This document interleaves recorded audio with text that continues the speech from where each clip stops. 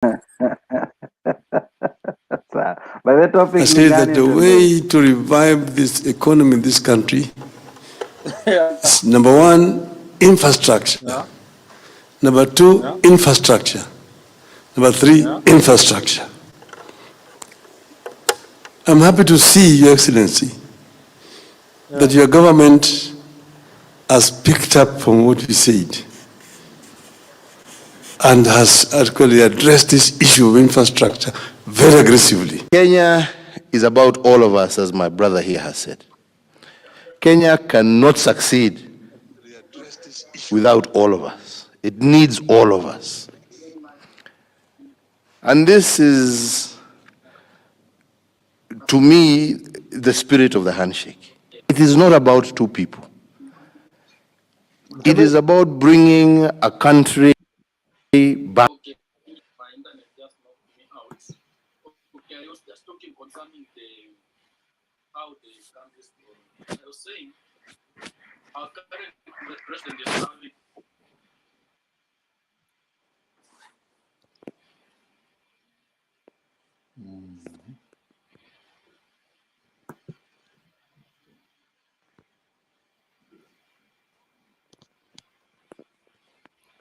Sam. Yeah. Sam, sasa na wewe ndiye tuko na wewe hapo. So leo Raila amekuwa State House wakiwa na Uhuru. Nasikia vile wanaongea vizuri, wanasema Kenya needs infrastructure, infrastructure and infrastructure. So kuna watu sana wanachukia Raila for no reason. Leo ndio tulikuwa tunataka tusikie why do people hate Raila this much? Tuanze na wewe na nataka kukuachia nini show run kidogo nikikuja. yeah. Unajua nini?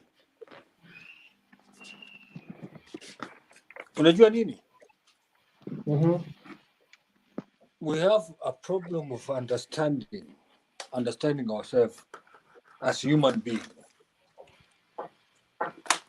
Sababu hatuna ile kichwa ya kuweza kufikiria kuwa we are all the same. Ni lazima sisi wote to reason. Unasikia nani Mtembei? Endelea. Our old man Raila has fought so many years. He has fought so many years. Ndio tumepata uhuru ambayo tuko naye sasa hizi. Unasikia? So we don't have to hate that old man because bila yeye hatungekuwa na hii freedom drive tunaongea kwa mtandao kama watu ambao hii ni mtandao ni yetu. Without that old man, in the real sense, ule mtu ambaye anafikiria mara mbili aseme ngoja kwanza tuko wapi? That old man has fought so many things that ile benefit tunakula saizi hatuja komaa kidemokrasia. Sababu laws ile constitution ya 2010 haijakomaa vizuri, ndio tujue kweli ni matunda gani tumefanya. Lakini on the other side he has done a lot of many things that we should appreciate that old man. Na kusema kweli sisi ambayo the young generation, kwa mfano nyinyi ambao mko young generation, mtakuja kukumbuka Raila Odinga kwa njia zote vile mnaweza kukumbuka yeye. That old man is a statesman. It's not just Raila. It's a statesman ambaye ameangalia vitu vingi, amejua ni kitu gani inaendelea Kenya. Kurekebisha the constitution, it takes a little bit of understanding between the citizens themselves. Unasikia? And constitution sio mbaya. The thing is implementation. Kama unge implement Ndio kuja baadaye wasema hapana, mali tumeimplement haiendi hivyo sababu ya hii na hii na hii. Could have been better. Lakini hatuja implement for the last 10 years, even a quarter of it, ambaye hatuwezi kuni. Anyway, wacha nirudi kwa Raila. Yeye mzee anataka kuacha legacy moja mzuri sana. He has missed that thing, the presidency in his life, but he has that legacy of being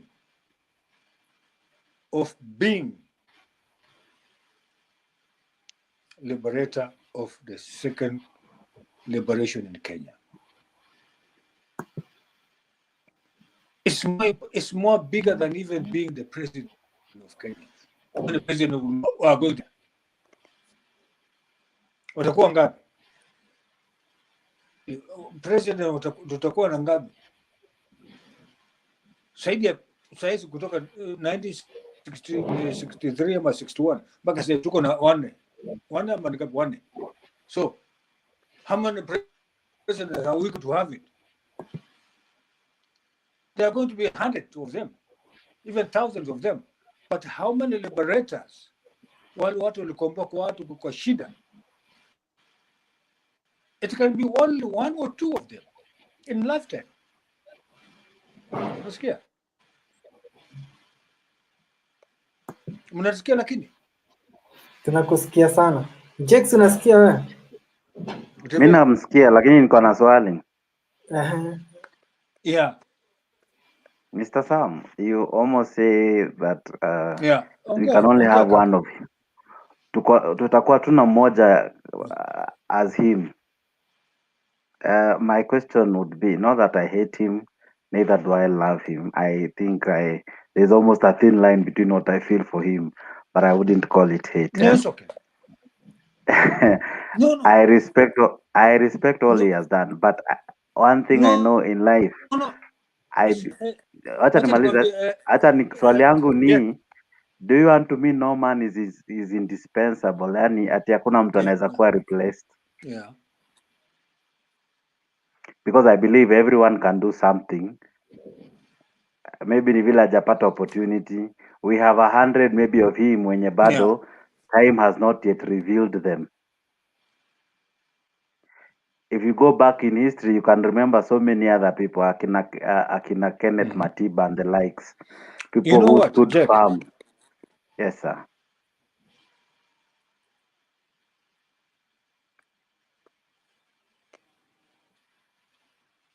Sam ni kama you know what? Yes. Jack. Let me go back. Yeah, Jack. Let me go back again to 1975. By then, I think, and I hope, I don't know. Haukuwa umezaliwa. 75. Nilikuwa standard 6. Okay. Standard 6, 1975. So 1975 wakati JM Kariuki hata si hadi 1975 hiyo ilikuwa Kariuki, Mati Shukuku, Jean Marie Seronei wakaongea kwa bunge. I remember it. Wakasema Kanu is dead. And they said, Kanu is dead. Walisema kwa bunge. Walikuwa na hata kuhutubia parliament. So by then, people rose up and say, yeah, mfunga. Kenyatta akasema, mzee Kenyatta akasema, hapana, they have good right. Perhaps Kanu is dead. Something must be going here in the parliament which is not okay. You mzee alikuwa na akili. You see, now the thing is, which I'm new after JM Kariuki 1977 ikakuja mambo ya then came in nilikuwa naitwa nini mwa Kenya. Unaona, ikakuja mambo ya mwa Kenya, kuna wengine wakaiko kwa hiyo mwere wakaenda Libya, baadaye akatoroka wapi? Akatoroka nini Sweden. So ikaendelea in 1981 towards 1982 something rose in Kenya, but it was very very very new. Lakini sisi by then 1982 ndio nilimaliza form 4 1981, tuko nyumbani, mimi nilikuwa nimeandikwa the serial board. Nikasikia kuna fununu. I'm sorry to tell you the truth now, alikuwa naitwa Mejiserem.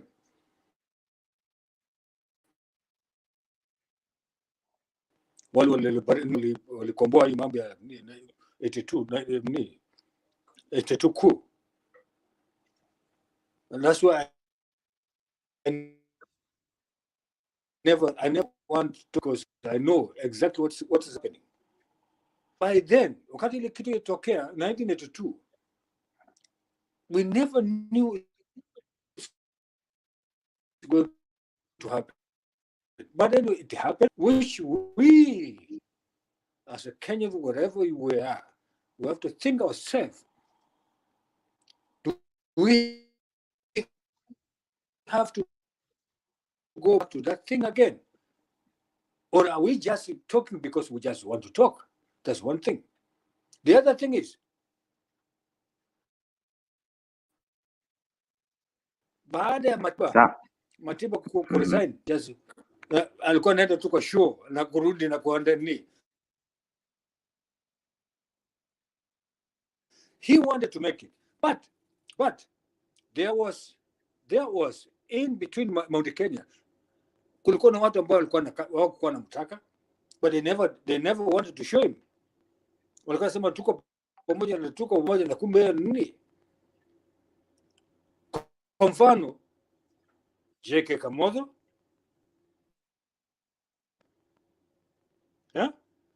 Gigi Kariuki, they never wanted him. There's so many people. Au kwa namtaka pale.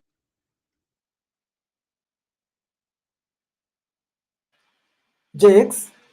Yes sir. Chukua Sama tengeneza network yake kidogo. Okay. Me I really wanted at least nikipata wawili watatu wenye watasema the hate, the love, ndio maybe tukusikize tupe. But let me ask you Mtembei, wacha nikuengage hata wewe, kwani wewe ni msemaji mkuu, wacha niseme hivyo. Waisha ati nimevaa ya orange. Ni venye tu huwezi sema Mtembei ODM party. Msemaji mkuu wa nini? Karibu we, msemaji mkuu wa baba. Ineni, wewe unaweza mdefend hata akikosea utamdefend tu. Kwani baba ashaikosea vizuri? No, let us be serious. Acha tuwe serious, kulingana na wewe, yeye hajaikosea. Ushaona baba akikosea mahali? Mimi kitu moja ninajua, yes, as long as yeye ni binadamu, hakuna venye siwezi sema hawezi kosea. Kila mtu ako na opportunity ya kukosea. Tunampenda kwa sababu ya so many reasons, lakini of course loving him doesn't mean I must agree with everything. Loving reason yako ya kumpenda ni gani? One ni he's a statesman. He has really done a lot. He brings fun in politics. Actually, I cannot imagine siasa bila yeye. It makes siasa ikuwe almost boring. If you switch him off, believe you me, some of us might not go to vote, even if we will not vote for him, because haitakuwa na utamu. Unajua, he's one opponent mwenye he attracts both equal measure ya love na hate.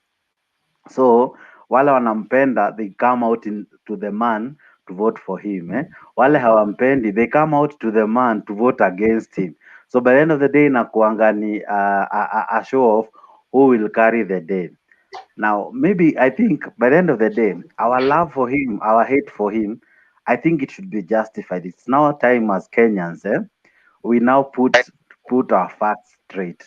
When we defend him and when we oppose him, why do we do so? Do we do so ndio maybe to get political mileage? Let me ask you, Mutembe. Some politicians, I don't think they have really done a lot for their constituencies, but simply because they align their policies with him, that's why they get elected. I can ask you directly, Mutembe. Mr. kama Peter Kaluma, kuongea tu kweli, anaweza chaguliwa without Raila as factor? Wewe kama Mtembei, mse kama Junet, Okay, if you switch off, I don't know track record ya Kaluma, ndio sijatoka huko kwake. what of even in parliament, what contribution can you say he has brought?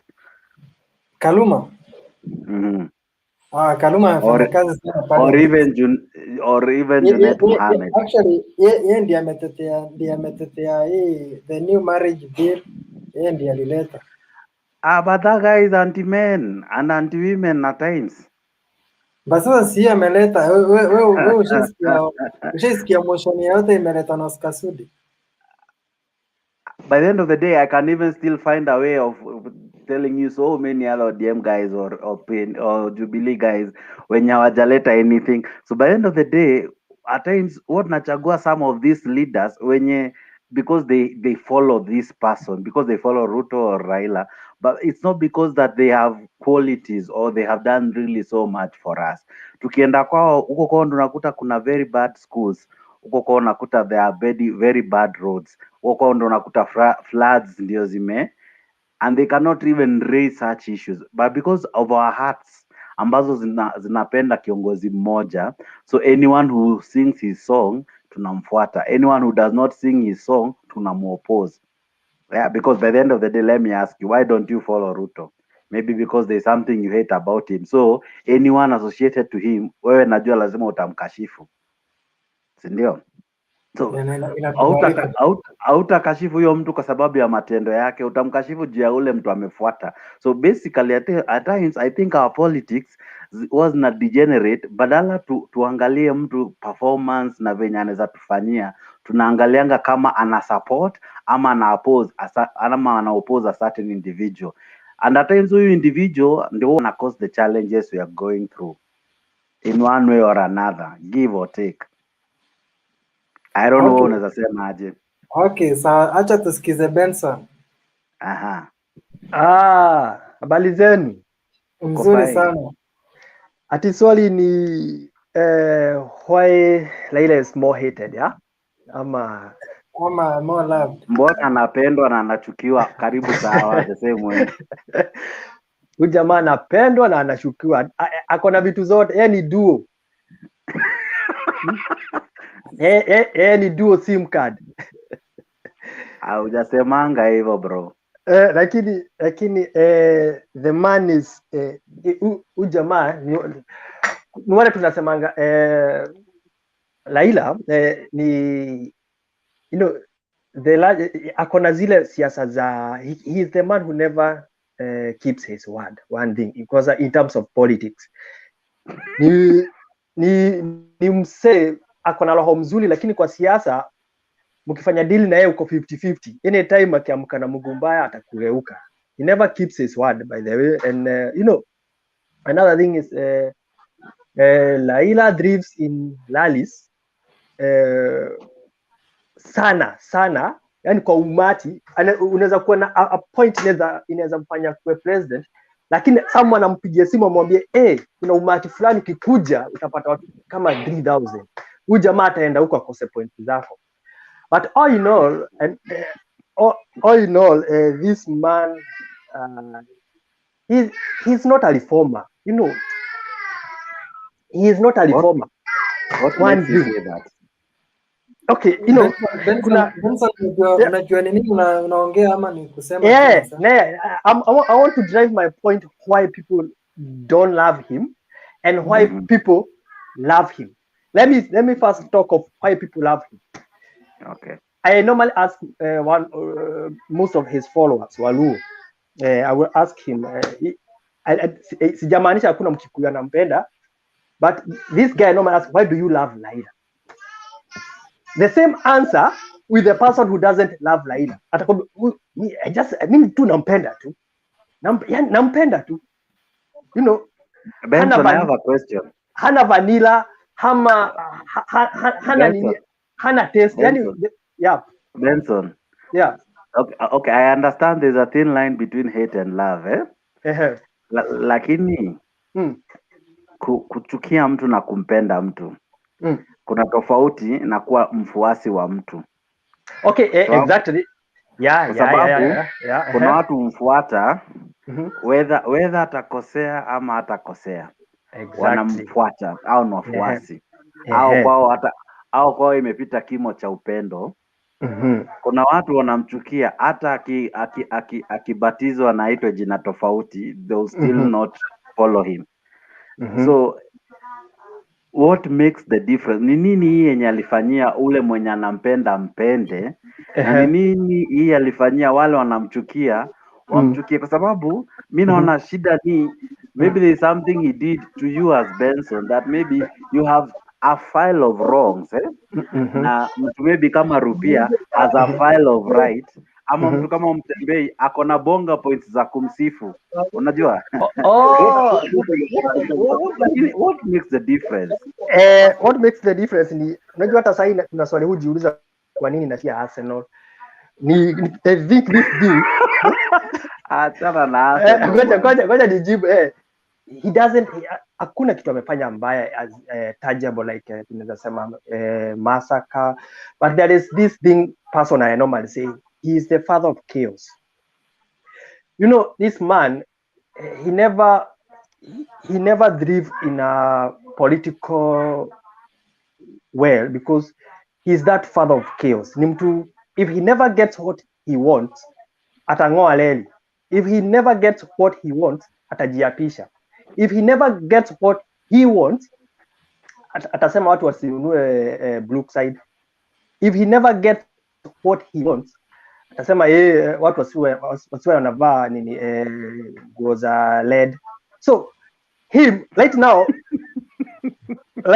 this guy unaona his politics amesurvive.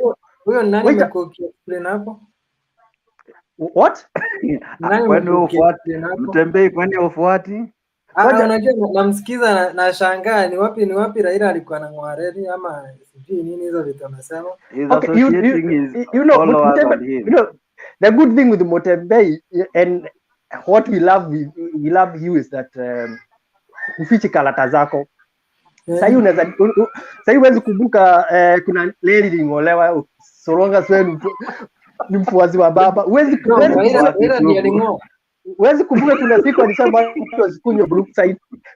But let me drive this point home. Right now as we speak kidogo Benson alikuwa anangoa na tarehe moja alikuwa atumie hiyo reli kwenda Kisumu.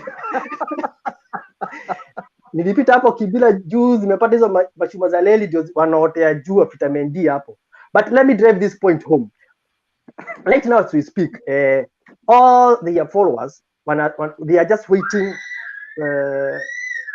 what Raila will say. In terms of maybe they are waiting Uhuru to decide and support him. You know, even his family umesikia wakisema right now having a system tunaweza tukashinda hii kiti. So what I want to say in terms of why people don't love him is those things that I have outlined before.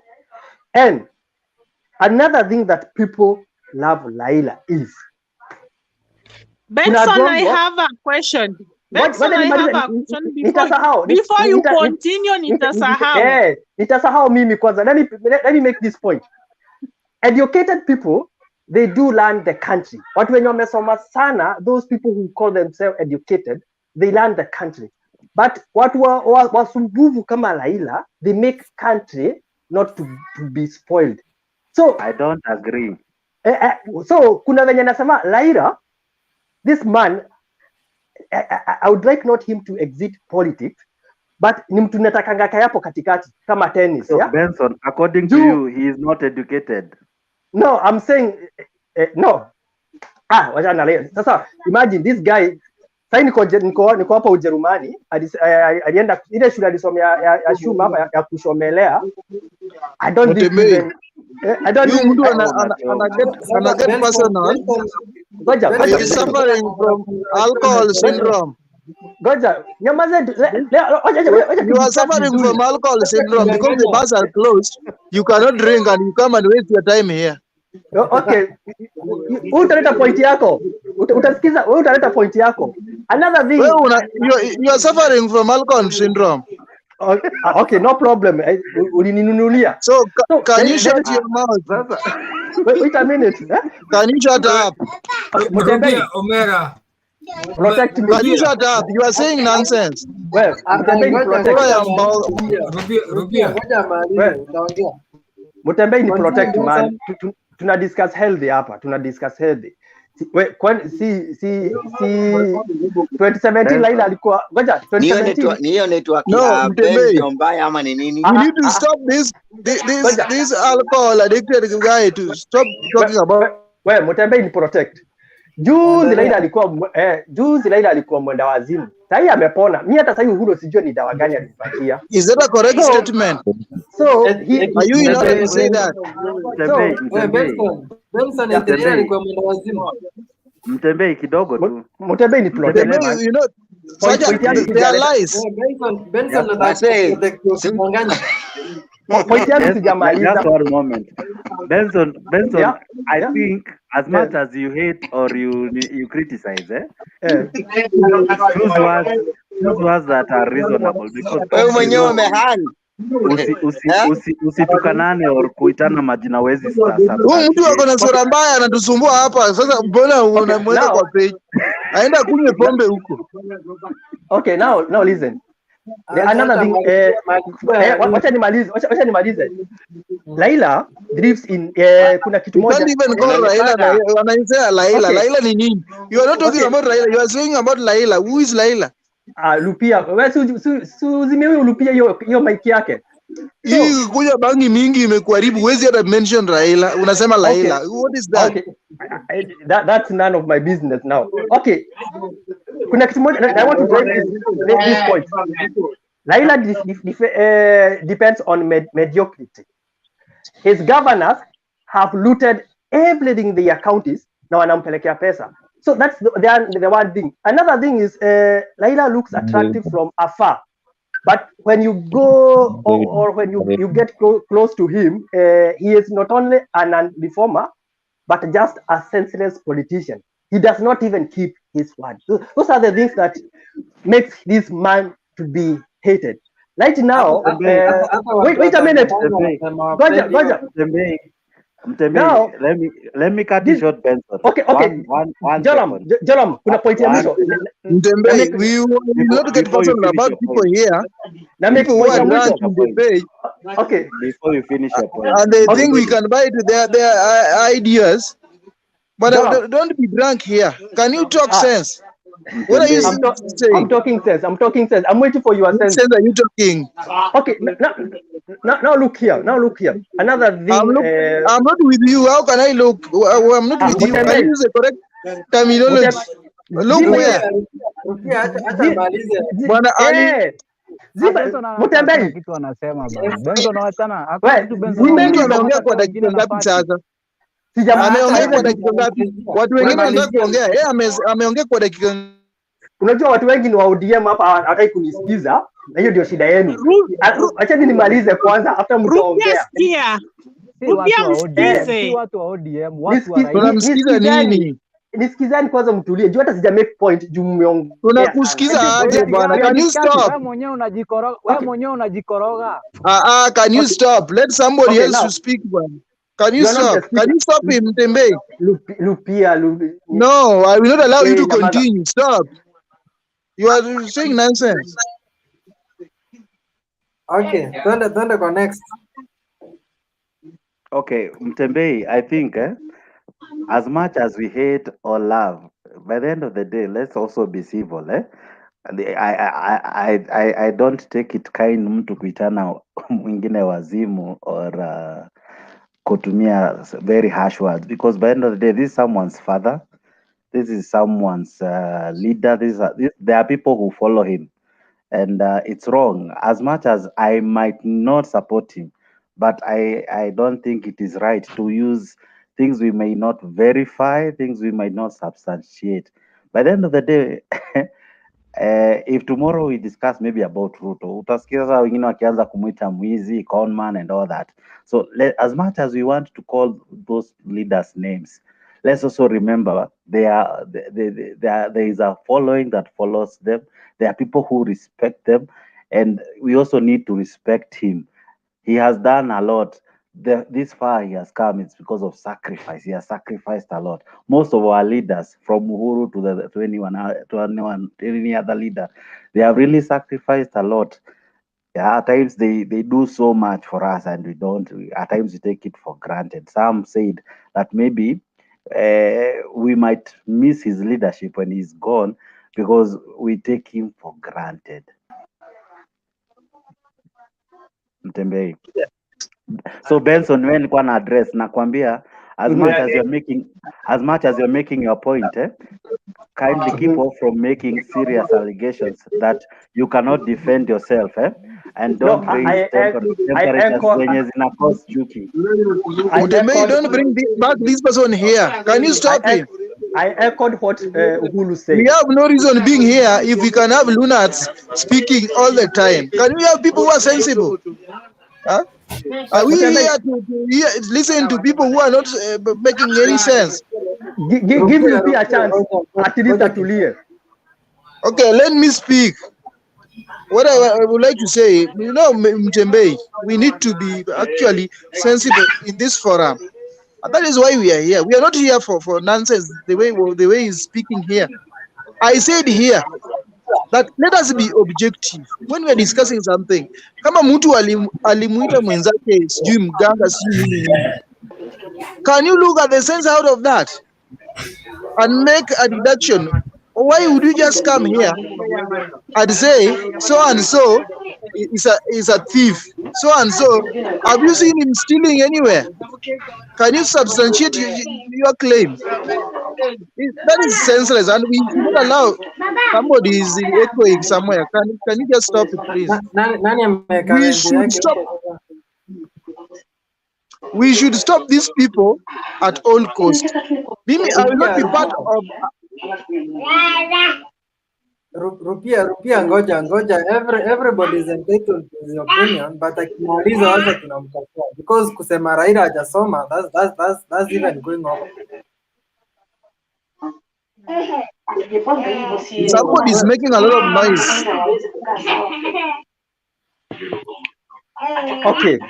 Okay. No, I'm speaking, but somebody is making noise. Can you keep quiet? Okay, let me continue.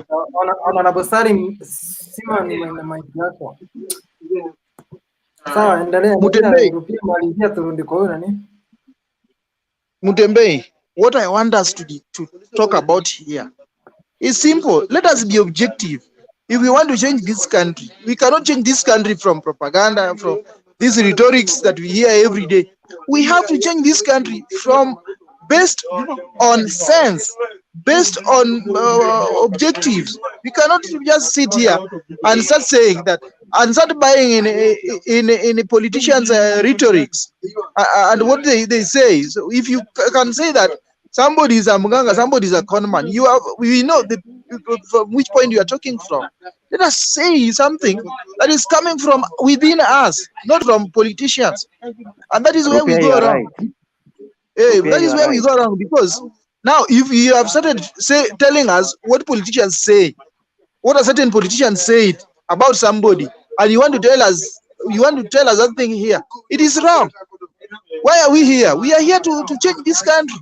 We are not here to talk the way Benson is talking. Benson, you just need to change, because me, I don't want to defend anybody. Mimi sitaki to defend anybody, but nataka. Can you just keep quiet? Nataka ukiongea, just be sensible, just be objective. you would like this country to change. Let us see that change in you. But if you come here with the rubbish, do you want us to go to your rubbish? Okay, hold on. No, I don't want you to answer me. It's Mutembe who will give you the chance. Please listen. Mutembe, you must stop such nonsense inside here. Come on, where is stop nonsense? Why do we come here? Do we come here to listen to people like who don't reason like Benson? And I would not like to hear him speak again. You are Even so before bitter. If I Rupia to mess. What are your game, Mutembe? This is politics. This is politics. If you I come to elect. Okay. I'm not bitter. I'm not bitter at all.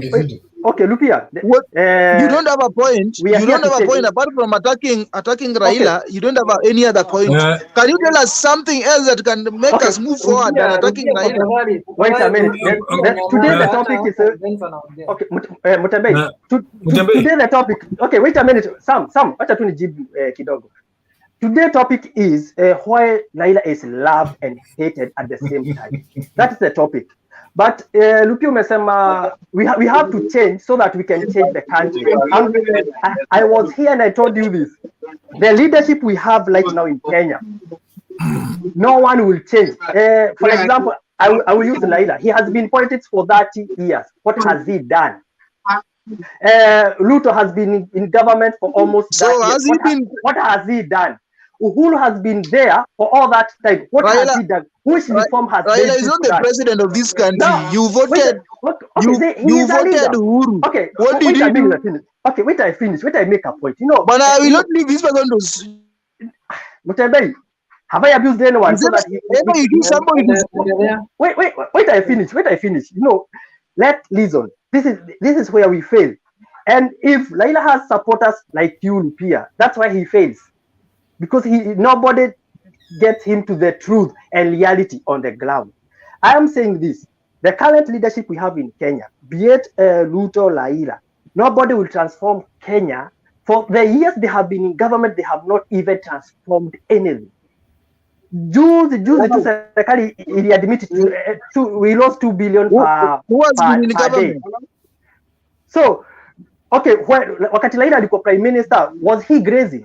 He was a leader. He could have a touchable thing. So I'm saying the exit, the political exit of Uhuru family, political exit of Odinga family, political exit of Ruto's, all those families. You do Kenya itaenda. Lakini saa hii you are here. Wait a minute. Wait a minute. I think the topic, you know the topic is, it's about why he is hated and why he is loved. So I am here to say the reformists are not yet even born. Because Sahi, if I ask you, Lupia, why do you follow Raila or why do you support Ruto? Because so I'm saying I have. Okay, can you say it? I want to listen. I want to know why you support him. No, I can speak. I can say it. Yeah. Say it. Let me continue then. Yeah, continue. Let me continue. Why I support Raila is because of his ideologies, not because of his from my tribe. Huh? Yeah. What? In fact, if you look at this country from 2002, it's Raila who has been yearning for change. Not even your politicians that you've been voting. 2002, Raila brought in Kibaki and supported in Kibaki strongly to change this country. Because he knew the Moi regime, can I finish? Now you asked me to explain, and now you hit Raila brought in Kibaki and he campaigned strongly. And we saw what Kibaki did. And in 2007, Kibaki stole our votes, and we cannot shy away from that. He stole our votes. He was supposed to go home. He stole our votes. Our people were killed. And again, he came together with Kibaki in 2008. And that is when we saw the major infrastructural projects. Even Thika Superhighway was between 2008 and 2013, not in 2002 and 2005 and 7. We know that. When there was coalition government, in fact, the government the economy grew by those digits, you can call them, when we had coalition government, where there was prime minister and the president. So we've seen these things. And come 2013, you are making noise for us here. Well, let me finish. Unatupigia kelele hapa in 2013. I give you 1 minute to answer me. Do you know Raila was the Are you timing me? Have you even timed me? Wait a minute. No, do you know and Rupia, you are the only people who are supposed to talk, or watu wengine tutaongea. Wewe kama uko na point sema, kama maswali kwa watu uliza. Unabishana. Give somebody a chance to talk, akimaliza next person. Okay, wacha nijibu. Are you the moderator? Rupia and Benson. Sorry. I'm really we are disgusted about you people. Should we only see you talking the whole time? No, not me, Benson. No. It's me, Benson. I'm answering. Okay, allow some I talk. No, allow some I ongea kwanza. No, sometimes you cannot take 10 minutes. Just people seeing you, watching you as if they are stooges. We are discussing. No. Some go to the point. No, we are not stooges. We bring your point. We know that all what you are saying. We know. Just drop your point. Okay. Drop your point. Okay, gentlemen, honorable gentlemen,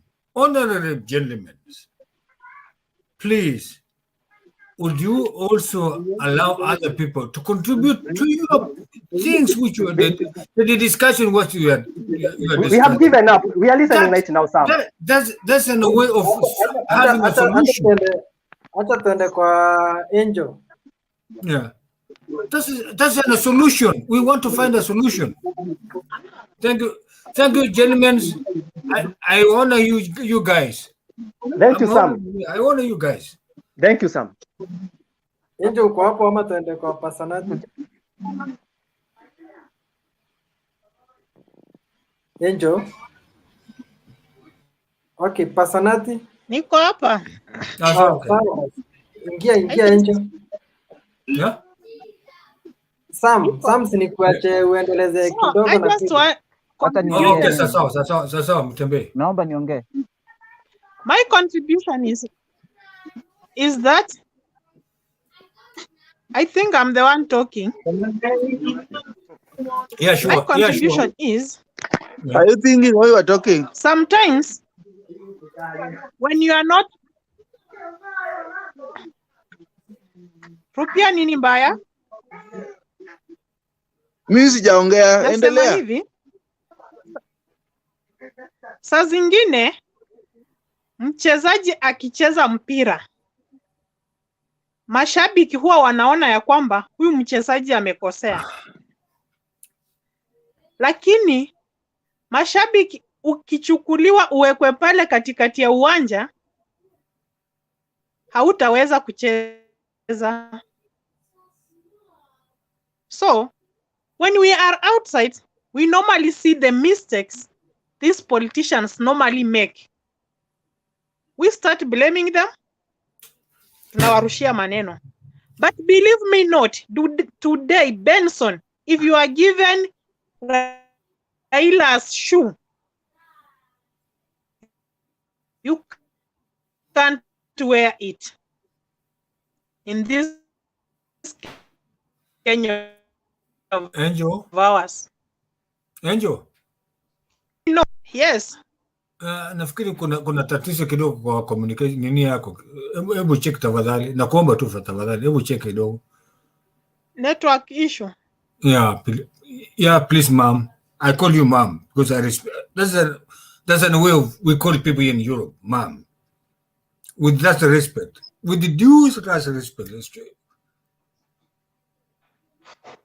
I think ni simu yangu ndo bonoko. Okay. So, sometimes you can see that Raila ni mbaya, Raila ni mzuri, but I'm very sure I myself, I normally say Raila ni mbaya, but nikipewa nafasi ya Raila, I can't perform the way Raila has done. Raila has brought Kenya from somewhere to somewhere. At least he has something he has done for Kenyans. Whether we hate him, whether we love him. Now you are talking. The only thing that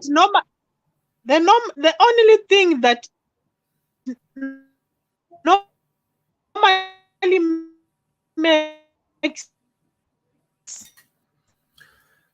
Angel? Raila down Angel? his Angel? followers behave. Because our Angel? You can mute her because we can't get her. Yeah, we're not getting you. Can you rectify it when you are ready? Then you can tell us, please. Please, ma'am. So, Okay. okay. Let me go to the next one. Passionate. Okay. Thank you. And then Frank Lena. Then Captain Mwendo. Sorry, Mwendo. Passionate, talk. Okay, fine. Can you get me? Yeah, we are getting you. Fine. Okay. We're talking about Raila. Raila is an icon actually in Kenya. If we just hear now that Raila is dead, then I think Kenyan politics will be brought to a standstill because that guy has been the reason why we go to the ballot. He has been a reason why there have been chaos. There is no day we've heard that maybe people are fighting because Kalondo has stolen votes from Davadi, or Ruto has stolen votes from Uhuru, or Uhuru has stolen votes from Davadi, or something of the sort. It is either Kibaki, Raila, Uhuru, Raila, Ruto, even if it will be Ruto, Raila, who Raila.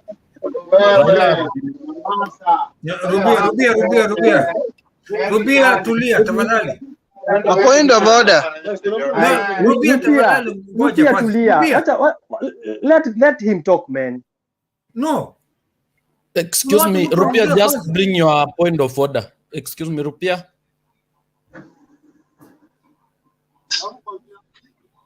You cannot say here that Raila has been the reason why.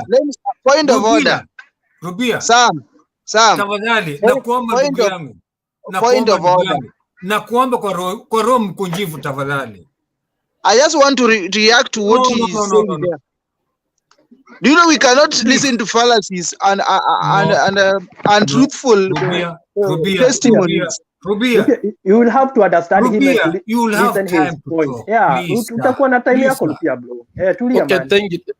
I will meet you. Okay, let me just finish, and then Rupia, you will ask your question, or will maybe correct me if I'll mess somewhere, because human beings do mess or make an error. So, are you saying since I started, I'm a teenager, since I started following Kenyan politics, Raila has been key, and if we start following our constitutional history, most of alterances or changes has been initiated by His Excellent Right Honorable Raila Odinga. The devolution we are enjoying now, it is out of his ideologies. Actually, the current constitution that we are enjoying, it was even opposed by the current government, but it's the one they are relying on. Even the court that is saying, the current initiative is unconstitutional, they are enjoying the constitution that was prompted by the same person who has prompted the current changes to the constitution. So, what I see when I hear Raila, I see somebody who is always not satisfied. And attack, at least wherever he is, he think of something new. He think of new ideas. He think of something that bring some sort of comfortability. He comes up with new ideas on how to handle issues. You can't say, in fact, most of these politicians, we've tested most of them, and you realize that we can't conclude that this one is good and the other one is bad. No, they all have advantages and disadvantages. But from my side, the advantages of Raila outweigh the disadvantages. The fact is that we've not given that guy a chance. Why don't we test him? The same way we tested Kibaki, the same way we've tested Uhuru. Let's test him. You know, we're blaming him, but we've not tested him in total power. We're just blaming him, oh, he was prime minister, oh, he was MP. Let's trust him with our total power so that we can feel what he's yearning to do to Kenyans, because actually he has been fighting for that position. Why don't we test him to see if he'll bring the change, maybe the change we desire? Okay, yes. Okay, gentlemen, ngoja kidogo Benson. I'm next. Let me let Rubia maybe ask or something to passionate. Okay. Then Benson come in. On a point of order, Yeah. I just beg my brothers and my brothers inside here, there's no sister, that we are not going to listen to half minds. Because if we have to reason, we have to reason in totality. We have had elections. An election is a process. It's not an end justifies the means. It's a process. So when we had elections in 2000, I don't know about elections of 1997. I was not mature, so I didn't know about elections.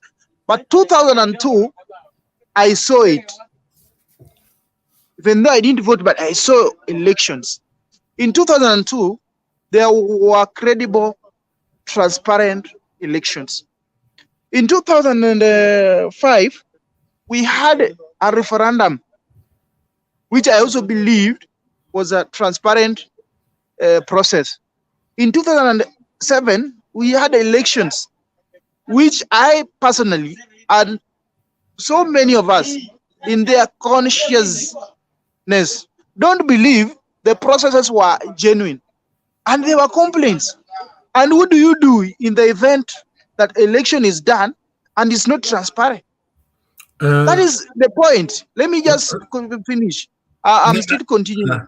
Rubia. So, in 2007... Excuse me, Rupia. Can I continue? I'll excuse you when I finish my point. Just a minute. Okay. I will not interrupt. Who is that? Moment, gentlemen. Can you tell that person to keep quiet so that I finish? This is a kind of interruption that I cannot put up with. Benson, just shut up, please. I'm still explaining about the election. Yes. You don't have to say shut up. So I'm saying elections as per our constitution must be transparent, accountable, and the due process must be followed. If there's a party that is feeling that elections were not done correctly, they have to raise a complaint. And that is through the court that we saw in 2013, and the court made a verdict and we accepted. 2017, you also saw what happened. So we cannot say that come every election Israel is complaining. Every election. Okay, sir. Rubia. Yes. Thank you, sir. I think let us give a little bit of time to. Can I speak? I'm next after Rupia. Some before you proceed. Ayaka. No. Yes. I'm next. I'm next. Let them keep quiet. Benson and passionate people who cannot even use their name correctly, keep quiet. Ayaga, just a minute. Ayaga. I wanted to get the question from Mimi utaachia jokers. I'm here dakika kidogo tu kidogo. Nataka kurekebisha Benson. I know you are the joker. Let me talk with Benson. Let me talk with Benson first. Wacha nijibu. Hakuna kujibu, hakuna kitu najibu. Relax my friend, relax. Nimepewa point. Kama amenipea chance. Hakuna point umepewa because you guys were discussing nonsense. You cannot bring your hatred with Raila Odinga here my friend, your hatred with Raila Odinga keep for your wife and your father and your grandchildren. We are not there. Here, come with issues. Don't come with feelings. If you come with feelings, we will deal with you with feelings. My friend, you cannot bring, you always hate Raila. Your personal hatred with Raila keep for your wife, your kids, your grandfather, maybe your father who told you to hate him. Here, come with facts and come with issues. Ayaga, please. Yes, Ayaga is actually on track. Ayaga, please, sir. Ayaga. When is Majiago? No, I was hearing him. I was hearing him. He's a young man. He's a young man. He's better leave this forum. But if the truth cannot be told, why are this you guy here? is a young man. Why are we here if the truth cannot be told? A young man who behave like Yes. school dropout by kuita watu If truth wengine cannot be told here, Wewe why kama should we be ulisoma, here? wewe What are we ulisoma discussing? wapi? So you are defending Wewe ulisoma wapi wewe kijana? Wewe tafuta school dropouts, your fellow school dropouts, talk about their school. Raila is not your age mate, is not your father's age mate. When Raila was fighting for your second liberation, your father was milking cows in the village. When his father was fighting for independence of this country, your grandfather was busy inheriting women in Kikuyu village. I have heard you. My friend, you have not heard me. You have not heard me. So wait. I tell you, nothing you are talking. At a point, you will always come with a feeling of hatred, personal hatred. We will deal with you at Let the us same be angle. objective in our discussion. If you come with issues, we will discuss issues.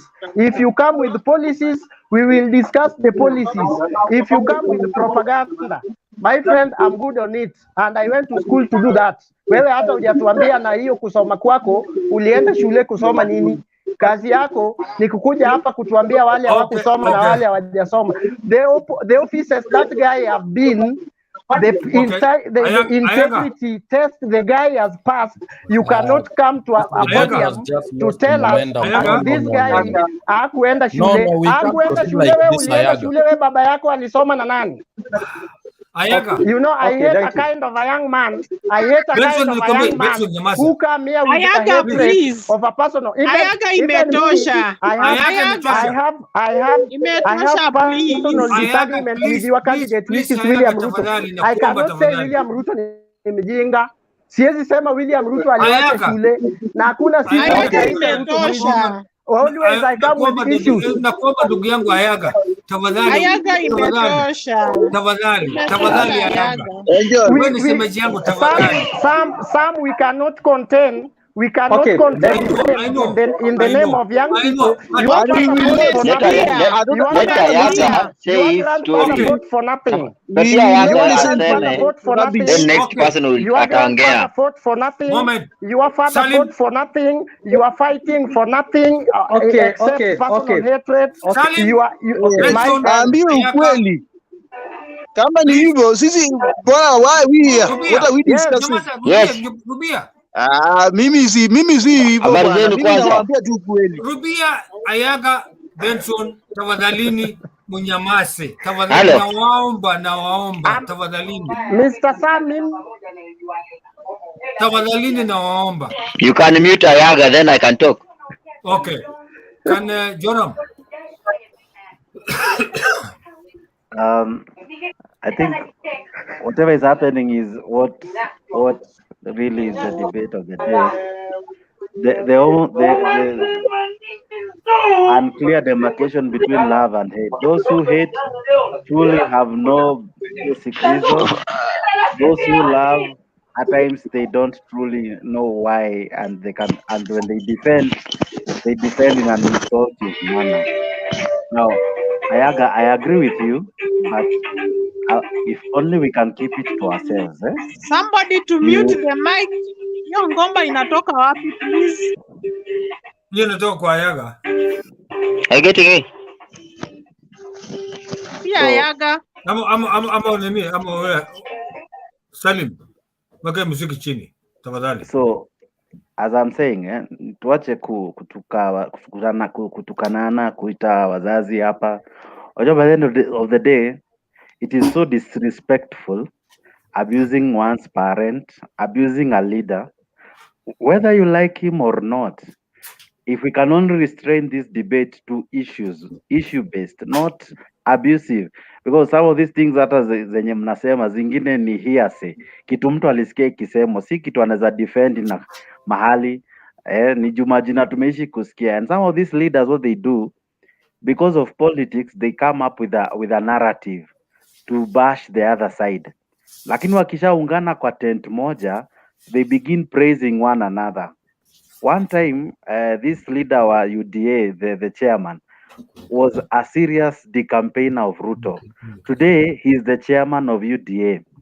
One time, we had this guy who wants to be governor for Kakamega seriously speaking ill of Ruto, but today he's praising him. So we are the voters. We are the ones who should be able to distinguish genuine leaders from those who just follow and bash others without any reason. And then when their interests are they want to serve their interests, they change camp, leaving us followers confused. Benson, whatever you are saying here, most of the things ni hearsay, what you have heard. No, I would defend myself. I would want, if you defend yourself, I would want you to tell me, when did you hear, see, or if you can back this fact that Raila is a witch doctor. When, where, how can you back this fact that he is not educated? Who told you that he is a conman? Have you ever seen, or can you verify? Because at the end of the day, most of these things I haven't said that. No, I'm just saying. Let me finish. Let Joram finish, please. Okay. No, we are. If Benson can speak here, this forum should be disbanded. There is nothing we are doing here. These are people who have brought a lot of sufferings to our nation. And then you allow them and keep quiet. I have a point. Rupia, it's okay. Ayaga. I love. And Mtembei must take this. If we can allow people like Benson to diarrhea. You see, the problem is. Let me finish. Give other people also to talk. I would wish. Jax is talking sense. You can. Anasema kitu yenye if we can. Wachana kwanza wataongea kama sio sense kama nini, wacha ongea malize. Okay. Listen to everybody. Okay, Joram, let me say. At the end of the day, Benson, let me finish, then I leave. Let Benson not talk here. Mtoe asiongee hapa. Ama mimi nitaendelea kuongea tu. Okay. Sawa. Joram. Nasema hivi as I finish. Benson, ngoja kwanza. As I finish. Benson, wewe utoka tu kwa hii page ya uongee. Kuna kitu nasema. Unajua nini? Sir, okay. What I'm saying is simple. Benson atoke.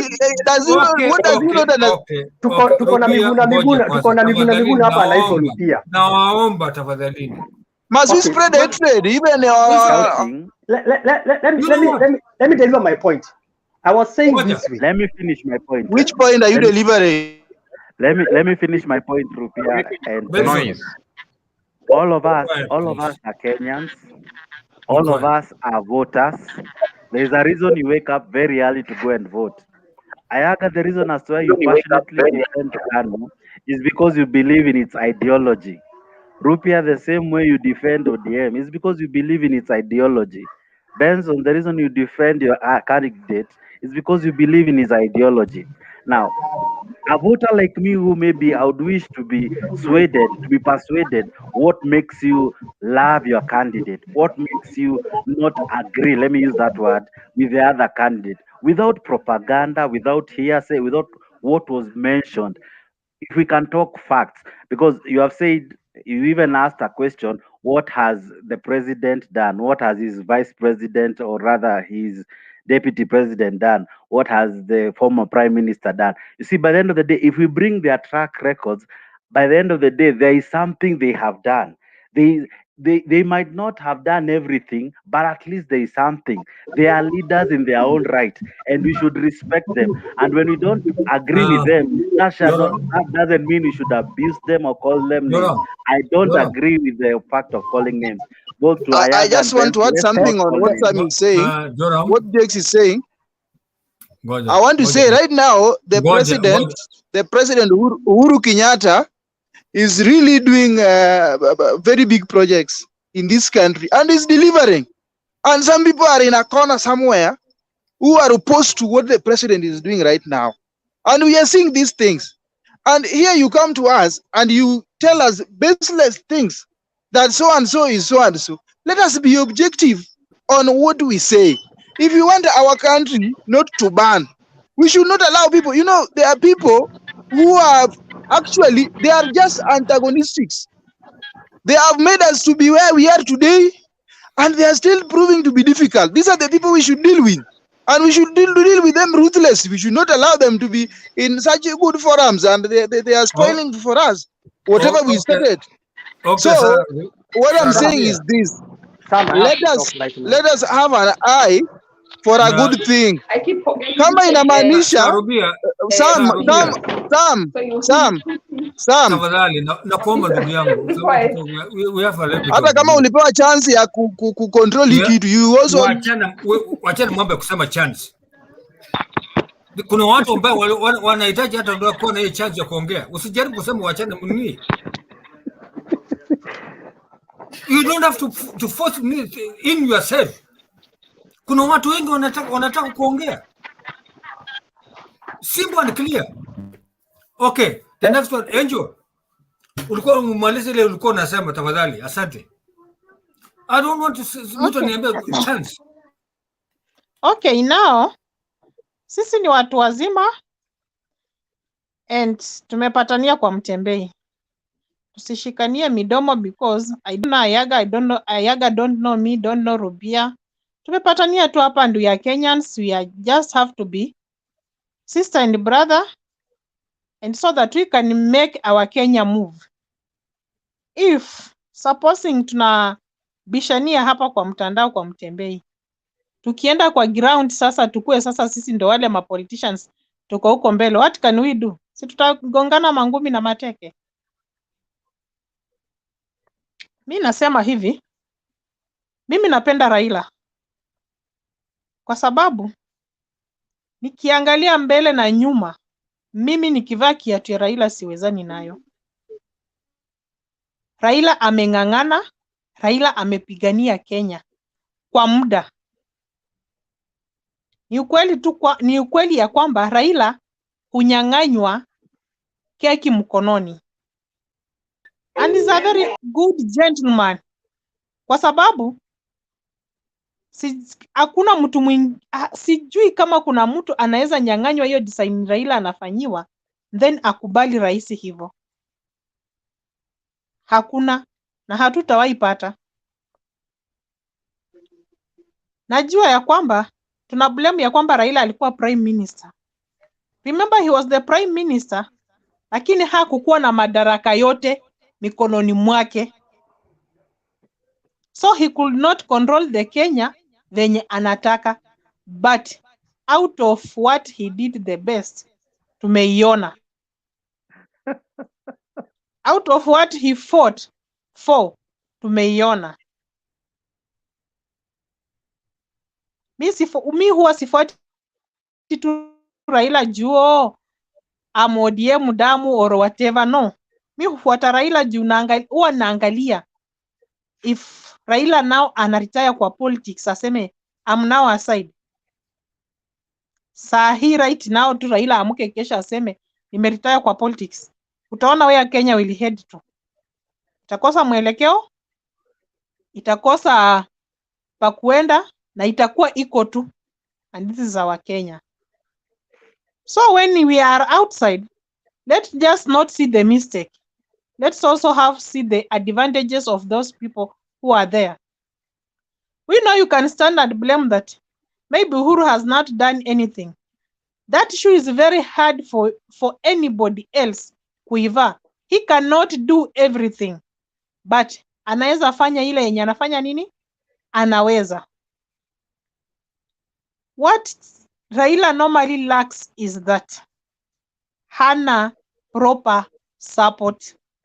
Watu wenye ye huungana nao huwa ni waoga.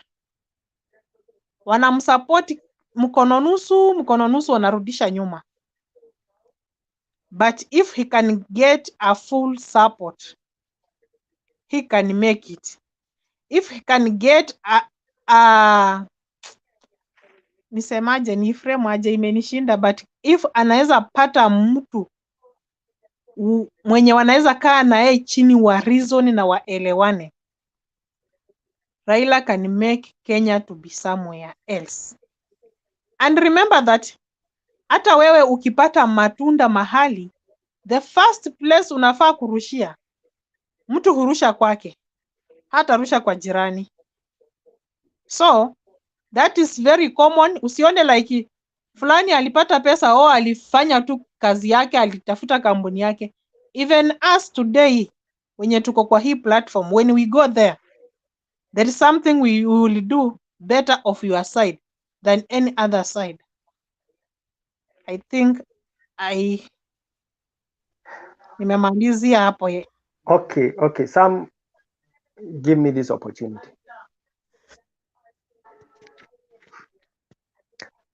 Hello, Sam. Go ahead. Okay. Yeah, I want to submit the following. And there were this misunderstanding that we were brought up, or I was brought up to hate Raila. Benson? But I wasn't brought up that way. There is, yes, Sam. Kabla hujaendelea, jaribu summarize your own things, whatever you want Yeah. to. Okay. Tafadhali, because we don't have time. We have so many other people behind it. Please, sir. Okay. Nasema tu please, sir. Yeah, I understand. Let me continue. Okay. So, we are observant, and every Kenyans observe everything. I have the reason why I support my candidate.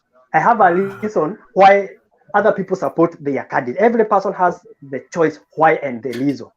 And I came to here and I told you, if Raila was a reformer, if he was a leader, he could be a leader right now. But there is a mistake. I want to answer first, Angel. He said that Raila lacks support. Raila lacks people. No, he has good support. My friend, you have to make your points. You are not to answer. Okay. Nobody asked you a question. Nobody asked you a question. Sam, allow Ngoja kwanza wacha nikuulize swali. Wacha nikuulize swali wewe mwenye Benson. Ask. Let me ask you me. Mm-hmm. Do you know what is the term called criticism? There is no criticism here. And politics is full of criticism. This guy is confused. I wonder the school he went to. Because he doesn't know the word reformer. He cannot define the word reformer. And he cannot finish my point, Sam, so that you can ask criticism. I'll throw you out now. I will not ask you any question. You are too low for me to ask a question. How can I ask a question to a person like you? Ask Sam. Ask Sam. Sam. Ask Sam. Ngoja kwanza. Sam, let me make my point. I was here for Benson alone, and Benson. And after I've finished with him, I will quit. Sam, I will quit. Give me time, my friend. You have been talking when I was watching through YouTube. You are making your point when I was watching through YouTube. I haven't made a point. You have no more points to make. Gentlemen. Gentlemen. You have no more points to make. I haven't even talked. Gentlemen, you have talked. With a good heart. You have talked. I was watching you. That's why I came in. Okay. I am. Yes. Please, I beg you with a good heart. Let me tell Benson. Please, I understand you. let me talk a little bit of 30 seconds. Let me talk a little bit of, let me tell you one thing. Only just 30 seconds. If you are going to allow me. Some talk so much I can talk. Watch a Benson. You know what? We Kenyans, we tend to ourselves as if we know everything. I'm sorry to say so. I'm living in Europe for 30 years. Na nimefanya kazi Kenya kwa miaka 15 kabla sijakuja Europe. I've come to understand myself that we Kenyans tunajifanya tunaelewa kila kitu. We're useless. I'm sorry. Nyamasa Benson. Kenya I'm telling you the truth. Say Benson is useless, not Kenyans. We are not Europe. We went to school, my friend. I'm in Europe also. Wait a minute. I wonder if stupid people can survive in Europe. Out or I throw you out. I am still in Europe, so Kenyans are not stupid. I don't care whether you are here in Europe. So let me make this point. You take yourself as if you are educated. No. Most of you people are ODM here. Is not educated. Most of people are ODM here. So any person who is against Raila, nobody is going to listen. No. I want to tell you guys, Benson, if you are here to confuse yourself, give me a minute. No. I would give you a minute. I would give you a minute. You allow me to talk as I talk. Give us I talk. You allow me to talk. Okay. I have been so patient. Will be no patient. You are talking nonsense. You are talking things. You are talking Benson has a right to the problem with you guys.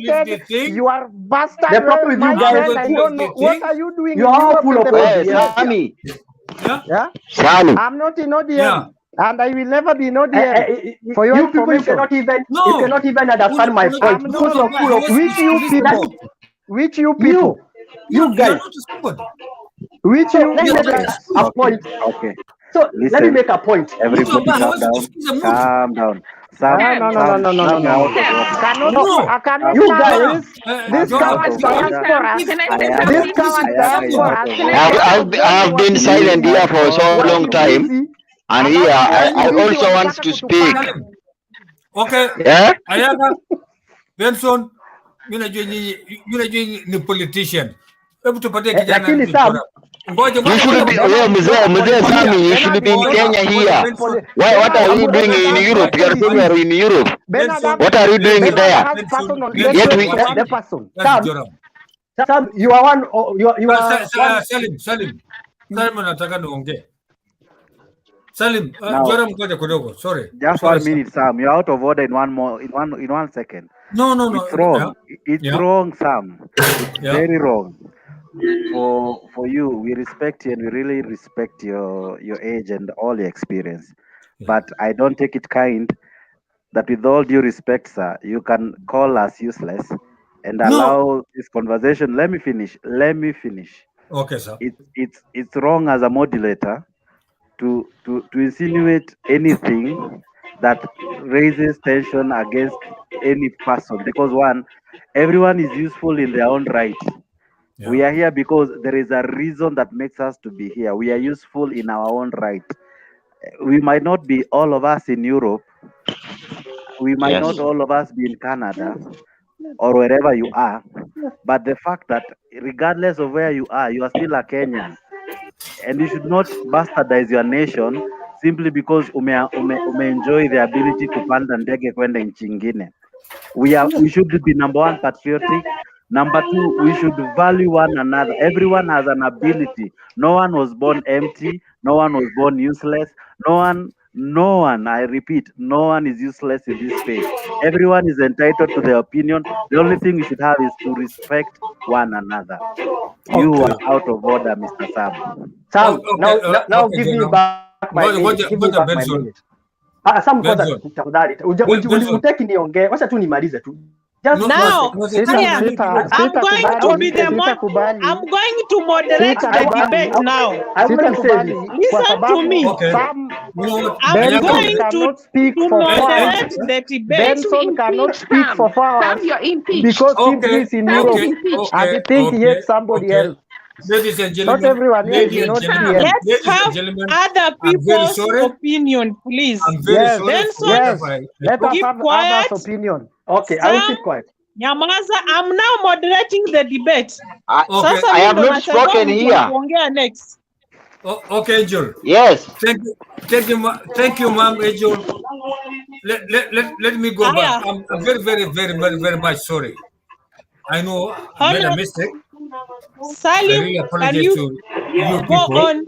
Yes. Give Even us if your not me. I'm sorry, opinion. very much sorry. Yes. I'm very sorry. Thank you very much, everyone. I am Salim, as you can see. I have been a supporter for Raila Odinga. Raila Odinga was my how can I say it? Was the person that I saw that's made me to vie to be in politics. But unfortunately, I can say unfortunately, because in 2017 I vied as MCA. Give us your point, my brother. Don't leave Raila alone. If you fail as a MCA, don't bring Raila in it.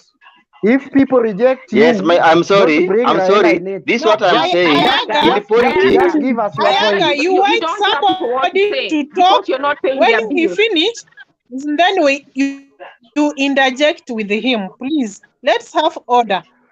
And Ayaga, Ayaga should also I am a know youth that like he you, can my only deal with brother. his wife or We are anybody who's youths, paying yes. whose bill he's paying. If you're not paying my bill, you don't tell me what I can or cannot do. You cannot control You are another, someone, whether they hate another Raila or hatred, like and I'm Raila or here they to want to call him moderate names you. or I not. don't care. You will talk. You You will talk. You will talk.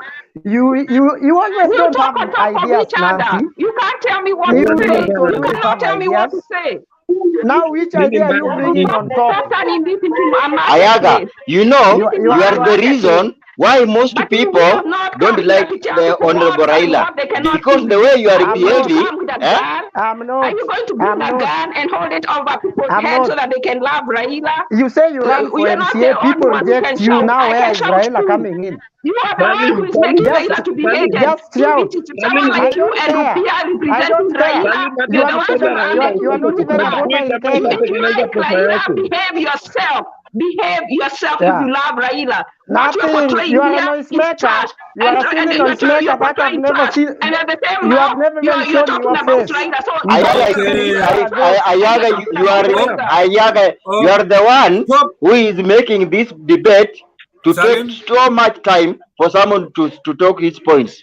Ayaga, I think the admin or the moderator My friend, should remove you. I came here when you are already talking. Ulikuwa umeongea before hata nikuje. Sikuwa nimeongea brother, sikuwa So I nimeongea. don't know how I am the one. Ayaga is not Okay. the moderator. Now let's Jake, the listen to moderator. Salim. Can we make someone sane? Like Jake. Why can't Jake moderate and put everyone else on mute? And Ayaga, you cannot tell people whether to like or hate Raila. You can't control. You can only control yourself. And if you like My friend, him, you are if you want to be with his Raila, ambassador, for your you have to husband represent and him your with mother honor and your dignity. kids. Ayaga, Don't Ayaga, bring we your appreciate. Raila in a Ayaga, public forum. You are Ayaga. with Raila, Nancy, keep to your husband. Ayaga, Ayaga. We appreciate what Honorable Raila, the right Honorable Raila, has done to this country. It is true. What he has done to this country is more than what somebody else have done to this country. Now listen. He has sacrificed himself. So now people not liking Raila or liking him. Yes. Salim kiasi tu. Let me Okay. make this point. Debate inasema ya kwamba wenye wanapenda Raila na wenye hawampendi. So let's not be emotion on when somebody is hapendi Raila anatoa comments zake. No. Yes. Kuna mwenye anampenda, still bado you'll give out your points. I think that's how the debate is. When you hate Raila, you give out your reasons, and when you love Raila, you give out your reasons. So isikuwe ni vikwazo, tunaanza kurushania maneno. It is a debate, and at the end of the day, tuta come out with a solution. Now, when you hate Raila and when you love Raila, what is the solution now? Okay? Topic ilikuwa hivi. Okay. Huyo dem ameongea, topic ilikuwa hivi. What is in a man that attracts both hate and love from the people? Yes. Watu wanakupinga Raila ama kuchukia Raila pande hii na watu wana support Raila pande hii. I think ilikuwa hivyo. But kitu moja okay, so kwa hivyo naweza niendelee kuongea. Continue. Okay, sawa. Okay, you know, first of all, Raila is a political figure in this country.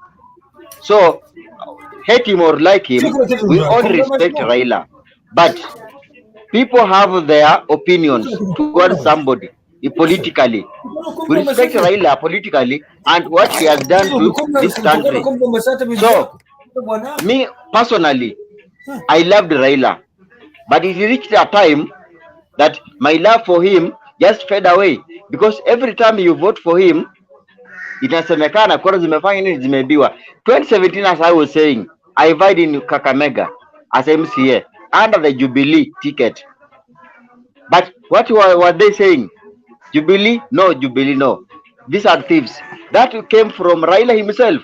He's the one who was saying Jubilee people are thieves. That's why most of people in entire Kakamega County, we only have one MCA on Jubilee. The others failed. Kidogo. Kwani Jubilee siwezi? Si wameiba kimwareru. Wameiba na saa hii si Raila anakula nao. Sasa si Raila anakula nao, kwa hiyo Jubilee wao hizi. Ama kuli huko. Pesa ya vijana nani amekula saa hii? Kazi kwa vijana nani wanakula? Si ni Raila na anakula huko da Uhuru. Raila yuko government boss. Raila yuko government. Hayuko government, anatembea na bendera ya serikali. My friend, bwana nyamaza. Huyu anaenda Kisumu. Anaenda Jubilee. 2022 mimi nasimama Nairobi. Sasa 2022 nasimama. Hata ukisimama wacha tumsikilize Salim. Na hii mentality uko nayo. Wacha tumsikilize Salim atoe maoni yake, akimaliza next person. Hata ukisimama Wajia bado utashindwa tu. Mimi nasimama Nairobi and I am sure I am going to win. Because kwa sababu wewe na hiyo ujinga yako iko kwa akili ndio unafanya. Yes. Usibishane na Ayaga. Kuna kitu moja kama tunaweza tukalizon juu debate iko. Kama mimi simpendi natoa point. Nyinyi nampenda mnatoa point. Mimi kuna venye tu nimesema hapa. My friend, I will not allow you to speak before I speak. I will not. Kuna kitu moja nasema. No, Benson, remember mimi ndo na moderate debate. Benson sitakupea time ya chance ya kuongea. Mtu anaongea. Benson, you are taking my time. Benson, unakula time yangu. Salim. Yes. Salim, muda yako inaisha. Karibu napea next person. Okay, sawa. Wacha niendelee. So, kwa upande wangu mimi, kwa saa hizi, I don't like Raila. That's period. The person I like right now is Ruto. And I am going to vie with a UDA. Mambo ya Raila mimi hiyo iliisha. Risasi yake ilikuwa imebaki moja. Na hiyo risasi ilipigwa. Sasa hatujua anaenda kutumia grenade ama anaenda kutumia ni mishale kupigana. So, ajipange na wakina Yaga. We, Kadafi nyamaza. Na politics ya ushago umetoka nayo Kakamega. Welcome to Nairobi. Tutakufundisha venye tunafanyanga siasa. In fact, in Nairobi, we don't elect ushago. Thank you very much, brother. I am buying in Kiamaiko. Let's call it Kiamaiko. Jubilee controls Nairobi. Kuja unisaidie. Which Jubilee? Sawa. Jogo wa shamba amekuja kuika mjini. Ayaga. Jogo wa shamba amekuja kuika mjini. Na nimesimama Kiamaiko. Unajua place inaitwa Kiamaiko? Kiamaiko. Wewe unatafuta. Unajua Kiamaiko? Wewe unatafuta huko kwa mbuzi. Kujeni huko. Uulizie Salim, utachujua Salim ni nani? Kiamaiko kwa mbuzi. Kuja huko ulizia Salim na Yaga. Salim, tumesikia kesho chomesha mbuzi mzima, tutakuja na Yaga kukula. Yes. Hata wacha can I say something? Kwanza ngoja kidogo. Ngoja niko mbele Bea yako. msichana aongee kwanza. Hapana, hakuna Ayaga, mahali wacha iliandikwa Ashley msichana. aongee. Ayaga, nyamaza tafadhali, wacha tu aongee. Ayaga. Yani Ashley wakati aongee. Mbele yake. Pea moderator respect bana. Pea moderator respect. Moderator, take responsibility. Angel. Yes. Nancy ongea ba. Ashley ongea. Aongee kidogo tafadhali. Ndio nimesema Ayaga achia Ashley aongee. Ashley ongea, after Ashley ni Ayaga. Okay, I wanted to say next time. Okay, this is to Ayaga and Lupia and Kizito.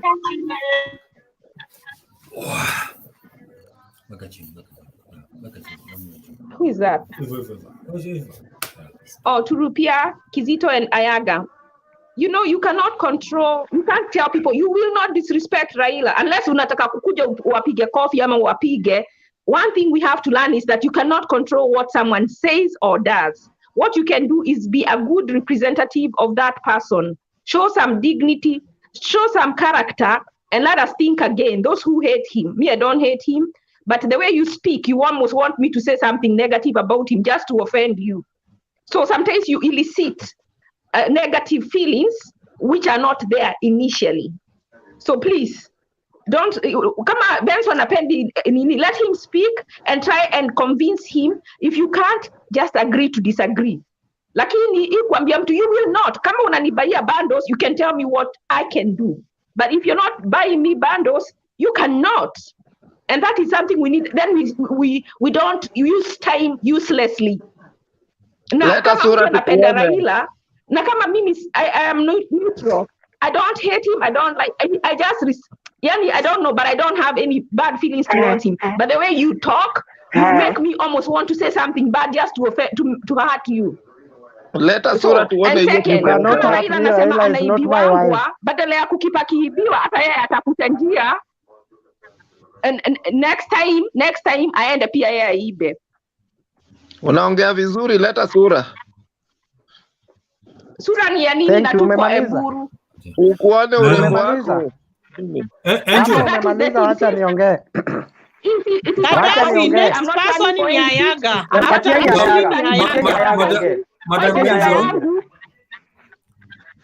Sura yangu haina nini, it is not important.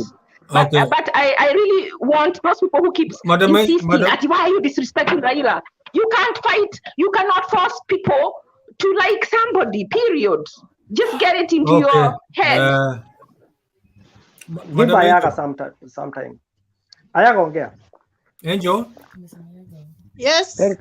Unasapatia WRT please. Kama unaongea. Acha niongee kwanza, hao ni watu wamekuja nyuma yangu bwana. Sikuwa nimeongea, nilikuwa tuna interrupt jana.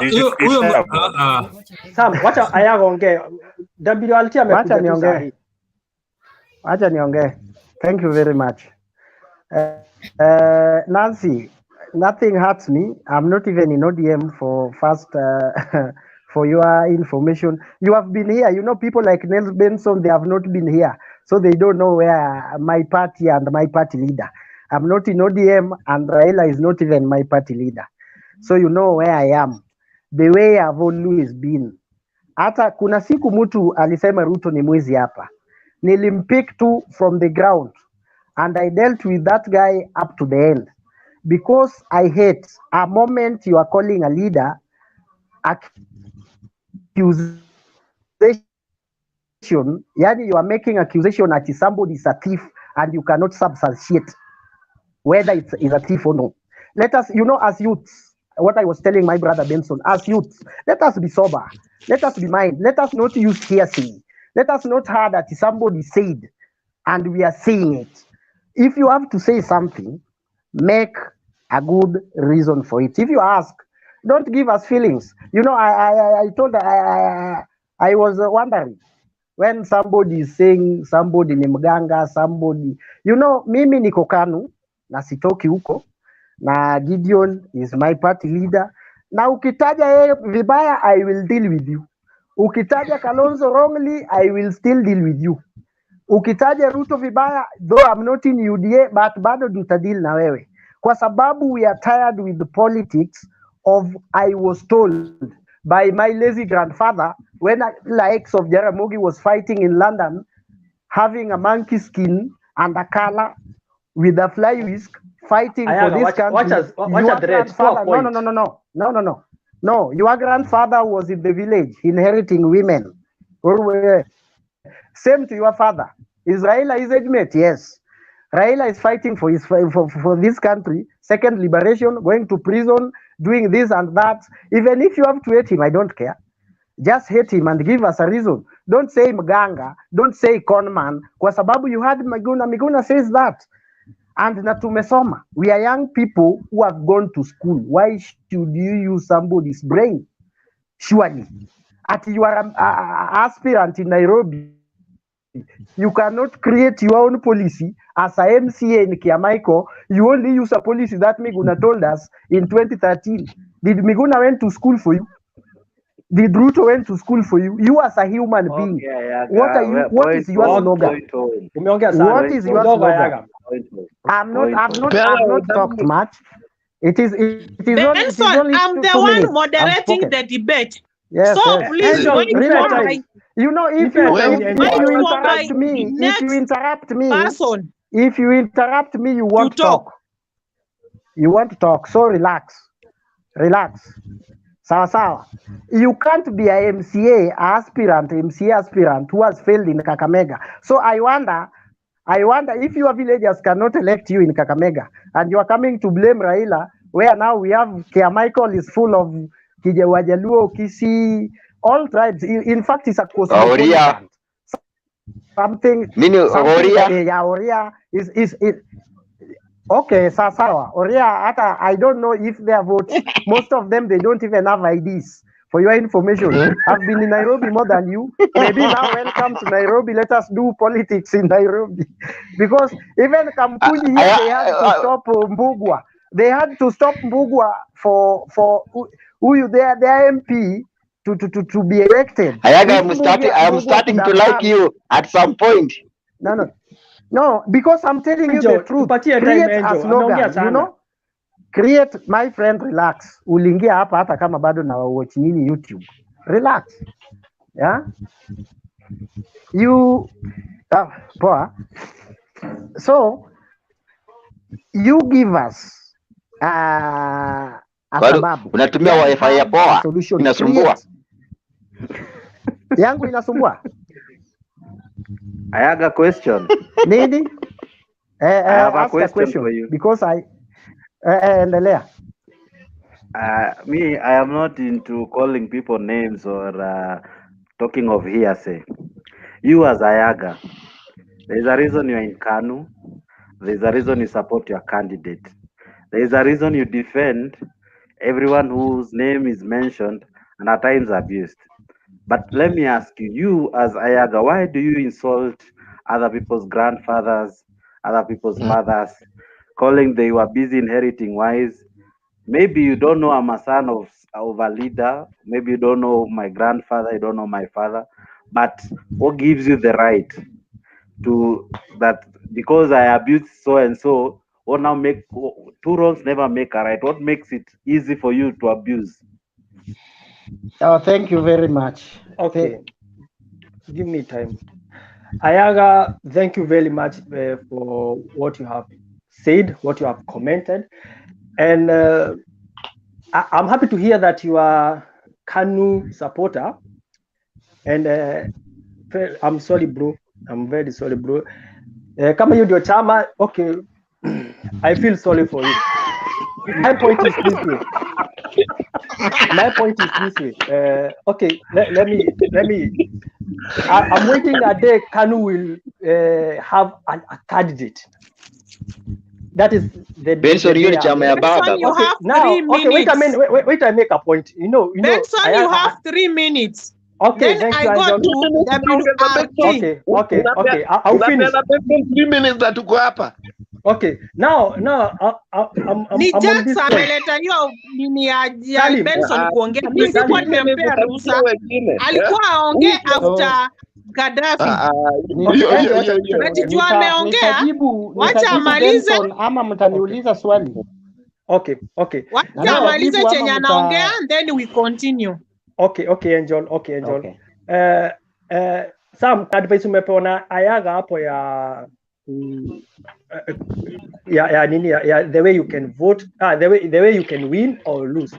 But akunanga voters from villages and the urban and rural voters. There's nothing like that. So Ayaga, there's nothing like that. Everybody is a voter. It's the way you will convince your people. And let me go. Start to talk about the debate about why Raila is loved and why he's not loved. I am to a point today, and we want to conclude this way. Maybe me being okay. One thing, there is nothing like hate. Mimi si mfuazi wa Raila, lakini simshuki. Mimi si mfuazi wake. My own candidate is Ruto. Long time ago, even before he even joined hand with Uhuru. But I don't hate Raila. I am not that. I am not. Yan missing ngombe yake. In quote. So what I want to say, the Kenyan leadership. My friend, you know, wait a minute. Such words. Alafu, you guys are entertaining nonsense and silly. Okay. Somebody who is in UK or London and cannot speak English even for 2 minutes, abusing other people's cow.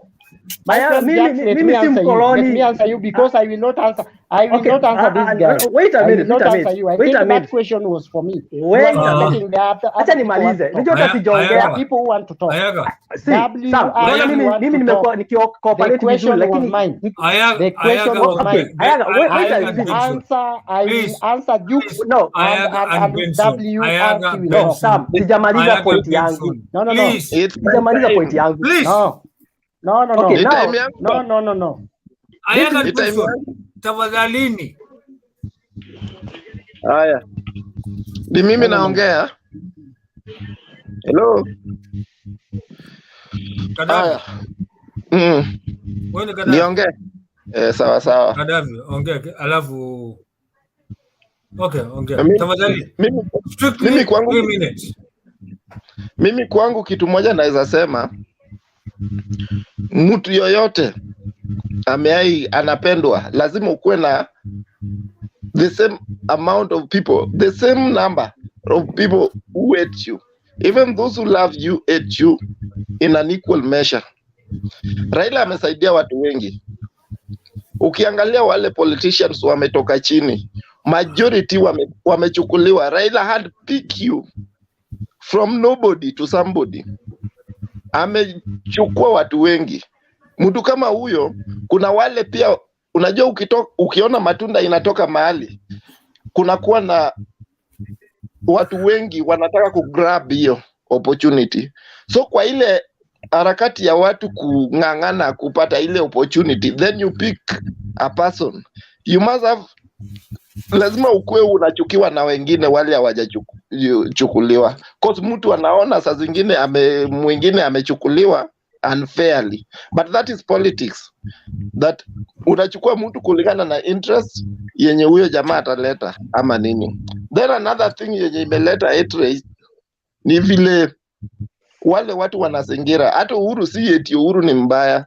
Ni vile watu wanatuzingira.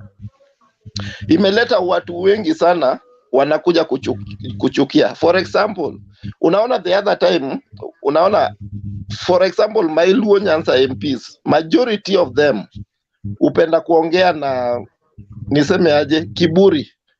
Mtu anasimama, kuna wengine hata sitakangi kuona wakiongea. Kwa wakiongea naona kuwa jaribu kura. That's the fact. But of all those, kuchukia mtu mwenye ametengeneza pesa yake, mtu mwenye amejiinua kimaisha, mtu mwenye anaweza change life yako, sioni kai ni kitu poa. Sana nimeona huyu jamaa anaitwa nani, anasimama kia Michael. Anakuja hapa kwa live TV anasema anasimama kia Michael, lakini amechukia Raila. You already umelose a lot of votes, my friend. Hapa usilete chuki kwa hata live. Hata hiyo kia Michael hata kanyaga kutoka kesho. Mwambie ndio. Miaka si ni jirani yangu hapa chini. Wacha Ayaga. You're not the only one who has a mouth. Hata sisi tuna mdomo. Hata sisi tuna mdomo Ayaga.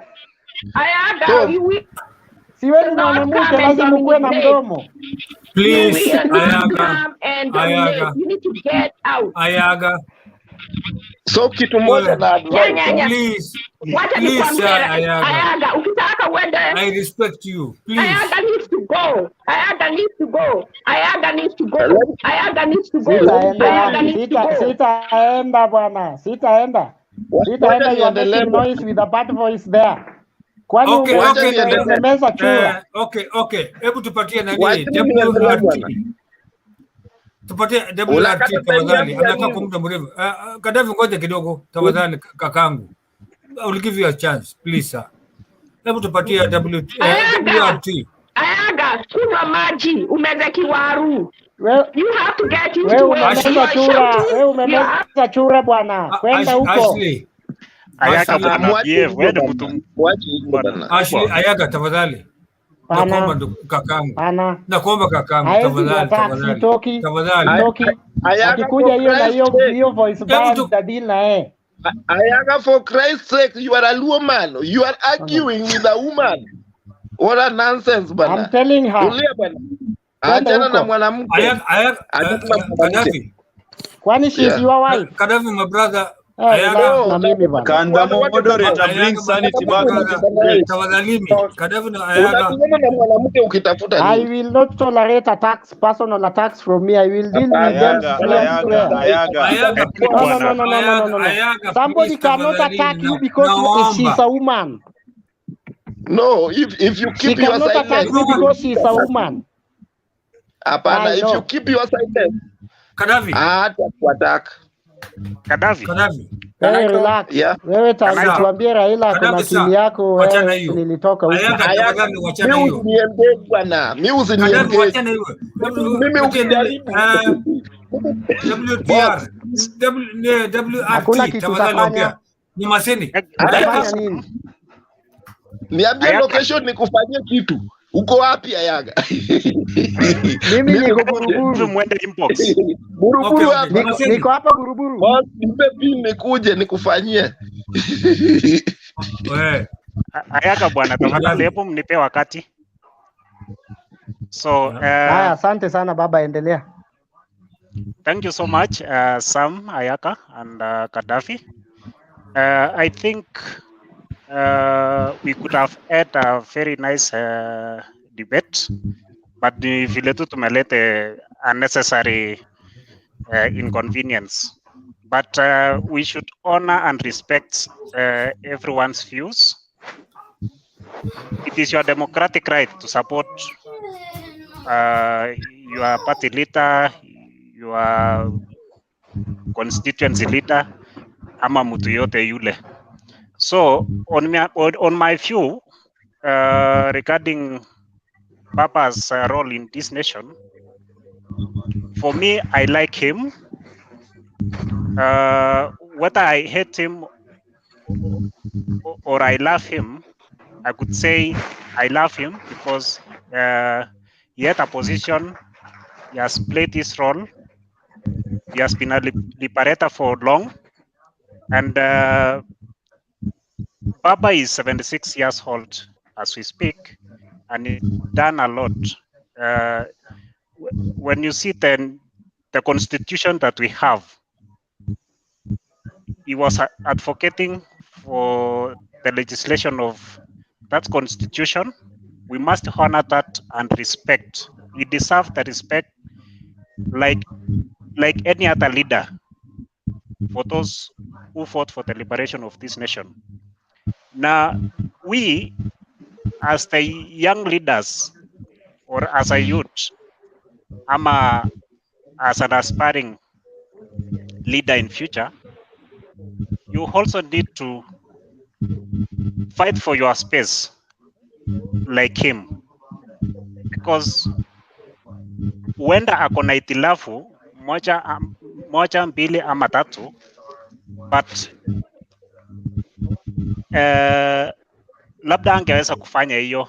So you are there to fill that gap kama unaona weakness yake ni hii, if you have that ability to run for a position, advocate for some few things or some issues that address people's problems, that will be in order. Because right now, as Kenya, we need to build this nation. The economy is very bad. We need to change how things are done, and kwa sababu sahi Mkenya wa kawaida hana pesa kwa mfuko yake, and we are here talking about nani Ayaka na ako kwa gano. Ni sawa, let it be uwe kwa pati yote ile, so long as you know what is what you are supposed to fight for. If we go by that stand, I think we'll change regardless of which you blame. So we appreciate the fact that most of you are outside there. Let's learn about these other developed democracies, if I can call it, and then we employ the same techniques here in Kenya, because we are not that much bad, but we could do better. So for me, I can say Raila has been good. Kama time yake imefika aende retire, ni sawa. We appreciate that. If fill the cup. Now for all that years, early 70s, late 70s, 80s, 90s, now lately, this 2012. So he has been doing a lot. So otherwise, I think those are my few contribution. Let me leave a chance to another person to say one or two things. Thank you so much.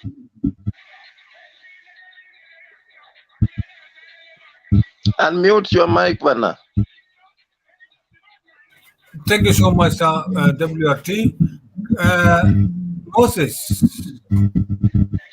are you there? Yes, sir. Okay. Hey, Gaddafi. Hey, everybody. Gota. Well, start off, I've seen a lot of disrespect. Degrading people, telling people you can't run. You know, when we gather here, those are things that we should not be mentioning. You know, when you are a leader, one thing I learned I was a leader, you have to make your skin thick. Because some layers of people should be ready for criticism and some should be ready for criticism. So our leaders, we elect them to criticize. If they are good, call them good. You can't come and say that. If you attack Kalonzo, deal with you, Ndiki, attack Raila, kana msimamo. And I saw a guy here on some who said he's going to run in Nairobi. I wanted to for something. Do not people's ears define. Not let people's idea derail you back. But, you know, some of us here we just started one cycle. You know, like if I decide I want to run for something, regardless, tell me like I was in Shako and I felt there people rejected me and I wanted to. That's just baseless argument. I want to go with me. If I decide something I want to do. So let's encourage one another. Shout out. We are mature people to act like it. We should not disrespect one another. Sometimes back I told Mutumbe that in this forum we formed what's called like brotherhood of system. Today if I come maybe in the streets of Nigeria, I meet my brother Gaddafi. I'll hug him, because right now here we are talking some ideas that might build our country. If I meet Jack, I will hug him. If I meet Ayaga, I will greet him and hug him. Like, yeah, I've been seeing you this life. But if we shouting at each other, what are we building? You know, here not everyone is perfect, and we should just treat each other with respect. Because the topic was like, this man Raila, everybody loves him. To make a debate interesting, must be opposers who disagree with it, you know. Like me in 2007, 2013, 2017, I was a big supporter of Raila Odinga, big one, you know. And I respected other people's opinions about him too, you know, because that's how things are. If somebody's like 100%, then that's not an election. Today, I have a right to accuse him, I have a right to say the negative things he has done, and I have a right to say positive things that he has done. You know, we cannot just be there to praise somebody 100% or disagree with him or her 100%. We just need to respect each other's opinion. That's how we will keep to go on with this group. And just sometimes back, minutes or hours ago, like, it was not impressive seeing how people were talking each other and just being on the throats of one another. That's not the way to go. And as young people who mean really good for our country, we should get together and we should put our heads together and make Moses, for our country. Yes. Can you a little bit of your sound a little bit more so that we can hear it?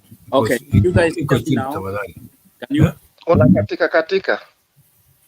Sasa mnanisikia? Weka juu kidogo tafadhali. Sauti yako mwenyewe. Moses ongeza bado. Sasa mnanisikia? Angalia bado connection. Nilikuwa nasema katika we need to respect each other's ideas. If you follow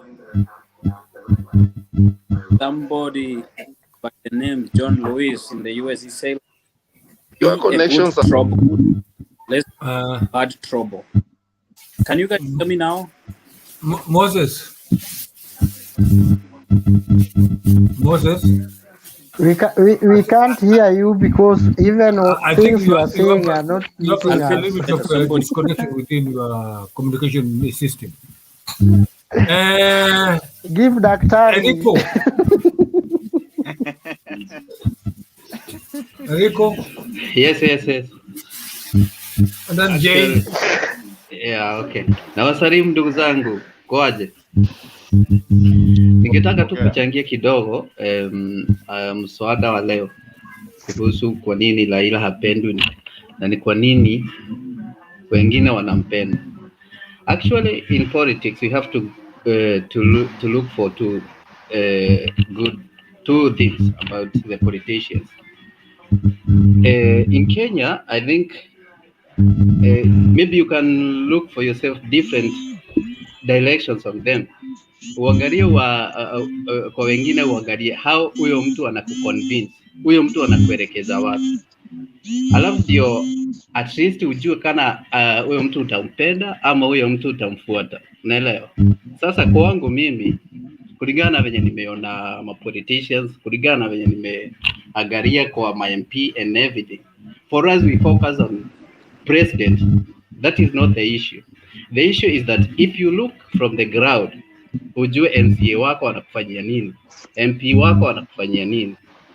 That is where you come to a point to know what will my president do for me. Sasa kuangalia as a president in general haitatusaidia sisi kama wananchi. Na tena tukilearn kuangalia ma president, tukilearn kuangalia leaders, that is where we will fail our direction. Na tutaangalia tuone mwelekeo wetu tutaelekeza on the bad head utaangalia the bad direction where we end up on hating one another. Lakini hawa watu hata tukichukiana, nikuchukie we Ayaga, nikuchukie we Sam, nikuchukie we mwingine, itanisaidia na nini? Kenye itanisaidia ni kujua you are my brother. If you are in the country, whether you are my neighbor, I have to love you so that these people they can work for us. Tukitengenezwa barabara hapa itatuserve sisi wote. Haitaserve wenye wanajiita kabila hii. Haitaserve kabila hii ingine. Unaelewa? Lakini what I mean is that we have to love one another so that these people cannot divide us. If we unite, we conquer together. Na hawa watu ndio watatutafuta. Unanielewa? So I think my minutes are over. I can pass to the next one.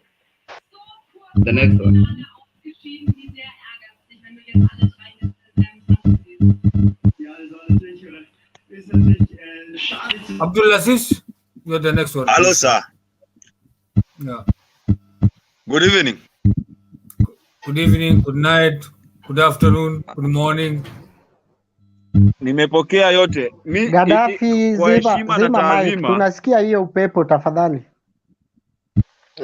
Gaddafi, zima mic, tunasikia upepo. Na kuna kelele hapo, my brother. That thing is bringing vibration. Yes. Kwa heshima na taadhima, naomba tukubaliane kwamba in any given forum or platform we have to disagree to agree, ili tuwe in mutual understanding. And this doesn't mean kwamba tuvunje haki ya wengine, kwani pale ambapo haki yako inapoishia ndipo haki ya mwingine inakoanzia. It is not a crime mtu kumchukia baba, lakini tukubaliane kimsingi kwamba wanaomchukia baba ni wachache zaidi ya wanaompenda baba. Mimi I declared last time kwamba mimi ni supporter kindakindaki wa baba, lakini simpendi baba kama Mjaluo. Nampenda baba kutokamana na matendo na mambo anayoyaamini na anayoyasimamia kwenda mbele. We were in hot soup immediately tulipomaliza uchaguzi uliopita. Tumeona matunda ya handshake ilivyokuja. Sasa going forward, tuanzie tu hapo, tuache liberation ambayo alituletea. Going forward, sawa, mimi ninayeamini kwamba baba ni sahihi, nisiwe mtovu wa nidhamu kumkosea mtu heshima. Na anayeniona nikimwamini baba pia asiwe mtovu wa nidhamu kunikosea heshima kiasi cha kufikia hatua ya kukoseana heshima na kurushiana maneno katika forum kama hii. Unajua, unapotupa maneno watu wakiwa katika mjadala mzito kama hii, inaonyesha immaturity. Mimi naamini hivyo. Sasa huyu baba ni nani? Nani hajui historia ya baba? Consistency yake, persistence yake, msimamo yake, ideologies zake ndio inamfanya baba apendwe. Baba ndio mtu pekee Kenya ambaye anaweza akatangaza holiday nje ya official holiday, gazetted holiday. Kwa nini sasa? Si kwetu sisi vijana ambao tuna interest katika politics, to embrace zile ideologies, positivities ambazo baba anasimamia, ili tutengeneze top cream ya leadership kwenda mbele. Tuacheni chuki, tuacheni uhasama, tuacheni uadui, ili tujenge Kenya yenye maendeleo na tija.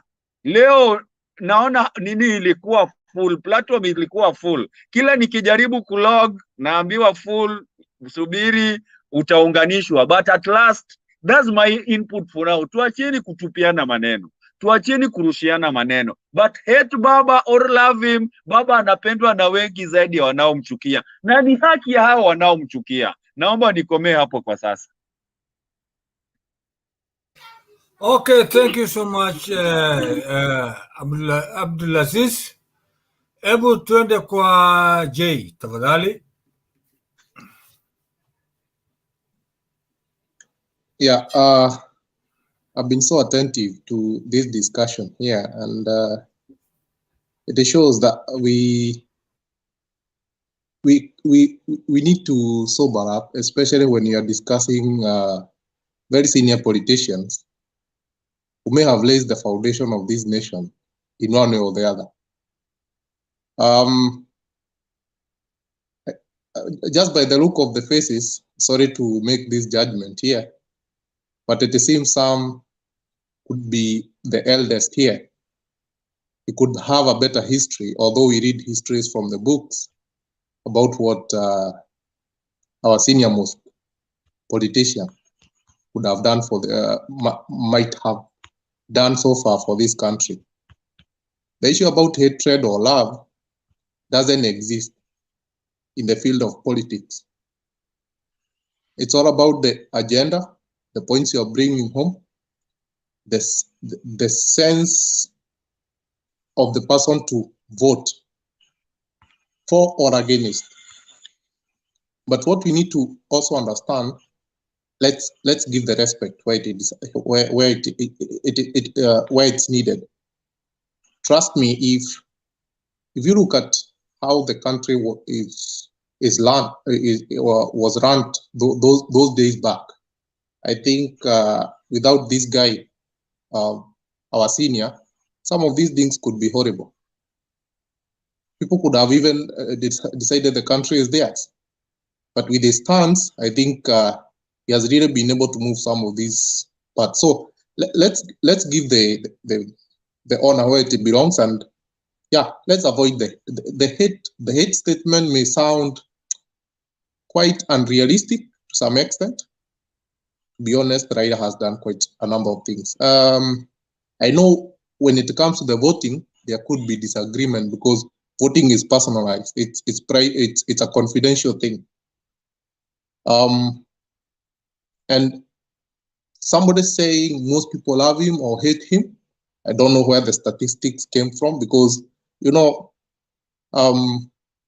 there's always that time when you go to the big number or the crowd and the way they turn up to be, like they love you, but how do they vote, or how is, like, I'm not saying he's not voted in because you have seen some kind of crafty way. And this is a way we can also reflect as Kenyans and ask, can't we, if you can have a phone, if we can have a conversation here on phone, can't we have the same voting system app that can be done the same way here we are having a conversation, rather than us maybe having like, oh, there should not be the president, he is too old, he is too young, like these guys must come in. I think it's high time, but to be honest, nothing to hate or love about Raila Odinga. The guy is an icon. Whether we love him, we hate him, he'll stand for whom he is. Likewise to you guys, I think there comes a time when I can see some guys are like, Ayaga, but Ayaga is whom he is, and I'm who I am. But we don't need to like confront the person for whom they are, but we got to listen and maybe pay attention and pick what is good out of it and leave the rest. And that's what I can say for now. Otherwise, thanks guys. It's a good way of having an interaction. Thank you. Okay, thank you, Jay. Duke, before you answer, let me ask a question. Maybe you have a solution about it. Most of the speakers have been talking about hatred, liking Baba, don't like Baba, what. I have a little bit of a question. Maybe you have a solution, or maybe you have an answer. Now, the question is, for the last 10 years, when this constitution was unveiled, do you think, according to the current constitution, is Baba going to play a very crucial role before this constitution? Because he played the constitution, a very big role in this constitution. Now, do you think he's going to play a different way of enhancing the new constitution which we have now? Thank you.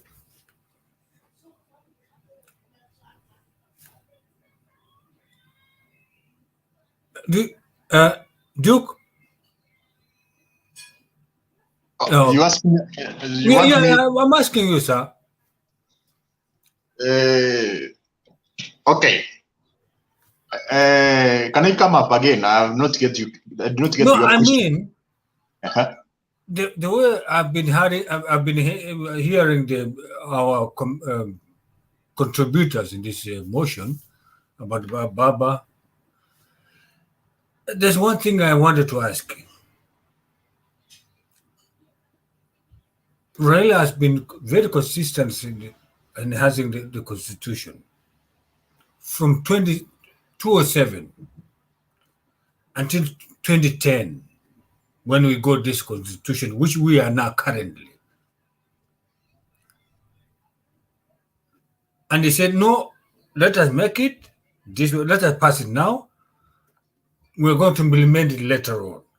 Now, from now, due to what do you call it, BBI, is there anything you think we would like to implement or would like to change? Is it implementation or changing the constitution? Not even changing, but amending, because we cannot change the constitution. Changing the constitution means the whole overhauling it, but amending the constitution, some articles of the constitution. So what do you think about it? Okay, first, it is true that Raila has been fighting for the constitution changes, reforms, which will benefit most of Kenyans. And is very key to the 2010 constitution. He was one of the main driving force, I can say, to that new constitution which we have. Currently, the question you're asking, I can answer. I can say partly. First of all, there is some sectors of the constitution which have not been properly implemented.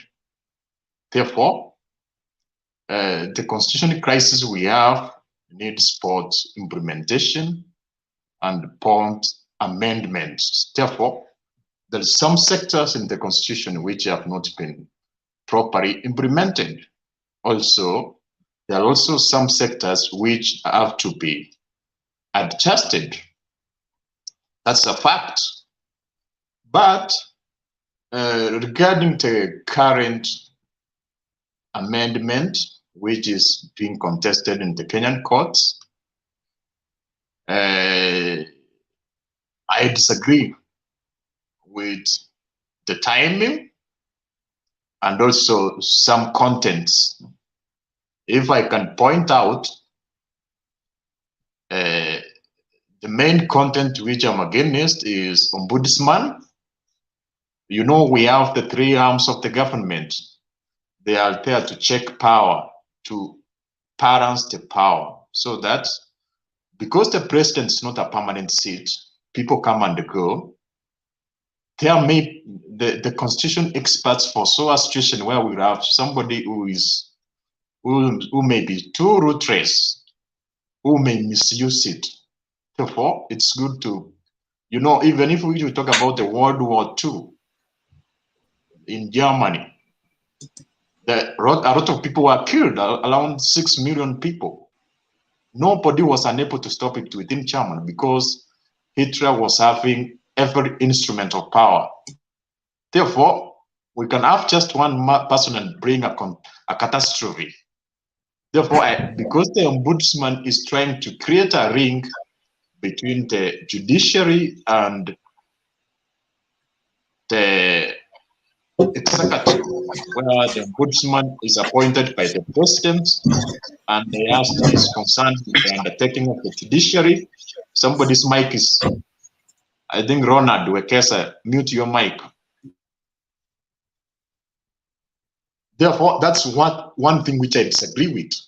Number two, another thing which I disagree with is about the new constituencies which were added. A person like me disagree. I see that it's not fair. It was not properly distributed. Me, I've been a follower of Raila. but I felt that it did not strongly bargain from our region. It was that inspires, whereby it's like a strategy where one area is going to have too many constituencies, maybe to control parliament in the future. Therefore, that one also. Also, another one is timing. Also, the timing is not good because we have COVID and there is an election which is coming. That's also my issue. Are you done, sir? I've responded to that. Now I want to come to the topic. We're having a topic. Okay. First of all, the question was why Raila is equally hated and equally loved. My response and submission to that is, first of all, Raila is a human. They say you can be good enough and bad enough as a human being. It means you cannot be 100% perfect. From my own opinion and observation, Raila has been able to achieve numerous steps in Kenya. The multi-party we have, the new constitution, the freedom of rights we have in Kenya. He has been excellent. Nobody should dispute about that. However,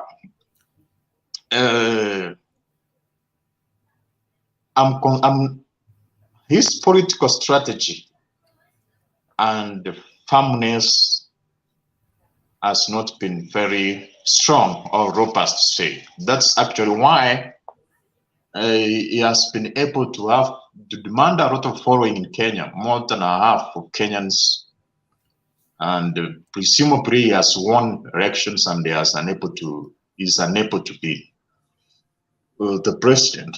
Therefore, his political strategy has failed. One, because he has a very large following, which is more than half of Kenya, and he is unable to be the president. He has failed consistently. One of the reasons why he has failed, some of it are not due to his fault. For instance, there is election fraud. According to me, in 2007, he won. He won, but I think one of the reasons he is unable to be the president is that he is too good. You don't be too good to humans. You have to be good and bad at the same time. So he has been too good and too soft when it comes to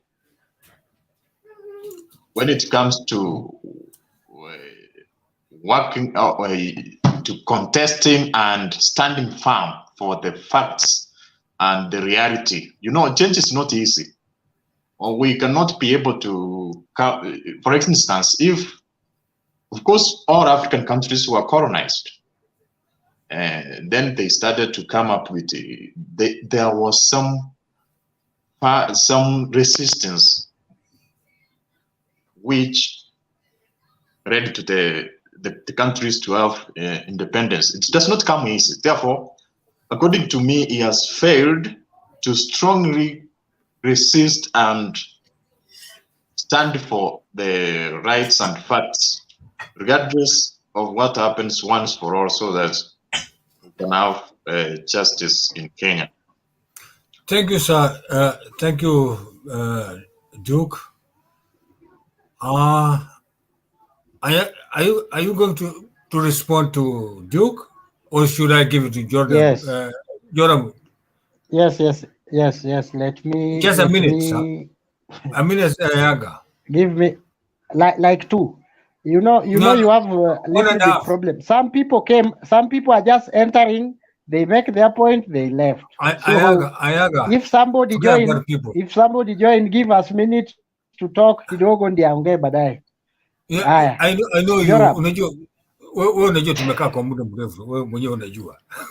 Tunajuana. So wewe unasongea hata dakika 10 unafikiri 2 minutes. Okay, 1.5 minutes, sir. Thank you very much. My brother Joram, Raila believes in a white solution. Raila is not a blood-stained hand person that you say is soft. There is no softness in politics.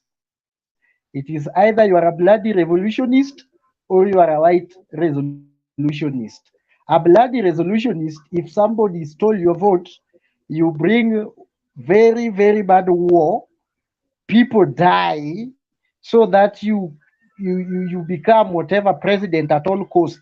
My friend, those ideas ended long time ago when we actually had a new constitution, because gave us Ayaga, a you are lot addressing of Duke or Joram? freedom and a lot of chances.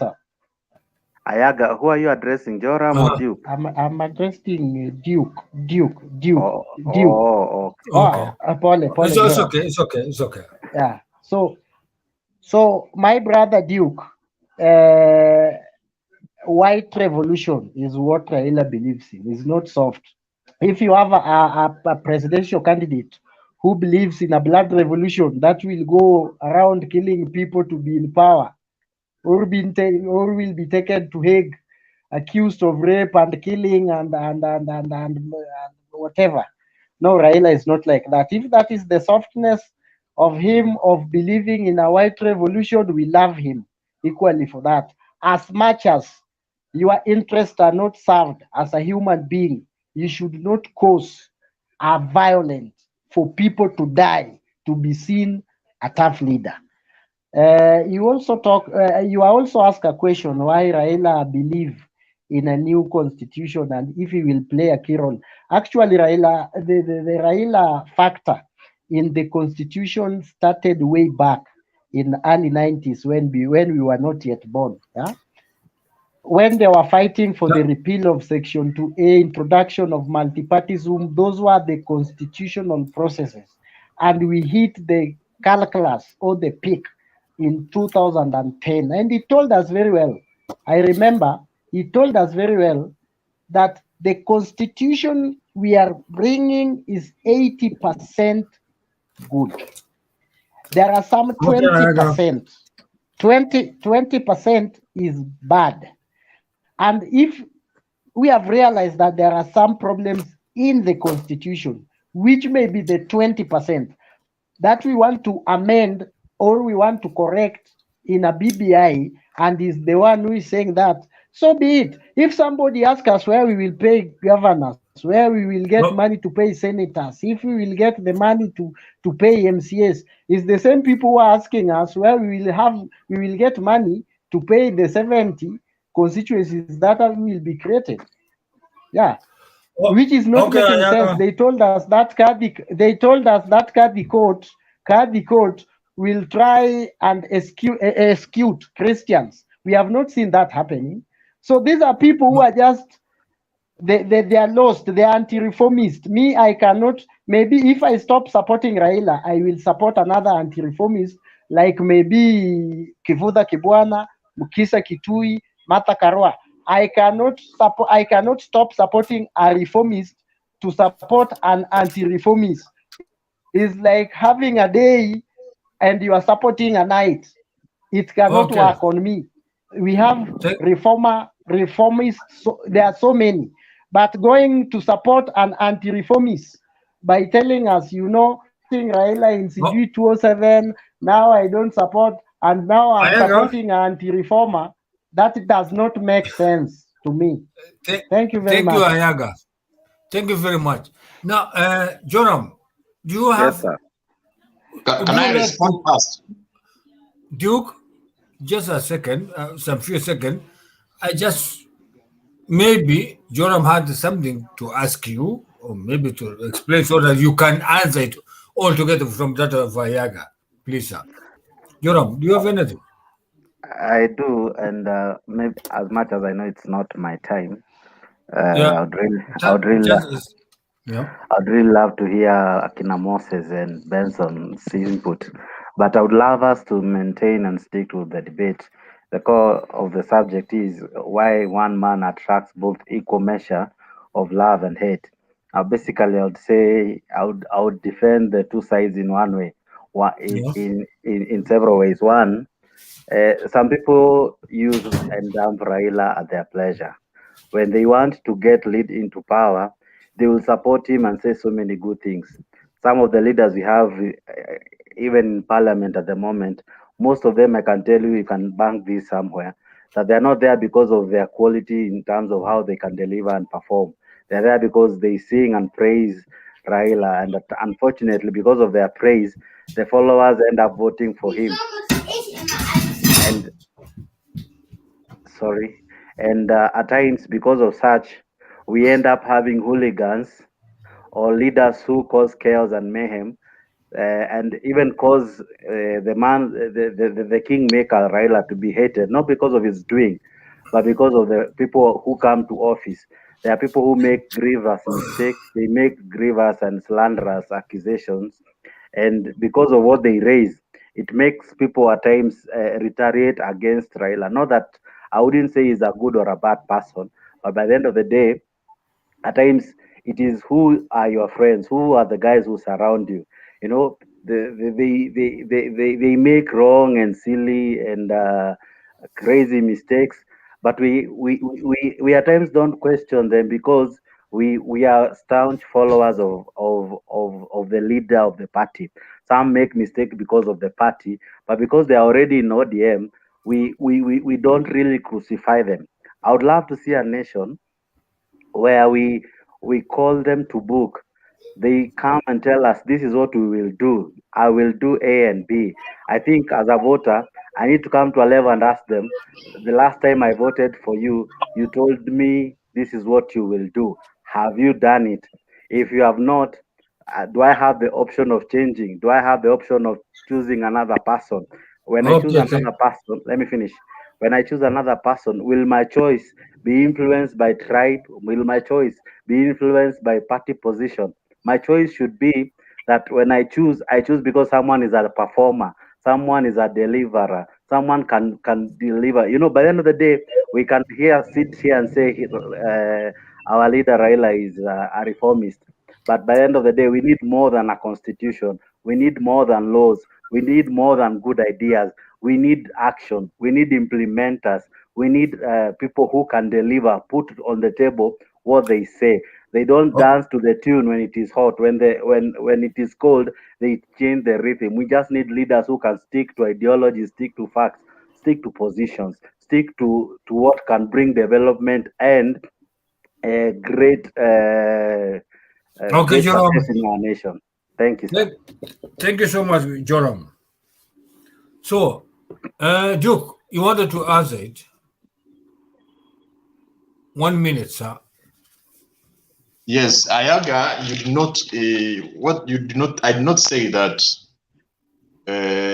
You actually defined what's firmness in your way. I did not say that Raila should be firm by bringing up bloody revolution. It can be firm in the right way. For instance, the IBC should be properly reformed. If you can see in 2017, the IBC refused to open the server. But still, we have the same IBC. We don't have the reforms. If Raila will be very strong enough to fight for the IPC to have proper reforms, we should be having a different scenario in Kenya. Actually, that also in 2007, we already had election firings. There's some people who told him to be firm enough and warned him that opportunity comes one in right time. But he was compromised and given Anusumkate, which even was not even a half. It was like no, Duke. The people who pressed Raila to be firm, they went to the Hague. They are known. They were accused of crime against humanity. They are known, my brother.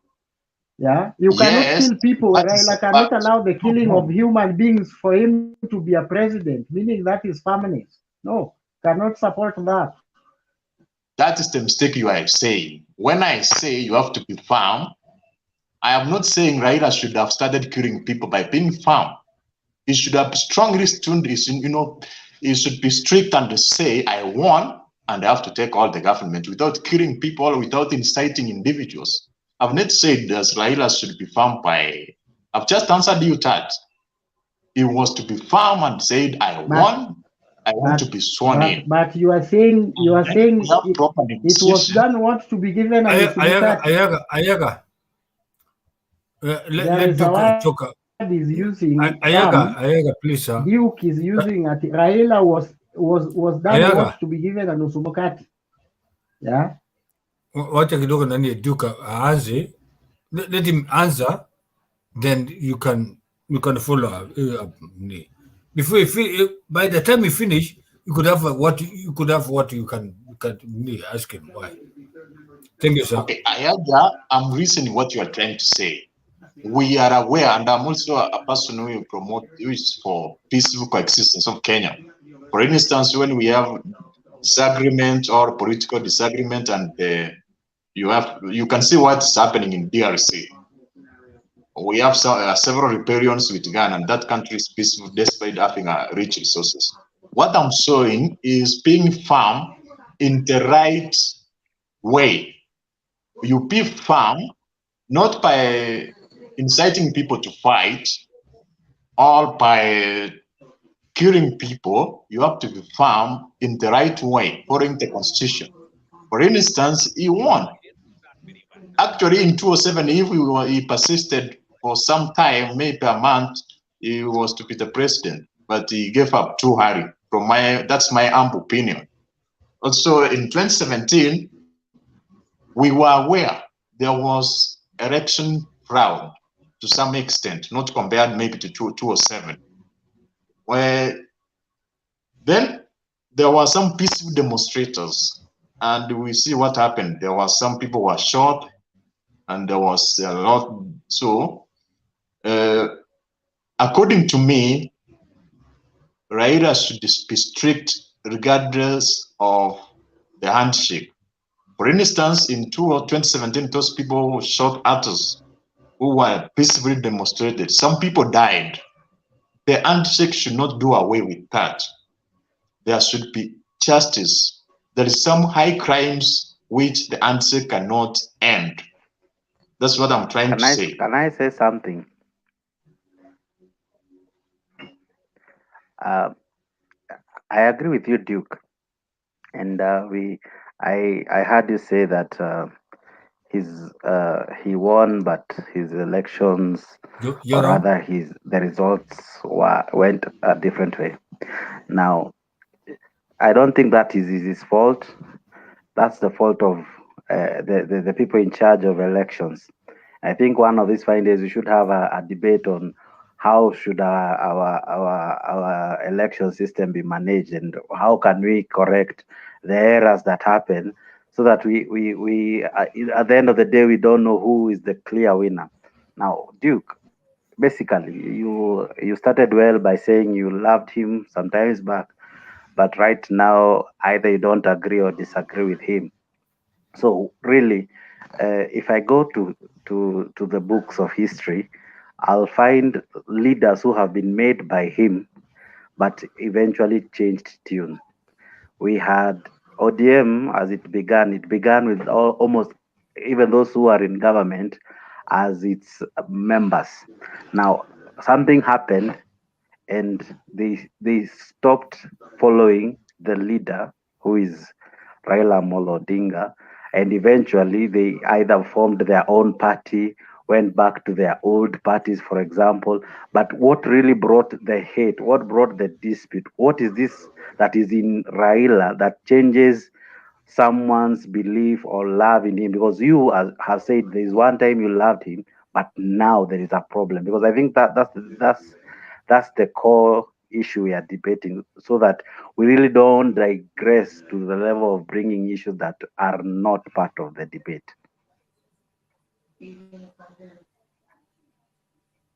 Unmute your mic. Yes, what I can say, why I'm against him is that he was I cannot hear you. Me, are you hearing me now? Others are hearing me. Maybe it's Ayaga, can you hear? Yeah. can Maybe hear check you on. loud and clear. Yeah. Check your network, your connection maybe. Okay. Why you want me to say why am I against this man? First of all,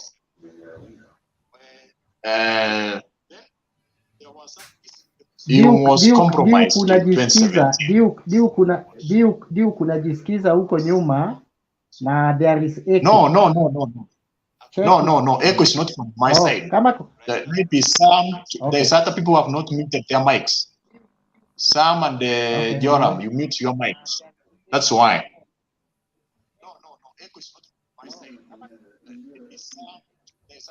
Okay. I'm still hearing it. Maybe Joram, okay. Now it's okay. I think it was from Joram. What I said is that the reason why I'm against him is that I've turned against him actually due to the handshake. That is it. One, the handshake was good. I actually read the 9 points agenda. They were very marvelous, very excellent. If they were be achieved, we were to be a different country. But there was like not a genuine handshake. It was like drafted in a way to calm him and to blackmail him. Actually, it is like it may be bringing an end to his political career, from my opinion. Because the main aim of the handshake, as highlighted in the 9-point agenda, was to bring Kenya to have a peaceful coexistence. We are a victim of election violence after every 5 years. Therefore, that is a fact. Therefore, if that was to be addressed, it's okay. But the handshake, because now they are going with an handshake with Uhuru Kenyatta, who is retiring. And in 2022, most probably Raila is going to face Ruto. You see? Now, if they are entering the handshake and they are trying to be like against Ruto, who's forced in the 2022 election, that means you are even increasing the election violence. For instance, you hear people talking about the system. What if in 2022 Raila wins and Ruto says it's a system, which they said it has stolen the election and we have an election violence. Therefore, that's an issue.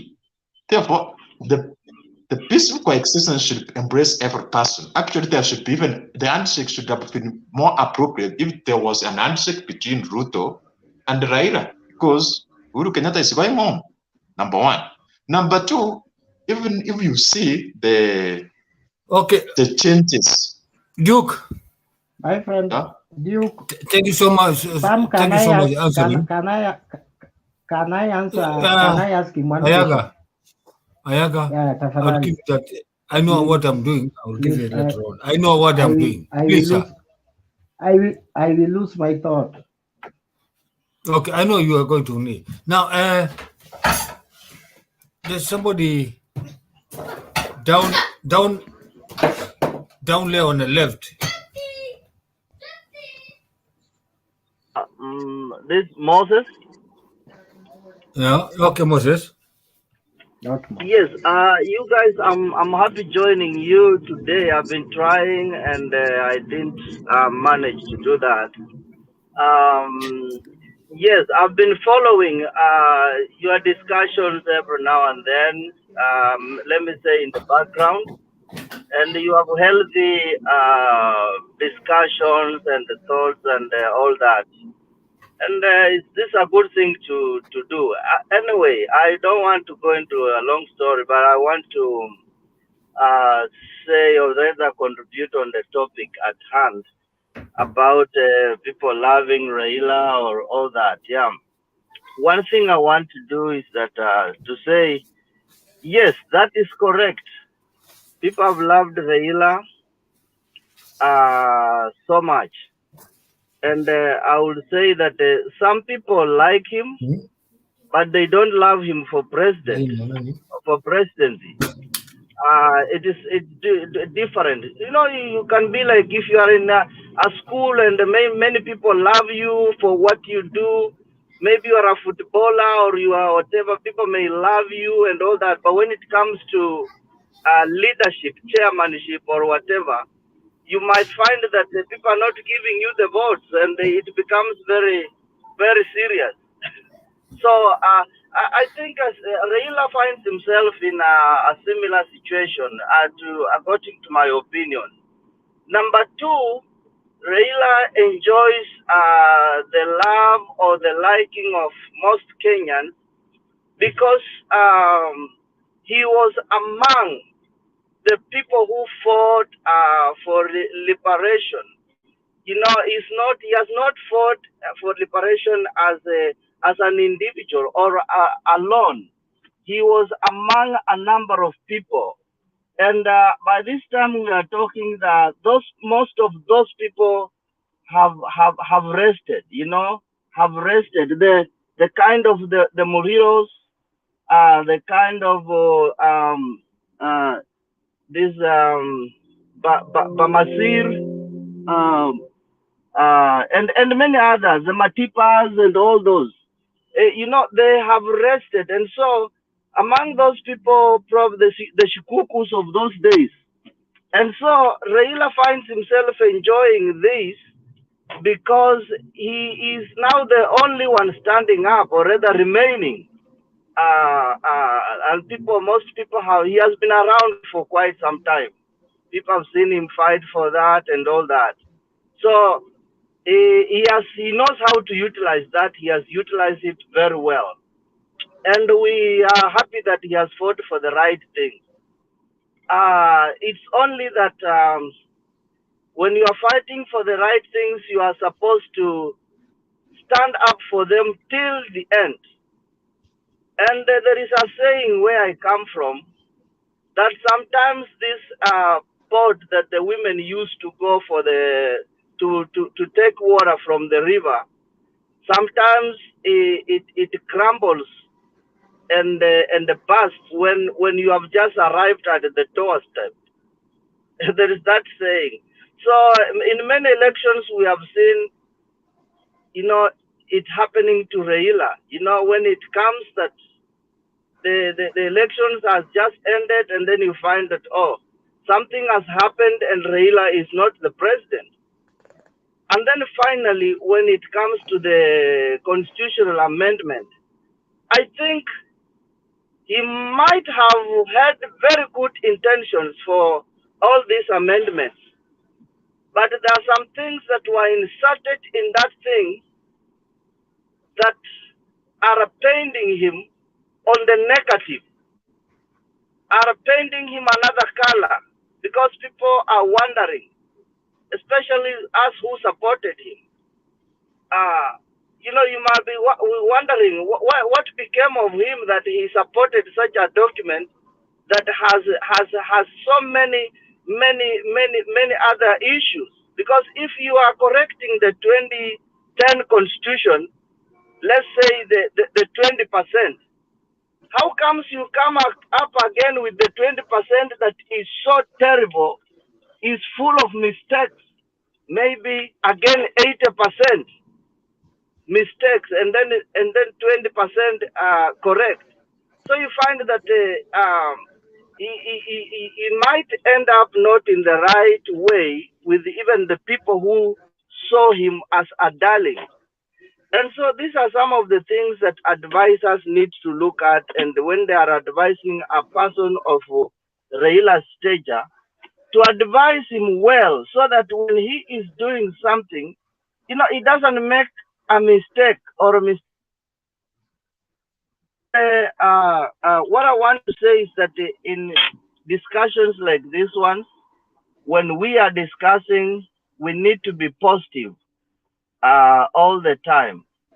I know even if you are supporting somebody, it doesn't matter that that person is saying that, you know, you need to know that that person at one point is not an angel. He could also make mistakes. And it's good to point out a mistake, especially I see most people here, young people, those who in future will become members of parliament, will become president. You know, we need also to see our negative side and our positive side. If you go to look for a job, they also always ask you, what are your strengths? And also, what are your weaknesses? What does that mean? It means that as you know very well, you must be having weaknesses also, even if you have strength. Thank you, sir. Has Yeah. strength, he also have Yeah. weaknesses. And people Yeah, who are sure. not helping him, I'm finishing. Yeah. Let me just say, yeah, No those problem. people who are not helping him are the people who close their eyes and deceive him that everything is all right. They need also to say, as you are much you are doing good here, also there is a mistake here. And that is the challenge that many leaders are facing, even Uhuru. When he does something wrong, those people very close to him, they don't tell him. They will just be clapping hands and praising him, and then he messes up all through. So, okay, that's my little contribution. I think we can contribute more later. Thank you. Thank you so much, sir. There's somebody by Bro Benson. I'm Daniel. May I Daniel. contribute? Hello. Oh, Daniel, let me just say something very brief. I know I'm not going to take long. I'm Okay. usually. Yeah. And then Daniel, please. Oh, okay. Thank you very much, Mr. Daniel. First of all, I want to say habari zenyu. Kitu ya kwanza ambapo mimi nafanya. Thank you very much, Mr. Daniel. First of all, is my network? I want to say habari zenyu. Kuna mtu ameweka microphone ni. Somebody's mic. Yeah, somebody has to put the whole system together, please.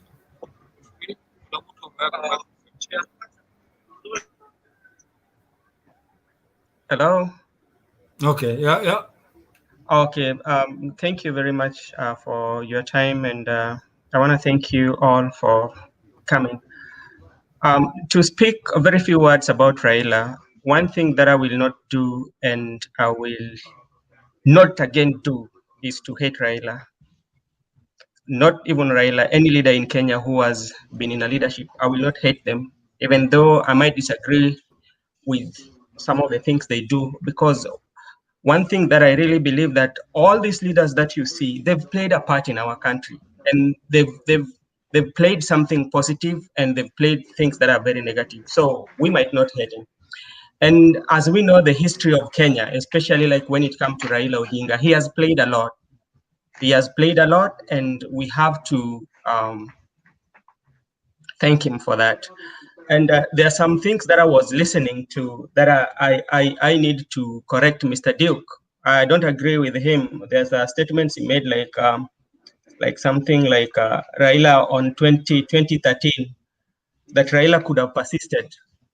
I don't think that was the best idea, because when you look at the crisis on 2013, and you look at the country and you look at yourself, the country is bigger than yourself. So your country will always come first. If you are a winner, we know you are a winner, even if the system does not give you that win. Even today, there are people who are saying that Raila won, and that is something that everybody appreciates. So by conceding or by not persisting and allowing that to happen, which means he loved his country, and he has loved Kenya ever since he was born. And even up to now, he still loves Kenya. Yeah, so Mr. Duke should sometime get his facts right. You might disagree with somebody, but some things that people do, they do for their country. Yeah, sometimes like when you find country people are fighting, you cannot continue persisting and like the citizen are losing their life. Life is more important. Yeah, so there he should kind of like say something that was at least very, that can encourage like fellow Kenyans who are listening. And you know, another thing is about the handshake. We know very well that the handshake did something good, and we saw what happened immediately after the handshake. And until today, maybe along the way during the BBI process making, that's where like people had very different views, and things happen the way they happen. But me appreciate when things happen the way they do happen. It tells you how Kenya we are growing. It means that everybody has the right to say whatever they want to say, and everybody has the right to think the way they think. It's okay, sir. So thank you very much. So, what's the next? Oh. Mr. President. I think Mr. President, yeah? Asante Ayaga. Amanda. Some if they are not ready yet. So I wanted to talk to Duke. I think he's on the backstage. I'm seeing an text hapa anataka kuingia. So Duke had some very good points, but the propaganda of Tangatanga overpowered him when he was telling us that that BBI is undermining Ruto, and why is it Raila is working with Uhuru, who is retiring, and Ruto will be his opponent in 2022. I think that is very safe. Why should he work with Ruto if they will be opponents?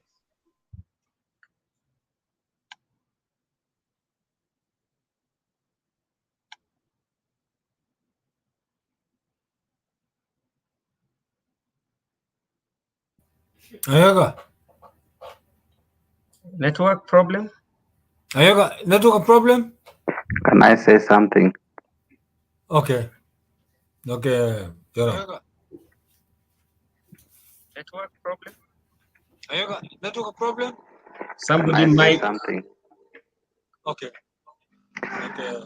Somebody has to work with his mic. We need to deviate from.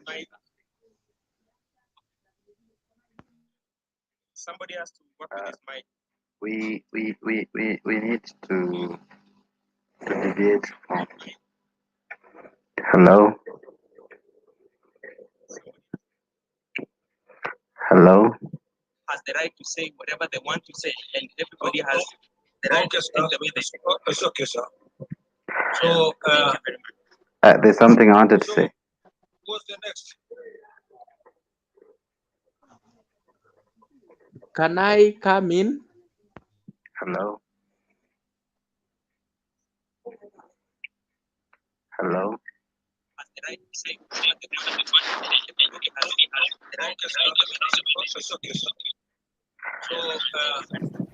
There's something I wanted to say. Sorry, Please, those who are not speaking to mute their mics. Those who are not speaking to mute their mics. There is a lot of echo and confusion. Some, if you are able to do that from your side, and okay, mute their mics. For those who are not speaking, I think I have to mute some guys here who the knee, like this one over the knee. Okay, Duke, do you have something to explain about it? Anything about that? What yes, our colleague talked about it. Can I come in? First of all, I want to respond to Ayaga and somebody who said there is somebody who said that about 207 when I said about election violence, which was in 207. Whether I did not advocate for violence or for murdering or killing people.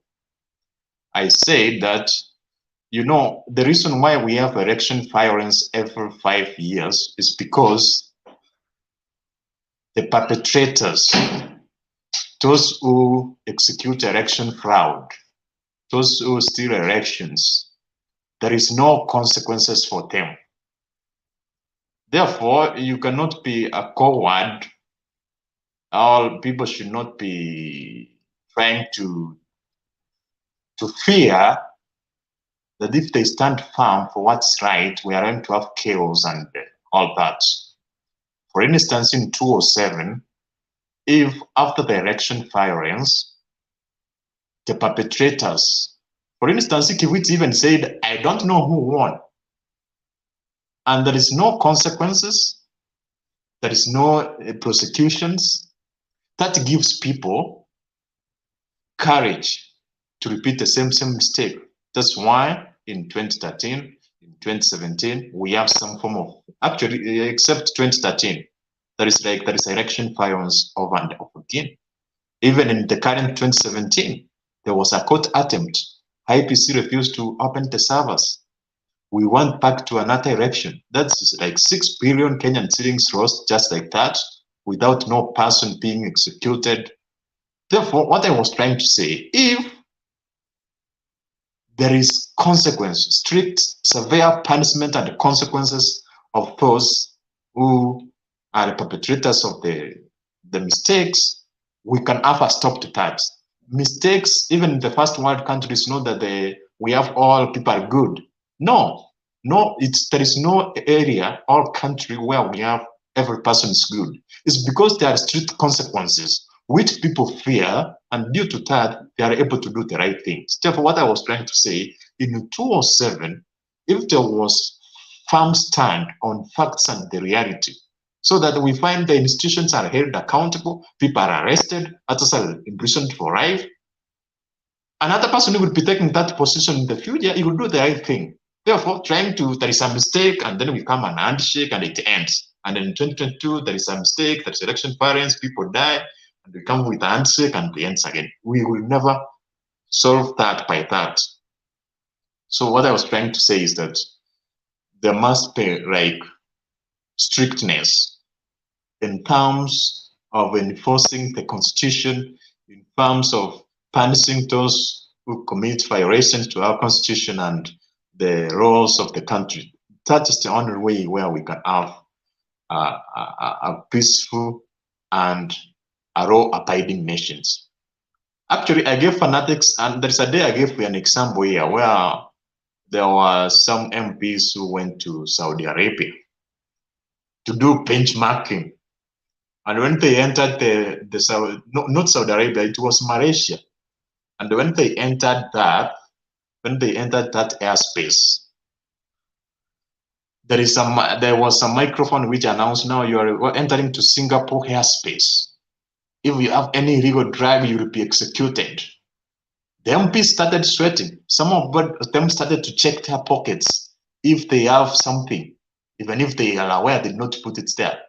Well, what am I trying to say?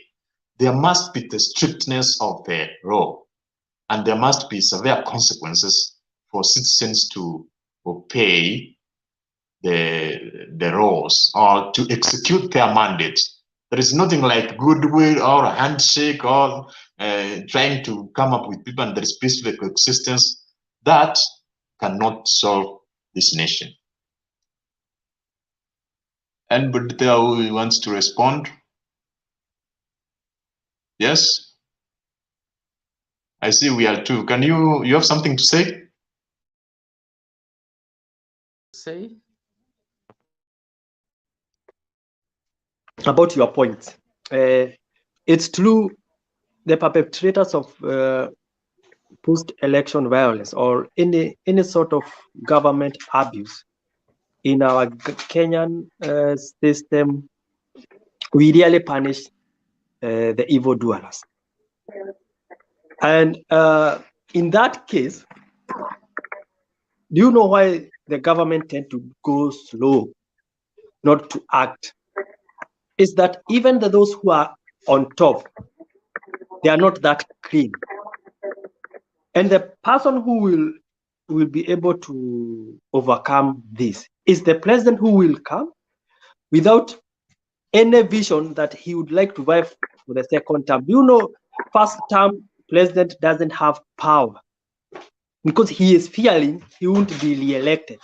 We want a person, whoever will be the president, a person who is so clean, who will be able to go direct on hand for those bad politicians, those big boys, who their work is to steal, loot, and dispose, because they really do anything with this money. So I am that person. I normally say that Kenyan politics will be stable when some of these politicians will exit this political wing. For example, I see some senators, MPs who have been in government for 30 years. Even in my own village, they don't have anything tangible.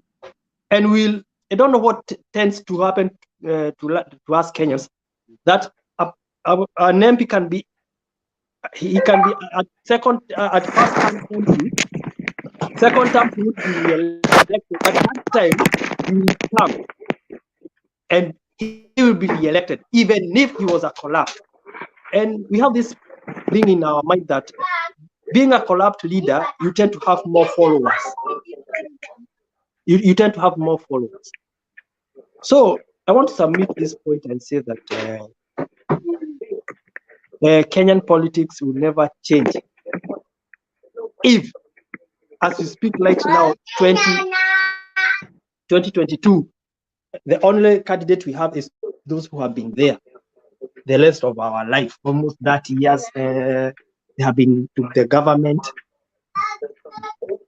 Sorry for those noise. So my point was that unless we have someone like Kutunyi, even if he doesn't have followers, unless we have someone like newcomers in politics, we'll be able to learn our government, or we'll see our government in a good direction. Otherwise, kama tutakuwa tu wafuasi wa hawa vigogoro wanasiasa wenye maisha yao tu ni kutoroga, they have good points whenever they come or whenever they are about to be re-elected. Hapo ndio utaona mabarabara zimechimbwa, hapo ndio utaona stima zimeanza kupelekwa kwa wananchi. But in the middle of their term, they tend to relax, wanainua mabiashara zao, wana support familia zao. So and there is this might that they normal people normally tell us that ukabila ndio inatuzuia. It's nothing like Switzerland, for example. It's a country with almost 8 tribes. This country in Europe, they have more tribes through immigration, and it doesn't tend to affect them.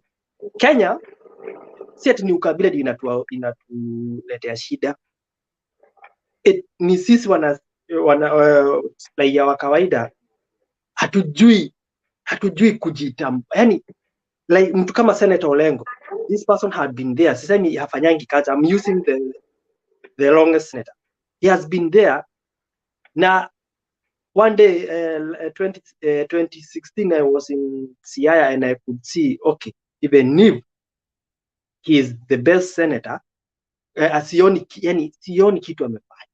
So unless us Kenyans we change, we bring new faces with no political attachment. Ati sijui wewe wa Mo, Kenyatta, Raila, Ruto, just a new face like Trump. This guy was so much accused, but this man really meant a lot. So that's my point.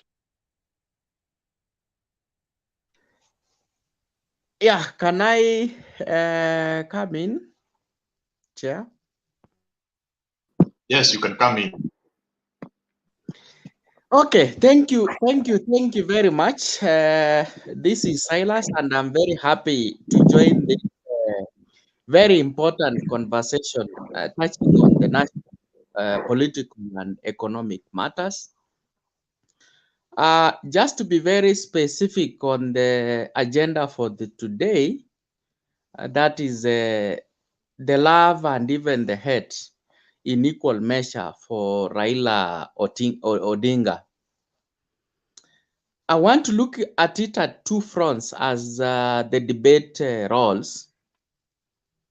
I will agree that these leaders have really done a lot of contribution to the political development of the country, right from when we were getting the multipartism, and now we have another generation where we have new constitution, new ushering in county governments and development, which of course now resources are in one way or the other are being distributed equally, although it may not be 100%, but at least there are those marginalized who are now getting the fruits from the new development. So therefore, I really give echo, I mean, a lot of accolade to Raila. I've been his supporter for a long time. I think I also voted for him in quite a couple of elections, general elections, including 2007 on a very contested election. Yeah, so he has really done a lot, just like any those other politicians. But I also want to look at it on another dimension. I've heard people saying Raila won in 2007 election. And I'm just surprised to say that if he won, why is he was not sworn in to be the president of the Republic of Kenya, if that is the case. We need to be very candid here in terms of looking at the laws and looking at the things. I think that election was contested and there was a winner probably won narrowly by a very small margin, and that is why there was that kind of notion that he won election when he did not really win the election. I'm saying so because I voted for him and I really supported him a lot, and I think I brought a lot of votes towards his side, but he didn't win, and that was it. And that is where we are now. Somehow, what I want to mention here is that he is a very good public figure in terms of mobilizing resources towards development, but he has a weakness, and that is the weakness that is bringing in the hate, which is somehow balancing with the love as the debate is rolling out. Towards the elections, seemingly he tends to now personalize his game. You can see what is happening. He got a lot of support from the NASA, but after the election, where is NASA? Seemingly there is no NASA now. They are orphaned. I think they are calling themselves one Kenya somewhere in a corner, but he's now calling the shots with the president. Now a darling of the day. So what I can say, those are some of the undoings in his political. Now we are debating, he has not declared whether he wants to be a president in 2022 or not. Very different from the previous trends, all the way from 1997, if I can remember. So we are in dilemma. The only person who has declared to be, the only persons who have declared to be vying for presidential in 2022 could be Ruto is there. We have Mukisa Kitui, and of course, one or two the others. But him, he has said he's concentrating on BBI. So you now find that there are people who are now orphaned. That's why you see even Orengo is skeptical. He's trying to advise him the correct way of doing the constitutional amendment, but seemingly they are not following it. That's why you realize there are court cases, nullification of the process, and we know the process is as good as the product. So some of these erroneous activities and some of erroneous activities and misadvice or neglect of advice from senior legal team are undoing to him. And I want to say probably this could also be affecting it may affect his political career, because as I can see from my personal view, he may be looking at only one end for support, that is the president to support him. But looking at the previous, from the previous experience, supposing the president doesn't support him to be the president, so what happens? And of course, now the cards will be playing. Here there is Ruto and there are others. But Ruto is a very clever guy in terms of political brokerage and all that. He's very bright, and probably is also the only person who has the muscles to be able to sustain campaigns and political tours 2022, looking at comparing to the others. So what am I trying to say? I'm appreciating the contributions that Raila has done to this country, and equally the others. But I want to also point out some of the weaknesses which are making him to be head. Like, for example, we may be just massaging our ego, political situation, massaging, but there is a real problem in ODM. And it has come out from Orengo and Amolo Otiende, among others. So we cannot, and these are the people who support him wholeheartedly. So are we saying they have iniquities? Certainly not. And that's why I'm supporting what Duke has really analyzed this very, very correctly. And I've seen him, he has really persistent to say that the only problem that we are having in this country is personalizing and also trying to mobilize some tribal issues, and then coming out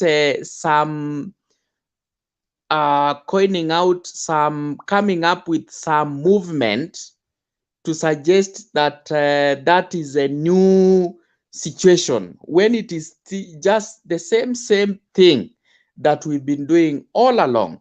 There's nothing new. When we talk about BBI is going to bring money to the counties, BBI is going to bring health, universal health. We already have universal health. Why can't they implement universal health? Why can't they allocate money for the youth? Why can't they develop opportunities for the youth? Those ones doesn't require, it just requires the president and the cabinet to come up with a memo, and it will be fixed. So, and that is contributing around 70% of the constitution, I mean the BBI process. So you realize that it's just like buying time. There is no new things. It's actually buying time towards 2022. Or we can put it this way, for what we call the legacy for the president, but it's the same thing that we've been going through. Just the same way we have Hustler Nation. It's the same thing that happened in 2013. You remember the issue of stadium and all that. So I think Raila is loved, but he's also hate.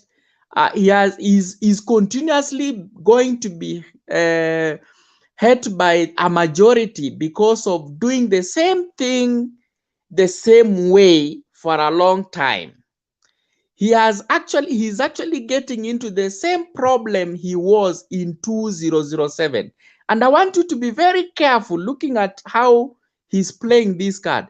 Is exactly what he did in 2007, whereby instead of looking at the spirit of the handshake to bring the bridges, to bring everybody on board, but somehow we have some politicians or national leaders who are being pushed away.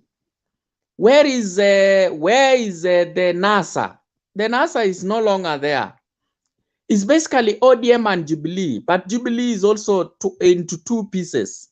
So we can say half Jubilee and the entire ODM.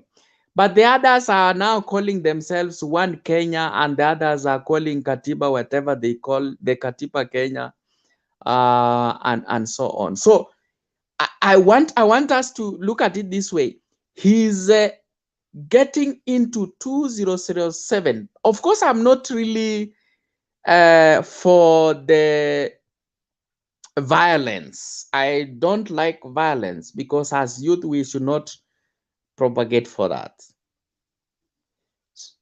So that is what my contribution is. We have to be he has to be very careful.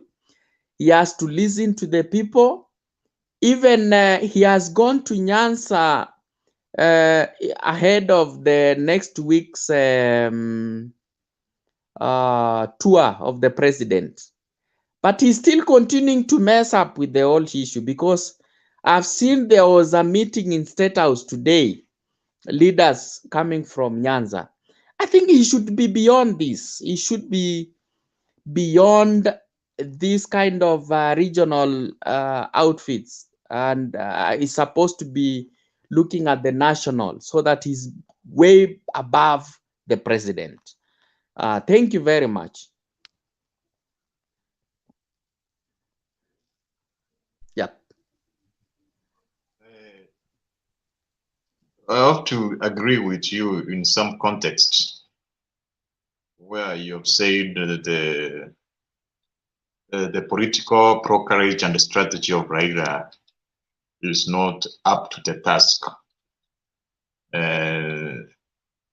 That's what I say, that due to that, that's why he's trying to think or assume that by having an handshake with Raila, with Uhuru Kenyatta, and working with him, it can give him a proper advantage when it comes to 2022. But that's a mistake, my observation, because when the president retires, he will not be having those instruments of power anymore. And for instance, in 2013, I think even if Kibaki supported somebody, it was not to bring any change, because he was moving out. The man was moving out. That's it. But I want to respond to what Benson said. Benson said that we need a different phase so that we can sort the Kenyan issue. I have to disagree with him. First, in two ways. The first one is that it is very difficult for us to have a different phase with the current system and the way the politics is done in Kenya. For instance, For you to fight for the president, you have to spend a lot of money, and very few people have that money. So if we can change that, for instance, in the US, it is illegal. You can be arrested for a long period of time if you use your money to campaign. You have to raise the money from the public. So if we change that, and the individuals are able to, those who are contesting for president, they have to raise their money from the citizens. That can give a chance for other individuals who have no money for them to contest and become the president. Therefore, it starts from institutions. And I'm very strict about that. The only change and good effort which can change a nation is having strong institutions. And I've said that again and again, that without consequences, no, for instance, those countries which are good in US, in European countries, it's not that the citizens are not corrupt. It's because they know that if you are found with corruption and undertakings, the consequences are very severe. That's why they don't do it. But here in Kenya, we do it because there is no consequences. All they are just there in a piece of paper, they are not enforced. That's why we have it. Therefore, to do with that, that comes back to corruption. Corruption is the one which is undermining the institutions. The institutions are not able to function because there is corruption, there is unbalanced power, there is unchecked undertakings where a person can go away with mistakes. For instance, for those who have traveled to the US, we have a strong data system of each person.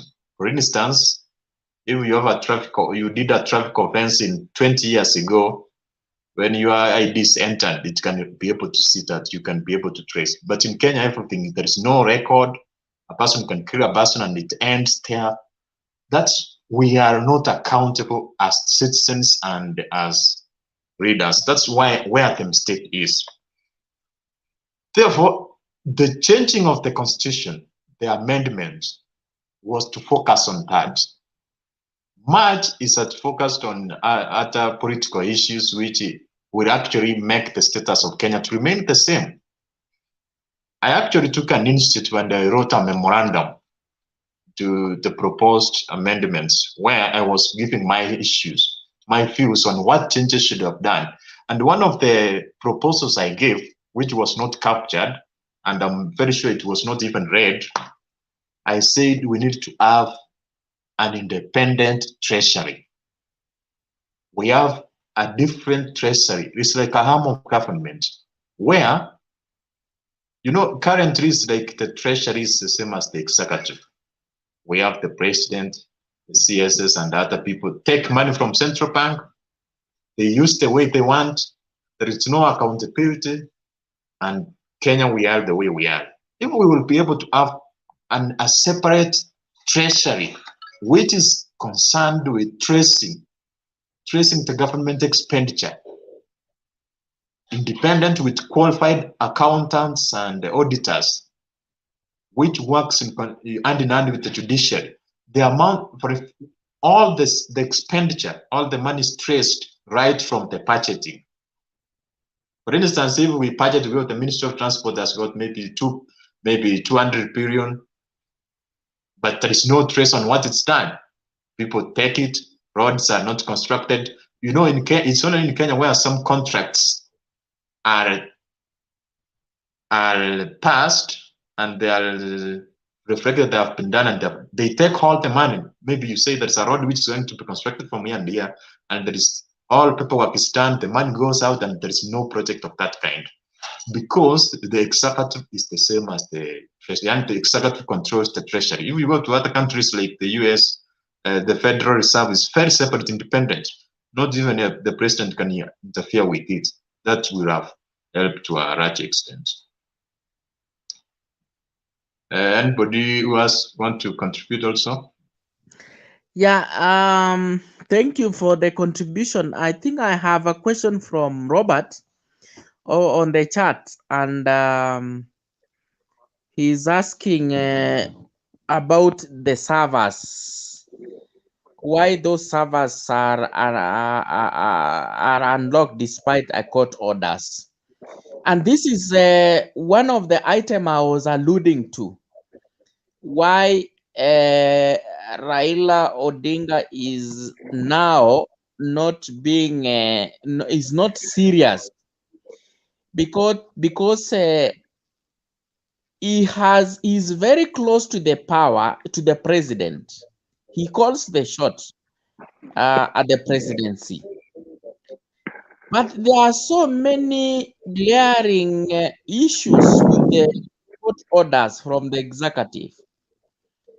Like now, I think his first mission could have been what happened with the server. I mean, what happened with the court orders? There are court orders.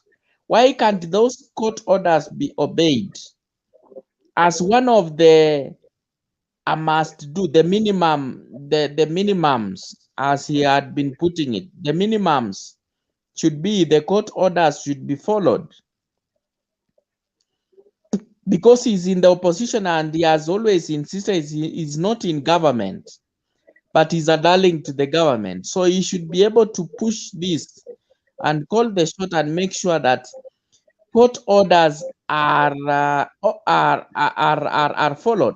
And this is actually surprises me, because if he is actually a good person, if he is actually a person who means good for this country, so that we have a new dispensation in terms of constitutional amendment, that the Wanjiku should be heard, that the Wanjiku should be the person who is supposed to be listened to, that Wanjiku is the person who should get justice and all that. And now that he has first experienced from injustices in terms of political dispensation, why can't he correct these measures right on the spot immediately as one of the first things before you look at the other things? So there are servers, there are so many court orders, the IEBC is a skeleton and is watching. There are so many issues with the ombudsman, there are many issues with police. There are so many people who are killed in Kondele and Kisumu. There are so many cases in the courts. There are so many demonstrations that happened in 2017 when they boycotted the elections. And he is comfortable. So I don't know. I'm actually confused. So those are some of the things I thought those are some of the things that were to be addressed first, so that we now face on the new dispensation, because we should have a new Katiba coming in when the previous issues have been addressed. Because if, let's say, we enter into July, we have a new constitution, BBI is already there and everything has it. So what? So the question is, so what? What happens with the mothers who are still in the bush, or those who are already lost their husbands, their breadwinners? What happens? I mean, I'm looking at a leader whom I appreciate the role he has played in the multipartyism and also Pan-Africanism. I'm just trying to point out where are the positives and vis-a-vis the negatives. I want to figure out. Yes. Silas, you have talked well, sir, and I appreciate your sentiments. I equally would wish maybe to add to what you have said on the fact that he has really done a lot, and no one can take anything from him what he has done. He has done a lot. He has been tremendous in his undertaking. Some of us supported him some times back, but we fell out on the way because of some of the things that he stood for, but at times maybe didn't see them through. One, you see, in the event we were to have an election tomorrow morning, a lot has not changed from 2017. The same IBC that was there is still there. The same Chebukati is still the same person. We maybe don't even have a reformed, as per what Maraga advised. We don't have a clear uh, portfolio in which we are going to vote from. Because by the end of the day, the server being mentioned today might be the server that will be used in 2022. We need to ask ourselves, have we learned from our mistakes? Have we learned from where we fell? In 2017, there are so many issues. In 2007, there are also equally so many issues that Kivuito said he was not really sure who won the election. So we need not just to change the constitution. We also need to look at our election laws, because there is where at times some of the problem begin. Because he will say he has won, and we as the supporters, we would want to agree with him. Hence, we'll go to the street to protest. And as we are protesting, we cause mayhem and commotion. Eventually, it leads to a need to calm the nation, and that's how a handshake came to be. But unfortunately, did we really address the issues that led to the disruption and to the results that were not pleasing to everyone? Did we really acknowledge our mistakes, or we are just going back to the same place that we were in 2017? You see, we have not changed the laws. We have not changed the leadership in IBC. We have not taken care of the issues that separate us. We cannot really stand here and say that we are sure that with or without BBI, the elections will be free, credible, and fair.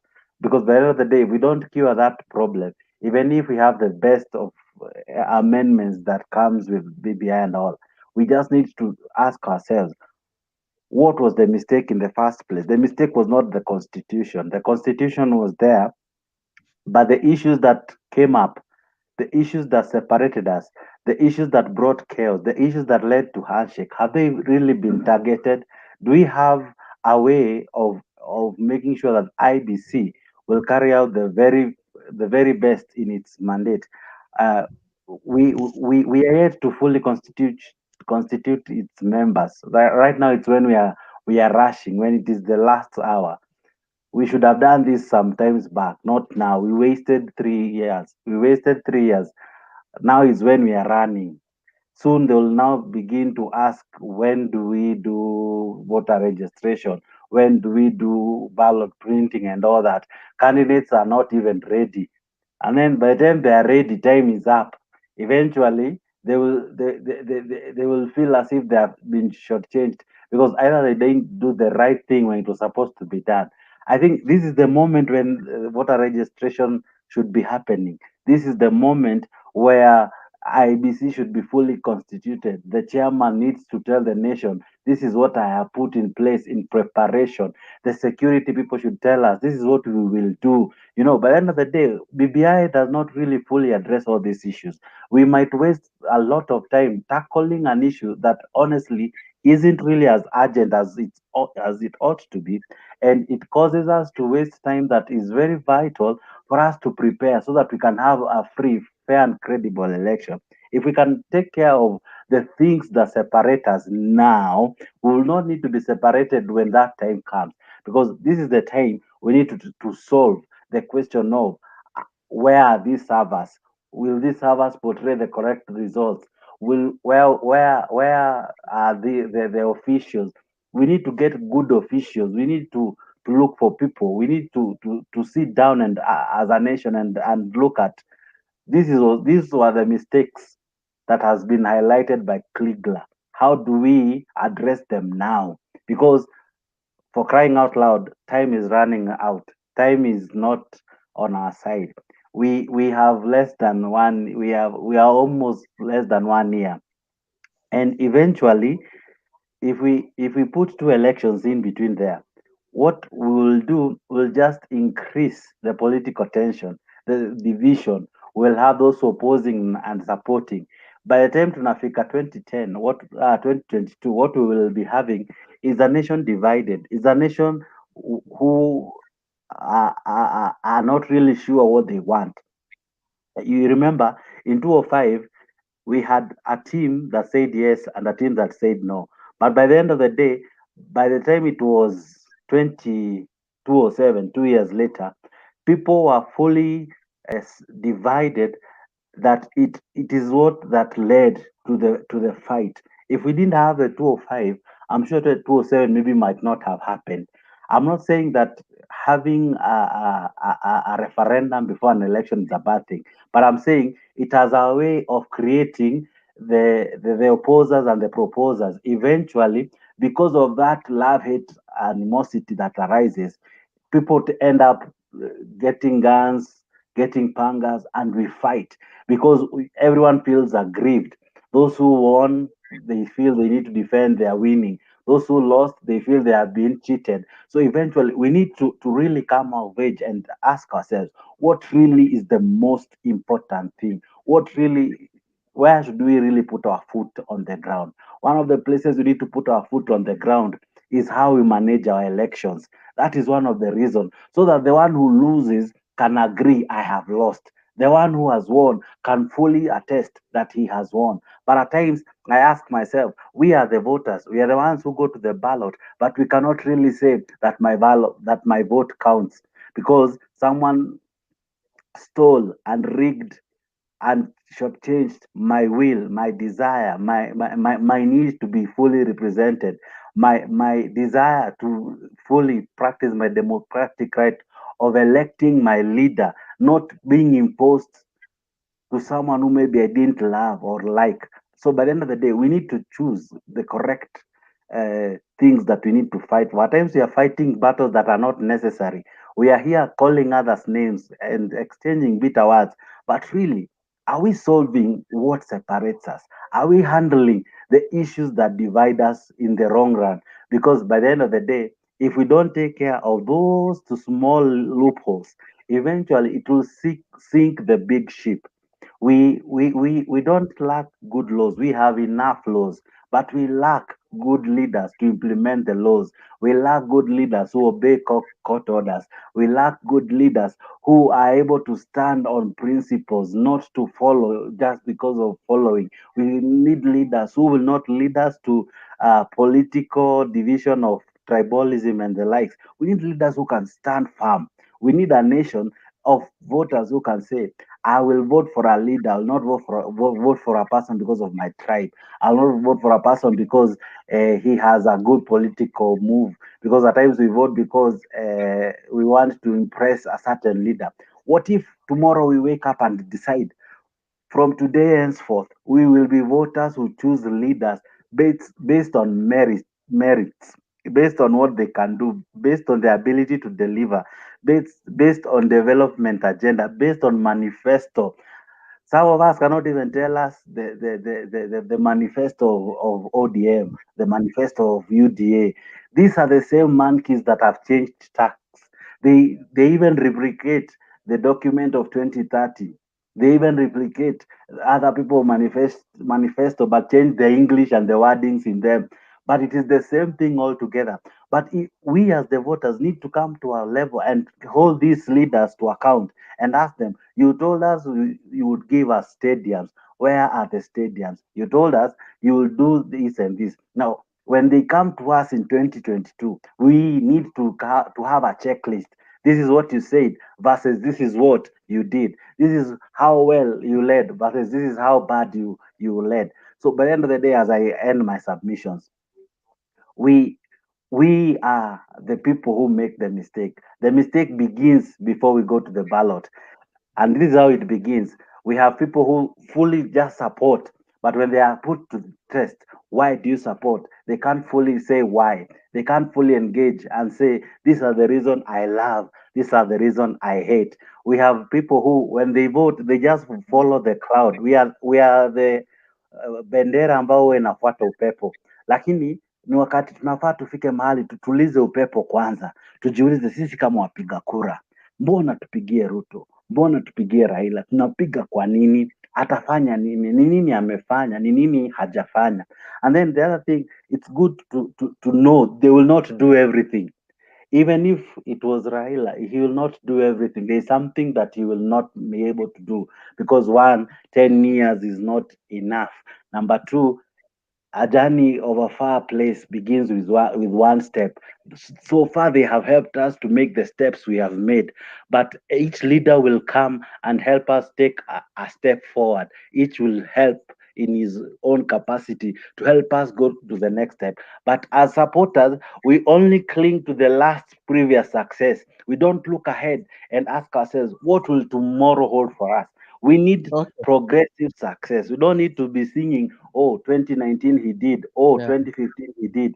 We need leaders who will help us to go to the future, because the future is not for the people who walk looking backwards, for the people who walk looking forward. Thank you, sir. If I can have okay. Silas, kidogo tu. Okay, fine. Benson. Okay. There is a point Duke made it. Now, it's a point that I don't think most of Kenyans or Kenyans politicians, they ever thought of it. Rather than a politician to use his own money, as in savings, I think that one will lower the lines of corruption. Because at the end of the day, if I used like 20 million in my elections, I would try my level best to recover this money. But if my supporters gave me this money, that pain of losing, of losing an election could not be there. That point Duke made it. I think, and we miss, and we don't have those people who can convince politicians to come up with these laws. Like, no politician should use his or her money for campaign, so that he won't try to recover the loss through our own taxes. Right now, the government is trying to launch projects. They are doing short day works. Nairobi Express, if you see the way it is being done and other highways, there is no proper drainage. So long as wanatatua tuweke kalani juu and everything, there is nothing like pedestrian walk, because they just doing things highly so that we can appreciate them, and all it's as if they are enticing us so that we can support them or vote them back. About BBI, this is one of the things that I really don't understand. Kenyan politicians, there are those who just wake up and to salimiane, then we come up with our own thing. And now, Sicily, we don't even question, why did you guys greet each other? Now, if we can follow your way, your BBI or the thing that lead you guys to come up with one thing in common could solve the real elephant. Now, the BBI, there's nowhere it has stated that what makes the loser to go and demonstrate or feel he was leaked or feel he was shortchanged in between. The BBI is only focusing on top. They are arguing it's reducing the winner takes all. At the end of the day, if it is not Kikuyu a president or a Kalenjin or a Luo, nothing else, it's just a small circle of only big 5 tribes. It didn't solve that thing of winner takes all. The thing of counties will get more funds.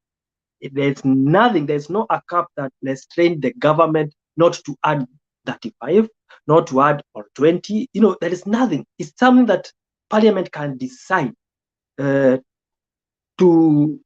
improve or to allow the money to go to machinery. But since politicians are selfish from beginning, I think the only thing we can streamline these guys is coming up with the laws that Duke highlighted. Yeah. Benson. Yeah. Let's talk of the real issue, because by the end of the day, BBI will not really help. We are not even sure. We are not even sure if it will be there, and even if it will be there, it will either pass or fail. And I think we should cross the river when we get to it. So the question is this: what is this that brings the hatred, the love, in almost equal measure to a person who others praise and idolize and call him an icon of reform and all that?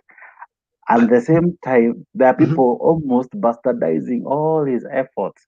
What is the problem? The problem, by the way, Jakes, let me tell you, unless those people who are born 90s, and the people that were born 90s, you are finding them Kikuyu is smiling Aluo, and Aluo is smiling Akamba.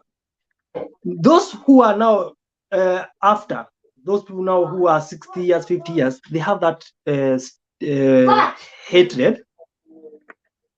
They have that hatred, and I think it's something, Jolam, it's something that is changing.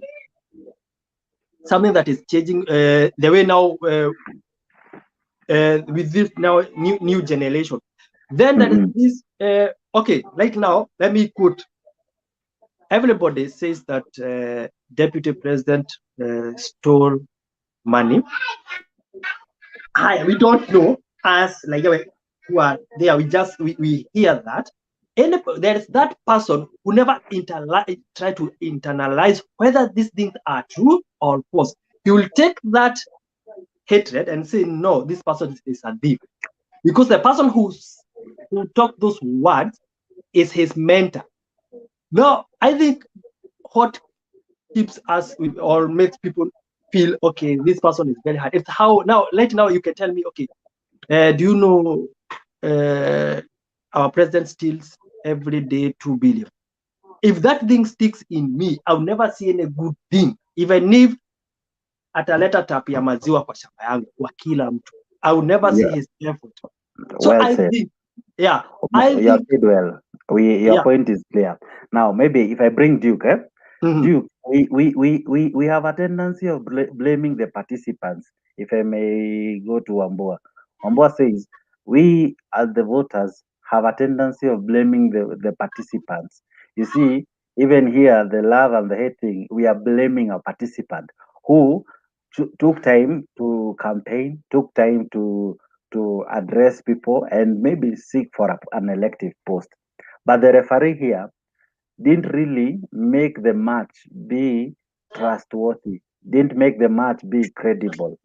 Now, you as Duke, honestly, do you think we need to change the constitution, or we even need to put a hawk eye on the referee, because it's the referee that determines the outcome of the election? If the referee is biased, even if you have 1,001 falls and you don't get penalties, you don't get free kicks and all that, will we be doing us justice by going after the ball, by complaining about the nets, about the size of the field, yet the issue is the one who is controlling the match? First, it's true that the referees are the one who controls or supervises the exercise, but the participants have instruments of power. Most of them, they have instruments of power. One of them controlling parliament. I want you to focus on a participant who does not have the ability to control power. For example, in 2022, most of the contendants, sorry to say, might not fully have the ability to control or have power to control the outcome of the election. But there is a referee who should have the results should be clear. As we know, tomorrow will be tomorrow. The elections need to be verifiable. That if we open the surface, If we said Flani had 10, if we go to the servers, we will get 10. If we say Flani had 15, whatever we say is what is reflective. Because you see, the problem, I think, and maybe I would wish you to address it, to that issue is it really the problem as a participant, or the problem by those who control, coordinate, and finally announce the result? Where is the problem? Because I don't think we have addressed the issue. And until that point, we'll always get it wrong. Yes, it is true. The issue is with participants. That's why I talked about consequences. But there is coercion or control or manipulation by the participants. Check on your mic. Check on your mic. Check on echo. No, maybe somebody has not muted his mic. I see.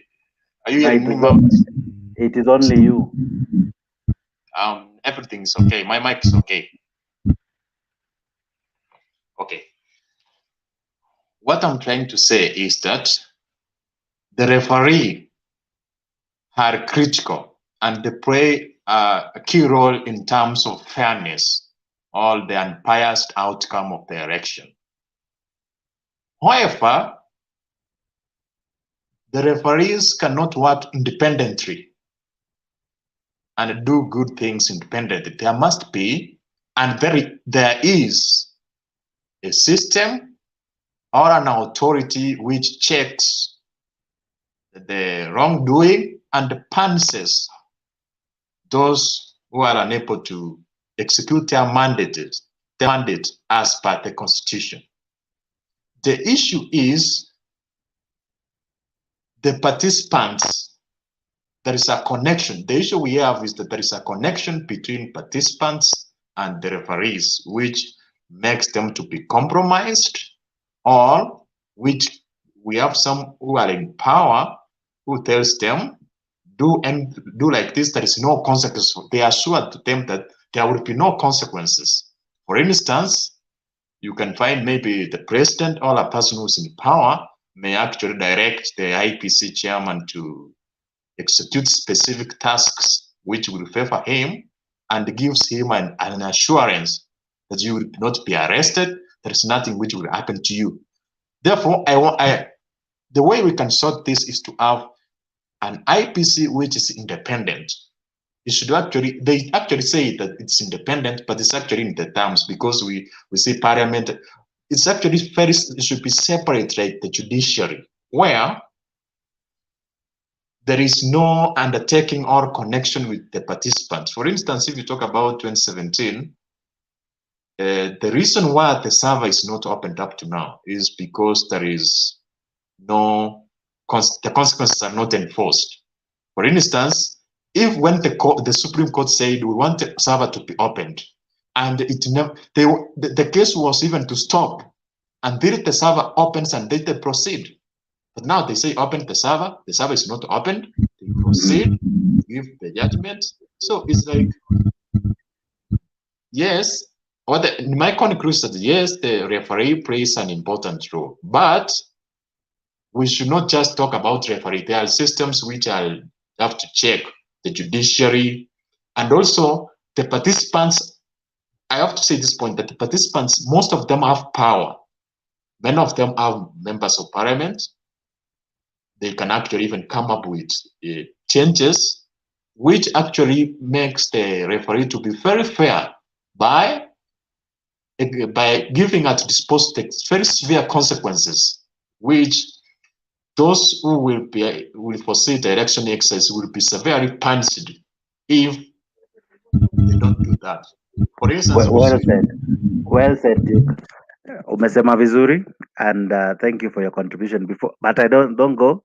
Let me bring in Ronald. If you can unmute your mic, Mr. Wafula. Thank you. It's good to see you. Thank you for being here tonight. We are having this wonderful conversation. Now to place we are asking.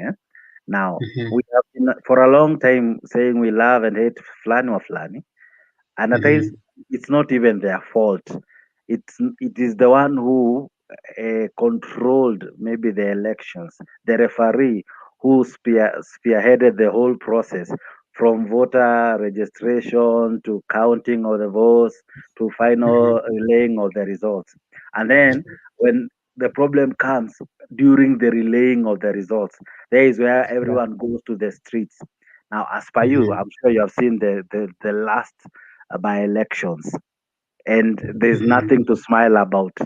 And with or without BBI, I can tell you for free, we have not solved the problem. I don't know if you agree. So, if you are Wekesa, chairman of IEBC today, what do you think you can do as a reformers and as a leader and as a chairman of the same to make sure that we solve these perennial issues once and for all?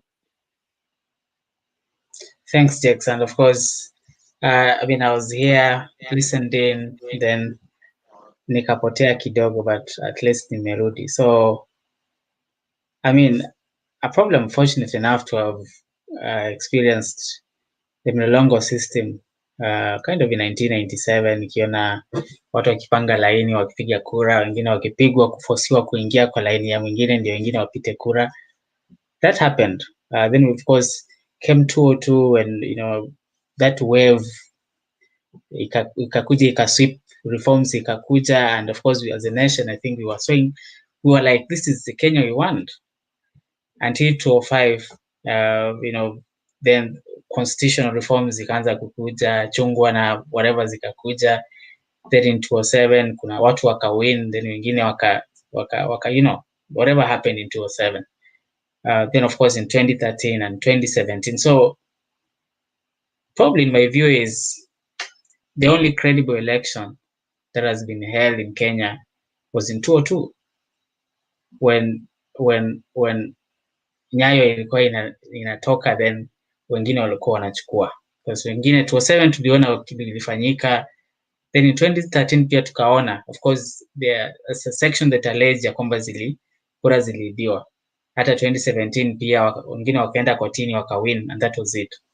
So in my view is, if I'm the chairman of IEBC today, I might have much to play, but I feel the way tuko sahi, the incumbent has more powers. We saw that in 2017 between August and October, right?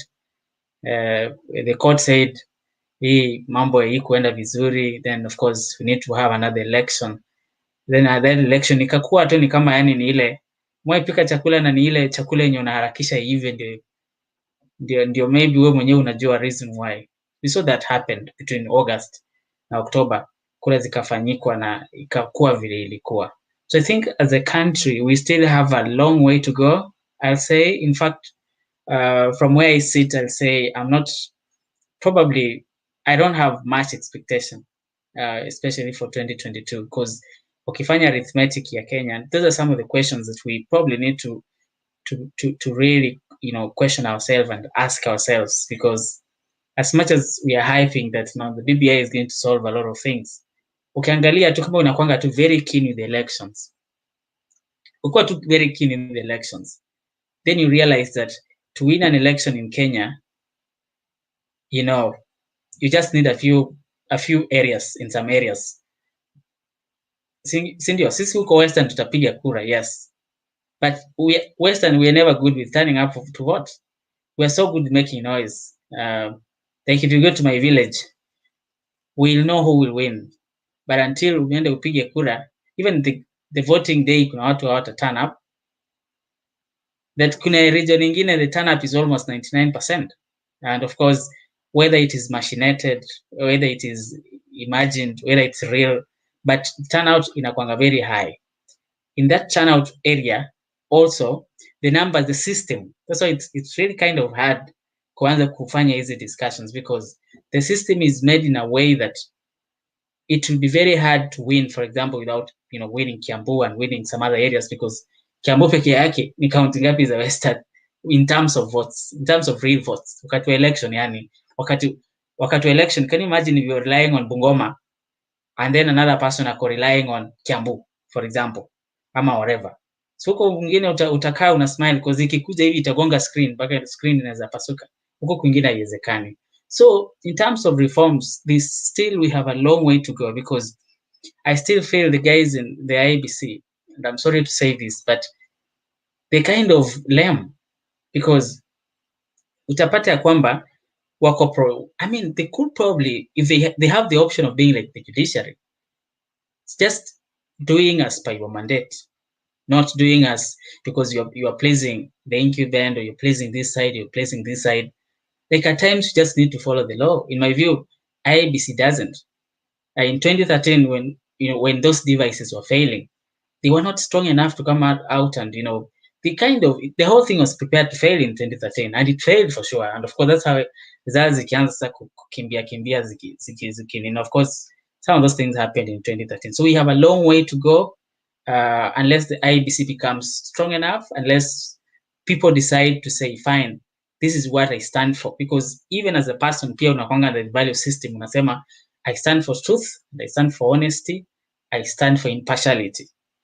But it's kind of opposite these guys now, because wanaonanga tu vile kunaenda. Then of course, kiangalia hizi elections zimefanywa a few weeks or a few days ago, then you'll see like we have a long way to go, because voter bribery is still happening in broad daylight. Even where I come from, it still happens even up to today. Even on the voting day, it still happens.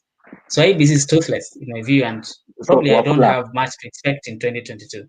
Wafula, okay, what really makes you feel that 2022 does not meet your expectation, given that we are barely a few months to the elections? Yeah,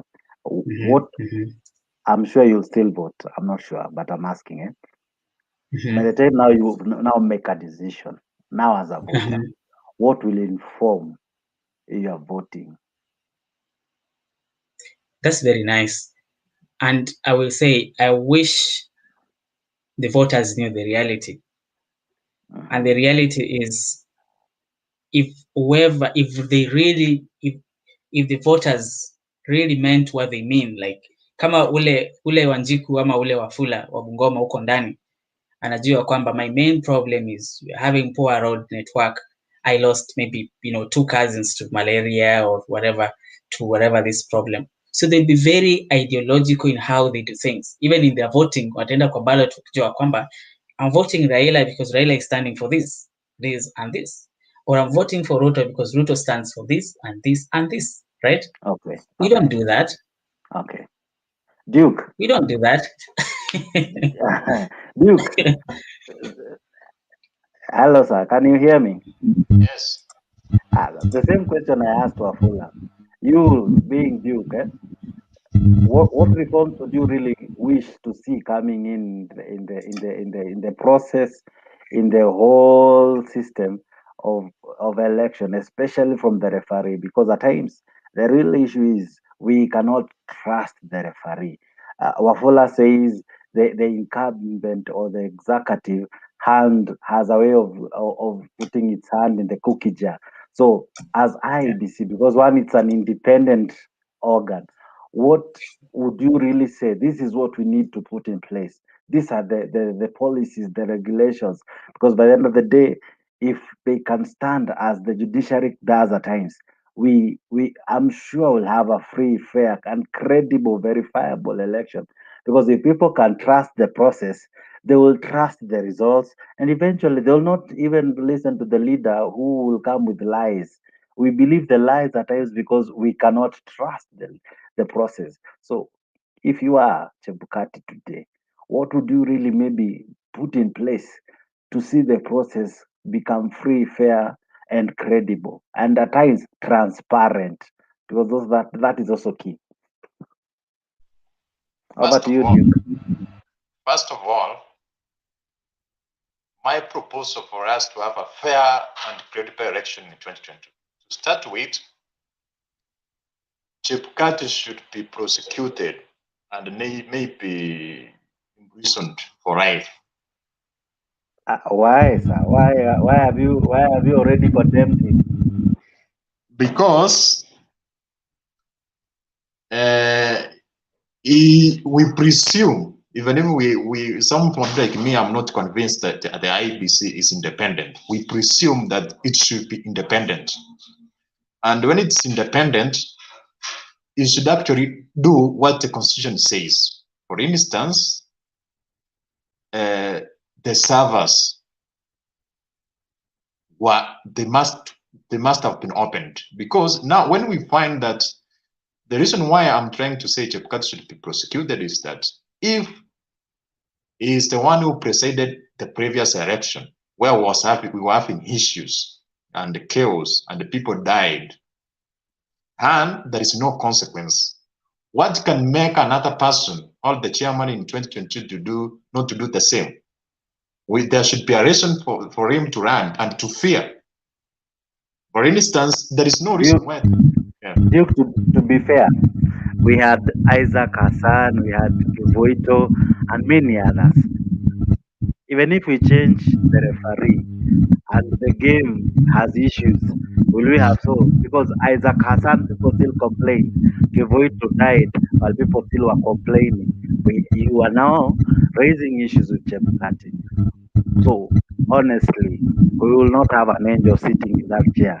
So how do we really solve the issues? Because at the end of the day, I don't think it's the person.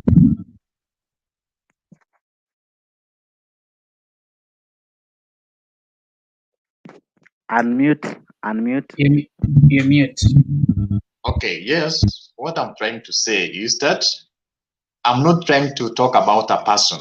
I'm trying to say if the previous readers, the previous IPC chairmen who did mistakes were executed, imprisoned, and punished, that would have scared those the others who are going to come. They have to know that if you mess, there is prosecution. So something has to be done right. Now, the reason why there is no surprise, even in the 2022 we have the same mess, is that previously there is no consequences. For instance, most of you have used smartphones. Most of you have used computers. We buy a smartphone like 15,000 and it works for like years. But there is a Kim's kit, which is bought at almost 150,000. And it was supposed to be used in one day. It will never fail. How can it fail? And we buy a smartphone, they survive over 5 years. It failed by design. And when people fail by design, and those who have failed it by design are not punished, that means the IPC is not independent. And then, in short, what I'm trying to say is that we have to enforce the consequences which are there. And I've said this, if there is no consequence, even me, assume I'm somebody and an organization somewhere, and I can take 100 million and nothing will happen, I will take and go. But if you take and you are scared, you can be imprisoned forever and you cannot use that money, that will never happen. So it's about enforcing strict consequences. Therefore, if those strict consequences... So, Duke, are you saying we need to enforce and empower IBC so that those who break and violate the regulations can be jailed and imprisoned? No, I'm trying to say the judiciary should execute its mandate. For instance, you can see that it was a contempt of court order. IPC was told that open the server. It never opened the server. And nothing happened. So it means even the judiciary is not functioning. What happens when a person does not obey a court order? A warrant of arrest should be given. So if there was to be given a warrant of arrest, the chairman of IPC be arrested, and then there is a reason to be run, and the future chairmen will fear and do the right thing. Okay, I'm sure your sentiments are supported by many of us, but the question also comes in this format. In the event we go to 2022, the servers have not yet been opened. The servers are not yet verifiable. We cannot verify. We cannot fully say this is what happened in 2017. So probably there are no lessons to learn from the previous elections, right? Now, Duke, what do you think we should do as we go and head into 2022, we as the voters, because by the end of the day, we are the ones who suffer eventually. It is our children who will be killed. It is us who will be shot in the streets. We as voters, what should we demand from the IEBC? Because I think I have a right of my vote, because the Constitution protects my vote. It gives me the freedom of voting. It is enshrined in the Constitution that I'm supposed to vote and to vote the person of my choice. So what as a voter should I do, or what should be my stand? What should be my say? Who should I hold into accountable? For a long time, we have prosecuted the participants. Now it's time we ask, we as the voters, what should we do? Then I'll have Wekesa also respond to the same. Okay, first of all, I cannot blame one person. It's many parties, even the participants, the referees, and the voters. Every person has a role to play. So it's not about a mistake of one person. It's a cooperative event where every person has to take its responsibility. But to answer your question more specific about 2022, most of you are able to see the way elections are done in, for example, in the US, in other areas. We saw the media announcing the results. There were cameras everywhere. But here they say it's a crime because they want just a person, IP's person, to announce the results, which maybe have been given by a reader, or they have been changed. So what I am proposing is this: we can have cameras in every polling station, and the presiding officers at every polling station should watch that clip of that person announcing that results should be broadcast in the television and then added from there. For example, if there is in a constituency, a given constituency, we say the votes are over. Let us hear what the presiding officer said. He said, right about 2,000 and another person votes. That video, it should be one which should be used to count, to tabulate or add the results. But when you see that there must be just one person, and the reforms given from all over Kenya, and they are changed, and that one person in a given area can announce anything and it's final. No.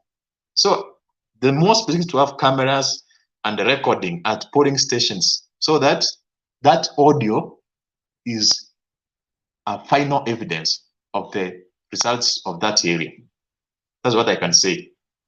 But at times, Duke, you find some of these presiding officers anapotea na anazima simu, we can't even trace them, and anapotea na form 34, is it 34B?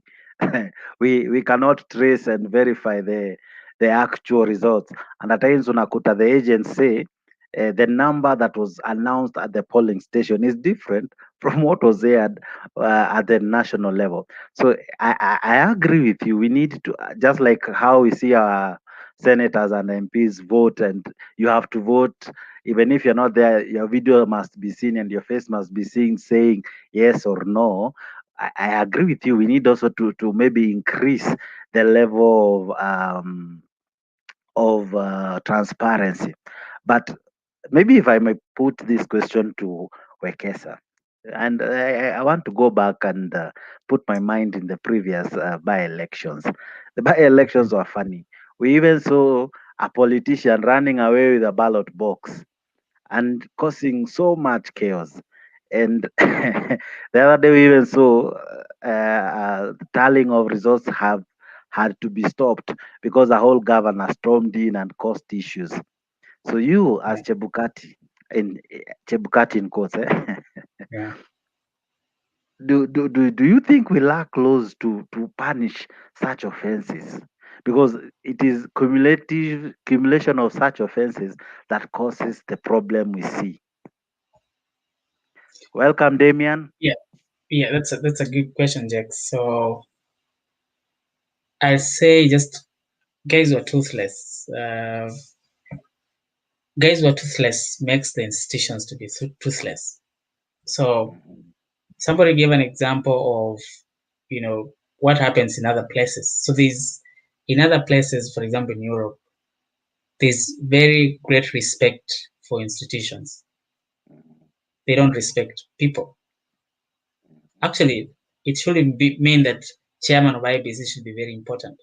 The institution of IEBC should actually be more important than the chairman of IEBC. But if you are relying on chairman of IEBC to be like our magic god, it might not happen. So if we could get to a level of strengthening our institutions so that irrespective of the government in place and irrespective of what, they're going to remain as impartial as possible, that would be the thing. But in this case, for example, you see politicians running away with ballot papers because they know these guys are toothless. At the end of the day, they not reprimand you, right? Utashikwa siku moja siku mbili umetoka, and that is it. So until we get to that level where we strengthen our institutions, especially separating institutions from the government of the day, because governments come and go, right?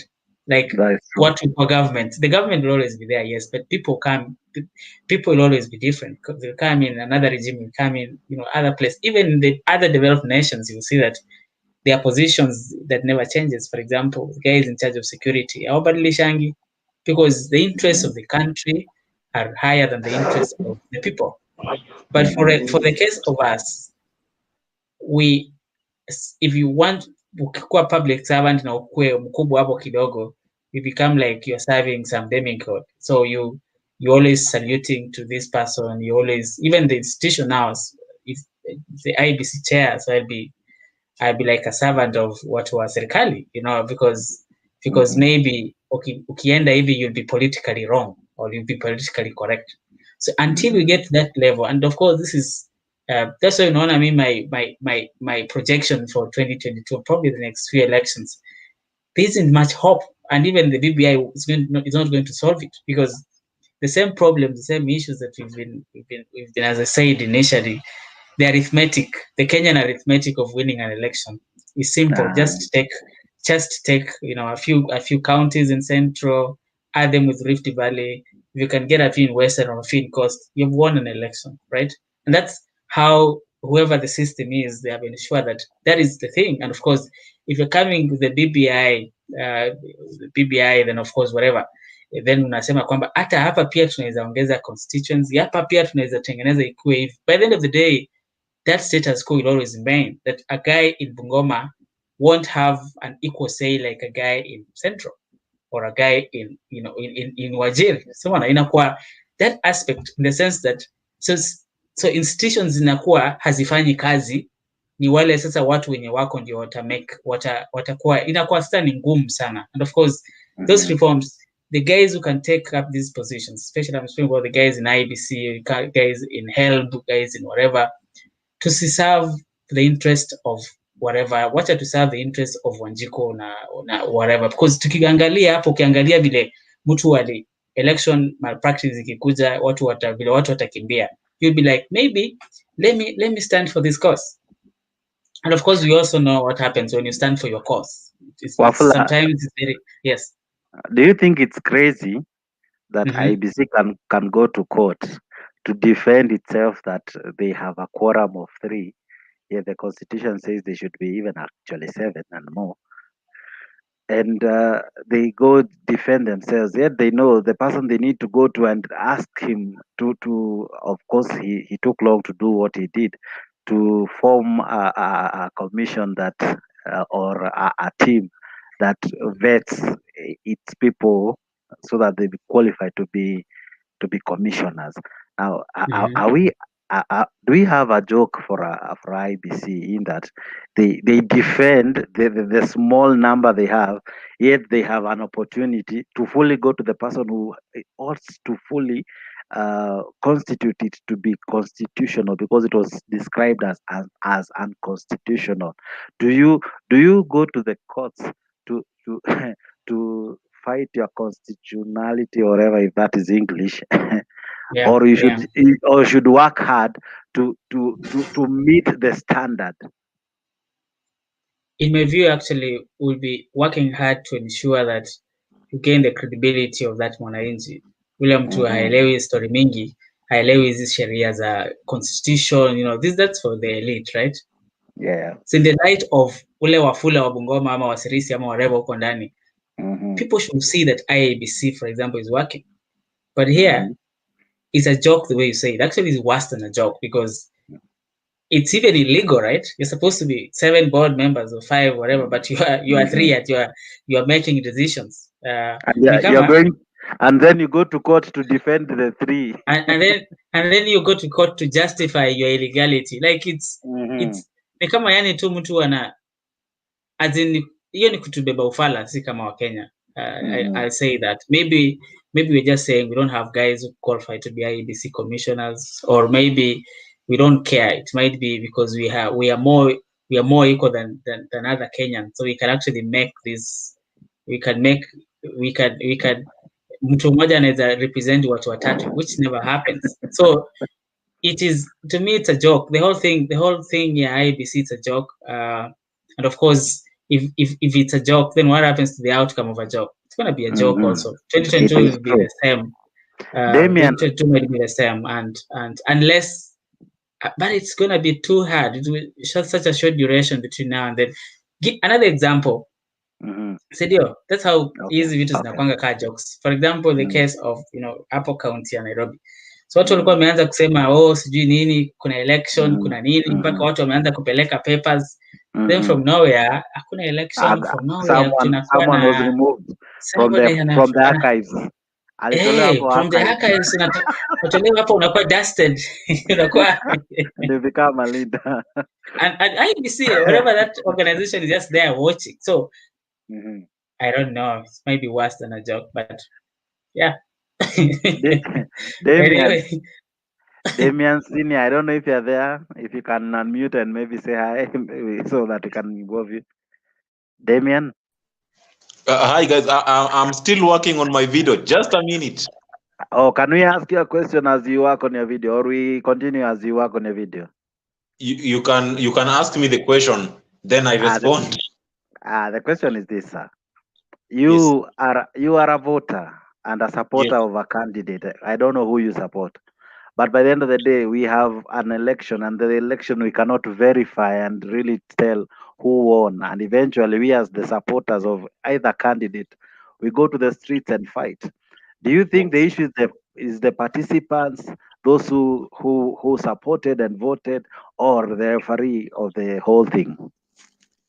Are you talking about the just concluded elections or elections in general? Elections in general, because we have seen it even in the by-elections, where even the candidates themselves are not really comfortable or sure of what really transpired. Well, I think the blame goes to 3 parties. We have the voters, the electorate themselves. We have the IEBC, which is the constitutionally recognized institution that is mandated to conduct elections.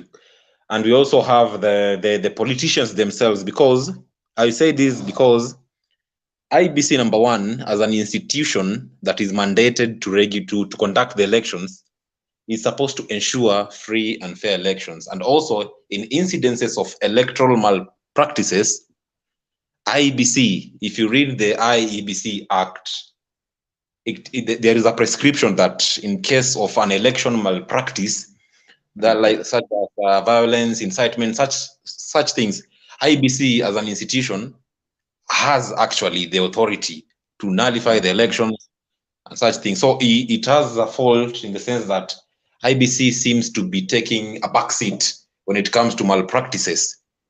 And then secondly, the voters too, who are the electorate, have a problem in the sense Damian, that yes. Do you think their hands are tied, that even though they might point the issues, they fully cannot really maybe prosecute and maybe take to a court of law the offenders and perpetrators of such illegalities? Well, you see, their hands are not tied, because the function of the IEBC is not to prosecute, but it is to present the case. They say that they should say that such and such an event, such and such a malpractice happened. So we as the IEBC, as the institution that is constitutionally mandated to conduct elections, we find it that candidate A broke act, this and that, or such and such a thing happened. As an institution, they have the mandate. They can recuse themselves from the malpractices and say, we as an institution provided the avenue, but due to circumstances that prevailed because of either the voters or the politicians, we couldn't do ABCD. That is there in law, if you read the IEBC Act. So their hands are not really tied because we have the institutions, we have the judiciary. So if the judiciary does not act, the IEBC will have cleansed its hands and say that we have done our part as an institution and as a body mandated to conduct the elections. I was trying to explain about the voters. We as the voters also have a problem in the sense that we are not cultured well politically. We do not understand that politicians thrive more when people are divisive or divisive. So I think the electorates have a very big role to play. We should be voting. After voting, we should leave. In case of anomalies or anything, we should use the institutions that are provided in the Constitution. The politicians have a problem in the sense that they are the ones who incite, because voters fight for politicians. Like they are the centers of everything. The problems happen because of them. So I think it's a problem that is shared across the three different categories. That's my view. Well said, sir. We thank you for your contribution. Duke, Damien has classified the issue into three: the voter, the counter, and the politician, or rather the IBC and the politician. You as a voter, do you feel that when you vote, actually your vote counts?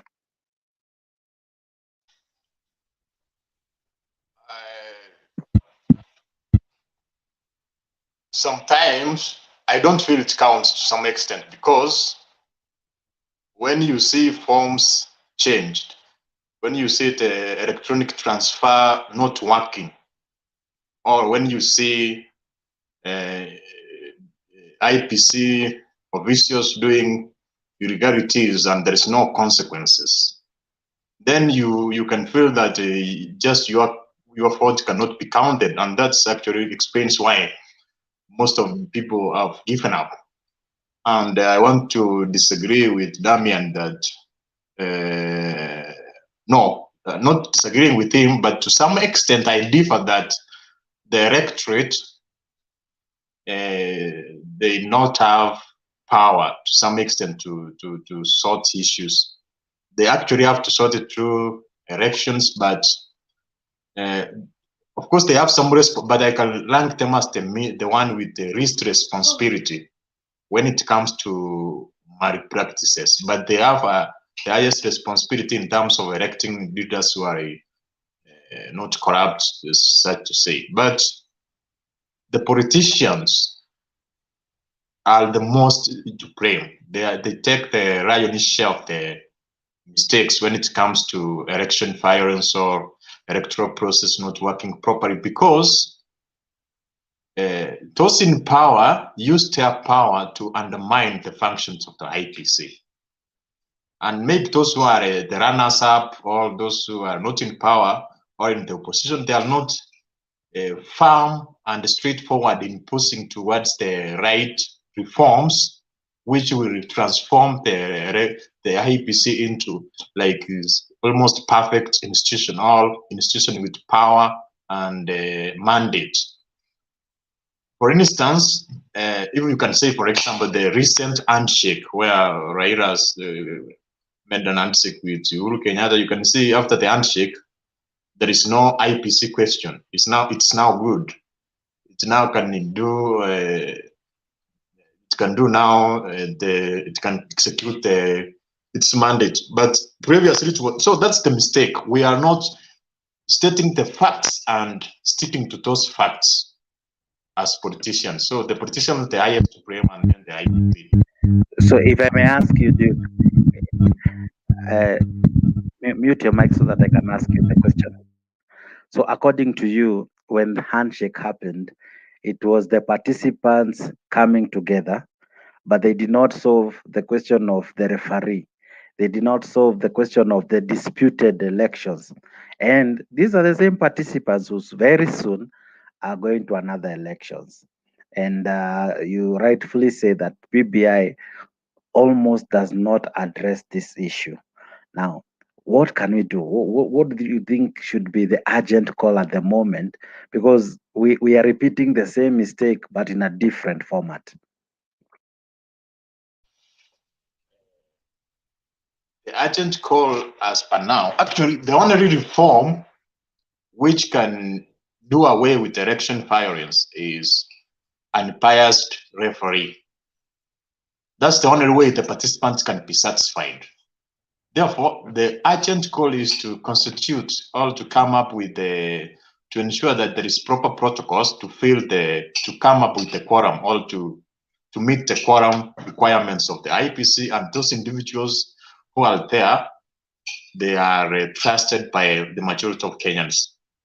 And then the judiciary should also be a watchdog where it scrutinizes and checks the action of the IPC, and those who are unable to execute their mandate are not just removed from office, but prosecuted. Through that, that's the only way we can have an election which is fair, because there will be consequences if mistakes are made. But when people see there is mistakes, there is no consequences, it's going to repeat the same. So the only reform should focus on IPC more especially.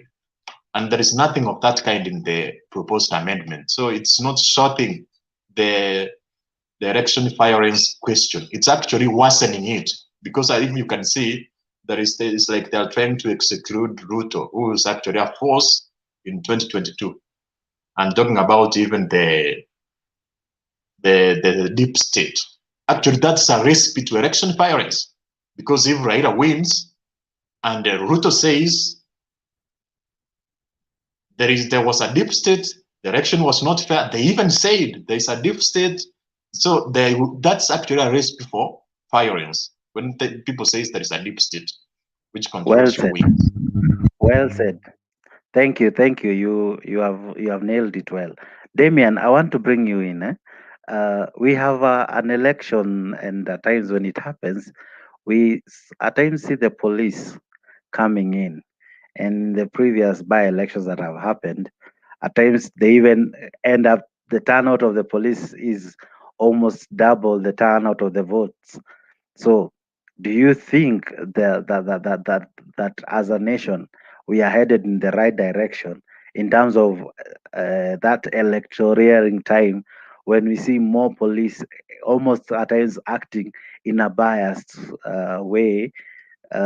What would you say about that, and how would you classify the police? Because you classified the voter, the politician, and the referee, but you left out another institution that is supposed to reinforce law and order with all impartiality. Thank you so much, Jakes. Interesting question. Well, you see, the police are the law enforcement officers. That is how they are defined in law enforcement. They're supposed to enforce the laws. They're not supposed to break the laws, because in my view, how the police have been operating during the elections, in reference to the recent by-elections that happened, I had an opportunity to go to Bonchari, and I can tell you, things were not easy. People are being caned like dogs, you see. Like, it's like the executive was turning the country into a police state. You see, a police officer is supposed to ensure that the citizens abide by the laws. Their primary responsibility is to maintain law and order. And in maintenance of law and order, they are not supposed to be caning people. Voters are not criminals. Voters are citizens of this country, you know. if the police are coming to whip the voters, it means they are contravening the laws which they ought to be enforcing. If you read the Constitution of Kenya, Article 1, there is a reason why Article 1 was written. It never came there by chance. And there is a reason why it is the first article in the Constitution. Because Article 1 of the Constitution lays allegiance to the people of Kenya. That's why it says sovereign power belongs to the people of Kenya. And the people of Kenya can exercise their sovereign power through their elected representatives. So the Constitution acknowledges that the leaders of the country actually acquire or derive power from the people, you see. So the police coming to disrupt the voters is in itself a hindrance to the democratic strides that we have enjoyed as citizens of this country. The police are supposed to be passive people in elections. Actually, we are not even supposed to notice their presence, you know. But when they run all over, caning people, doing what and what, we are turning this country into a police state, which is totally wrong. So in my view, how the police have been operating, I don't think it's well. Well, the police presence is important because security is key in elections.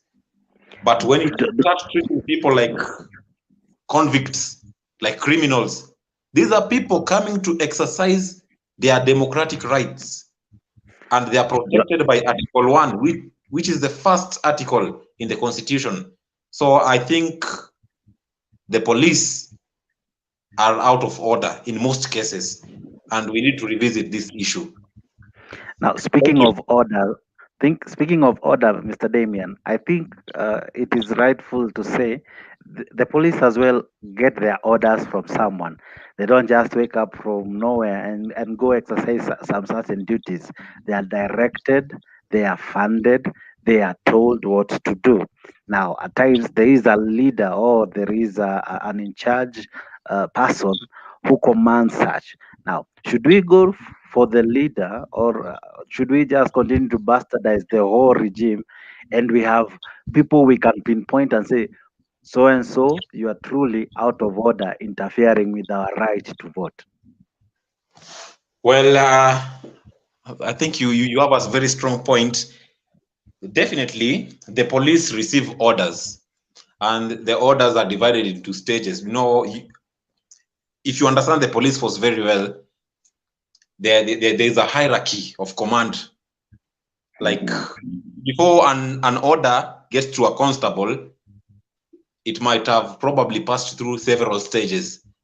That's and true. while I quite agree with you, they receive orders. The police fall in the docket of the Ministry of Internal Security, like in Interior and National Coordination, Matiang's docket. And you can rightfully, I think you had, even from the Bonchari by-election results, there was overwhelming complaints, even from the ODM. Despite ODM winning, there is a message that Raila Odinga put on Facebook, you know, saying that people should not take advantage of the handshake. Of course, he was not blaming the police per se, but he knows very well that the police receive executive orders which fall in the Ministry of Interior. So it is the ministry which is failing, you know, it is the ministry which is failing, and it is contravening the law, and it is contravening Chapter 1, because the moment you hinder citizens from exercising their democratic rights freely, I don't really think there is any chapter of the Constitution which you need to follow. If you fail to follow Chapter 1, Article 1 of the Constitution, then it's automatic that you are in contravention of the law. So I quite agree. Not quite agree. I largely agree that there is a very big problem. the government, to be specific, the executive, has failed in this venture to ensure that citizens actually exercise and practice their democratic rights as rightfully enshrined in the Constitution of Kenya. Well said. Yeah. Thank you, sir. Thank you, sir. Wekesa, I would want to bring you in. After the police are through controlling and managing elections, we run to the courts to file petitions. And at times, what we file, at times maybe they fall on deaf ears. And we end up blaming our judges, blaming the judiciary, and when they make some rulings, if they favor us, we praise them. If they don't favor us, we criminalize them and call it judicial activism and all. But you, as Wekesa, do you think the judiciary also has a role to play in ensuring that in the event we go to an election, that it is able to expedite the cases that are brought before it on electoral malpractice and all that, and give verdicts that are credible, not biased or influenced by political affiliations and all? Yeah, that's a very good question. At least, I mean, as a citizen, I will say, of all of the many institutions we have in Kenya, maybe my topmost institution where I kind of have some confidence in it is the judiciary. I mean, I'm not saying that the judiciary has been super perfect to 100%, but at least it has performed above average compared to the ones that Damian has mentioned. For example, the police probably have scored less than zero in almost everything. So if I'm going to an election and at least I can, I mean, of course, the landmark rolling in 2017 was kind of the topmost of it. That will always instill confidence in voters, in the sense that at least kukia kubaya ukienda kotini, tutasikizwa. Hata kama nini, of course, it's also very, very true that matters law, I'm not a lawyer myself, but I think matters law it depends with the threshold of evidence that you kind of present. So you might come up with with a verdict that might not sound very okay with a section of people, but you don't want to be politically right or politically wrong. You're just trying to mixing evidence that has been brought on board, and of course making a decision based on that. So I will say yes, I have more confidence at least in the judiciary, but I'll have probably no confidence in institutions like the way Damian said, they're supposed to be called officers. Officers are guys who are people who have a code of conduct, are people who want to present themselves in a professional way. That's not the case, for example, with the police. Ukipatana na polisi, it's a different case, it's a different scenario, especially during elections. It's usually a very totally different thing. I've seen places where, hawa si wanakwanga tu like, kama wewe ni mse, kama sahi, for example, other places in the US, for example, or in Europe, ukikutana na polisi, I happen to have been in Europe at some point when the World Cup was being played a few years ago. I don't remember when was it, 2017, 2018, I was around there, World Cup ikichezwa, and England was playing, and now even the fans wakaenda kukaa kwa gari ya polisi juu wakicelebrate, like their team is playing and wanachezea gari ya polisi, and gari ya polisi inaweza kuwagadi tu wasipigane, kitu kama hiyo. Imagine the same story back home, right? Wenda kusimama kwa gari ya polisi juu na celebrate Harambee Stars inacheza. Kama kushika kifo. So it is the same thing now. If these guys really carry themselves as officers and they were impartial, especially during elections, and of course in how they carry themselves, then tungekuwa vizuri, because ungajua ya kwamba huyu msee akikuja hivi doesn't represent ODM, doesn't represent Jubilee, doesn't represent whatever, but he's a representative of a law. Like ukimwona unatakana ufuate sheria, then of course wewe pia mwananchi utafuata tu sheria. Lakini can you imagine a case where you have 10,000 shillings in your pocket na unasimamishwa kwa traffic?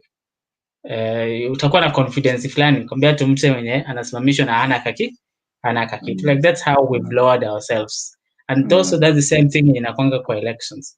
If you're more moneyed, if you go and buy in, for example, buy in series here, I want to become an MP here, and of course it's an incumbent MP, then definitely sitakuwa na space ya kuongea, because even these guys know that hawatakani walao mtu mwingine afanye a campaign ama afanye kitu yake. That's the same thing that will happen even during the election day.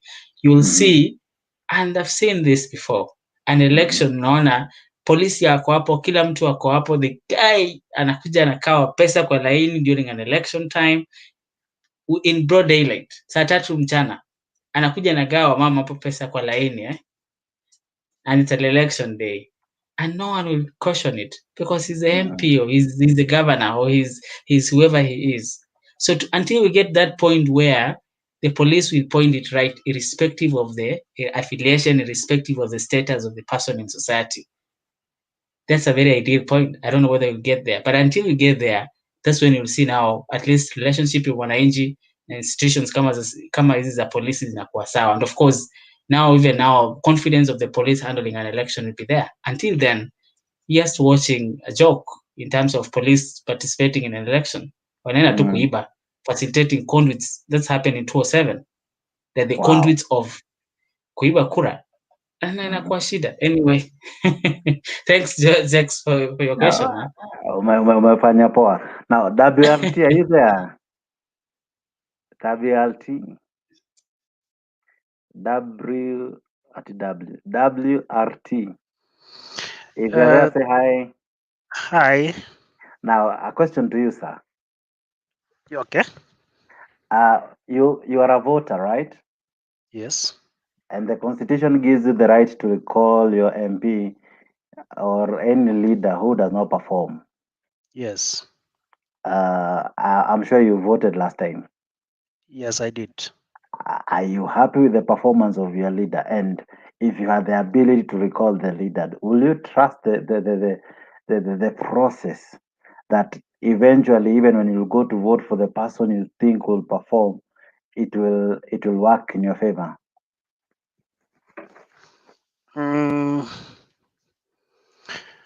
My answer is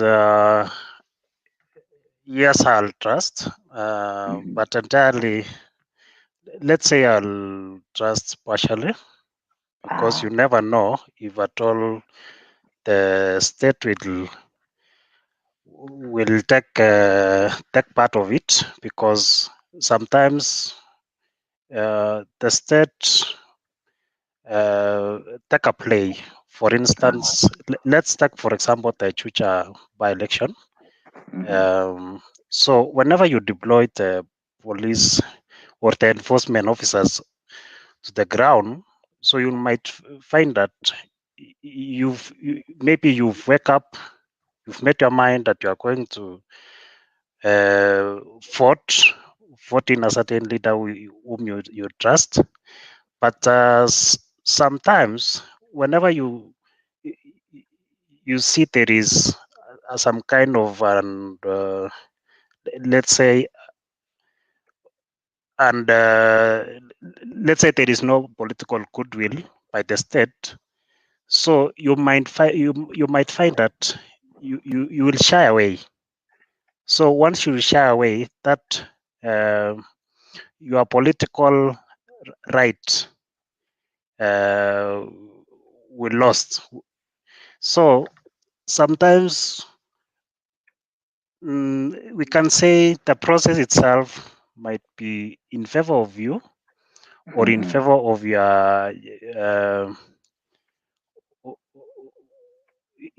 your political goodwill.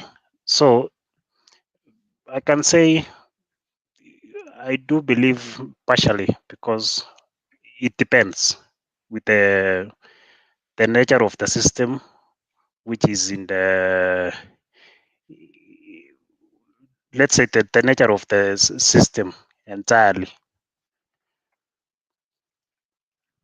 Wow, umeongea poa WLT. As a layman, maybe I may ask you, do you trust our institutions?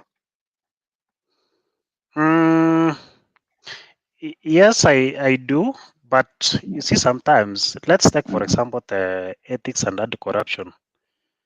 So you find that you've got an institution, we've entrusted them to undertake some responsibilities, and the problem is that sometimes maybe some guys in the executive, not all of them, might be having a different opinion on maybe some interest, if I can say, or per se. So you find that that's where now the problems begins, because the moment you don't entrust those institutions to run independently, so you'll find that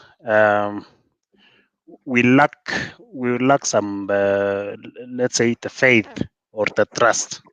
So that's my view. Okay. Yeah. Well said. Duke, I want to bring you in as I'll come back to you, WLT, right? Oh, maybe just a minute. Would you okay. kindly? Okay.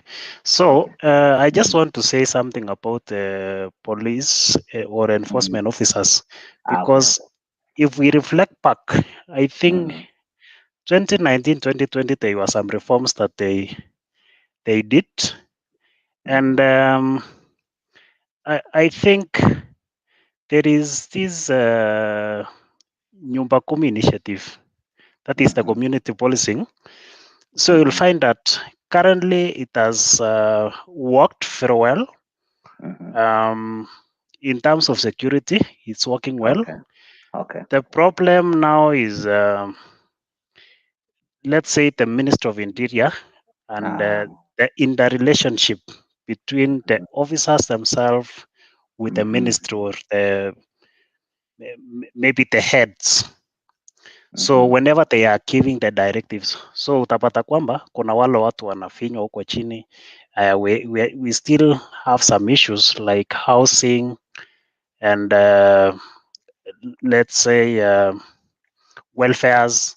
So you find that these guys are doing marvelous job, but there are still some few issues that they need to iron out for them to discharge their duties accordingly. So in as much as they were those policies, I think we've made some progress, but we still need to put in some efforts. Maybe we can say we can institutionalize the Ministry of Interior so that we don't manipulate each and every time, because you'll find that each and every time the government of the day will try to put in some efforts or try to misguide them, if I can say. So that was my my view concerning our enforcement officers. Duke, Duke, what do you have to say about the police and the elections?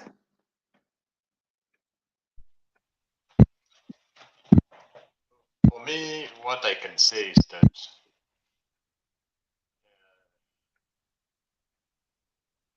the issue is that we have no independence. The new constitution contemplated that the police should be separate and independent, but that has not been implemented properly. Therefore, that's why you find that the Ministry of Interior is trying to give commands which should have not come, should not emanate from him, but because there is that accurate or total independence of the police has not been enacted. And that is the issue when it comes to several areas. Actually, in my opinion, the president should not be able to appoint any person, in my opinion. He should actually appoint a executive, the cabinet secretaries, and they should be focused in that, in trying to implement the manifesto, all the changes that we all see promised Kenyans they will execute. Therefore, that's the issue. Also, about the policemen coming to election points is a mistake. Also, there's somebody who was interviewed, I think it was NTV the other day, and they said that the policemen were brought into the polling station and they started to harass people, chasing people. The people are peaceful, and then they chase people, they throw tear gas. But you find it's a coordinated exercise, whereby you find maybe the government or the person that the government is favoring, there is a coordination and where they want to bring some confusion, and then they steal the votes. Therefore, the policemen are not, most of them, they are not actually, they should actually be in the polling station, but outside. And the inside of the polling station, as I said, there should actually be like CCTVs or cameras where people can be able even to refuse the exercises. And those who committed crimes would be able to trace and prosecute them. That's the only way to do. The policemen, I think, cannot sort the issue. And they should not take blind commands. For instance, even if a policeman has to take command, there is some commands you should not take. You have to take right commands. For example, if a person tells you want to kill people, you should not just take that command. You have to, as a person, I think we have personal responsibility and freedom when it comes to doing what's right. And that is missing in Kenya to a right extent, where that we witnessed during the initial stages of the pandemic, where policemen were told to cane people, all that. That should not be right. You should not just take commands prematurely and blindly. You should actually take command right. You should be able to do what's right. So it's about the policemen being independent and individuals taking personal responsibility by being able to extinguish between right and wrong, and then they make the right decision. Wow. You have said it well. Damian, I want to bring you to this conversation, yeah? We normally have no problem with the results of our MCAs. We have no problem with the results of MPs, senator, governor, women rep. We don't have problem. The problem is this top seat. How do we cure that we can trust, just like we trust that the vote for my MCA was genuine? The same vote for my president also needs to be genuine. Because how do we solve? Because that is where we divide. We don't fight because an MCA votes were stolen. No. We don't fight because a governor issue were not handled properly. We fight because of this top seat. Have we really raised the bar so high and glorified this top seat so much that it is like have it all, or lose it, lose all? Damian. Wow, quite a difficult question, but I will answer it the way I will possibly try to do. So, well, in general elections, in my view, people actually, the turnout in general elections is very, very high compared to the by-elections. Ever asked yourself why? It is because of the presidential candidates. So the other positions are usually by the ways when it comes to general elections. The reason why people do not fight for MCAs, MPs, or whatever positions, you know, the top position is the one that calls the shots. Because when you cling on to the top position, if you become the president, it means you become the head of the executive. you become the head of the executive. So an MP cannot get money if the national treasury has not dispersed the money, the CDF.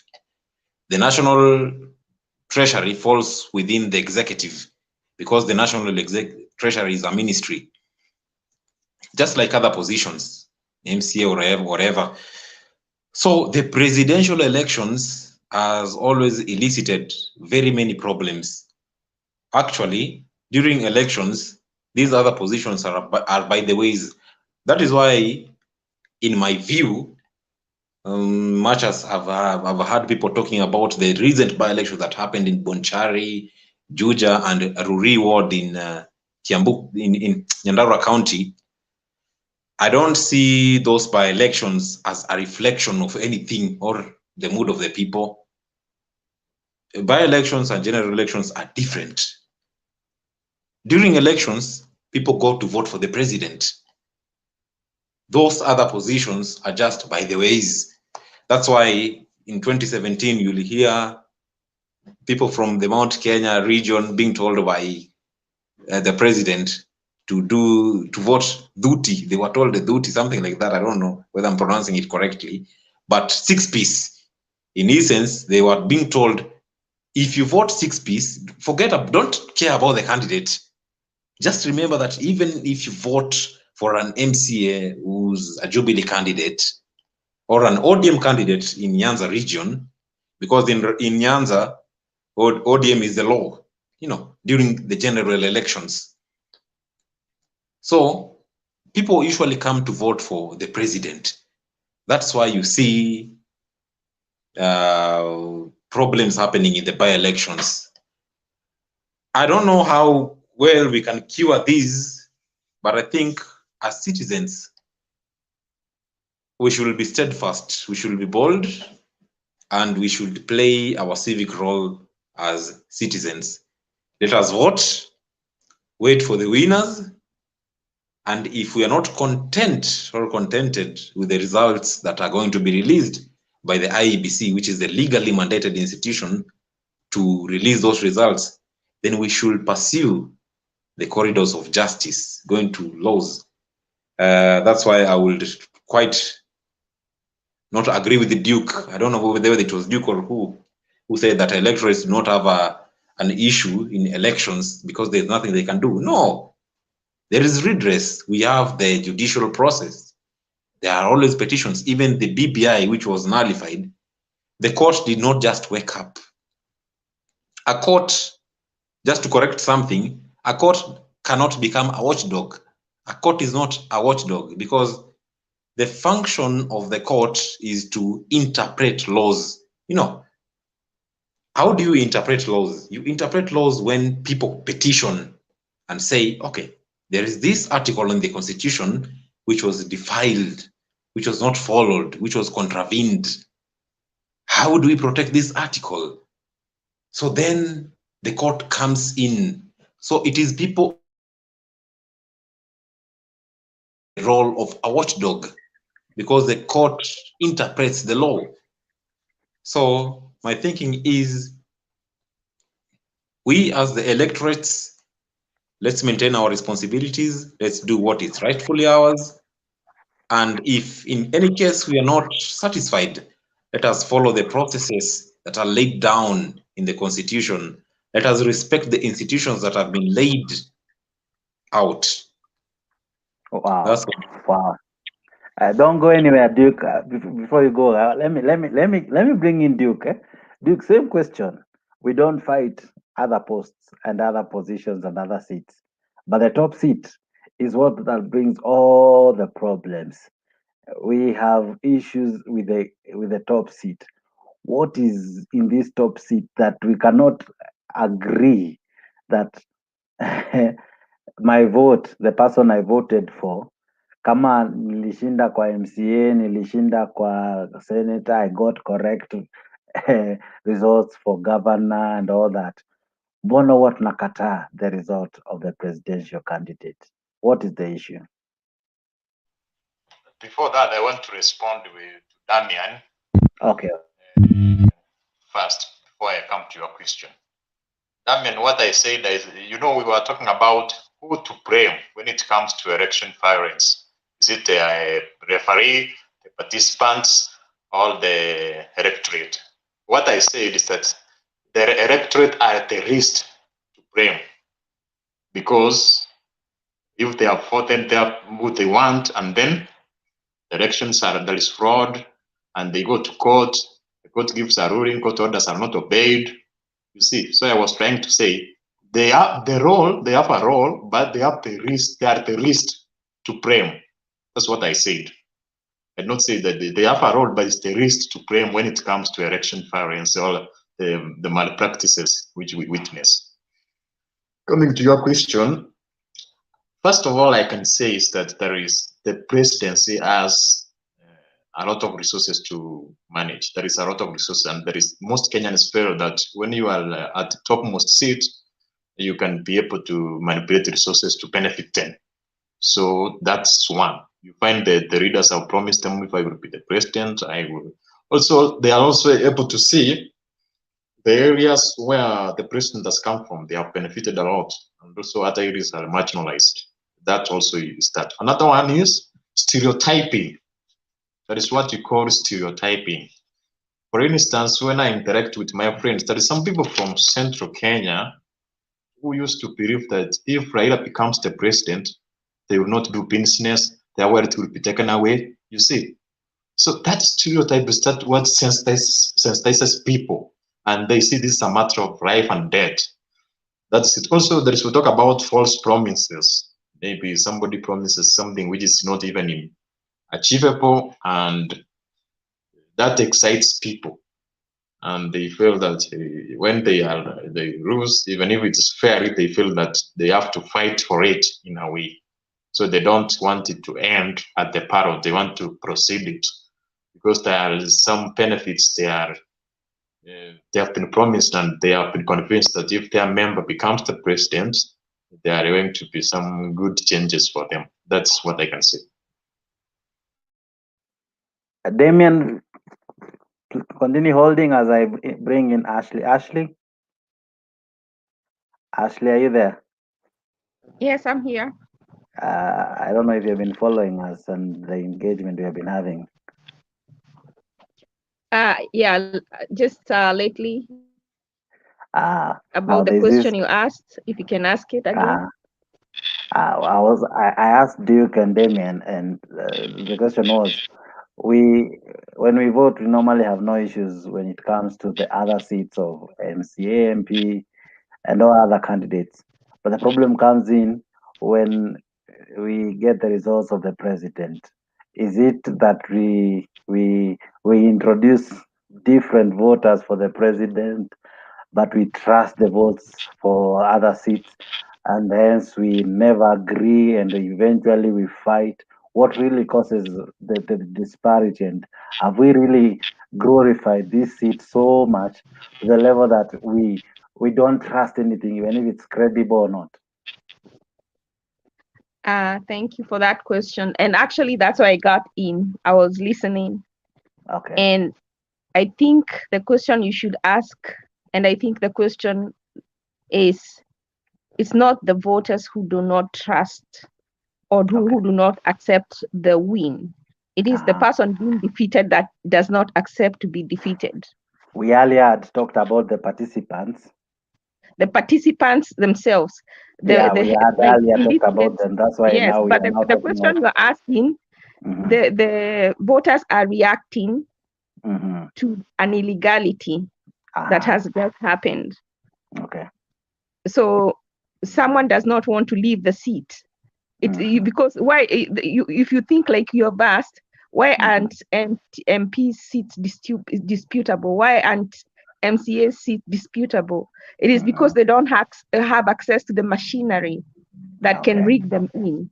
The president does, and that is what he does. He abuses the system and rigs himself back in, while everybody in the country can see he didn't win. So because we can see. So when he does that, the people who have lost react. So it is not that we have glorified the seat. It's that those people there have glorified the seat themselves. They don't want to leave power. And these same people are the ones who will go and tell their community, if you let this person come in, they will take everything you have. And then people start to react to it.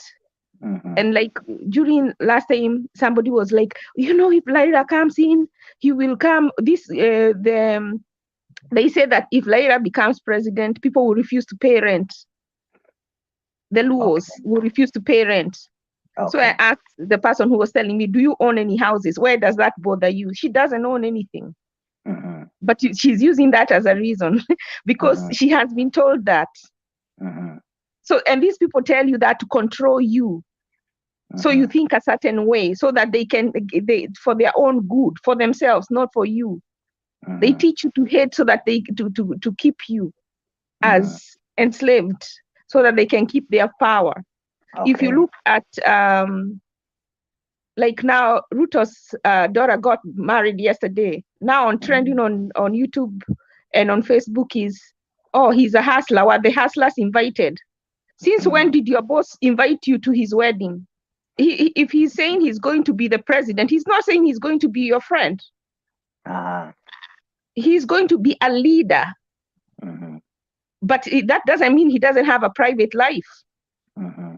But you see how they are selling it? That is, so they are gauging and hoping on the uneducated. That is, and leaders like uneducated people a lot, people who don't think, because it is easy to lie to them and for them to buy the lie. So they say, this hustler, look at how he's dressed. You want a whole vice president to come in tatters? I hear you. But you see, you can tell that to someone who is not very educated and they buy the lie. And that's why I've had a president who said he likes the uneducated because it's easy to sell them anything. And one thing that is starting to come up, and I hope that fire will catch the whole country. I don't know how good a leader Ruto is, but the fact that he has been able to break into Mount Kenya is a breakthrough for Kenya. Because then that means tribalism is starting to disintegrate. Because they keep saying, like now, the other day, Waigoro, some governors, even Kabogo, and this from Murang'a, they had met and they were saying, we need to consolidate the Kikuyu vote, the Mount Kenya vote. We need to consolidate it. We need to protect it. For what? What has that Mount Kenya vote done for us now? That who has been there 10 years? Isn't that the same who is going and demolishing houses that mostly belong to Kikuyus? So who is this consolidation of Mount Kenya vote helping? It is them. It is them that is helping. It's not us. And then we hate each other. We come on this channel. Today I came here to shout, but I was shouting to shout somebody down because we can't hate each other. They are benefiting, we are not. Unless I'm a beneficiary, of which I'm not. When we argue about each other, we become two fools. Because we don't benefit. It is them. And that is why they make us to fight each other. But they are eating. When COVID, all these people are vaccinated and now they're having rallies. They don't care about us. Nobody is talking about vaccination, but they made sure all the cabinet ministers, all the leaders were vaccinated, but everybody else is not vaccinated. Let us refuse to go to their rallies until they bring vaccination. So you see, it's enslavement of the Kenyan people. And the way we can help, if only we can find a way to do civic education.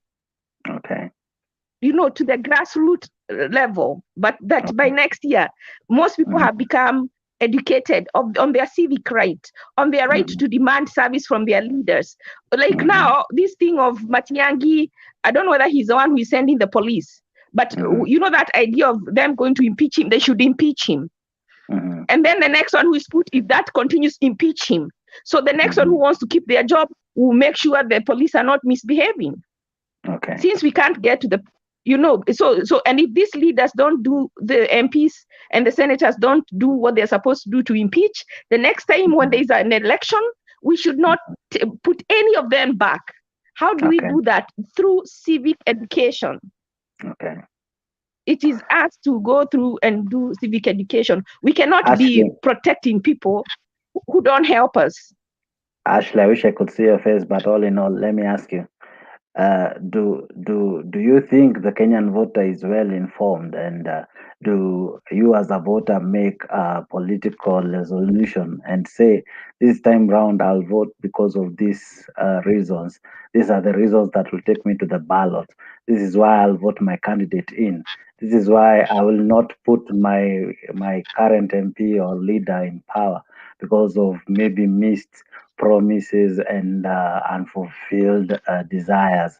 So basically, as a voter, do you think we are informed when we go to vote, or we vote blindly and wholesomely we elect leaders who at times are not maybe probably qualified for their positions? Actually, just on this forum, the people who are there, they're not informed. We vote with feelings, we vote with the alliances, we vote because we feel. No, we support somebody not because of what they can do, but because of other reasons.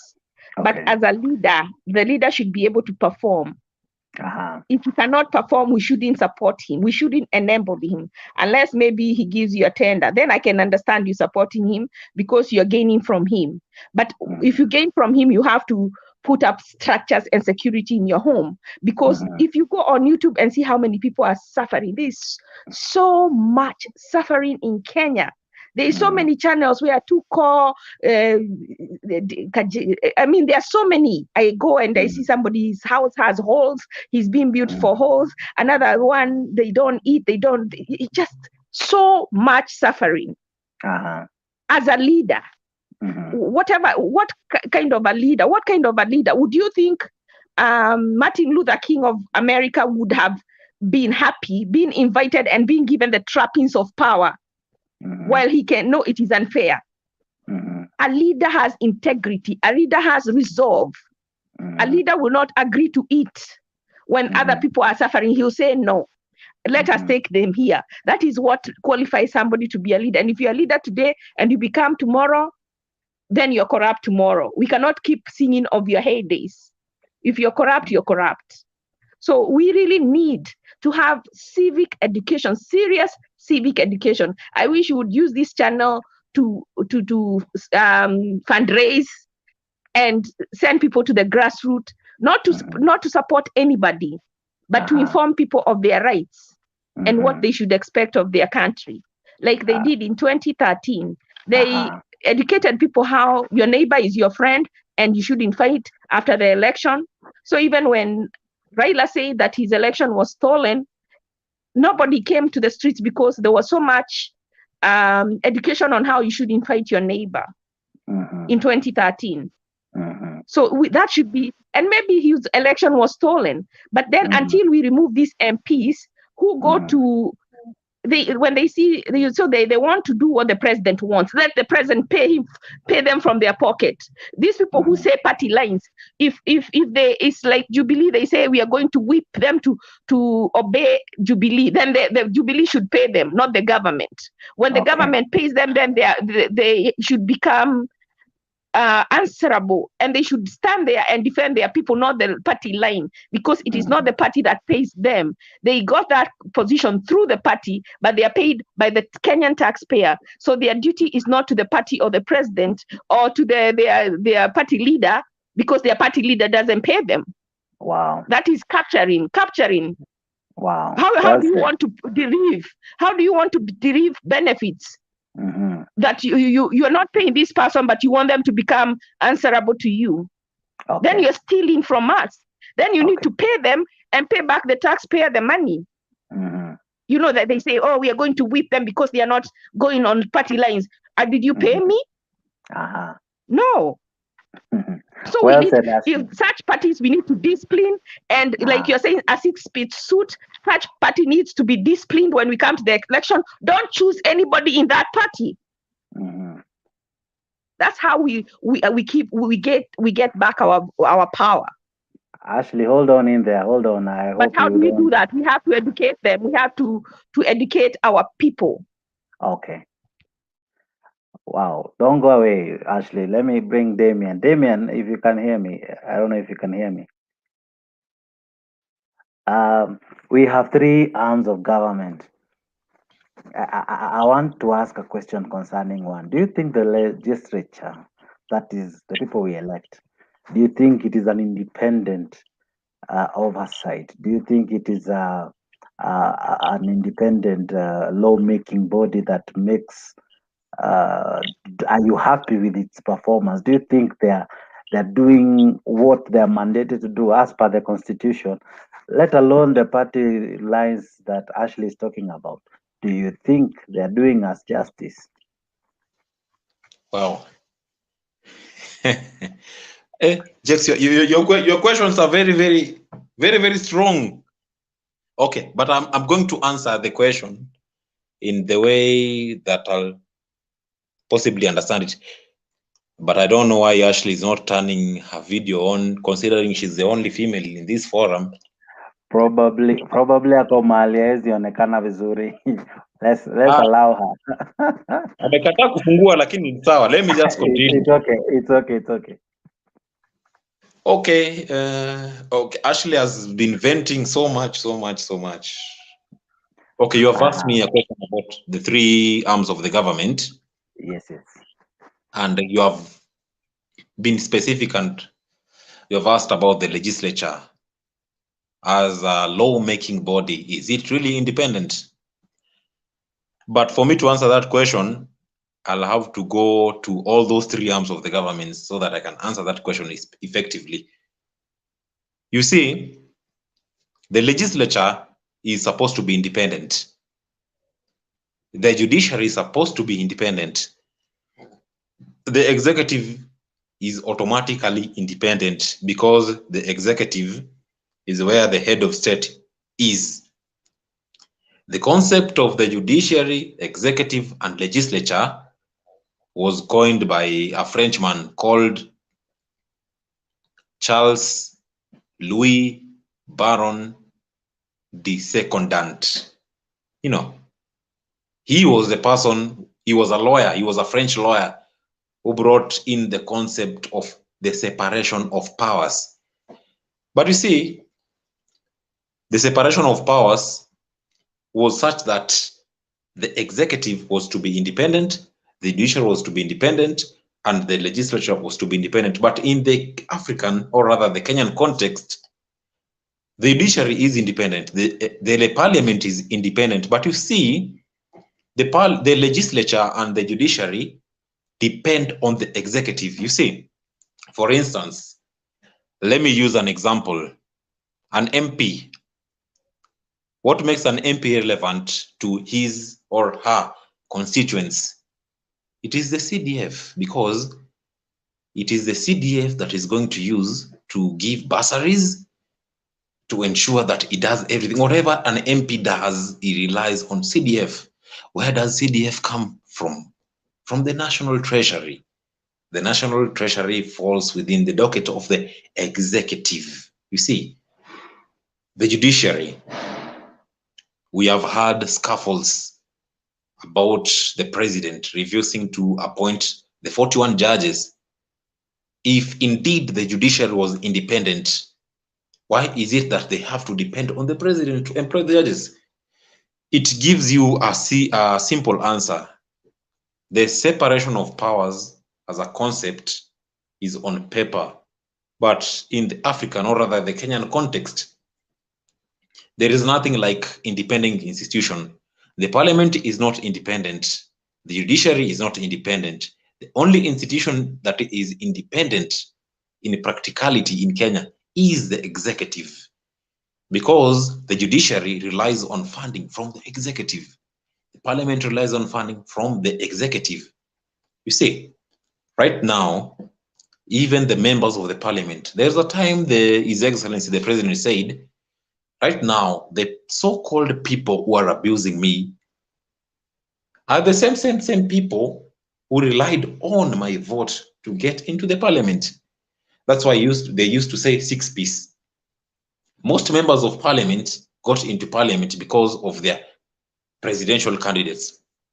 Even the so-called independent candidates, there is a particular presidential candidate that they aligned themselves into. So at the end of the day, it is the executive which calls the shots. So I will say the parliament is not independent.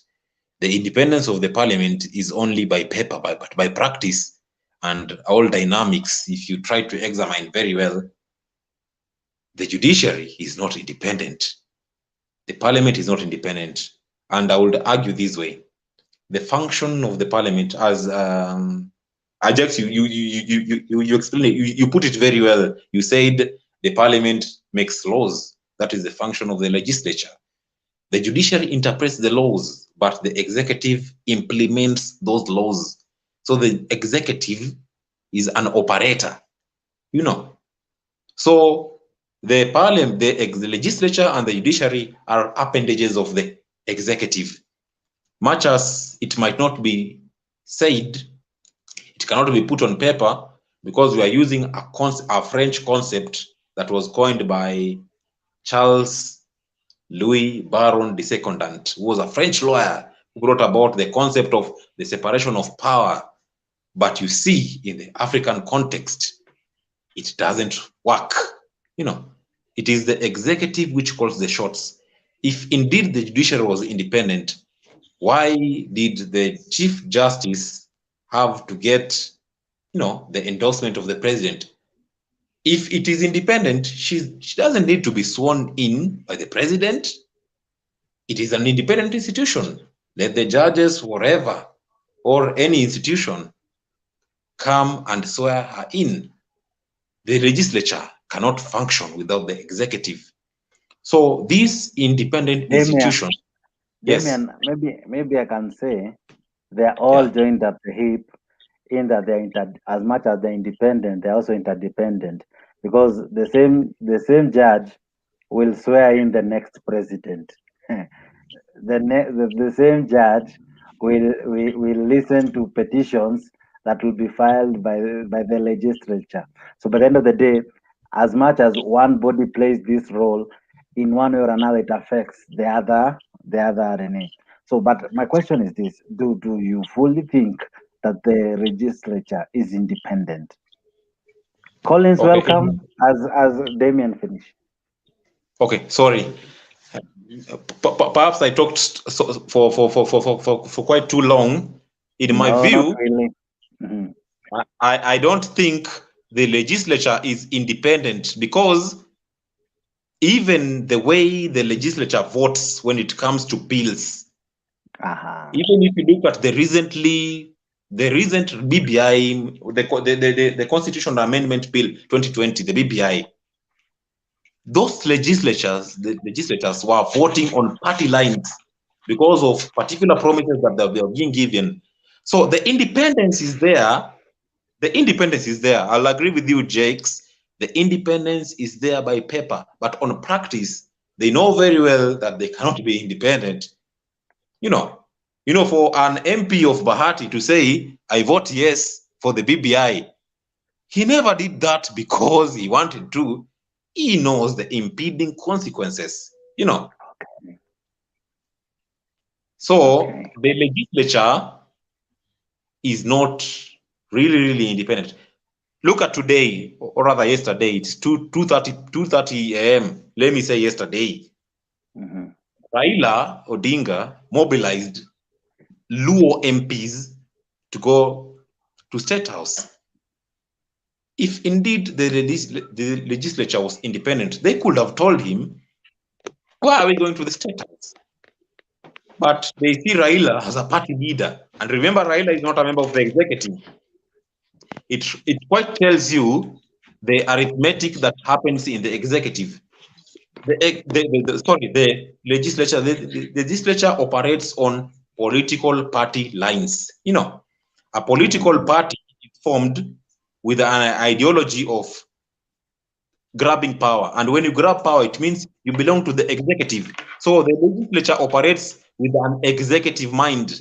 So the decisions they make those decisions bearing in mind that these decisions are going to be appealing to the executive. That's why, in my view, the legislature is not independent. Well said. Wow. Thank You have answered it well, as much as you complained of the question. Collins, welcome. Thank you. Can I give an input on what Damian has said? Kindly, sir. Take it away. Yeah, Damian, I think you're a historian, or you did something on political science. For you to actually, I have a degree in political science. Correct. Nice. So I don't have a question for you because I've understood how you answer the question, and I can know you were a student of some good lecturer in the political science. Okay. I want to support something that Ashley said, and I combine it together with what Damian has said. Okay. First, we have this platform to want to see where the problem is. Once we see where the problem is, then we do something called troubleshooting. First we have to identify the problem, then discuss the problem by accepting it. Then we see the way forward. What is this that we can do in our minute way to cause the result? So it's called the cost-effective effect of what we are doing. So we should be reacting before the results. We should be active, not reactive. Proactive. Ashley said something that whatever we are doing is to ensure that we don't elect, let me use the word cows. She didn't use it, but I want to use it. We should not elect cows. Okay. What I mean by cows is when a party says that this is our line, party line to be followed, everybody wants to follow that party line, irrespective of its wrong or betterness. Everybody wants to vote towards that. We must elect people who can stand independently. I'm using what Damian has said now. I think on Ashley, I've just summarized whatever she said. I'm just trying to use whatever, I'm marrying them together. Damian said something that judiciary, legislature, and executive, they are independent on paper, but they are not independent on physical activity. Okay. Jake Joram said something that they are joined at the hip. So they are dependent and they are interdependent. Is it? So all of what you are saying is the same thing. We have a Kenyan 2010 constitution, but we are still using the 1963 constitution to elect our leaders. That's the only problem we have in Kenya. We have the 2010 constitution, but we are still electing our leaders on 1963. Because the new constitution gives us the mandate to have somebody called independent member of parliament. That means he doesn't agree with the ideologies of party A, party B, party C. He has his own opinion that is quite independent of any other party, but he doesn't have a party to represent him. That's why he's representing his own opinion. He is going to the parliament on his own ideologies. And in fact, if Kenyans can be helped by the independent members of parliament. Okay. They don't have to toe to any party line. They don't have to ask anybody that this bill I'm bringing onto the parliament is going to affect the ideologies of other parties. Jubilee as a party that has killed Kenya, which people don't want to understand, it's the truth. The party that is killing the economy of Kenya is Jubilee. We don't have anything called UDA. We don't have anything called Jubilee Asili. We don't have URP and we don't have TNA. The party that was elected into the office is Jubilee. If it messes today, it is Jubilee that has messed the country. Raila Odinga belongs to the ODM, is not in the government. He was not elected anywhere. If the government messes up today, Raila's name should not be anywhere. If the government does something good today, the Raila's name should not be there. Anybody praising Raila for the good performance or the bad performance for this government is a joker, somebody who doesn't understand. If today they bring an helicopter that flies on a double turbine engine, then it is the achievement of Jubilee. It's not the achievement of Raila Odinga. It's not there. Are they independent? No. If the parliament could be as independent as it is in the constitution of Kenya of 2010, Kimani Ngunjiri could have voted towards the Jubilee party line, which was the BBI. So according to him, he did the right thing to vote on the BBI line. If it's about being the independent, then all the Tanga MPs could have voted straight for the BBI, okay? And why are we using the 2010 constitution why are we using the 1963 constitution to elect our 2017 members? Because here is a member of parliament who still thinks that if he doesn't support Raila, he's not going to be elected in Luoland. Otiende Amolo, for example, and Orengo disagreed with whatever changes were made to the BBI. Yeah. Don't you think it is true that if, for example, I'm Peter Karuluma, for example, respectfully speaking, if anyone opposes Raila, chances of me retaining my seat are almost slim to none. I'm coming to it. Whether I'm a performer or not, I'm coming to it. I'll not be gauged. Let me finish. I'll not be gauged by my performance. I'll be gauged by my loyalty, one to the party leader and two to the party. And at times, even if the party is making grievous mistakes, I have no mandate, even as how much I'm elected by the so many electorates. I have no mandate to talk of the electorate. I almost kind of praise the party so much and to the party lines. So I tend to think at times we have massaged some of these people's ego that they almost feel like demigod, like gods. Yeah, like without them, we will not survive. You know. So, as per you, do you think such allegiances are the cause of these legislatures not really fully performing with an independent mind? Yes. The parliament that we have today, that's why I'm still going back to the same statement. We are using 1963 constitution to elect our 2017 members of parliament. Okay. I gave an example of Otiende Amolo. Okay. They know something is wrong, but because they must sing to the tune of Raila Odinga, which is the tune of the ODM as a party, so it means they must speak what the party wants so that they can. It's like we are not electing our members of parliament on their contribution towards economic development. We are electing our members of parliament in terms of who is loyal to what party. So that takes away their thing called independence. Because today, if I want to be a member of parliament, and today I go and say, like, here, ODM did a mistake.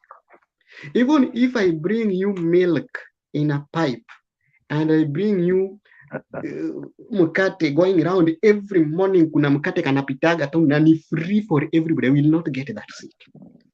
You are right. But today, if I say Raila Tosha, because I come from Nyanza, I say Raila Tosha. Even if I'm not right with anything, I don't know anything, A, B, C, D to Z, they will not see anything with me. They will elect me because Raila Tosha.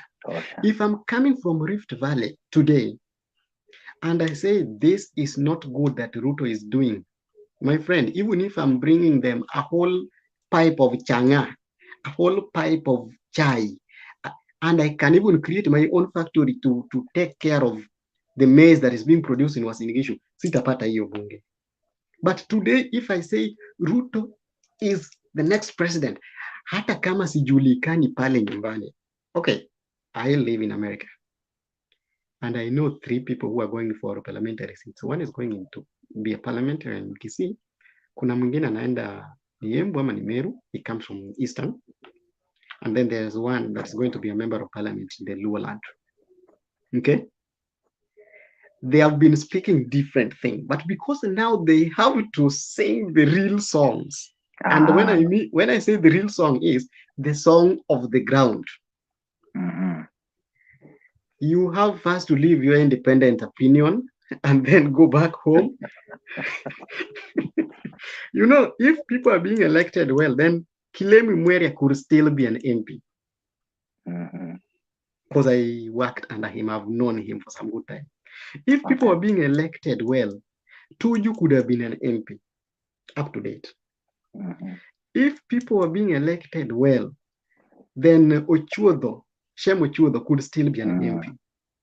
If people were being elected well, then Lewis Nguyai could still be an MP in Kikuyu. Unasikia watu wenye nawaita? These are people who you know this person did some good work. Robinson Njeru Githai could have still been an MP because in 2003, this man did a very good work in India constituency. Yes, he never gave the CDF, but he bought machines zenye zinatengeneza barabara. Why was he not elected? Because he didn't sing to the people. He doesn't sing to the people that matter. So what do we need to do? Ashley said it. When we are doing our elections, we should see, what does Collins stand for? The party should look for Collins as a striker. Because huyu jamaa lazima tumweke ndani because he's a striker. It's not me who should look for the party. But our people are endearing themselves to the party by massaging some ego so that they can get the ticket. You are right. Leo ukitaka kuwa MP leo na uende kwenu na uambie, I want us to make this road, I want us to make this. But where do you come from? You come from Central or Eastern? Myself? Yeah. I'm a Maasai. If you go to Maasai, there is a tone that you must speak because utasikia wakubwa wanasemaje. And then wakubwa will direct you towards a party. Na saa zingine, the party is really misleading the country. But because you want your own food, now ume campaign for around 4 years. Unajua? I know mtu leo, mwenye hajawahi kuwa kwa ODM all through. Hajawahi kuwa ODM. And in the real sense, hajawahi imba song ya Raila. But today, because the man wants to be an MP in 2022, do you know what he's now doing? Kila kitu akitoa kwa page yake, go to his Facebook page, baba, hata kama baba ameenda kukojoa pale nje, lazima aseme baba ameonekana hapo nje. You understand? There are people who have never been with Ruto anywhere.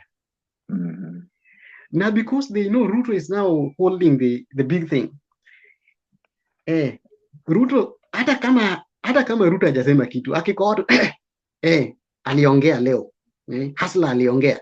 Wao ndio walikuwa wa kwanza. Yeah? You are saying we at times vote because of association. Our votes are determined because of people we associate ourselves to.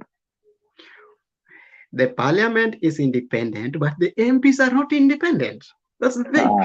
Okay. The parliament is independent, but the MPs are not independent. Hold your thought there. Just don't go anywhere. Hold your thought. Ashley. Yes. You're back, eh? Yeah. I was having network problems. I may not have heard what you said. No, it's okay.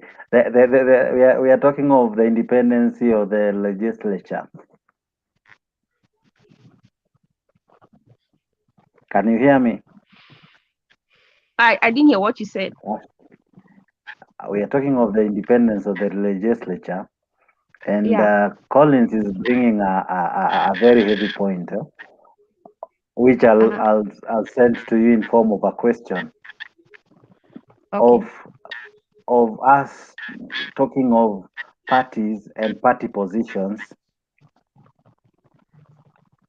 Okay.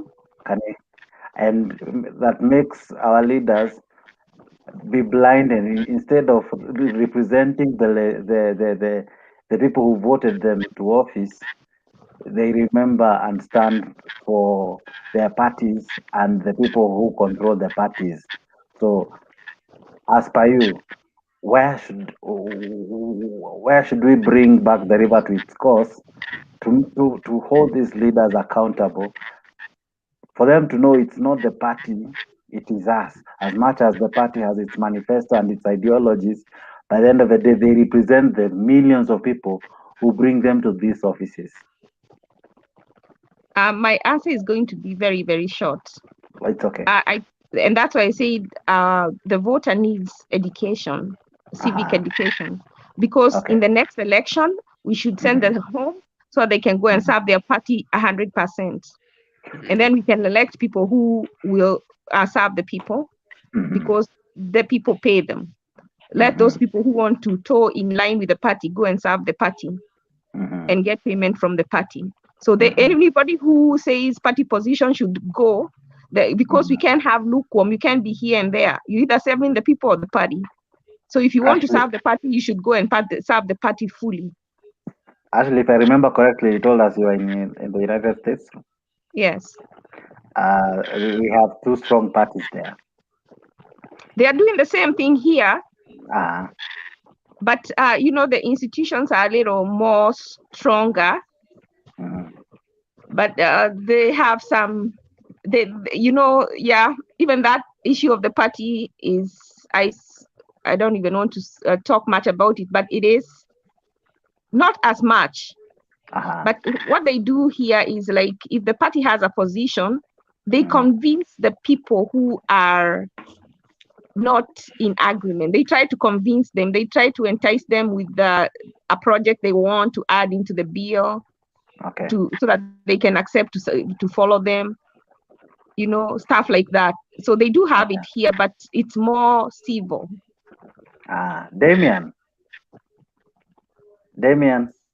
Yes. They actually says that in the US, the party positions, as much as it's there, it's not as elaborate as our nation. No, I think Ashley is out of order when she says that, because in the US, for instance, we have the Democrats and the Republicans. And there's a third party that comes up at times. The Green Party. The Green Party. Yes. We have the Democrats and the Republicans in the US, right? And in the UK, we have the Liberals and the Conservatives, right? Yeah. If there are places or if there are countries or states that have embedded multipartyism,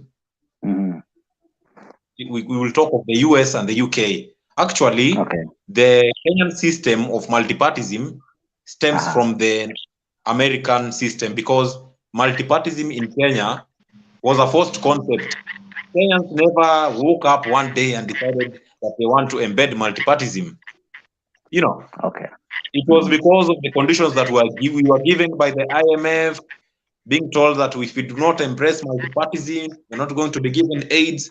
That is why Section 2A was repealed to allow multipartyism, you see.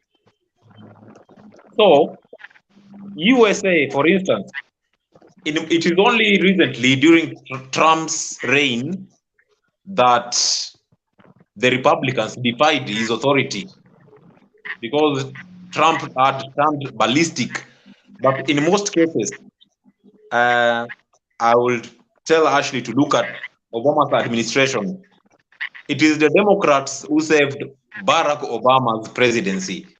So in modern democracies, or rather in developed democracies, they believe in party positions. They believe that if the party says this, then this is the right channel to pass through. That is why in America, we only have the Democrats and the Republicans. You see, Kenya is a corrupt entity. I think, Damon, you didn't understand what Jake was saying. And I do politics here too. I know politics. So I know what I'm talking. I can give you examples of why I said what I said. just like when they were impeaching Trump. What I mean is they cross party lines. They vote with the other side. It's not, they don't go like cows to one side and you have to do that. Sometimes there are some few of them that cross over. And I'm going to give you an example. I have a few, but I'm going to give you one. Like during the impeachment of Trump, there were about 6 senators that voted with the Democrats. I think 6. I'm not sure how many. But 6, one of them was the... 6. Huh? There were 6. One of them that I remember was from Arizona. And when she had a high seat in Arizona, and they went and demoted her from that seat. So I'm saying it's like, huh? She's called Liz Cheney. Liz Cheney, the daughter to Dick Cheney, the former. Yes, I was forgetting her name. So that's what I meant. They crossed to the other side, but they tried to convince her. There are few of them that don't toe. There is a party line, but if you don't toe what they do, they come. Maybe there's something you want for your district or for your state. They come and try to entice you with those things to add that so that you can join them. So some of them, like now, the Democrats have all the senators, but this one senator, I think from Virginia or West Virginia, that's kind of not towing in line. And they say the next election, they will think about him because he's more on the Republican side than he is on the Democrat side. So they do that, but it's not a must. They don't go like cows. So they still have those divergent views, but in Kenya, it is like, here they have divergent views with reasons. In Kenya, they are bought. That's the difference. Okay, Damien, can I say something about what Ashley saying so that it clarifies whatever you asked him? In America, we have 2 parties. We have the Democrats and we have the Republicans. Apart from those 2 parties, within the party, there is something called intra-party politics. Within those intra-party politics, there is far left and liberals. There are people who are so much conserving what the party says, and they are liberals. Those liberals are led by Bernie Sanders. And then there's moderates. Yeah, they are the moderates. These are the people who, yes, they are in Democrats, but they're in Democratic Party, but there are times when they can see it on another point of view. The difference between this and in Kenya is one. Here we have 2 main parties and another party. In Kenya, when we were told about multi-party democracy, we misinterpreted the word multi-party democracy and we made it to be multi-tribal democracy, because every tribe or every region is having a party. Kenya has more than 36 registered parties, 36 for the last election. We are 47 million with the 36 parties. So you can see where it goes. America has 300 million, but their parties are 2 main plus a subsidiary party, where the Green Belt, the Green Party, where Kanye West wanted to be a president. I don't know from which kind of region. Kanye West wanted to be some president here. So that is the difference. Our Kenyan parties are so many, of which some of them don't even have an MCA, but they want to be brought on the table to discuss. Okay, and they don't have issues. They don't have a policy. It's about our tribe. Here it's about policies, issues. Yeah, in Kenya, somebody says, what is a Baloya getting? After Baloya has gotten, you will still hear Mwetangula asking what is Bukusu getting. Bukusu is a sub-tribe of Baloya, but he's still asking what Bukusus are getting. You understand? And then you will still hear somebody who is in Kalenjin land is still asking that Ujama Bomet, Ujama Gambut. How do you call him? Isaac Ruto. He's still asking, like, the Kipsigis have not gotten something. Yes, the Kalenjins have gotten, but the Kipsigis have not gotten. Okay, then you will have somebody called Uyu Mbunge wa Kilgoris. And I talk and you see Kilgoris. Keeping Ngeni somebody. Ngeno. Yes. After talking about the Kalenjin, and because he's a crossbreed between a Kalenjin and a Maasai, he's still asking what are the Kalenjins getting on the other side and what are the Maasai still getting. So he's campaigning for the two. That's why you still have Moses Kuria after asking people what are the Kikuyus getting. Then he asks and he comes and asks what is Kiambu getting. So our parties, and then he goes to Katondo. Then he asks like what is Gatundu getting. So that's why he has his own party. Karua has a party. He has a party. There is a DP party which Munyao is the member. So our party, we can't talk about parties when we come to Kenya. Parties ni kama Githeri Kenya. You can go today. You can go and start a party as long as you can get a 200. It's called 200. But you know, Collins, what if we teach our people what we need? Then our parties will have to up their game. Because then it will be about issues, about even if it's a Kikuyu, even though it is another Kikuyu, let's say another Kikuyu who can perform, it will not be a problem. It will, because like you see, like now the president we have, if you scratch him the right way, he will bring development to your area as opposed to bringing it uniformly like he should, because this money belongs to everybody. If we can get someone who can be able to do that. Actually, I was asked in 2013, I was a candidate, okay? I was almost getting into a candidacy line. I was told, sasa wewe tutakupea certificate na huna bibi. So what's the connection between me getting married and delivering the services? If you cannot take care of your family, how can you take care of a constituency? No, it is the same thing that will be said if you are a woman and you didn't have a husband and you want to vie for a presidency. They will ask you, why don't you have a husband? You did. And it is a wrong thing to ask, because you will fall and ask a question that, why will we elect you and you are unable to manage your own home? Of course, that same Ngenu was elected before he got married. That same Ngenu was elected before he got married. He just got married on his second term. So many people have gotten married when they are in offices. But me, because people were there, I was asked that funny question that I couldn't answer. Jex. Yes, Damien. Yes, Damien. Just before my battery falls off. Okay. I wanted to. Ashley has raised a very, very important point while responding to Collins.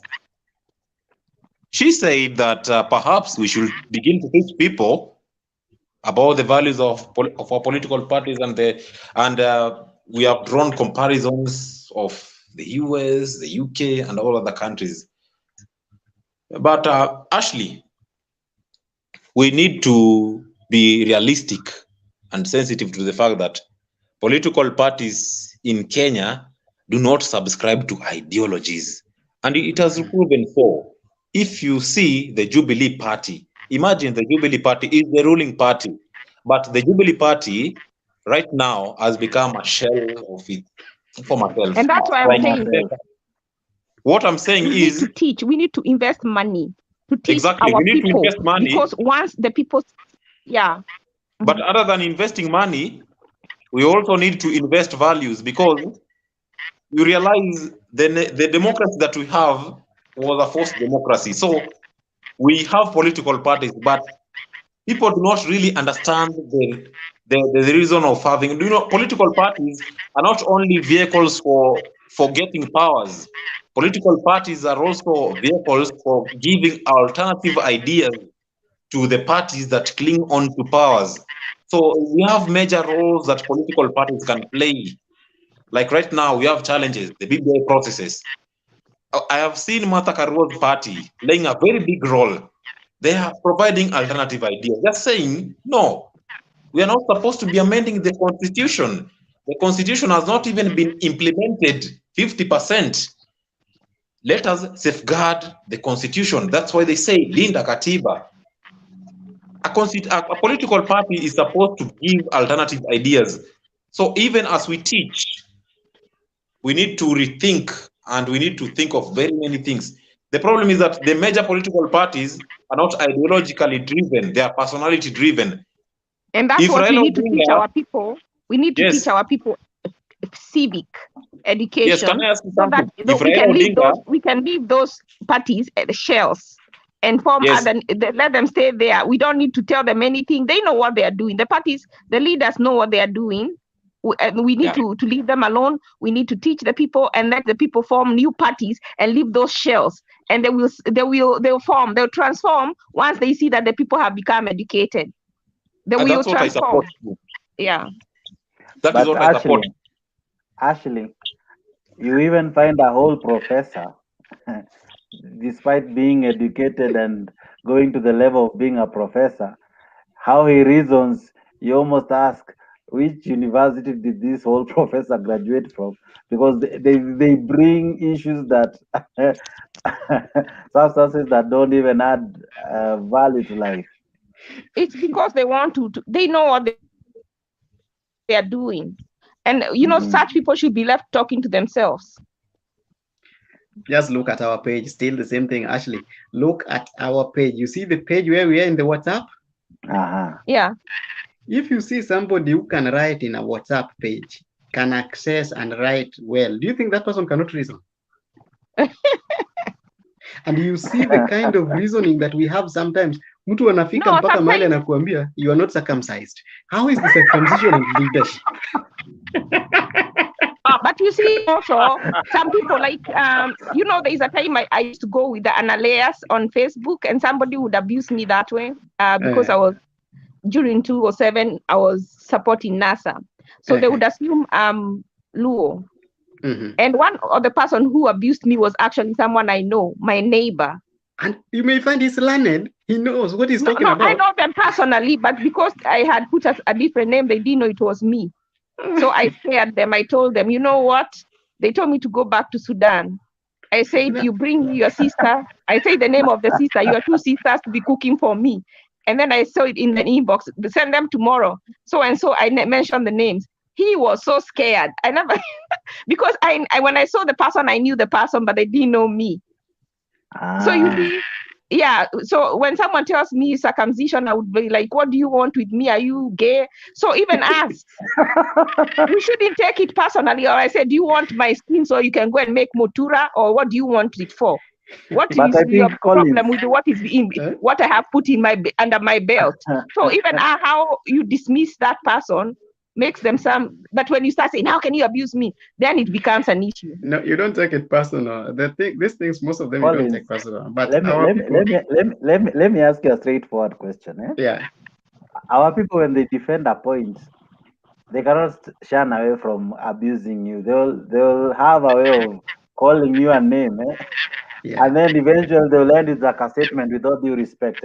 But of course, none was intended. They have already tarnished your name. You know, once somebody has insulted you, he has insulted, even without due respect or no respect. Yeah, Ashley said something, even a whole professor. Yeah. If you see, you get into politics, and because we are doing, Ashley, I'm still supporting you like 80%. Immediately, we still get into this politics of God, idol worshiping, where we worship somebody. We forget our brains at home. I told you, Kilemi Mweria is a very good PhD person. And because he didn't sing towards the tune, he had to fall apart. He's a very clever person. And then you find that because Nyong'o is a very good professor, 8 degrees, 8, sio kidogo. But he had still to sing to some tune, because the other time he failed to sing that tune in 1997, he found himself out. So he has to sing some tune. He was defeated by a P1 teacher. A P1 teacher. So that's why you find it sometimes unapata. Look at it this way. You know, Murkomen was almost getting defeated. And Murkomen is very clever. You know, Murkomen is a very intelligent man. But have you ever seen sometimes the way Murkomen reasons? But Collins, yeah, some of them have good brains, like Babu, you know. But what comes out of their mouths, it's equivalent to a dumpster. Singing to the tune to make people happy. You think Babu Owino is smart? Very smart. Babu Yeah, is very he is. smart. He's He is. almost a genius. Actually, Babu is very smart. you But for the yes. problem is, Ashley, I can tell you for I can tell you, I don't think there is any young MP who is smarter than Babu Owino. Babu Owino is very, very, very smart. Very He's just true. trying on the Academic wise. He doesn't have, even when he stands, he talks nonsense. Yeah, he was my student leader. Babu Owino is very, very smart, and he says it that I'm only playing politics. I cannot go against anything that Baba says.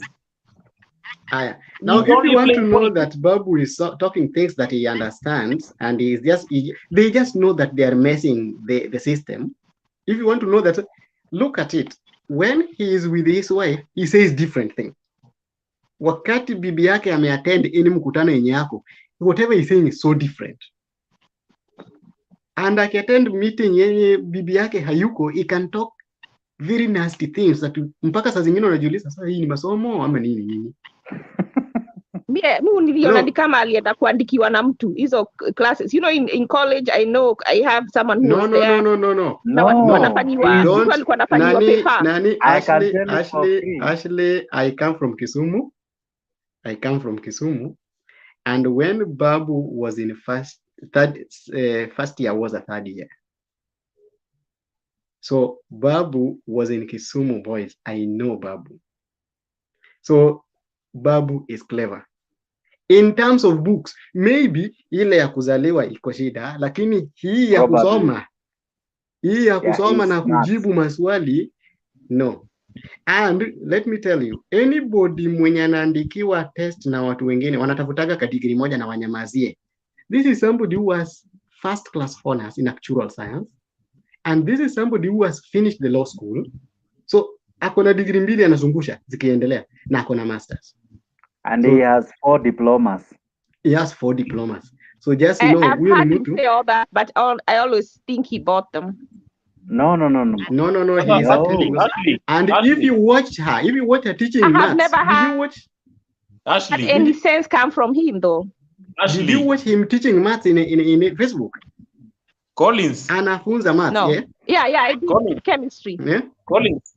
Yeah. I recently listened to the interview of the best candidate in KCSE 2020 nationwide. He said that the lessons that he received from Babu Owino's online classes really helped him so much. Babu Owino is a very intelligent guy. He's only playing politics. He was my student leader. I know him personally. Ashley, I can tell you this for free. There are people who are just good in books, like Magoha, but when they open their mouth to speak without maybe referring to a book, or they say it leaves a lot to be desired. I wish Clinton was here. My former MP said things that we could not know, and I told him right on the face in 2006. 2006 nilikuwa kwa ofisi yake, and he asked me when we went to look for money, because the university students were not being given bursaries. And so I asked them that by that time ndio nilikuwa na join college. So sikuwa nimejoin, then nikauliza, because they called the student forum when you were university, though mimi sikuwa nimeingia already but nilienda tu so that we could form a quorum. Nikauliza, why do you give people 2,000 shillings, 2,500? Everybody was being given 2,500 in high school. Nikaambia, why do you want to give everybody 2,500 and then watu wenye next term pia, why can't you give people 5,000 these guys who are in high school, so that at least next semester umpe watu wengine, and this one can miss. Then these people in the university, please give us even the 5,000. Mheshimiwa aliniambia naongea kama mtu mwenye ametolewa kwa matope. And then look at this. He said watoto wa university wanakunywa pombe, watokiwapea pesa wataenda kukunywa nayo pombe. And our mbunge used to tell us this. He used to say, kitu yenye niko nayo hapa kwa akili, ukiwekewa utakimbia mpaka Lake Victoria na ujinyonge na maji. And that's what he used to tell us. And he's a professor. Professors, people can go to school now and learn, but when they come to politics, they must make their followers happy. followers including the party gods. I know wale ninyima ticket, so I don't care anything. I know what anipea tena 2027 niko nao na nitakuwa nao kwa line. So wakipenda waninyime because I know they are watching. This is what happens. If you can't talk to the party lines, if you can't talk to the worshipping of these people, then you are in a mess. Then what happens to the voter then? Where will we ever get our help? The voter matters only on the ballot box. So if you want to matter after the ballot, choose the right person.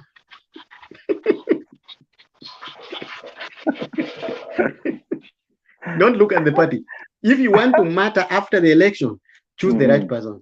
Otherwise, the voter matters. That is why a campaign in Kenya currently, if you don't have 25 million Kenya shillings for the campaign to be a member of parliament, forget.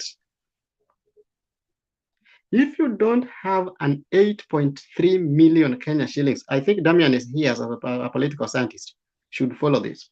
If you don't have 8.3 million Kenya shillings to campaign as an MCA, wachana nayo, hautapata. And it matters not. I know somebody who started campaigning because of COVID. Alianza na COVID. We never knew he wanted to be anything. Na ameanza kwa COVID. Kupeana sanitizers na vibuyu hizi vinye walikuwa napeana. As at now is the most ranked person to take the MCA of an area. As at now, hakuna mtu anaweza mshinda. Hata mimi nikienda kesho najua sitamshinda. Why? He collected his money, aliona opportunity, akakuja na vibuyu na COVID hizi sanitizers, immediately alikuwa anapeana masks. Hii juzi ya floods amepeana gorogoro mbili kwa kila mtu. And you know that shows that's a good person because someone like you saw like Kambogo is very rich. Sahi anatokezea anasema he wants to be the president. This whole time of COVID when people were crying, he was nowhere to be found. You know, some people you're like, I don't even know what to say next, because that's why we really need, I don't know who can start civic education and get some money. And I think someone can collect a lot of money and teach people. Today, Ashley, if you go to Kenya. Collins, I wanted to ask you a question so that we can have a topic called discussion. Our media, do you think they have a way of polarizing our nation and also making it that even the electorate, because I think one of the reasons they should also exist, Ashley, if maybe you can agree, is they should also play a role in civic education. But what they air in our TVs, what they put on the newspaper is purely hate speech, purely party lines, purely divisive politics. So how would you solve from the media angle, therefore the state as they call it? The media, the mainstream media are the ones responsible for misleading the country. And as I always say, I work with Ashley in every mood. I don't know why, but I don't know, because we're in the US or what. Obama succeeded in his election because of not the mainstream media, but the social media. The social media is an alternative. If we can use the social media, sending short messages, sending the adverts, there are some promotions that are done on Facebook.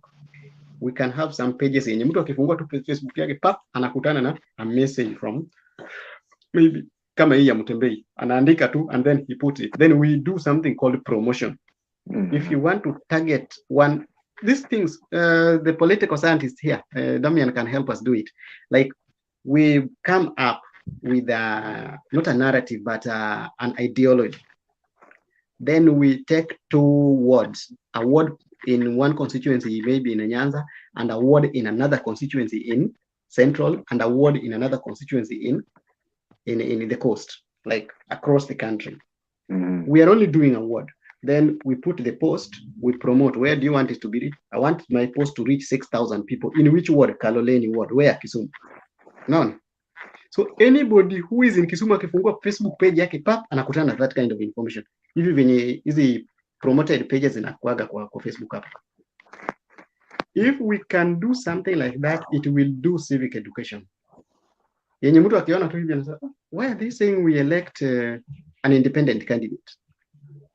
Why are they talking about independent candidate? Then if you see them, it's going to create a commotion so that everybody akienda matanga, because our politics is always done in matanga. Akifika kwa matanga unasikia kuna mtu ameanza kutuma messages za independent candidate. Ukisikia, it's not about electing that candidate.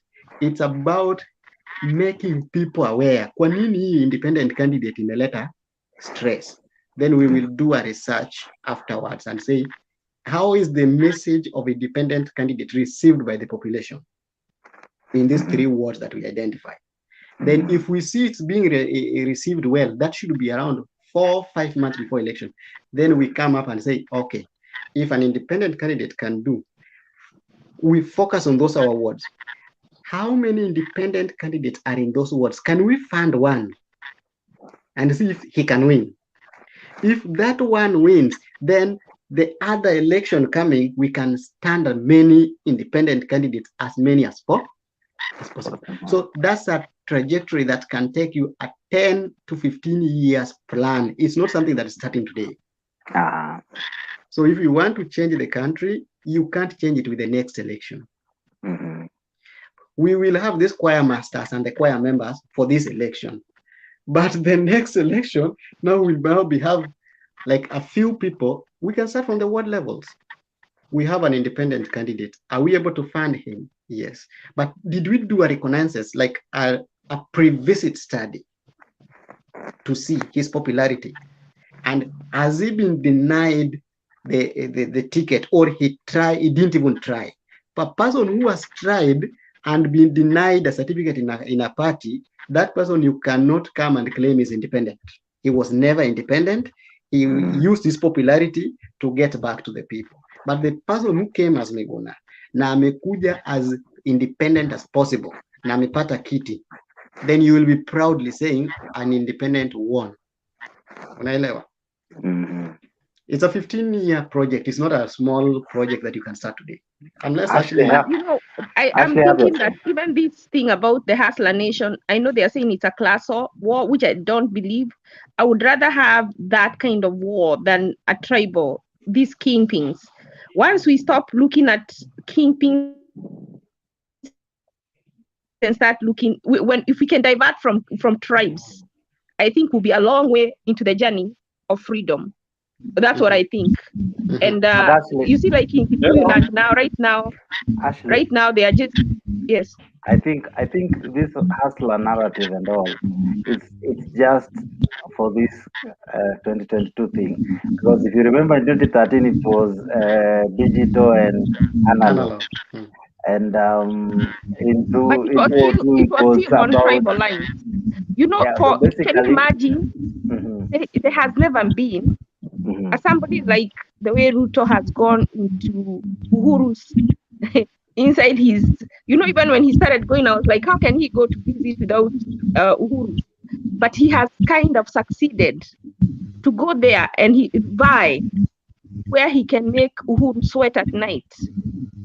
That's a breakthrough. But I also tend to think, Ashley, if you're looking at that like that, Ashley, I also tend to think sometimes Ruto might not really maybe be the favor, right? But because maybe the mountain has issues with Raila, so they might lack an option of someone else. Let me tell you, that's what you think. I'm from the mountain. So simply because Ruto supported their candidate and won, maybe they may have some allegiance.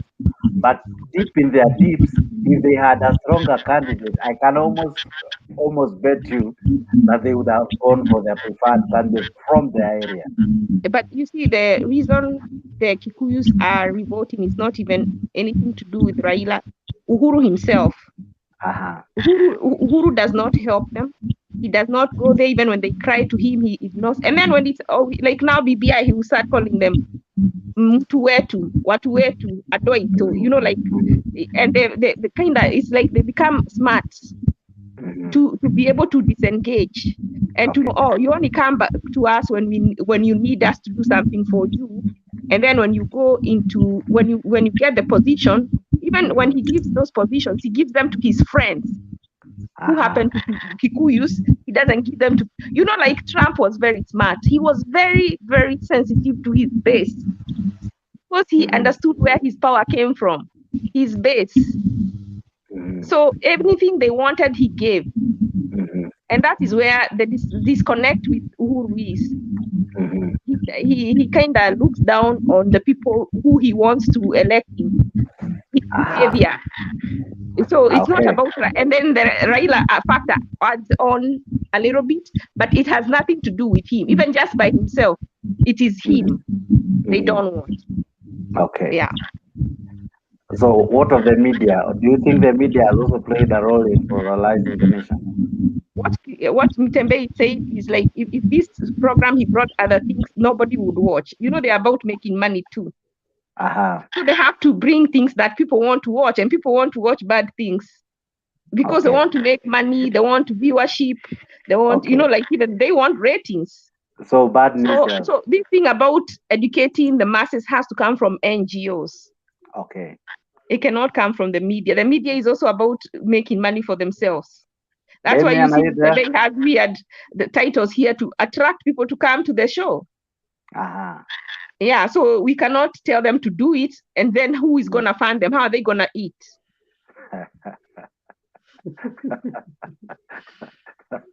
He can come and tell you that himself. Well said. You must be a business lady. Well said. Damian, are you there? You must be a business strategist. Take it home, sir. I'm here. Okay, talk to us. There's no specific question. Let me just talk. Well, anyway, it's okay. We are talking of the media and the role it plays in politics. The media and the role it plays in politics. Okay, first things first. What people don't know is that I'm a journalist too. Okay. Yeah, I'm a political writer in a media station. I will not disclose that for now, but I'm a political writer. Okay. I write political content in a media house. So Ashley has been venting so much, and she raises very, very important. She raises very, very important points. But yeah, Ashley, Ashley, by the way, your points are very, very valid. Just like the point that Collins raises. Collins, I don't know. I don't know the reason why I find nothing to ask you about. You explain yourself so well that you leave no room for questioning. Yeah. Leaves no stone unturned. You ensure that you close everything. So I've really tried to question you, but I just can't find anything to question you about. There are lots you can question. So well. Ashley too does it, except the fact that Ashley, I don't know whether you are I say anyone who supports, but now this is now an opinion, it's not necessarily a fact. Like supporters of William Ruto, in my view, are sympathizers, not necessarily supporters. Yes. Because they fail to explain the ideals that Ruto professes. You see, detaching Ruto from Uhuru Kenyatta is a fallacy, a serious fallacy, because constitutionally, if Ruto is not there, Uhuru cannot be there, because the function of Ruto, according to the constitution, it says to deputize. The deputy president is the principal assistant to the president. Yeah. You know, so the president, the deputy president, 3 weeks ago, came live on national television saying that the president is an adult, he can decide whatever he wants. To me, that is an abrogation of a responsibility that you have been given by law. You are the principal assistant. say it on air that I advised the president on A, B, C, D, but he refused to do it. We will listen to you. You can't just say that the president has the prerogative. The deputy president is not a vice president. You see, the vice president in the previous dispensation was an employee of the president. But you see, the current constitution makes Ruto an independent entity. Actually, if Uhuru fails, Ruto has failed because he is the principal assistant. That is what the law says. It doesn't matter what happens, whether he was aligned or not, but legally speaking, if Uhuru fails, Ruto has failed. So for someone to say that Mount Kenya is Ruto's backyard, that is another tomfoolery or another fallacy, because Mount Kenya are not really, it's not like that they're supporters of Ruto. I might quite agree with you, Jakes. Maybe it is because of the presence of Raila Odinga that might make them not feel so cozy, because traditionally Kikuyus do not vote for a presidential candidate. They vote against one Raila Odinga, you see. So it's a very serious thing, and for Ashley to say that Ruto is addressing issues, what issues are you addressing? You are a member of the state. You cannot operate independently, Hey, saying that. which issue? Did I really say that he's addressing issues? Just let me finish. Ruto claims to be doing a bottom-up approach. You see, the bottom-up approach will be done within the confines of the executive. Ruto is a member of the executive, no matter what he does, no matter the following that he has. Damon, Let let us me give mute you our some mic so that pointers we for can be able your. to reduce the echo. Let me give you a pointer. I Let's think mute our what mic. you're saying is what is on paper, but it's in like in a house. If you have a husband and a wife, and the husband does not want to be in, two must be. It says two cannot work together unless they are be agreed. So if they are not agreed, they cannot work together. If they force to work together, they will fight. So I think Ruto taking, he should do those things. And if Uhuru doesn't accept, he should be impeached, because he should not take away the functions of Ruto. But because Ruto doesn't want to cause war, he is becoming like the wife whose husband goes away running around, and she just does whatever she needs to do and keeps her peace, even though she could confront him. So that is what is happening in this case. And I know Uhuru was doing things so that people could say, because they are also in government, we are not children, we are adults, we are thinking, and that's why we want more people to be civilly educated so they can see through the tricks and all those things. Because in this case, Uhuru owns it, period. And I'm not a supporter of Ruto, by the way. I told you in 2007, I was supporting NASA. So this thing about Uhuru, whatever Uhuru is doing towards Ruto is what has caused people like me. Let me tell you, and don't say that I'm just saying it. I'm telling you from my heart. The reason you feel like I'm supporting Ruto is because of the things that Uhuru has done to him. Some of us are sympathizers, like you said. And with time, today, if there was a contest, I would vote for Ruto of the three, him, Raila, and Uhuru. Because I would vote for Ruto. Okay, Ashley, I not yet finished. Okay. Just give me 1 minute, Jakes. I beg you, please. It's okay, Damien, but I don't know what is wrong with your mic. It has really some funny echoes. I don't know whether I'm clear right now. There is I don't know what is the problem. There could be somebody charging the phone. Actually, it is me charging the phone. Yeah, so some phone is charging, so it can't be clear. It is me. It is me. Okay. And why? Sorry, can I ask? We will try to bear with you. Okay. There is Nancy here. There is Nancy. Nancy, how are you? I'm good. Why is Ashley speaking in doubles? The problem is you maybe found us speaking hapo katikati. Kwanza karibu sana. Asante, no, I can hear Ashley talking twice. What she says, then I hear it repeated again. Probably umefungua two apps. You have two apps. You have the YouTube going on, and you also have the stream going on. Who, me? Yes. Check on them. Maybe umefungua two apps. That's why it is like so. Is it okay now? Nancy? Nancy, are you there? Okay. Damian, are you okay? I am okay. Now you can finish what you're saying. Okay. As Nancy prepares. Mm-hmm. Can you hear? Yes, we can. All right. What I was saying, Ashley uses an analogy of marriage, of the husband and the wife. Remember, you see, the wife and the husband have a cultural responsibility. You see, in the traditional African setup, if you already paid dowry,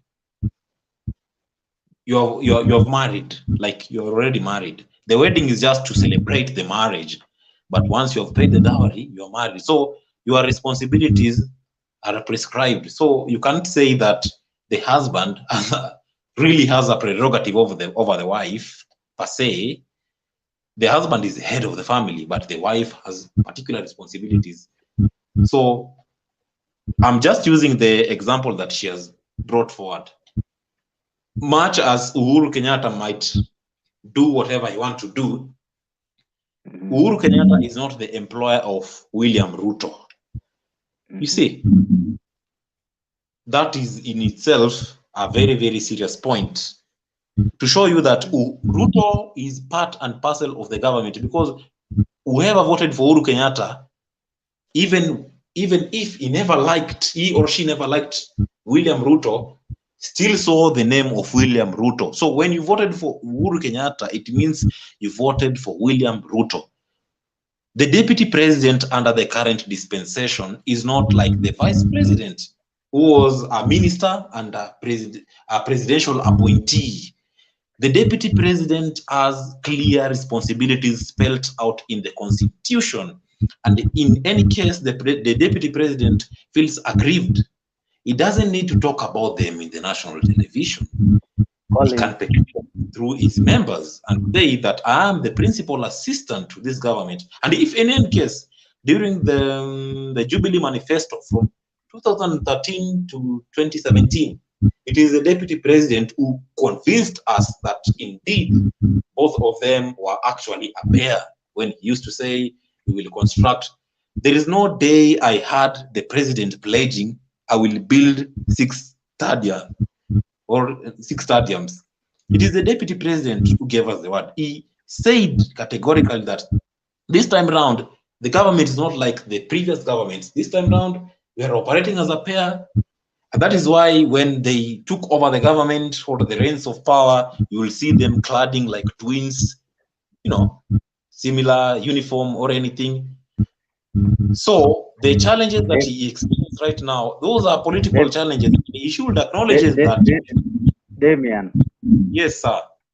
I think they behaved kama mafresha. Unajua kale casting kama fresha. Unajua fresha ata brush viatu usiku before alale, unajua. But now walipozeeka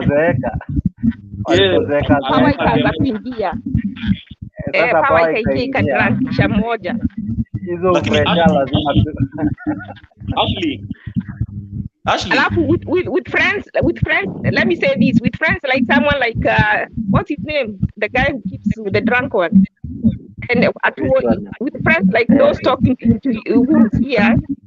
Sasa the only thing what you're saying, like now, June 1st, Uhuru has decided that the Labor Day is going to be in Sumu. I don't think he has invited Ruto. Should Ruto go there? What you're saying, Ruto should, the only thing Ruto can do right now is to confront Actually, what is happening? What is happening actually? Actually, you see, when mtu ameingia form 2, hapo ndio bullying characters zinaingia. So Uhuru went to form 2 and he forgot he had another student by the name Ruto.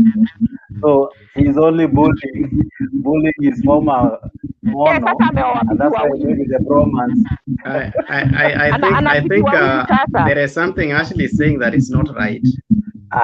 Say it, Colin. What? The Constitution recognizes executive and the presidency. Executive and the presidency. The executive contains the Attorney General, who is an ex-officio member, and the ministers, who are now called cabinet secretaries, and the PSS. Then the presidency is also part of it. The presidency is the president and the deputy president.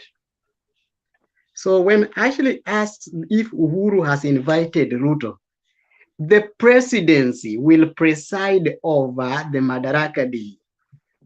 Who is this who has to be invited specifically as Ruto if the presidency is already there? I always find it so fun because Ruto every time, and he's not saying it, his people say that he was not invited. How would I invite my wife if I have a meeting of tukona chama? Because men these days, men do chama, sindio? I'm a Christian. So tuko na mkutano ya wakanisa kwa nyumba yangu. And bibi anasema I was not invited. Yeye ameenda wapi? Sokoni. Or but Colin, your wife will not interfere with the meeting. Yeah, bibi ameleta mkutano kwa nyumba ya wanakanisa. Kama mna conflict, hata maybe uko na bibi wawili, ukienda ufanyie nini sherehe kwa ule mwingine. There is nothing like bibi wawili. No, there is nothing like bibi.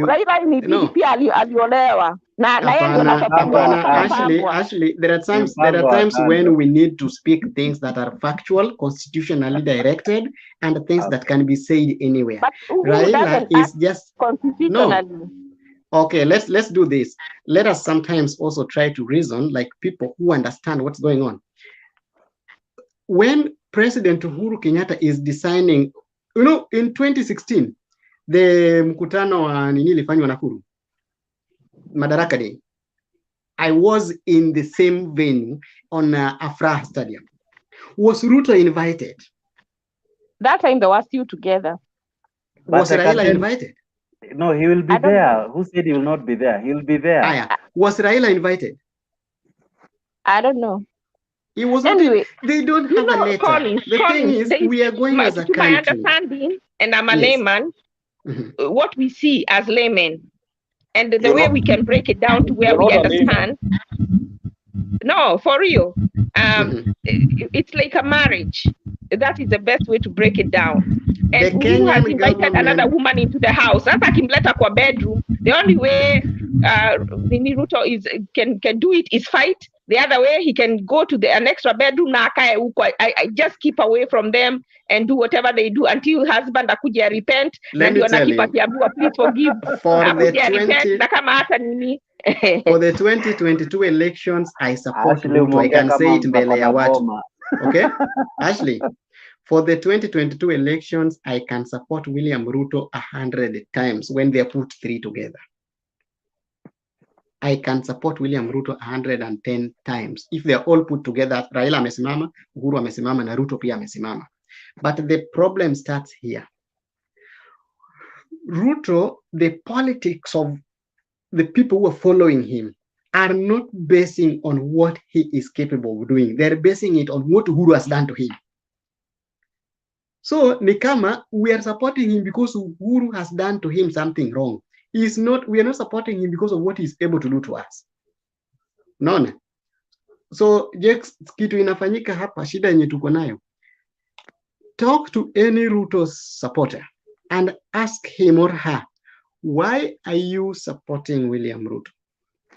They will tell you, Uhuru amemfanyia mbaya. That is the first thing. Somebody said, the people in Central Province did not elect Uhuru. They voted against Raila. That is true.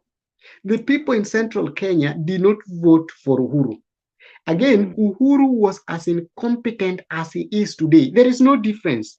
It's Ruto who was helping him bring up the system. And when they disagreed in the theft they disagreed started with the 2014. People don't know this. The disagreement started in 2014. They were just trying to build it together. That's why when Waiguru stole 791 million and Ruto said openly, "Huwezi ukatuibia hapa milioni 700 na unatembea hapo na catwalk." We know who stole. What happened? That's where things started, because he touched on the darling. When you touch on the darling and you're not benefiting from there, you are going to risk the other person. So this is where the disagreement started. Hata wewe sahi mtu akiguza girlfriend yako utajua yeye si brother yako. That's why you should start disagreeing. If today elections are done today, mimi kama Collins, I think I will support William Ruto. But the problem is the people who are helping us support that William Ruto is not the thing they're giving outside. They're trying to build a sympathy. Ruto has a good thing. There is only one good thing that Ruto has: bottom-up economy, which everybody needs. The problem is the people who are working with him are not allowing him to explain the bottom-up.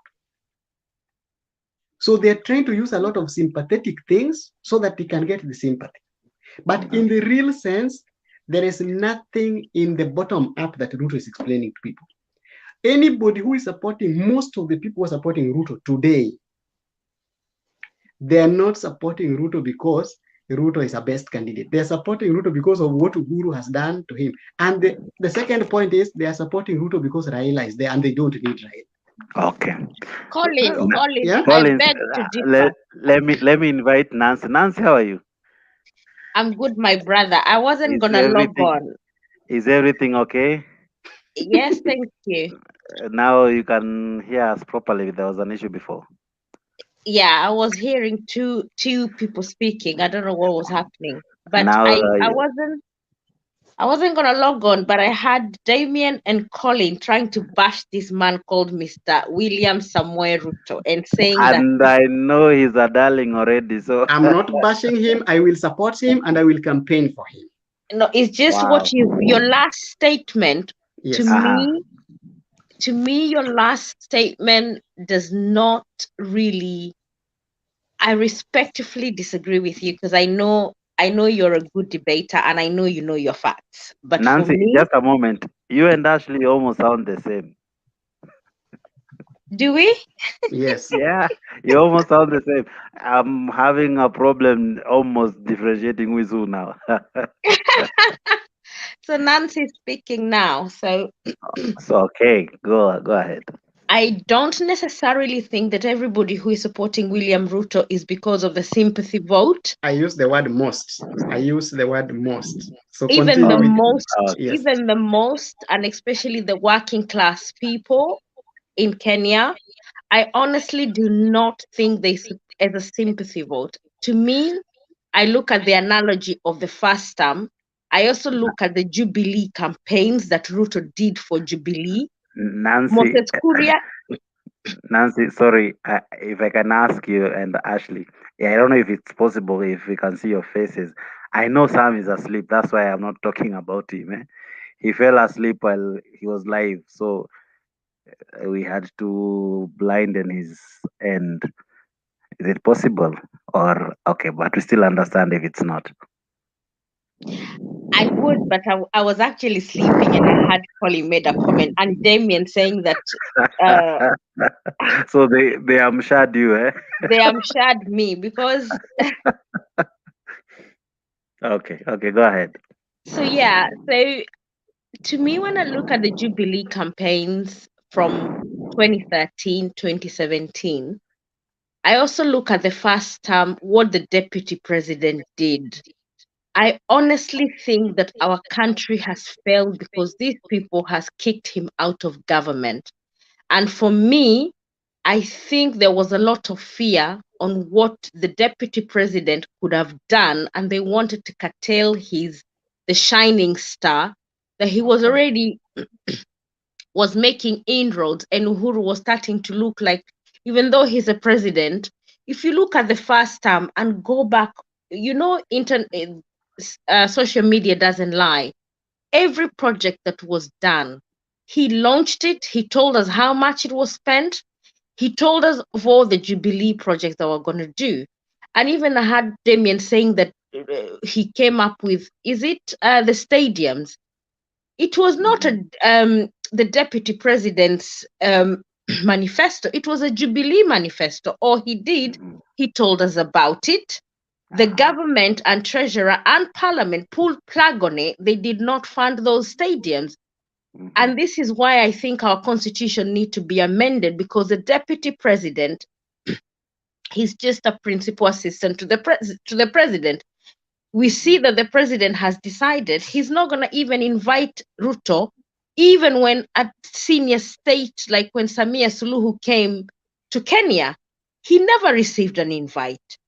The fact that he does not respect the second in command's office, to me, it's not fair. It's shining a very bad light on our country. So if these things were in the constitution, Ruto could have been more stronger, because he's not a nay taker. Ruto will push boundaries, but the constitution limits him how much he can push the president, because it says you're a principal assistant. The president can decide, I don't want to give you any work, and he will not, and we've seen that. So to me, the deputy president has a lot to offer to Kenya, and I so much believe in it. And I do see the potential in this guy. And I always ask myself, he supported Raila, then he was a good man. He supported Uhuru, then he was a good man. When it comes to him wanting to become the president, then he's a bad man. Come on, they're fighting him for a reason, because they know he's not going to be sleeping on the job. He will question when he needs to. He will work when it's required. And I so wish that God, even if it's one term, Ruto to get a chance. And I know Kenya will transform. Kenya will be heading Rwanda way, because Ruto will prove them all wrong. And I can see that. And I see his tenaciousness. I see he's eager to serve. He's eager to know what's happening. And I can just see a brighter future for Kenya. Even if it's one term, I don't want us to give him 2 terms. Let's give him 1 term. Let's see what he can do. And if he can't deliver what he's told us, let him go. The bottom-up approach is a genius. Biden is doing the same thing in America. We have the same thing in the United Kingdom, although people say the UK is a capitalistic market. It's also a bottom-up approach, whereby if you're a poor citizen, you still eat, feed, get employed. So the government tried to balance both the poor and the rich. And I think that's what Ruto is trying to do. So Damien, I woke up because of you. Stop misleading us. The constitution is very clear. He's a principal assistant. He cannot allocate duties to himself. Wow. Nancy. Yes, Colin. Can I add something before you say something? The same constitution you're using? Just a moment, Colin. Can I answer? Just a moment, Damien. I know Nancy will disappear. That's why we have to go with her very fast. Uhuru took away Ruto's budget. So now for Ruto's...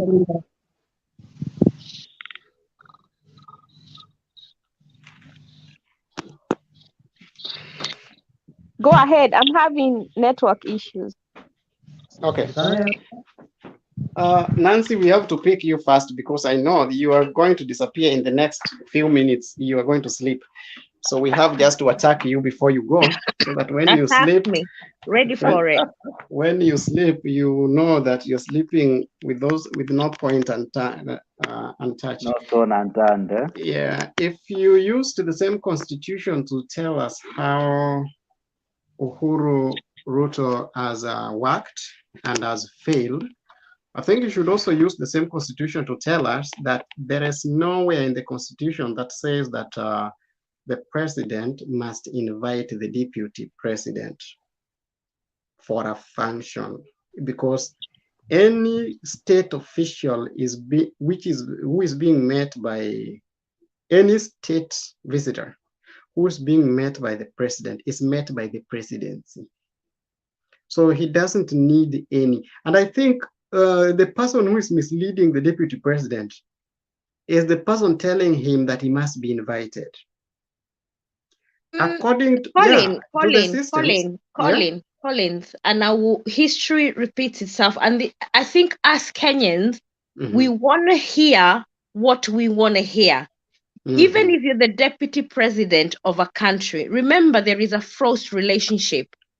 If deputy president went to State House tomorrow, and I can bet you, and one of the commentators on Citizen TV said that it was Gashuri, that the protocol in State House, even if you're the deputy president of Kenya, you cannot just turn up and go to State House.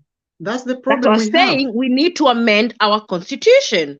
So the deputy president was not going to attend Samia Suluhu's sherehe without an invitation, because every time he attends everywhere, his PA Talam says, on this day, we received an invitation. On this day, we never did. If you remember, I don't know where he turned up and he turned away. When they went to Manyata, remember when they went to Manyata to launch the technology things from the youth, wherever. The deputy president, instead of being the one to receive him, who received him, it was Matiang'i. He has suffered enough embarrassment, and he has suffered some issues that I might almost sympathize with him. When Nancy says he at times feels like he has been left out. Ni ile yenye wanasemanga akufukuzae akwamitoka. This guy has been fukuzwa, ni ile tu akona roho ngumu, unajua ni angekuwa wewe Collins angekuwa amevuka. Here's the thing why I still have a problem with the system working, okay? The problem Collins, before you say between Ruto and the State House, there are some guys who think they are so big, like Kibicho, like Matiang'i, like Kinyua, and Nancy Gitau. These people that I don't know where they're getting this power from, because they can even control what Uhuru is doing. But I think Uhuru has permitted them. Uhuru has not permitted them. Uhuru does not understand anything. Somebody who does not know the price of a bread does not know anything. But Colin, that is what we call power vacuum. These guys, you know what they said? Have realized there is a power vacuum in Uhuru's leadership, and that is why you see it's Nancy. And they say that when the second term started, someone called Ruto, I don't know whether it was Uhuru himself or his handlers, and they told him that this second term we want Uhuru to shine. So you need to go down. You need to be quiet. You don't need to work as hard as you did the first term. So I can remember an interview where Ruto said why he has stepped back. He was asked to step back so that Uhuru can build his legacy. So when someone has already asked you to step back, when you start pushing yourself in, what you're looking for is a fight, a confrontation. No, but I think if they was asked to step back on a good faith. Actually, on Nancy, I'm confused now. Nancy. Two people sound the same. They sound the same. No, that was Ashley. That was Ashley that talked. And I think if he was asked to step down, like to step back on a good faith, okay, then they could have not displayed it. Again, that's where I blame our media. Because when this thing started, I think Uhuru and Ruto had a plan. Jatelo, wewe enda mbele, mimi nikae nyuma watch what goes on. Because I worked hard the other time. So this time, so that you can give me a pedestal where I can now say, in our government, we did this. The first term of Jubilee government, they did a lot of good things. And everything was moving until they stole the money. Here's the problem. Why is Kenya having a lot of problems? Is these people stole the money. So the projects are there, were being launched by Ruto. They cannot be funded because Ruto's work was to launch the programs. That's why Uhuru in his term said, huyu kijana anaitwa William atakuwa akitangatanga hapa, mumwambie hizo shida zenu. Because he knew he's going to do the national work and link Kenya to the international market. Ruto is not so good internationally. By the way, So siku hiyo alikuwa anasema hiyo kutangatanga alikuwa namtukana, but then he sugarcoated it. No, hakusema kutangatanga. Alisema in the nice way. Alisema in the nice way. That was a genuine comment. No, by that time he was very good and he said Ruto ndiye atakuwa kirandaranda hapa ndani because yeye ndiye anaweza fanya kazi ya mtaa. Ruto does a good job in mobilization and it's called connectivity. I don't know the right word, but connectivity, connecting with the members of the mains, like watu wa chini. Ruto does it very well. Mobilization. He's a hands-on person. Yeah, he's a hands-on person. So he's so fast. Uhuru himself does not understand mkate, bei ya mkate ni pesa. So that means he has nothing to do with the basics. So it's Ruto who was doing a lot of the basics work. Then after they had identified the things that were supposed to be done. Ruto went to the ground, found dispensaries, money that was supposed to be launched. Ruto went and launched them. Collins. Then these guys received the money. Genuine. He was not genuine. It hadn't come to the open. No, this was the second time when Ruto alikuwa ameambiwa anyamaze. Hapewi project. So he gave himself work. I beg to differ. The first, the Tanga statement was made in good gesture. In the second time. And I think Uhuru wanted it to work it that way, but our media spinned it out of context. When I had it, the way I had it from Uhuru, he meant it to when he told Ruto to not do any projects, he thought that Ruto would go to Songoi because second time, if you remember when they won the elections, the first person who was sent, the first visitor to Kenya was Museveni, and who was sent to pick Museveni up? Gideon Moi. So even when he was being told to pull back so that Uhuru can shine, he was supposed to go and stay in Sogoi and do his work so they could bring Gideon to the forefront. But instead of him going to do his work, he started roaming, going round. And Uhuru didn't like that. He didn't like that. The word Tanga came in the first term, and I think I'm very No, in the second, the first time I was not following Kenyan politics. Yes, I started following Kenyan politics in 2017. So I know, if you want, I will look for that. It was in second term because I heard him say that.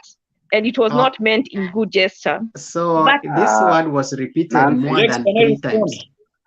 Nancy and Collins, just before I bring Damian, I think the issue is this. At times, the president might have said it in a good way. Yeah, it was in a good way. But the media blew it out of proportion to the level that even when they say it with a lot of distaste in terms of hata ikisema inasounding tanga, it's almost venye tu isemangi taka and all, but they don't say it to make it sound good. And when they want to criticize the deputy president, they use the tanga slogan.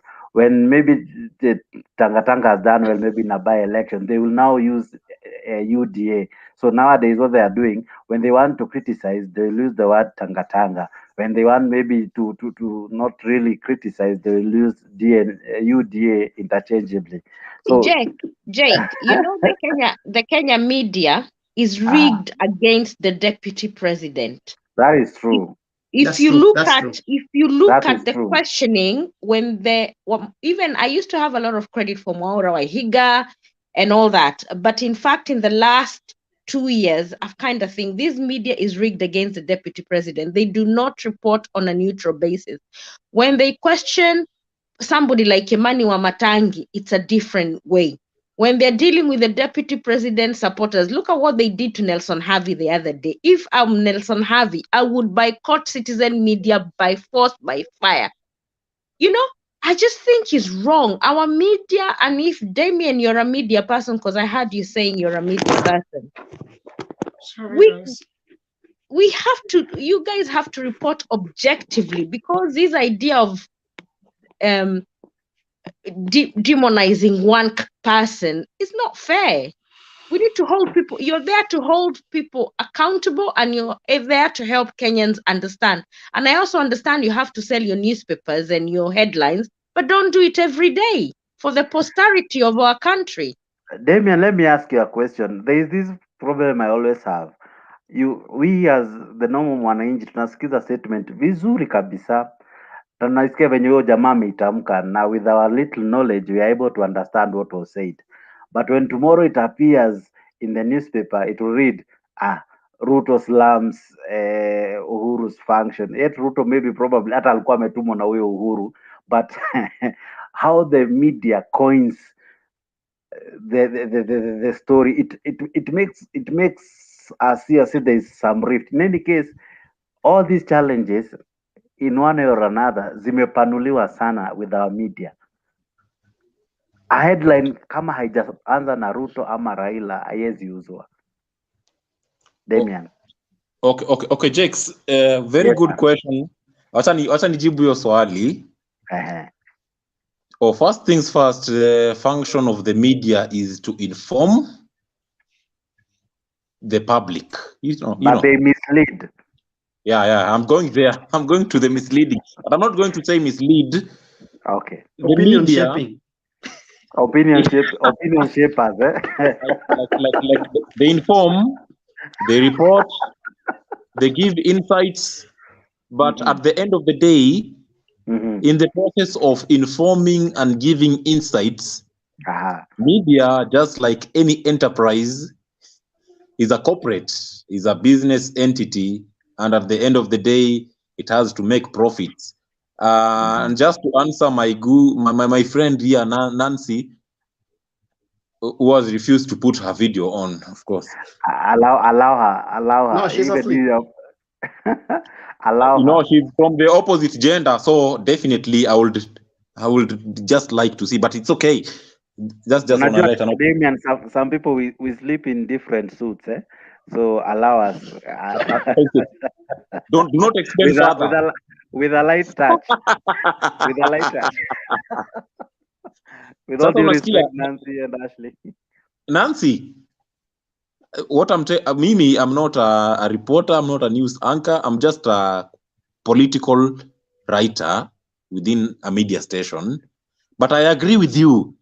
The media is supposed to be an agent of socialization. So the media is supposed to inform and report accurately and concisely. I quite agree with you. But you see, the media looks for something to sell. We cannot say that it is the media defaming the deputy president. The media picks a narrative that is out there. Perhaps the media exaggerates, but the media does not generate its own content. The media takes the content that is in the mainstream. So, as Nancy and other Ruto sympathizers, because I still insist that Ruto does not have supporters. He has Damian, tuheshimiane. Don't call me a Ruto sympathizer. Call me a Ruto supporter. Okay? Sorry, Nancy. Because if you're a Raila supporter, I won't call. I'm not gonna call you a Raila sympathizer. Let's respect one another. I have every right to support whichever politician I wish. Okay. So Nancy is a supporter and I'm a sympathizer. Okay. Now, Nancy, Damian, I was not referring to you. Damian, yes. When you talk of sympathizer, Ashley has volunteered. Ashley is a sympathizer. I'm a supporter. Nancy has volunteered. So you are the two. No, Nancy, I'm not referring to you, but I think, this is just my thinking, and I could be wrong.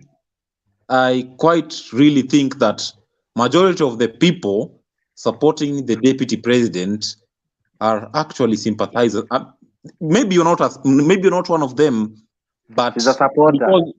If you sit down and listen to the people who support the deputy president, other than the ones who come from the Rift Valley region, because let us not pretend the politics of Kenya is polarized along tribal lines. So minus the Kalenjin vote block, probably majority of the supporters of the deputy president are sympathizers, in the sense that the arguments that they tend to want is that, the deputy president has been sidelined. The president brought in another partner, an amorphous partner, who is not supposed to be a member of the executive. And I agree, Raila is not supposed to be in government. And I believe he's not in. If he's in government, that is illegal. I don't quite see the values that these people talk about. They talk about the bottom-up approach. Jakes. Yes, sir. This is a fallacy according to me, because from independence, Jaramogi Oginga Odinga and Jomo Kenyatta, Jaramogi Oginga Odinga and Jomo Kenyatta were fighting poverty, disease, and ignorance. That was a bottom-up approach. Moi's government fought poverty, disease, and ignorance. That was a bottom-up approach. So the deputy president cannot purport to be bringing issues. Demon, can you tell us how Kenyatta fought? No, I just want him to go back. 1 minute. Can you tell me how Kenyatta fought and how Moi fought those things that you're saying? Not even that. I will even give him one example before he goes to a million miles, telling us that bottom-up approach does not work. I didn't say it doesn't work. No, hang on. You said it's a mirage. It's not a mirage. No, I never said it doesn't work. I said the deputy president cannot claim to be bringing ideas that have always been there. Even the BBI itself, I'm not a supporter of BBI, but the BBI purports to be bringing a bottom-up approach, because a bottom-up approach is an approach of like improving the economic welfare of people, beginning from the people who are low-income earners. You see, actually, 1 minute. The BBI, for one, it does not do that, because you're still giving the governors money and there is no accountability. Ruto is proposing, hang on, Ruto is proposing setting a fund for me and you in the village, that if I cannot access credit from a bank, I can access that money through a way in government funding. I don't know whether you watch Tuko. There is this woman who was on Tuko Talk who was interviewed by Lynn Ngugi. And today, she is the best entrepreneur when it comes to Mutumbas in Kenya. Yes, I watched it. Huh? Lynn Ngugi was my colleague. I know her. Yeah. If you watch the interview she did for a woman called Jane, now she's a bestseller of Mutumba and she's a millionaire. She started from that 15,000 that she got without being taxed 24% interest rate.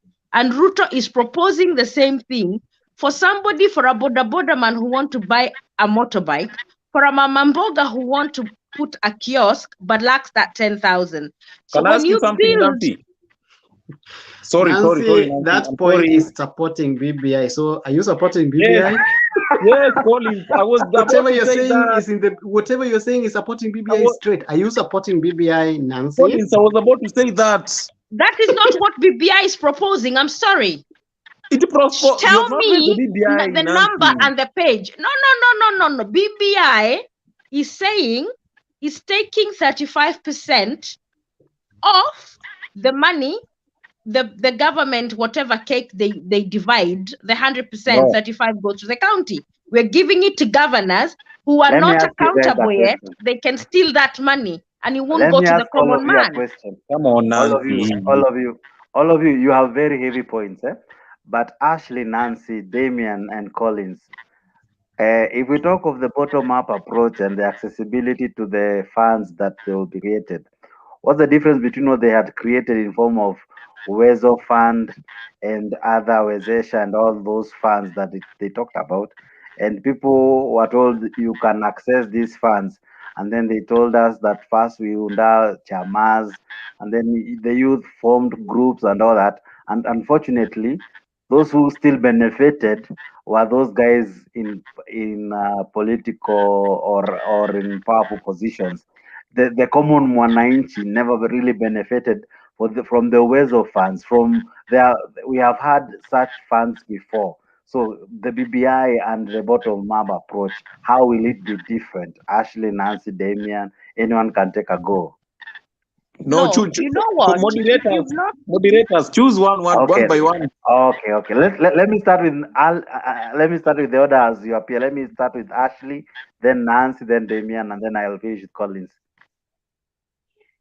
I don't want to comment on that. I don't have much information. Okay, so let me go then to Nancy. For me, the blueprint for if I want to say this because I know and I've seen a bit of blueprint about the bottom-up approach. Okay. The bottom-up approach, and I listen when Ruto came here and went to Chatham House, and he spoke about the politics of Kenya and what is paralyzing us and what's causing the failure of our country. For me, the reason why I think Uwezo and the bottom-up approach is different, this money will not go to the chamas and the women who give money by who they know or the groups you are forming. It's who you know that would give you money. Ruto is going to come up with like what do you call it? You know, like the way you introduce, although CDF. it's been like a bank, which is funded by the government. If I'm you and you, I go and borrow at 1%. Okay. And you borrow and repay. Then somebody else, it's like a ripple effect. That's why he said he would, the 100 million CDF money. He said he'll have the same kitty per constituency, 100 million. What I'm waiting from him is details on how he's gonna fund it. Because for me, the details on how he's gonna fund it, because we're already operating at 692 billion deficit. For me, I want him to tell me how he's gonna fund it. But to me, his idea is valid in every constituency. Ashley needs to say something. Just hold on, kidogo, Nancy. No, I was telling Nancy that he said he's going to work on the taxing because the taxing system in Kenya is unfair. So he's going to revise that. Still, that will only raise about 2%. So because this has been this was reported last week by, is it Osiani, who reported on it, because he was critiquing Deputy President payslip and what he said when he gave us his payslip and said he could afford to pay 5,000, not 1,700 pounds. So to me, the bottom-up approach, if we have a local bank funded by the government where the SME people can borrow money at an affordable rate, this will help us even lower the high street money. The high street banks, like here, if you're the government even gives grants to small businesses. So the high street banks are forced to lower their interest rates. So they're able to give loans even to small business people. So if this idea is actually actualized, to me, the bottom-up approach is what will save Kenya. We've done the 1% trickle-down economy. It has not worked. We need a different way. And if Ruto's way works, I think it will work. Well said. Damian, now bring the BBI aspect from what Nancy has said. Okay. Nancy. Yes, darling.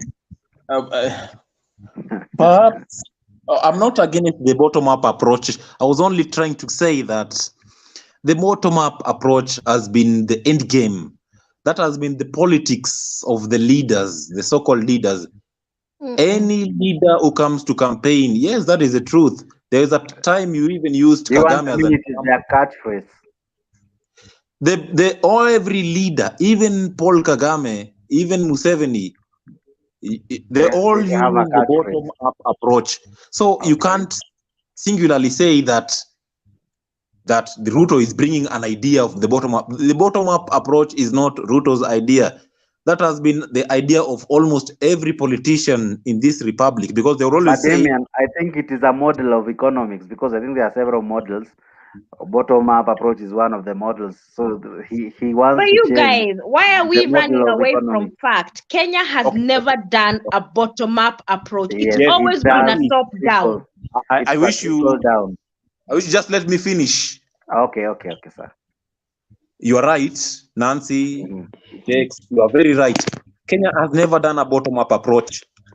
but every electioneering period, every leader proposed to do the same. You see, so even Raila Odinga claims to say that he will do the bottom-up approach. He says that the lands that were taken away by this other tribe, I'm going to ensure that the poor people get their lands back. And even if you look at the BBI, talking about the 35%, the 35% is not money that is going to be handled by only the governor. They say 35% is money that is going to the county. Money going to the county doesn't necessarily mean only the county government. There are other institutions which are within the county government. Like if we talk of Kakamega County, we have the county government itself. We have financial institutions.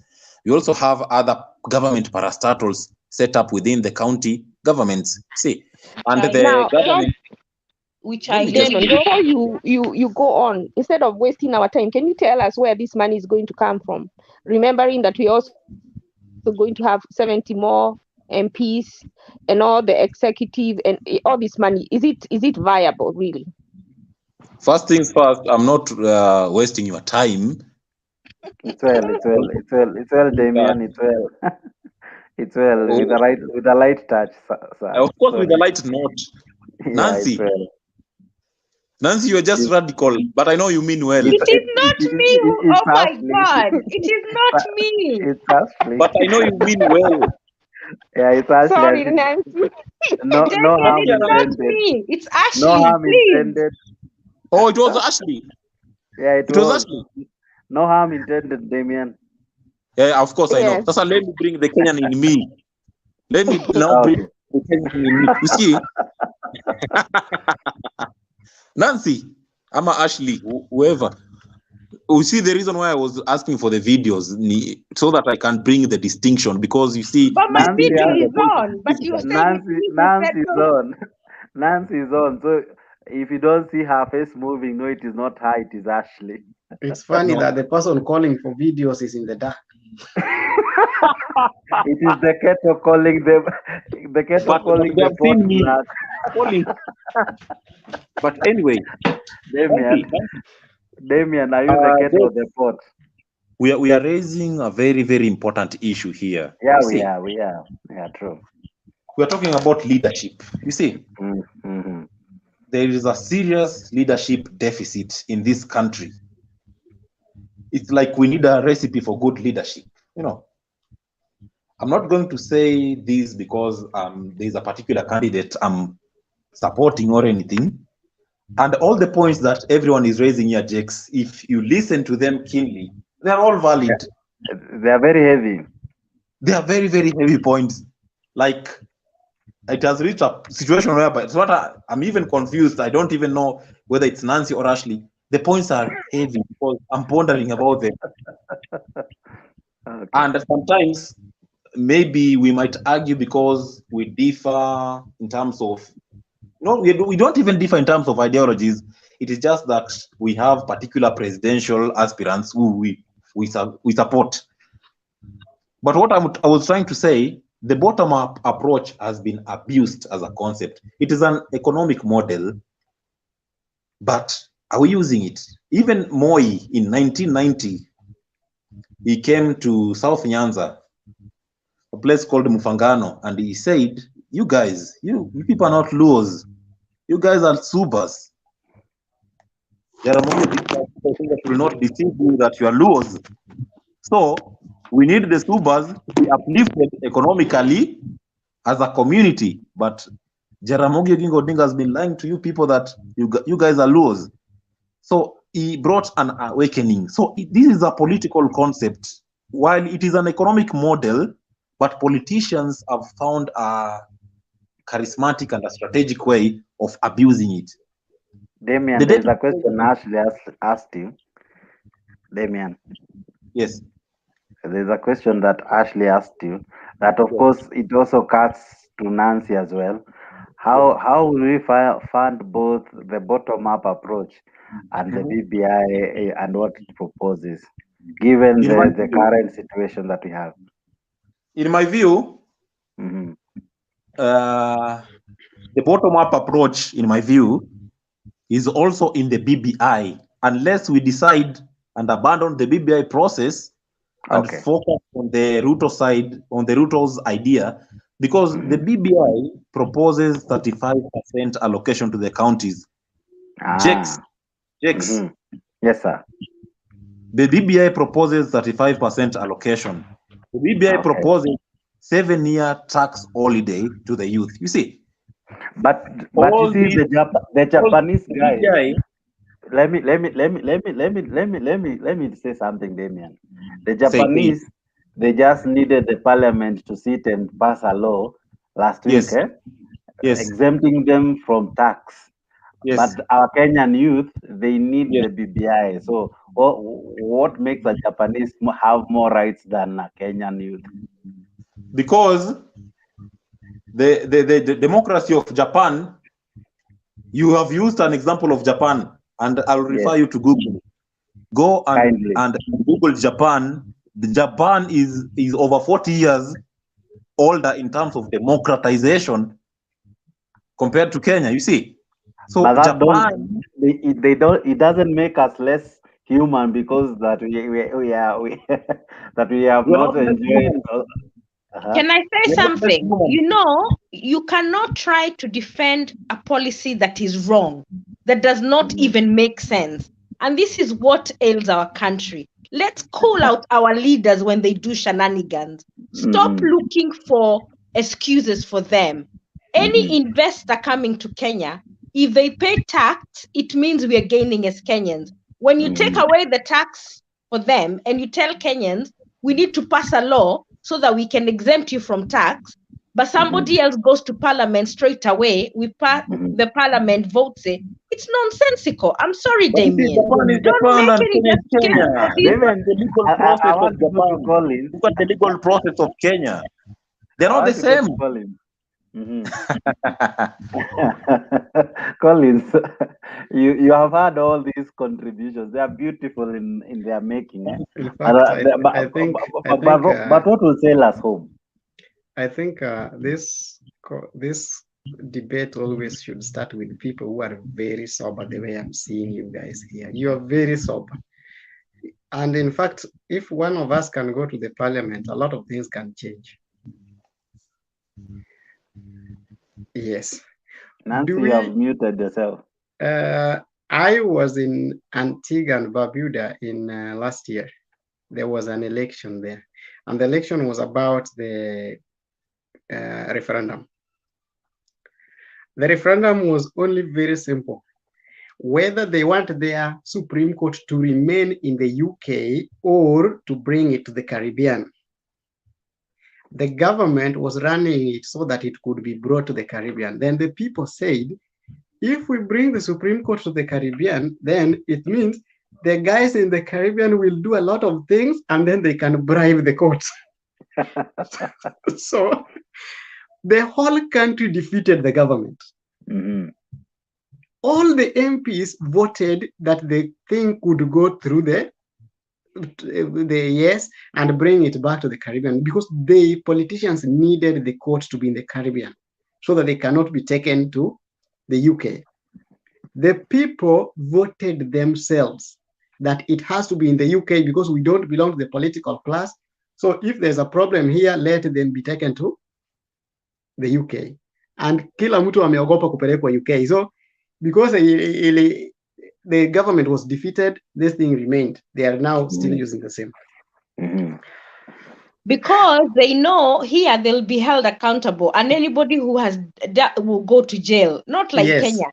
This is why Damien and the lot stop making excuses for the MPs. They could not even see there was a problem with the law with BBI. They all flocked like sheep. I'm bringing something here.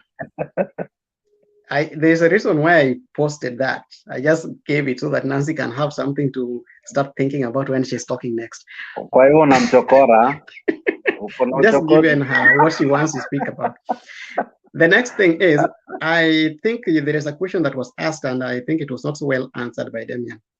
Okay. About the news. I did one year of communications. some course. I did something, and I was told that when you're making a headline, there are 3 things that you have to look. Is it speculative as the headline? Is it catchy as a headline? Okay, does it shape an opinion as a headline? You know, today we have talked, Nancy has talked, and do you know how I can report this tomorrow and put it on the headline?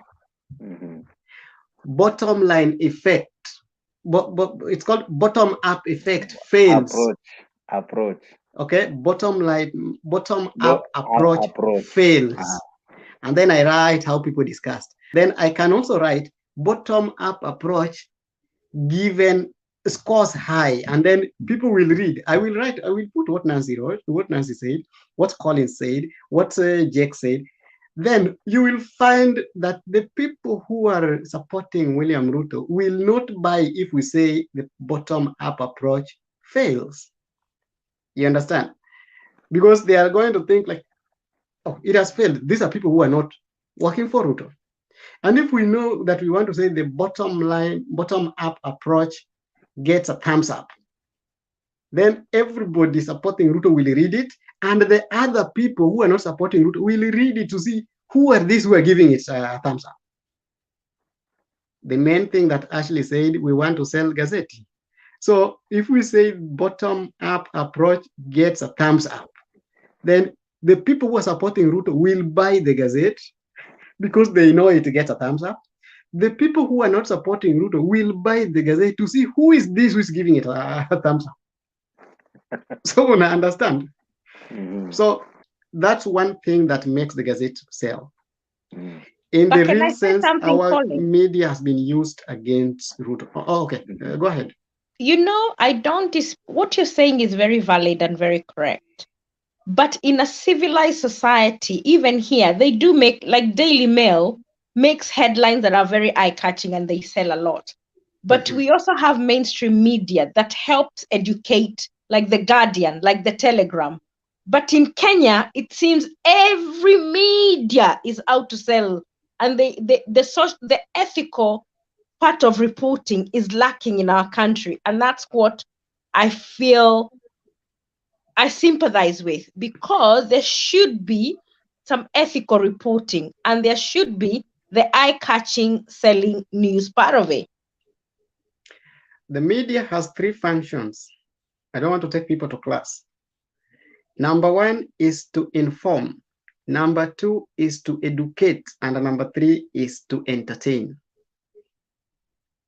Are you getting to the media so that you can get informed?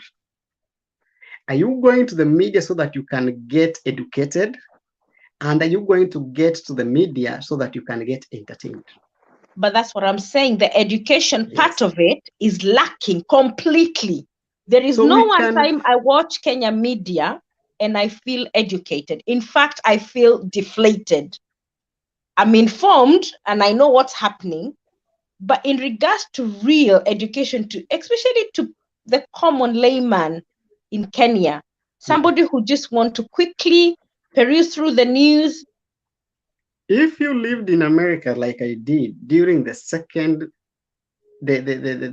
year of Trump, not the first year, the second year of Trump, and you watched Fox News, you could get some shoe and throw at your TV when Tucker Carlson is speaking.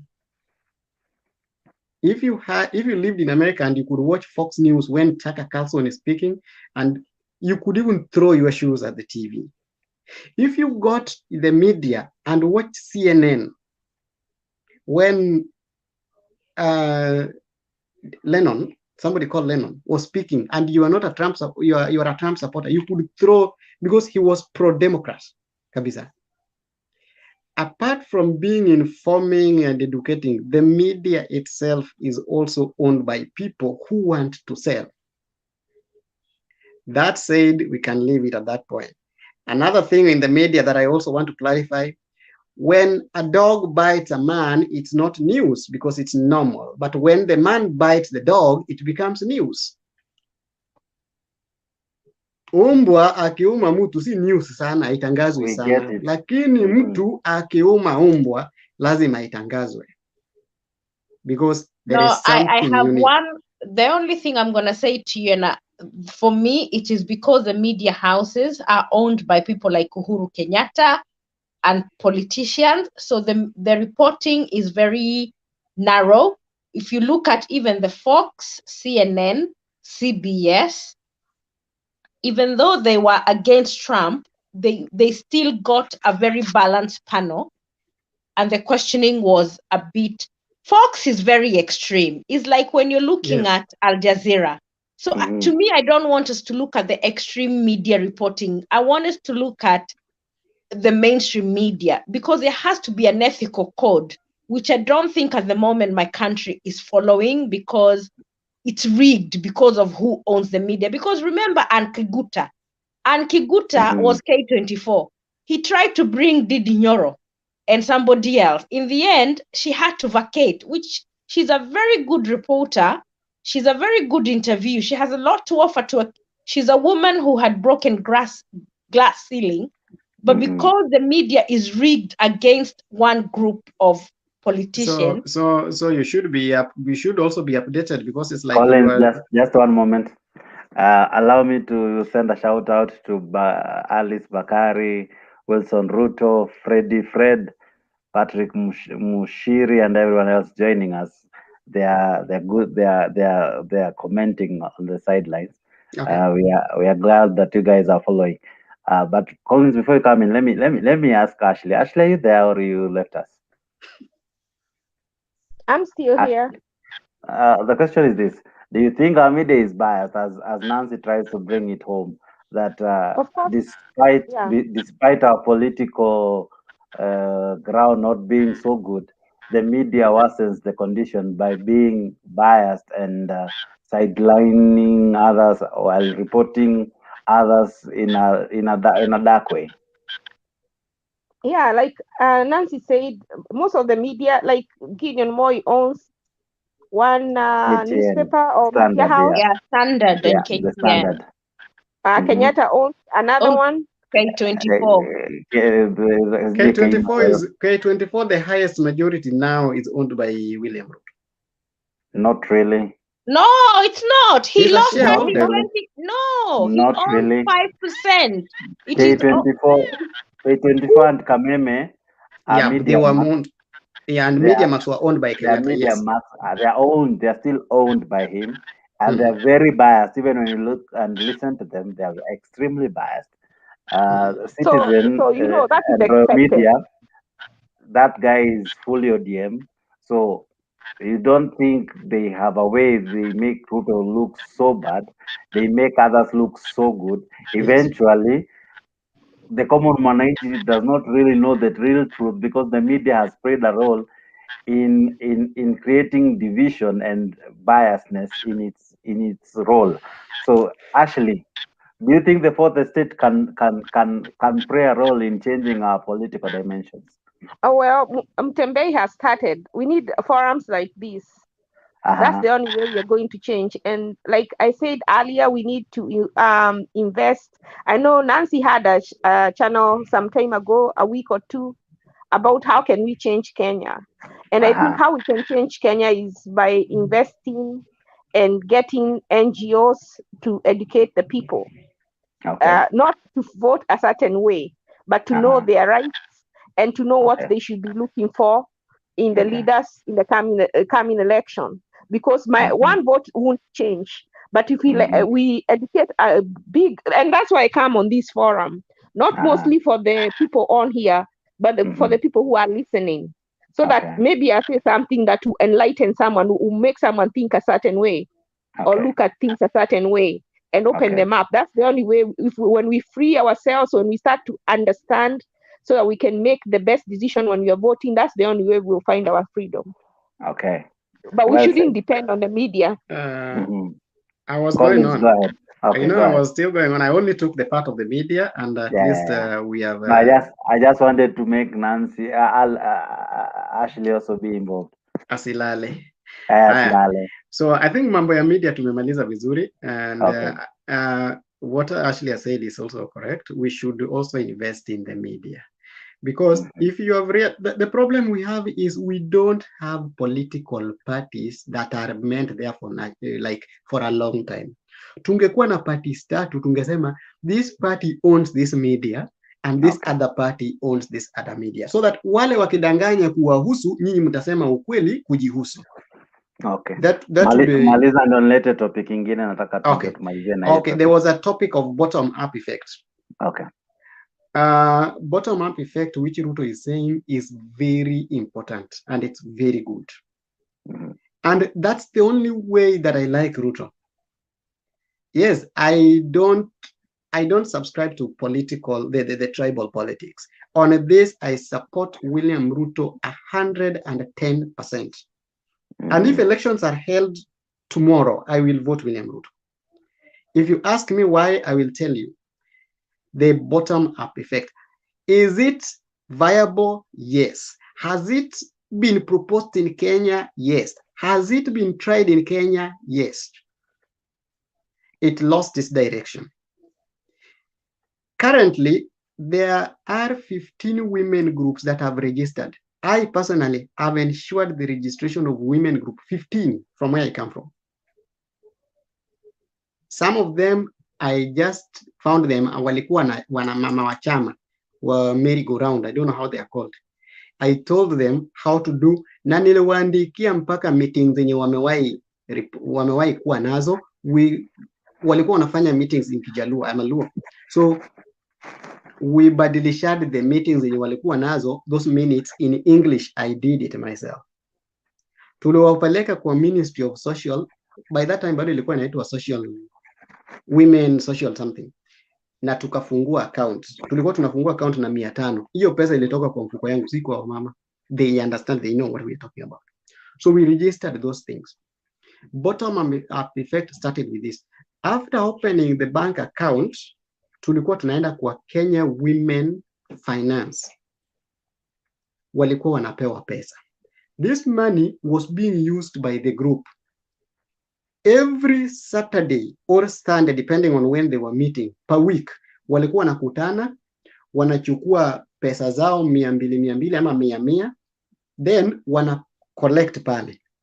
The bank was supposed to be adding them 3 times the money that they have collected. Alafu inapeanwa kwa mtu moja, ni kama loan. And the qualification is you must be having ka biashara kidogo. Hauko unapewa pesa kuanzisha biashara. Lazima ungekuwa na biashara kingine kidogo, so that you are given the money ndio uboost nayo biashara yako. Then hiyo pesa wewe ukipewa leo unarudisha pole pole. The youth fund was used. Niko na pikipiki ambayo mimi nimesimamia kama guarantor. I have 4 guys mwenye niliwasimamia na payslip yangu when I was still working. Walikuwa wanaenda kama vijana, they go to Equity, and that's why I like Equity Bank. Walikuwa wanaenda kwa Equity Bank, they say mimi ni kijana na ninafanya bodaboda. You must show that you've been riding ka bodaboda fulani. Then unakuja na sacco. These saccos were brought up by Michuki, si ndio? The sacco things zililetwa na Michuki. So ulikuwa unaenda kwa ile sacco, unaenda pale kwa bank, unapewa pikipiki na mtu mwenye ako na payslip ndiye anakusimamia. So every day unarudisha 300, badala ya kulipa mwenye pikipiki 300 wenye wao wanalipa, wanapeleka 300 kwa bank every day. So like the pikipiki is owned by the bank, but ni wewe uko nayo, hauna nini.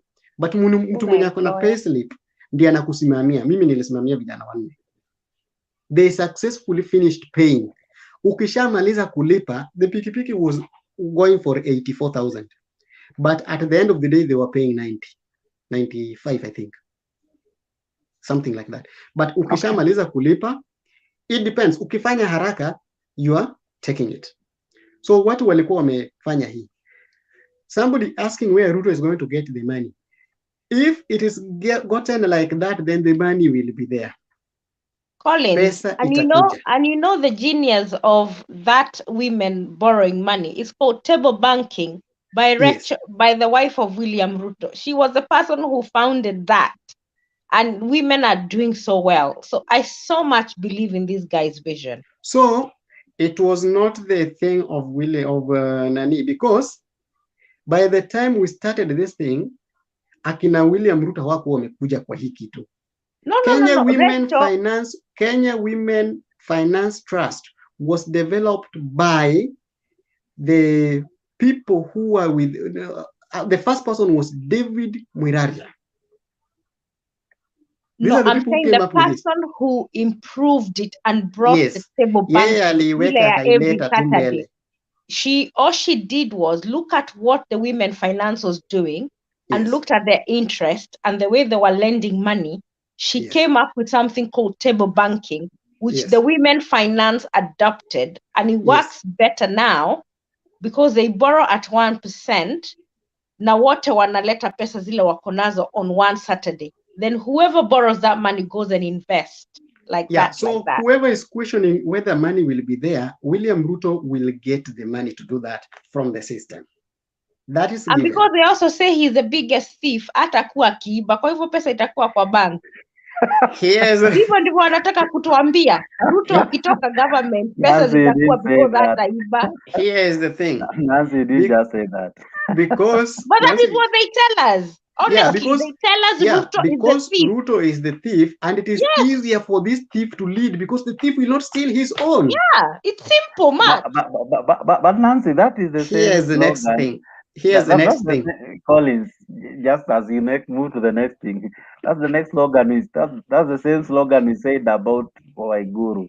We said as much as she had stolen, ataiba tusaidie. Unfortunately, once a thief, always one. So eventually, Waiguru's case is not even debatable because I think that you saw even the other day she went to, she's a witness she went of the to court and something happened. She didn't want the media. Waiguru's case is, I don't want to debate it because it makes my blood boil. Go on, Colin, my love. So we have always used the bottom up, but it lost its direction. We used it. It's been there. It's lost its direction. So if it can still be there, we don't need even anything in parliament. It is there and it has always been there. We don't even need the thing, how do you call it, BBI, which I was really against. We don't even need the BBI for us to have this thing. Why are you against the BBI, Collins? Yes. From the beginning. I am still saying this. I like parts of the BBI, but I don't like other parts. If it can still be amended today, it's okay. It's not bad in totality, and it is not good in totality. For example, I didn't do any education through HELB. Kenyans are suffering because watu wanamaliza shule, mtu anajifanya mpaka anajipata ameenda masters, hajalipa ile student loan, undergraduate. Hajalipa, and you can't follow them because the thing says you must get a job you must get a job for you to start getting what? Paying it back. Sasa mtu kama Nancy mwenye alisomea HELB akakimbia akaenda UK, Collins alisomea HELB akakimbia akakuja hapa. Where will you get that person to pay HELB back? Unaona? So I wanted something like that in the BBI, so that if I went to school through HELB, wakati mimi napita nje, 6 months after the thing, I should tell them like I'm now going out of the country na sijalipa pesa. So immediately when I come, anything inaingia kwa account yangu, kama hapa America, mimi nasomea pesa ya America. Nasomea tunaita Uncle Sam's money, but we call it the financial aid, American financial aid for the student. So if I earn after 6 months, any money I earn, hata kama ni Nancy amenitumia na sijalipa bill ya student aid, watakata. Unaona? So in the BBI, they said if the students finish school and hawajapata kazi, they are given 7 years, something like that, or lazima upate kazi. So the government must be put into task that Nancy amemaliza shule 2012. So by 2014, Nancy should be given a job so that the government gets its money. Those are the things I was against in the BBI because and Colin, they never said it. Yeah. Even better. I wonder why in long time during Moi's time, the state, the country used to pay for the students in public universities. Where is that money going? Because I wish BBI would say that every person who is going to a public university has is paid for fully. That, like the way they used to give boom. That way you don't have to pay anything back. Look here. These guys, there is something that messed up our education system that people don't know. You know, kitambo, Moi, wakati wa Moi, there was something called entrance, job entrance. Hiyo job, watu walikuwa naingia kwa college na umeshaambiwa watu wamepata C+, they qualify for university. But watu wenye wamepata A something, hiyo cut point, hata mimi nilikatwa na hiyo cut point. I missed 1 mark. People were going to the university with the 64 for men and 62 for ladies. I got 63. I was in the middle. I couldn't even go I almost changed to be a female so that I could go to the university. So those kinds of things. Moi, they had that money. Like for here, America, I'm not working in America, but I go to school because there is a student loan. You will have to pay. Hata wakati wa Moi hiyo pesa watu walikuwa wanafaa kulipa.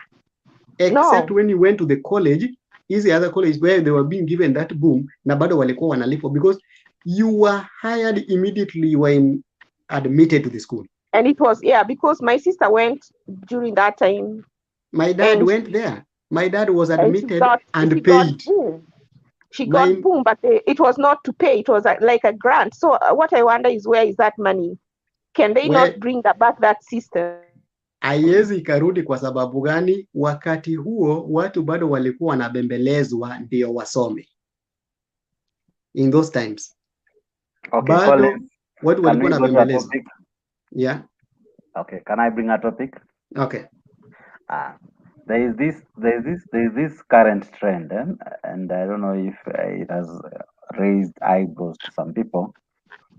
I think the last 1 month, the court has made like 4 to 5 rulings nullifying or unconstitutionalizing appointments by the president, even the fall of BBI, the fall of they're called CAS.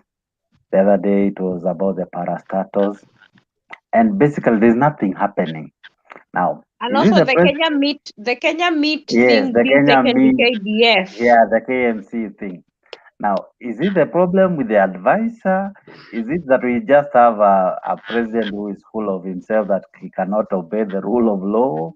Is it what do you think is really the issue, that we have a president who constantly makes mistakes? My honest opinion is, if you're led by a president who is high on the bottle every day, sorry to say, and he does not want to take legal advice, he wants to become a dictator, and because he does not understand the problems of the common man, he'll do whatever he wants. In fact, mark my word, to me, Uhuru will be remembered as the most unconstitutional, non-abiding president in Kenya. Under his watch, we've seen, I don't even remember a time Moi did not just obey the law. He never pretended to obey. He just didn't obey it. So we knew he was a dictator. Nancy, because even the fact of how he's dealing with his deputy, he's still not following the law, because we don't have a super CS in the constitution. Ama namna gani, Collins? He's violated our constitution, and that's why the court said he can be sued. And maybe when he becomes a citizen, we can all go and sue him. That's my opinion. Thank you. Good night, all. I think to speak on Uhuru and the constitution, it's not about Uhuru is full of himself. The problem with Uhuru Kenyatta is ignorance. And Uhuru is running the country like he's trying to do what the father did. Okay. He's the Someone has told you that his mom is the one who tells him what to do.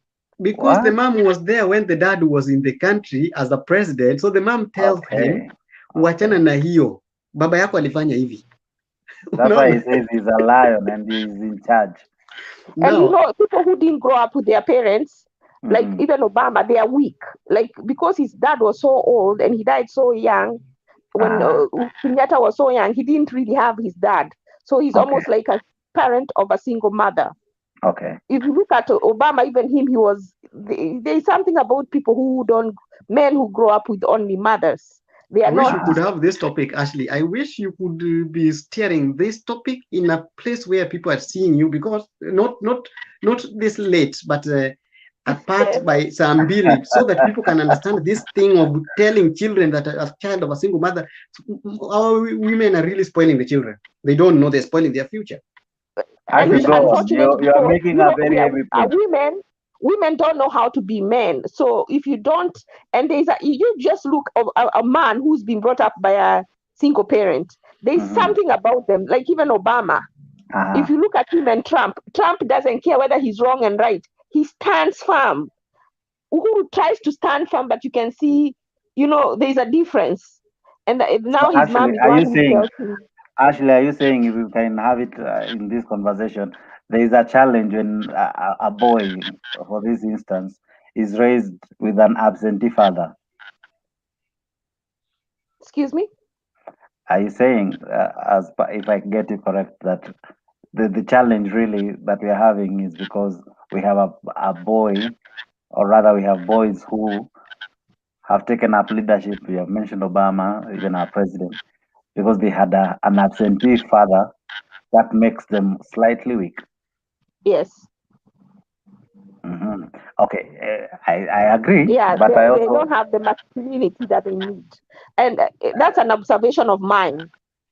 Look at, for example, Diamond, who is also from a single mother. He has a funny character. He's a singer. I don't know him. I know his name, but I don't know anything about him. He also has such a lineage. I wouldn't be able to comment, but on the ones that I have seen, it's not all of them, but there is a thing about not having a father in the home. So the father figure really plays a role.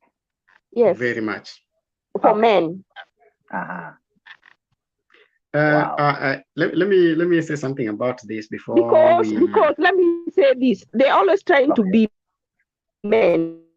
People who didn't grow up with dads are trying to be men. People who grew up with men, with fathers, are men. They're not trying to prove a point.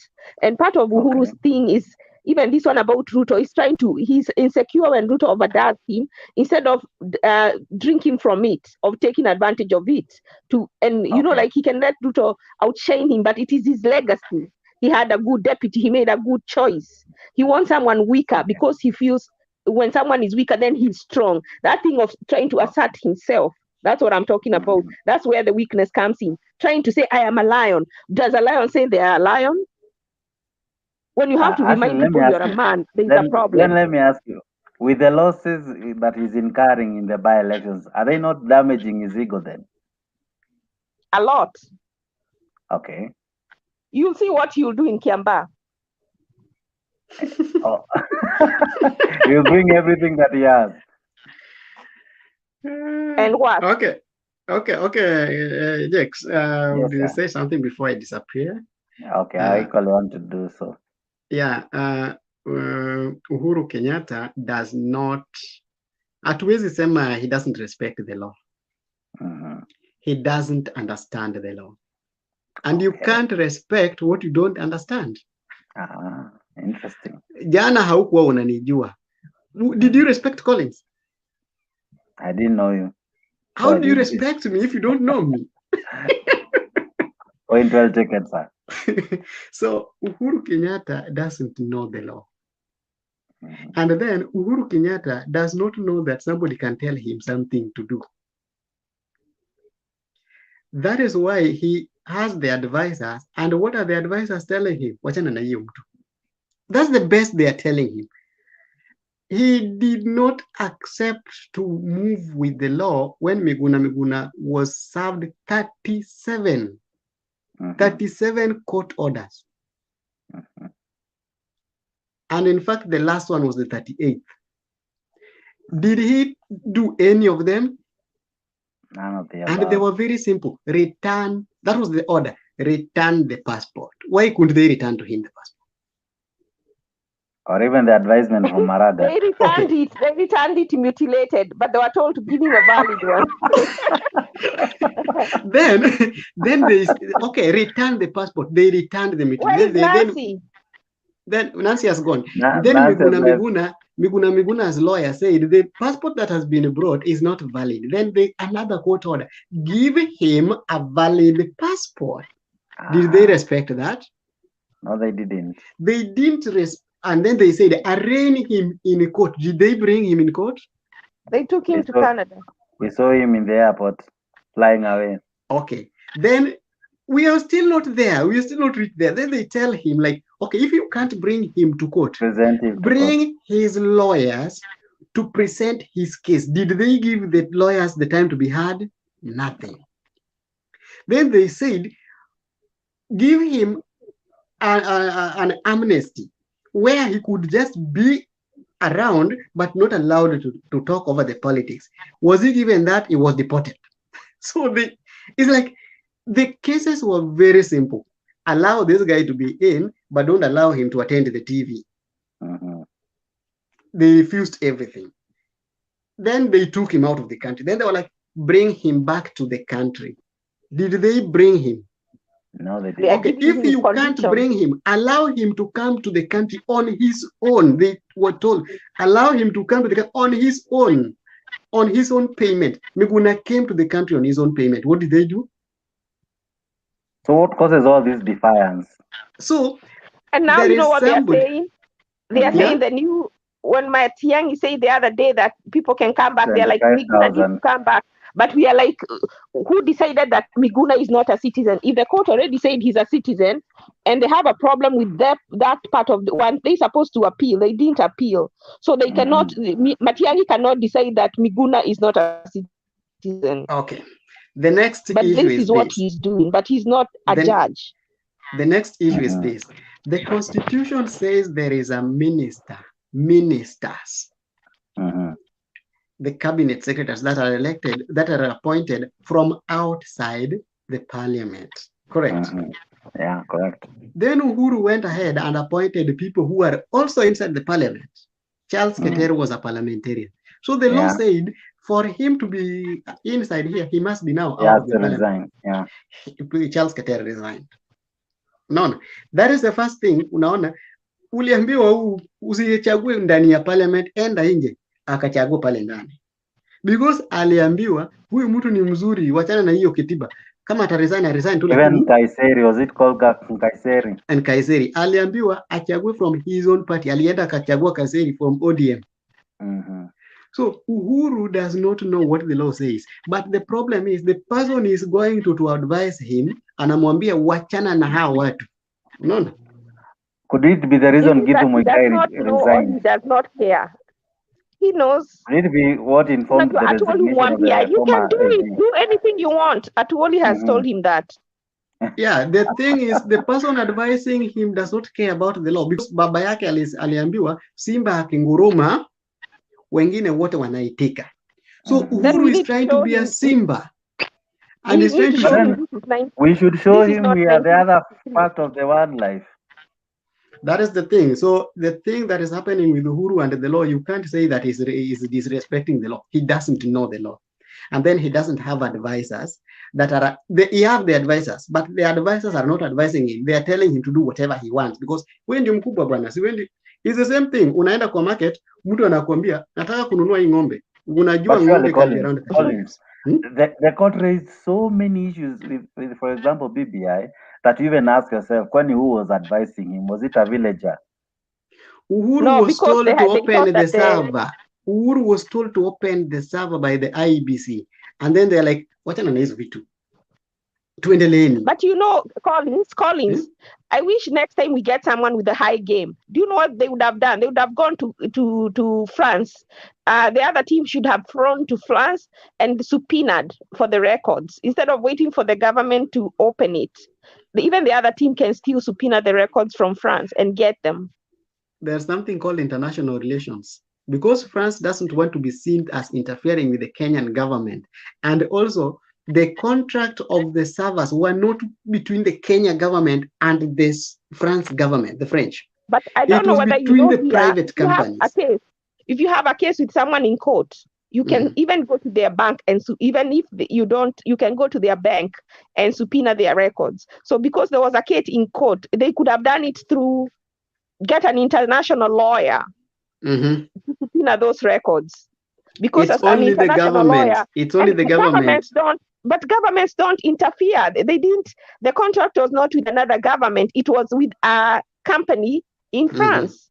Yes. So if they get an international lawyer who knows how to navigate, that's why I'm saying if they up their game and show Uhuru, you see the problem with Raila, and that's what I tell his supporters. The reason he's being disrespected is because he has wavered in his resolution.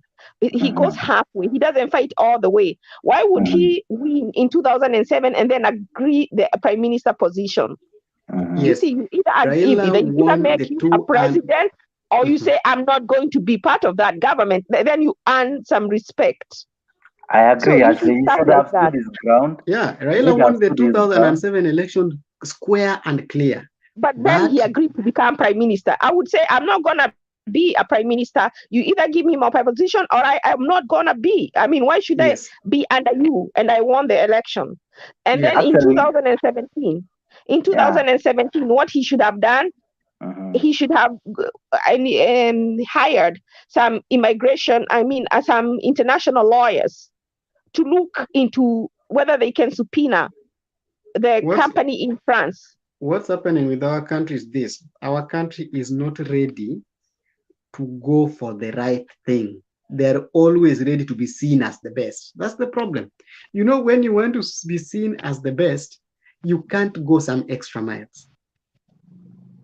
Because people fear being called on the wrong books, that during your time, inchi ilipazuka. So that's the problem. Still up to now, I still tell you this. If today they say Uhuru Kenyatta should not preside over anything, he will do it. Because anaamini the president is the president. Kenya is being ruled by 1963 law, where the president was above the law. And that's why we should teach our people. He's really still trying to just say, oh, tuko na katiba mpya. Na hiyo katiba mpya anafanya vitu zenye haziko kwa hii katiba. Which is wrong. Na anataka kurudisha ile ya tribal. That's why anataka hata hii Mount Kenya anataka ya kuwe tribal. You know, when you put people in cocoons of tribes, it is not the people that benefit, it is the leaders. And then our issue is we are just supposed to be happy.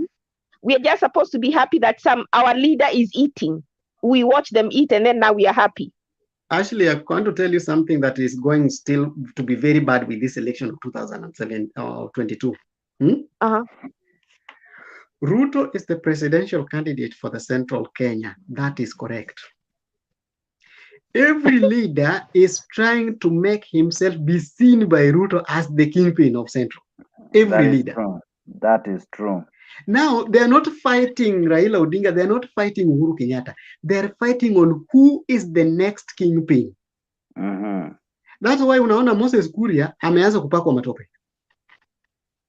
That's why unaona Kuria is a Uhuru. Let me tell you something. My theory, because I have many. I think Moses Kuria was sent to Ruto. You see, because I think so, and I'm going to be very short because it's just a theory I have. And I started saying this from a long ago. He's like a Judas. He's not really a spy. You see, people started leaving Uhuru and going to Ruto. So how do you get them back? He joins there and starts, you see, like now what he was starting to con UDA, he would be like, let me run for this seat. And then they started to learn the pattern. He was insisting on running where there was a senator position, but leaving UDA to run in MCA. So Murade came and said, UDA are bragging and they only win MCA positions. They don't win Senate positions. So even the one in Kiamba and another one somewhere else, there are two places in Kikuyu, in Kiamba and somewhere else. Muguga or something. So the Muguga one has an MCA. So Kuria had told them, you go to, I'll not vie for place somebody in Muguga, I'll do so in Kiamba. But Kiamba has a senator. So that's why they now insisted we need also to put a senator, because it was his aim was to do that, and with time for them Mount Kenya people to see him as the kingpin. Yes. So and then in that essence, pull the people back to him through a trick using the hustler nation narrative. Yeah. It's the same case. And then take those people like sheep and then go sell them to someone like Mudavadi. Now you look at what is going on in Central, you'll find all the models that have been put across are putting either Martha Karua or the former Minister of Agriculture. How do you call it? This is like Munya. No. Kionjuri. All the two models are putting Mwangi Kionjuri and Martha Karua as the next running mate for Ruto, or even for Raila if he's choosing from the central. It's either Karua or... So the guys, immediately they saw the name of Kionjuri and the name of Karua, they have started regrouping themselves, that it's not Kionjuri. Now you find Mwangi Wairia also saying, I want to be a president because I've been a governor for 2 times. That's when the speaker runs and starts becoming a gamer spokesman, knowing in Muranga, knowing very well that he's not a Kikuyu. But I can tell you for free, Collins, yeah, whatever happened with Muturi was basically state funded. It is Uhuru trying to mess up the game. Yes. Because at the end of the day, even when you see the security that was offered, the government machinery that was in play, it had a high hand of the executive. And you see, by the end of the day, we normally say when you scatter the sheep or when you strike the shepherd, the sheep will scatter.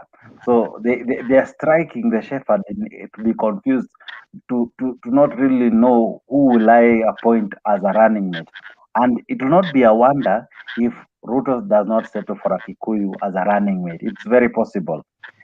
He can settle for another tribe, but maybe make other appointments that will favor the region. Yeah. Because by the end of the day, if he goes with that card, the other 40-something tribes can shun from him, and he can lose dearly because of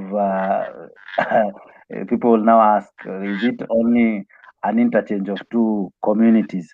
So basically, because of that major fact, he might convince. Yeah, he has a hard he's road in ahead. between a rock and a hard place.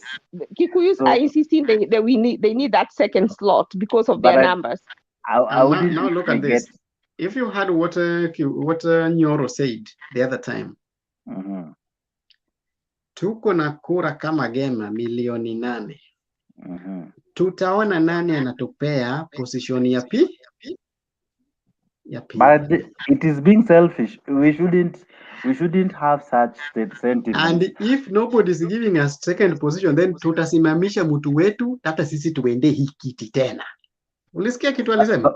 But that's what we will encourage, what we call 40 minus or against 1. Because at the end of the day, I strongly believe we all have equal rights. The only problem is they have more numbers than maybe most of us. You know, I think the person, it's not about tribe really, but if you are to look at who is viable, who is the best candidate for that position, I wish they would choose someone like Muhammad Ali.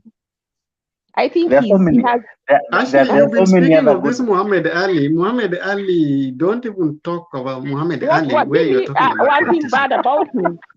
That is a very good leader. I think you could give me David Ndi. I'll vote for him any day.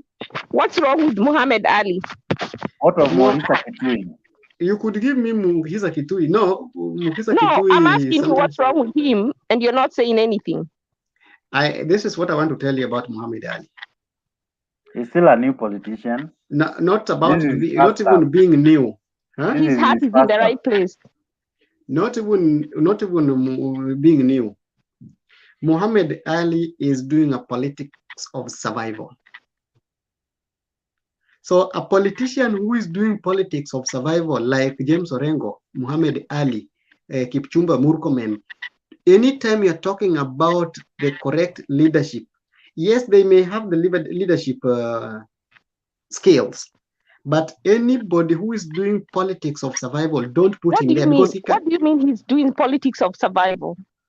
Okay. Because he was appointed or elected on an ODM ticket. No, he was not elected on ODM ticket. Oh, he's only okay. I didn't know. I thought he was on ODM. Okay. Muhammad Ali is doing politics of survival. Okay. The politics of survival that he's doing is this: when he wanted the ticket, he supported Joho and Raila. You know. Immediately he lost the ticket, he came independent. And because he wanted to sell in the coast, he alikuwa natusi Uhuru and Ruto. Okay? And immediately now he got the independent election. He was elected on an independent ticket. He started abusing Joho because he wanted to make his name, his face be seen at the table. Then the Ruto team identified him. Okay? So the Ruto but I team... think it's Joho. Joho is the one who started despising him. No. He was not despised. He missed the ticket of ODM. And then he thinks that Joho worked against him to give the ticket because Joho was the leader of the area. Oh, because they are really bad. They are enemies. They became enemies because he was denied the ticket. By the time he wanted the ticket, Joho was the man for him. You can watch his clips. If you leave the politics out, Collins, if you leave the politics out, I want you to go and do research. Everything he has said has been for the people, his work. I'm talking, I don't know about all that politics. Because he goes back, because he goes down and get what the people say. Okay, I'm a politician. Which is important. Nilisimama. You have the people on the ground. They tell you what to say here. They tell you what not to say the other side. That's what we want. But that's what we want. Collins, there's someone who is asking if I can now even read some comments. Ask Collins, Jakes, and Ashley. What about the great Obado? Can he deputize? Yes, even tomorrow. But look at this. But look at this. Obado can be given the position to deputize Ruto or to deputize anybody. But look at it. He is having 2 cases. Yeah. And one of the case is very important. Leave alone the murder case. Leave alone the murder case. The corruption case. The corruption case where the so you're telling me murder and corruption, murder takes precedence? You know why murder he can go away with the murder? He can go away with the murder because he can say he was not there. No. The law can acquit him like he was not there. His hand is not directly his there. His cell phone pinged in the area. Okay, but his hand directly. They can say another thing, but here pesa haizi sema anything. No. Ni kama nimekulipa na imejulikana nimekulipa. Where comes the daughter amepata pesa? Why are we fronting? Why do we front people like this who we know have such cases? Nobody is fronting him. With him, nobody is fronting him. We know he wants to be mtu hapo kwa comment, si anasema ati the great, na anamuita the great. The great Obado. I know that is somebody from Migori, and that is, if you find those kinds of people who are supporting Obado, you'll find, I was born in Migori, my ID says that I'm born in Migori, but you'll find there are people who are in that politics of tumeongozwa sana na Odinga family. We can now need another family. That kind of politics is so much behind. If you find people making that kind of politics, he's bringing the South Nyanza. Collins, I also tend to think, a leader or even a deputy should also have like a political muscle. Unajua anakuja na a crowd of votes, because not just deputizing, there's something you are bringing on table. There are people who have your following. I can tell you for free, he might not have the support of Nyanza if he decides to deputize.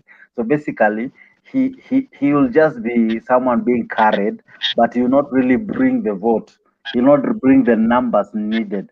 So I don't really think we can debate him, But we can debate other leaders as well. And I think, Jax, that's not so right, because if we talk of the person who can bring the numbers on the table, that's where we talk of political sycophancy. Yeah.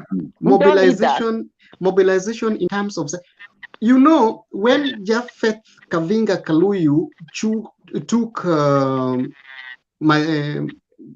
Muthiora, somebody. Muthiora. Yes. He didn't have the people, right? But he when had he expertise talked, and English and knowledge and skill. When this guy talked on the debate, then he left for Kavinga Kaluyu to come and talk. Then people say this will be the presidential candidate and the other one should be the deputy. So this man got the votes immediately there, instantly. So that means our person can choose Ruto can choose anybody that he thinks can speak and articulate what he wants as the ideologies of the party. And then the people will elect him. I think David D would suit the bill, even though you're saying Kikuyu. No, I think David D is one of the best brains if he can be given the position. What of someone like Muhisa Kitui? Yes, Mukisa Kitui, yes. Kivutha Kibwana. Kibwana, yes. No. What of Adan Duale? Adan Duale, no. Adan Duale is somebody. I'm not. I'm asking from comments. I'm asking from comments. What of Evans Kidero? Yes, Evans Kidero, possibly yes, but no. He was still in He was Nairobi. classified among top 4. Yeah, but no. He was classified top 4 with 11 billion looted. Yes. So the someone only is asking Kimani Ichung'wah. No. Kimani Ichung'wah is a sycophant, so can't lead. We would love to hear your comments, people, those who are commenting as we even wrap up. Yeah, you can read them so that we can answer them and tell them this person. Yeah, you can also participate. Maybe you don't want to come live. I would like him to choose. You know, Cecilia. What's her name? Cecilia Mbarire. The one who spoke in Parliament the other day. What's her name? Mbarire. Yes. Mbarire. Yes. Mbarire. Yeah. Mbarire. Yeah, she's also good. She's also good. Mbarire is good. But by the end of the day, we would want someone who equally has the muscle and the gusto that Ruto brings, you know. If somebody wants to choose a lady to be the deputy president, if they cannot choose Karua, then they should go straight for Naomi Shaban in the coast. Karua should not be. You know why I don't like Karua? Categorically, she wants to be a governor. Who? Karua. And Karua, one thing, she came for some other program here. It's called Diaspora TV something. And that time it was during COVID.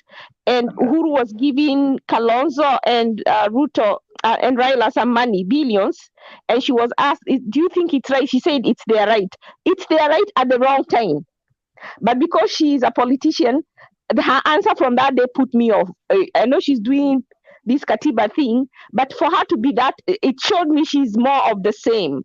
If people look with the past, actually, I know it is okay for them, it is their money, but in the middle of a pandemic, when people are cooking stones for their kids who have nothing to eat, it is the wrong time. For her to say it is okay for them to get that money, disqualified her in my eyes. Ashley, if we start going into nitty-gritties of things, then we will tell you that that is the little red flag that you see that will become a big thing when she gets there. That is what you should see already. That's already telling you there's something wrong here. You should also understand that in 2007 on the election day, Karua is part of the people who served the Kenyans at a pre-recorded swearing in of Kibaki. Kibaki was not sworn in. I didn't even know that, but just by that interview, that little one line, it told me that she's not the right person. She was part of the pre-recorded. They pre-recorded the thing, and then she ran to KRCC. In 18 minutes, after Kivitu declared Kibaki the leader, 18 minutes. already Kibaki was being sworn in. Nakarua was there in both of the occasions. Kwani alitokaje pale mpaka kafika pale in Na ndio 23 minutes? nakwambia watu kama hao, they are lying low juu hawana position saa hii, they are speaking right.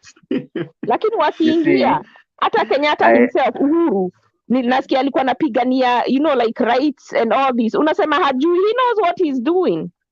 So, he knows.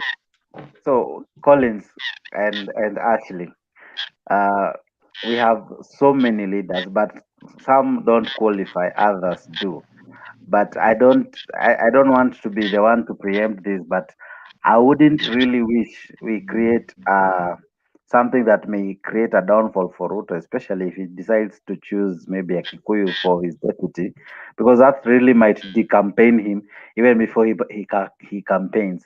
Because other tribes might say, why should we listen to you? And this is a ping pong between two communities. So basically, I think he has a tough moment and a tough role to play. And it's not easy. It's not easy choosing a deputy. I'm sure it will not be an easy task. So, Collins, do you think the Kakamega governor can do it? No. Mark it from me, and get this thing on this day of 28th. I know it's 29th in somewhere. Okay. If Raila is a presidential candidate, the only vote that can give Ruto to be president is to choose the vice president from the central Kenya. What about Nanok? And Nanok? Wait, I will give you the thing. If Ruto wants to be president, the presidency of Ruto depends on the presidency of Raila. Ruto's win depends on the presidency of Raila. If Raila Odinga today says that he's not a presidential candidate, forget about the presidency of Ruto.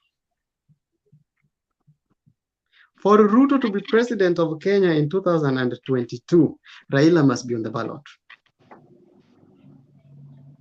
And if Ruto wants to win the presidency of Kenya, the deputy must come from the Gema, Mount Kenya. So let me ask you this, Collins. Then you'll have lost it. So if Ruto and Akikuyu form the team on one side, and Kisa is supported by Baba to become the presidential candidate on the other side, who's gonna win? Ruto will lose by Sambili if Raila is not a president, and then there is another presidential candidate from anywhere. Why? And if he doesn't choose the running mate from the central. But Collins, in all the scenarios, Ruto must. Yeah. To be fair, by the end of the day, I strongly believe if we have to come of age as a republic, I think it's high time that we should almost say it's time we should look for a leader, whether he's from central or not. And then number two, we should also not be almost selfish by dictating Flani must be, that Flani must be.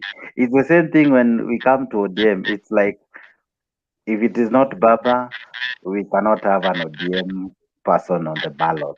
Because our parties are built around the persons. It's the same notion. Our parties are built around people. Our parties are not independent where leo ukikataa party, we unaambiwa we sasa usimami na hukimbii kwa party ingine, If they could have said, if Joram doesn't want what the party is saying, tunamtoa, but he can't go to Jubilee because he's still in ODM, lakini tunaweka mtu. Hiyo ingekuwa mzuri. But Joram akishindwa kwa certificate hivi ameshakimbia independent. So unaona, the parties are not. For Ruto to become a president, Raila must be on the ballot. Why did I say this? Because the people in Central will not vote for Ruto. They will vote against Raila.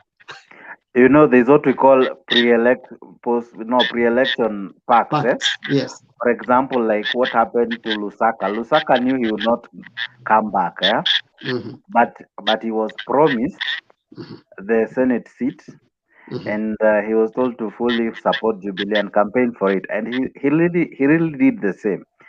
What if we have such that maybe Ruto has a way of maybe convincing the central, the mountain region, and tell them, I might not give you the second because of the dynamics, and maybe They he are already convinces insisting on it. They are already yes, insisting on it. as much as they Yeah. are. What The if central people know that they can't get a presidency again. So the best they're doing now is this. If you have never done the calculation, we are not, where are we going to be next to presidency? And that's why the central, the gamer group were fighting for the BBI. They are not against the BBI because they are getting additional constituencies. So they knew, and I'm saying this speculatively, that they would allow Ruto to elect them, to appoint them as deputy president. And after election, wako na kura mingi kwa parliament, then they can impeach him. Then will this cycle ever end? No, with BBI. Actually, with BBI, and that's why I pity will other this tribes who cycle are ever supporting end? BBI. Let me If tell you, BBI it's could funny. pass, It's funny that other tribes are supporting BBI, but you know why they put, even in the other, like in Nakuru, they have other new constituencies. They are in concentrated areas of Kikuyu. yeah. The They wanted to who get did many parliamentarians so that Yeah. after wamechagua hivi wanarudi kwa parliament alafu wana impeach Ruto. Then if you are impeached, that was the deal. Whoever it's going to be. And then Yeah, that's why wanawaambia every person mwenye anataka kuwa president must appoint mtu kutoka central to be the deputy so that they can impeach you in peace na wachukue immediately, and the next president will be Sylvia Kikuyu. But that, what will prevent us from being from like Rwanda? You see, Rwanda. Not only that, Jake, Yes. what they can do, they can even, the prime minister and the minister can be from, the prime minister and the president can be from the same tribe. If Uhuru is president, if Uhuru keeps that seat in BBI, because it does For not example, prevent, at the moment, there's nowhere, the majority leader, if we can change, the current constitution, the majority leader comes from Central. Is that true, Collins? They'll do anything they want. One thing, and that's why I'm wondering, most of the people in Central are the ones who are not supporting this BBI. And people like ODM, they'll be crying after that BBI passes. And all I'll do is laugh at them. Actually, because we're trying to tell them. And now they hate Kikuyus. And they're the ones who chose BBI. But then they'll be like, these Kikuyus. And we didn't choose. Now you see why I was not supporting BBI. Now you see why I was not supporting BBI. But Collins, you see, by the end of the day, I think even the old man, he might not really wish to go against it because he sang so much about it. Not only that, he's been powdered. His pockets are full. So he You cannot see say that now this anything weekend, Uhuru is a good seducer. This weekend, you think if BBI had passed Madaraka, they would be at Kisumu? Yeah, well, Madaraka was already planned. It was going round, so that was something. No, I'm just saying it is because of it was in the plan. I'm telling you, if this BBI, Uhuru can change. I'm telling you, you'll see. No, the thing with the holidays, they were already put in the itinerary. They're already there, like the school. How do you call it? The school calendar has already been put. Yeah. So the whole of these things were already put. Even if they can now change. The handshake. Before the handshake. Oh, really? That's why we went to Nakuru in 2016. And Nakuru was the first one for the Madaraka Day. So, and then it went to Kisii. So it's always going round toward the counties. So that's not so much news. The thing that is happening as at now, like now you see Kisumu County, not Kisumu, the Kenyatta International, what, has been mismanaged. Ile ya Kisumu Stadium has been mismanaged. A lot of money has gone, but whatever is in the picture is not true. Ni ile tunasemaga, whatever you order online. And what? But I thank Amazon for that because whatever I order, I always get the exact. So, Ashley, whatever is happening now is this. If we want to get this thing out of the presidents to run out of the tribes, then we must strengthen the parties and reduce the number of parties. Okay. So that if it is NASA, it is NASA. If hii kitu yenye NASA ilibreak ikakuwa ODM tena is causing a lot of problems because every party feels like we should be given a time, and our parties are tribal like everything. So for us to have Raila, for him to get to the presidency, he must have a running mate from the central Kenya. Akichagua leo central Kenya na Ruto aache central Kenya, they will vote to Raila sawa sawa. Let me tell you something. Raila Colin, has his own votes that intact. would be, from what I know from the ground. I don't think so, Collins. From what I know from Raila the has ground, over 4 million votes intact. So hiyo milioni mbili can run away. So akipata central hiyo milioni mbili, he will get it. And then Ruto has his own votes intact as they are 5 million. If 2 today million election are cannot get. held, Raila cannot get 2 million in central. that's what I'm saying. Let me tell you, I don't know what it is like they tell the people.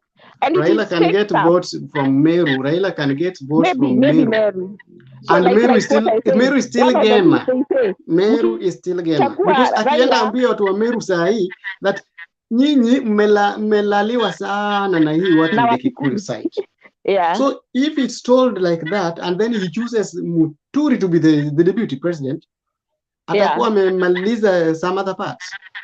Mtu nini atakuwa amechukua Embu, maybe even Kamba. The Kamba, the Meru.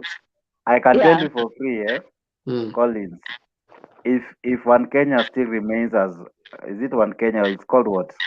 New Kenya or something. That one. And then Ruto makes inroads in coast, for example. And then he still gets a good portion and a good chunk from Central. Atapata presidency. And I'm sure he has a good following in Northeastern and some also Eastern. Yeah. So what makes you say that Raila has his votes intact? Because you see, what I've mentioned are his strongholds. And by the end of the day, if Ruto makes inroads in Raila's strongholds and Raila does not make any, I can tell you for free, and you can take this to the bank, he might end up winning with a turnout or a vote margin that has never been recorded before. I tell you, I said this before, that Ruto had the presidency on a silver plate.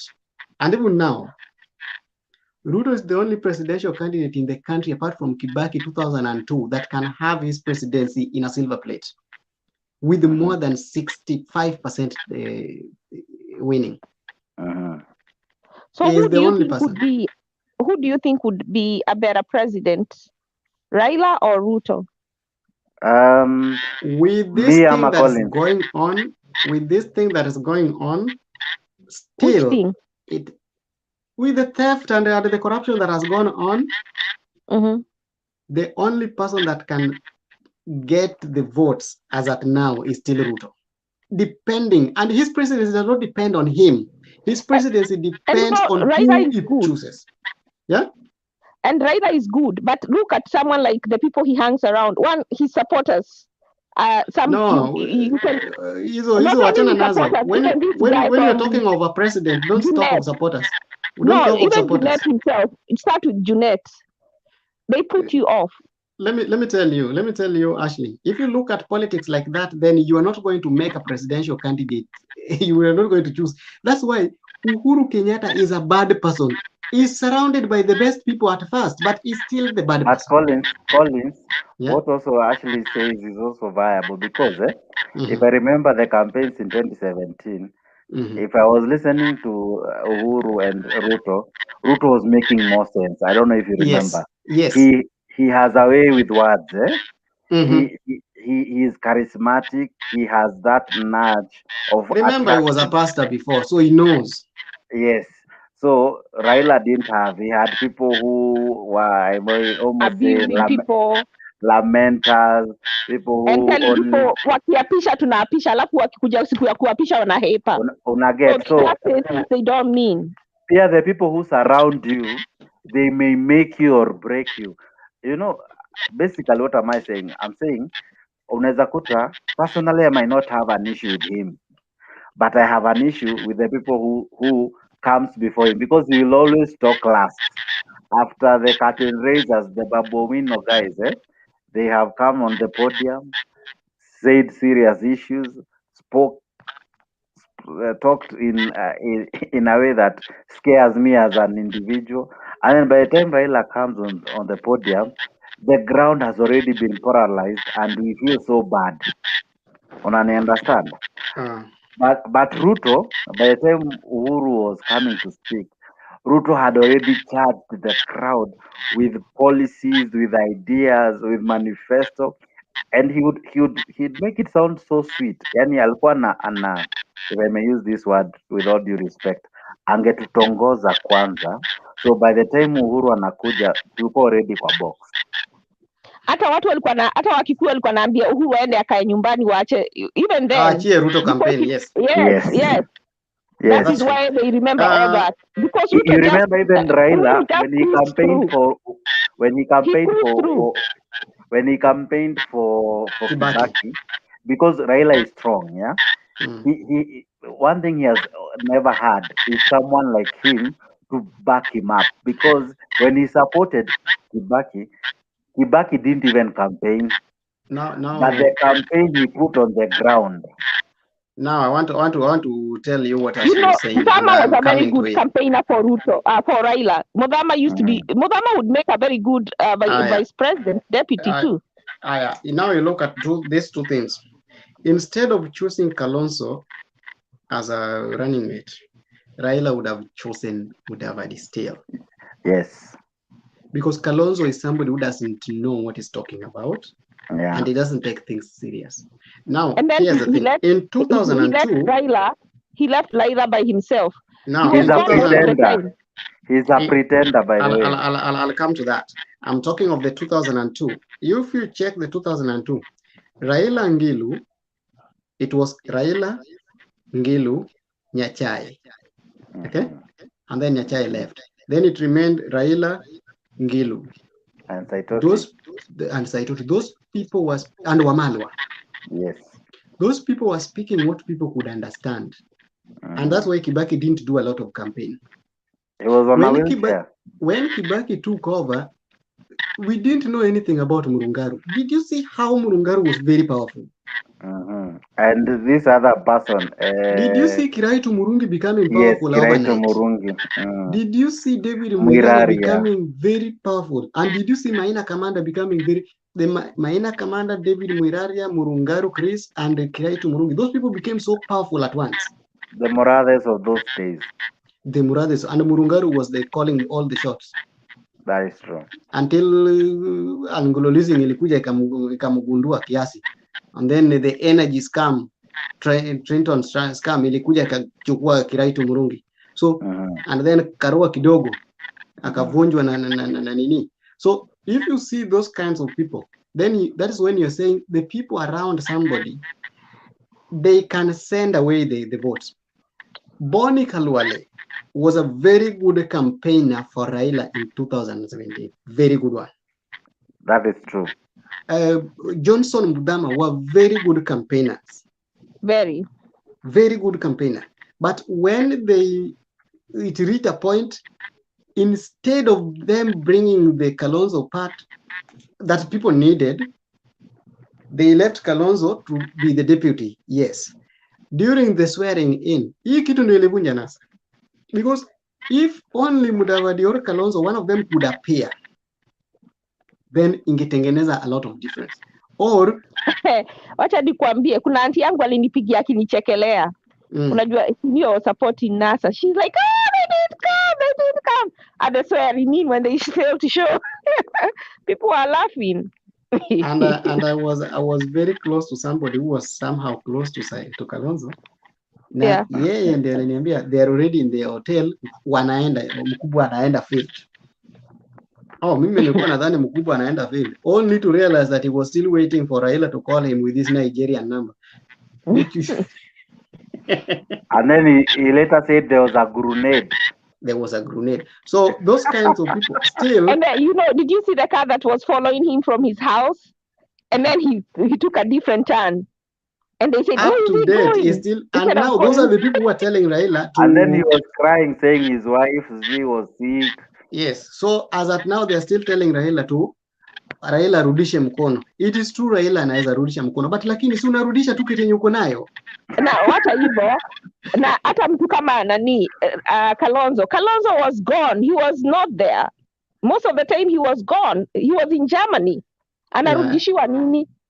So wanataka wapewe, and the agreement was tukiwin the presidency, mimi nitakuwa one-term president. Raila was a one-term president, and then the second term I'll support you. Now they want Raila to return. I was supposed to give you the presidency. What am I giving you now? I didn't get it. How do you give somebody what you don't have? Kurudisha mkono bwana. Anataka supporters. I voted for Peter Kenneth in 2013 and I don't regret it. Yes. You tried. I voted for Peter Kenneth for president in 2013. but that's one person who only appears during elections. I would rather vote for Sonko. And if not for the death of Nani, if not for the death of his friend Nani, anaitwa nani? Kolimo. Angeonekana hii mwaka yote. It is true. And his mother. Hata Kabogo wanakujanga tu time ya election. And they act as if they have been there. And then people have been crying here and doing all sorts of things and where have they been? We need to give this the same cold shoulder. And so like Kabogo, if you want to know, we do politics, that is bad because Kabogo was castigating Ruto all through. And now, because he thinks Ruto is the next presidential candidate for the party and for the region, he now thinks that Ruto should give him the vice presidency or support him so that he can get back the governor position. And he wants to be the vice president. Yeah? I don't think it will be that simple. Yeah, everybody in Central, any big politician now thinks that they Ruto owe them vice presidency and they should be given. You see? Collins, the last topic has now started wanting to be there. If you look at Facebook or YouTube, he wants to be the president. He said, Liweli Walo, tuchague Raila ama Kabogo. No, Kabogo is just raising up the vote so that he can be seen as somebody big. Actually, in Kenya, if you want to be relevant, just say you want to be the president. Hata mimi leo nikisema nataka kuwa president, the media will be looking at what I've been doing and what I've not done. So the governors who met the other day, he was like, even one of us can be president. We can choose one of us. What's wrong? Ni kutafuta relevancy and to be na kutafuta cloud. Yeah, you are supposed to bring us the next topic. Namaliza, I'm only having 10 minutes to go. The last topic ni, what is your opinion on tribal chiefs, kingpins, and coronations and anointing of people being spokespersons? That's nonsense. That's the last thing we tackle. Yes. That's nonsense. Just flat out. There is nothing we are talking about. We are looking for Kenya. We want people who can speak for Kenya. We don't need people who speak for tribes. That is true. You go there and tell the president, Wameru wajapata hii, Wajaluo wajapata hii. So when Wameru wajapata, Wajaluo wajapata, who told you the Kalenjins wameleta mtu wao wa kupata? But who will speak for the Ogiek? That's how our leaders are able to. That's how the leaders are able to keep us under their wraps, control by having. What you do for us is this. What you do for us is this. Go to the parliament, make it a law that we need 100 million per constituency of 50,000 voters. So any constituency that is having more than 50,000 voters, they should create a new constituency. So that if it's 100 million per constituency, it's 100 million per constituency. We will not need, as at now, we live in America. Is there anybody who is still fighting for the president to come from their state? No. That's what I was telling them. You know, like in 2016, the two presidential candidates came from New York. They came from the same region. Yes. That wasn't even an issue. Yeah. So nobody's fighting for the president to come from your region because the law is there. The next thing is we strengthen devolution so that our governor, when the senator has brought the parliamentary legislation, the money is brought to the governor.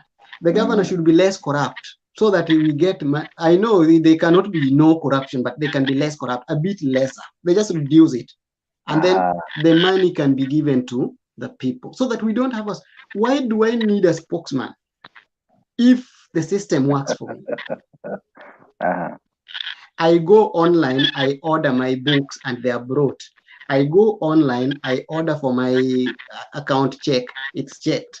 I go to the court, represent myself, get a lawyer there, the state council, and they represent me when I can't pay. The state pays him.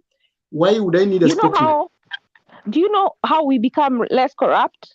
The government should have, their prices should be subsidized. Low. Yeah. That's the only way. It doesn't give someone, like they double or triple the price.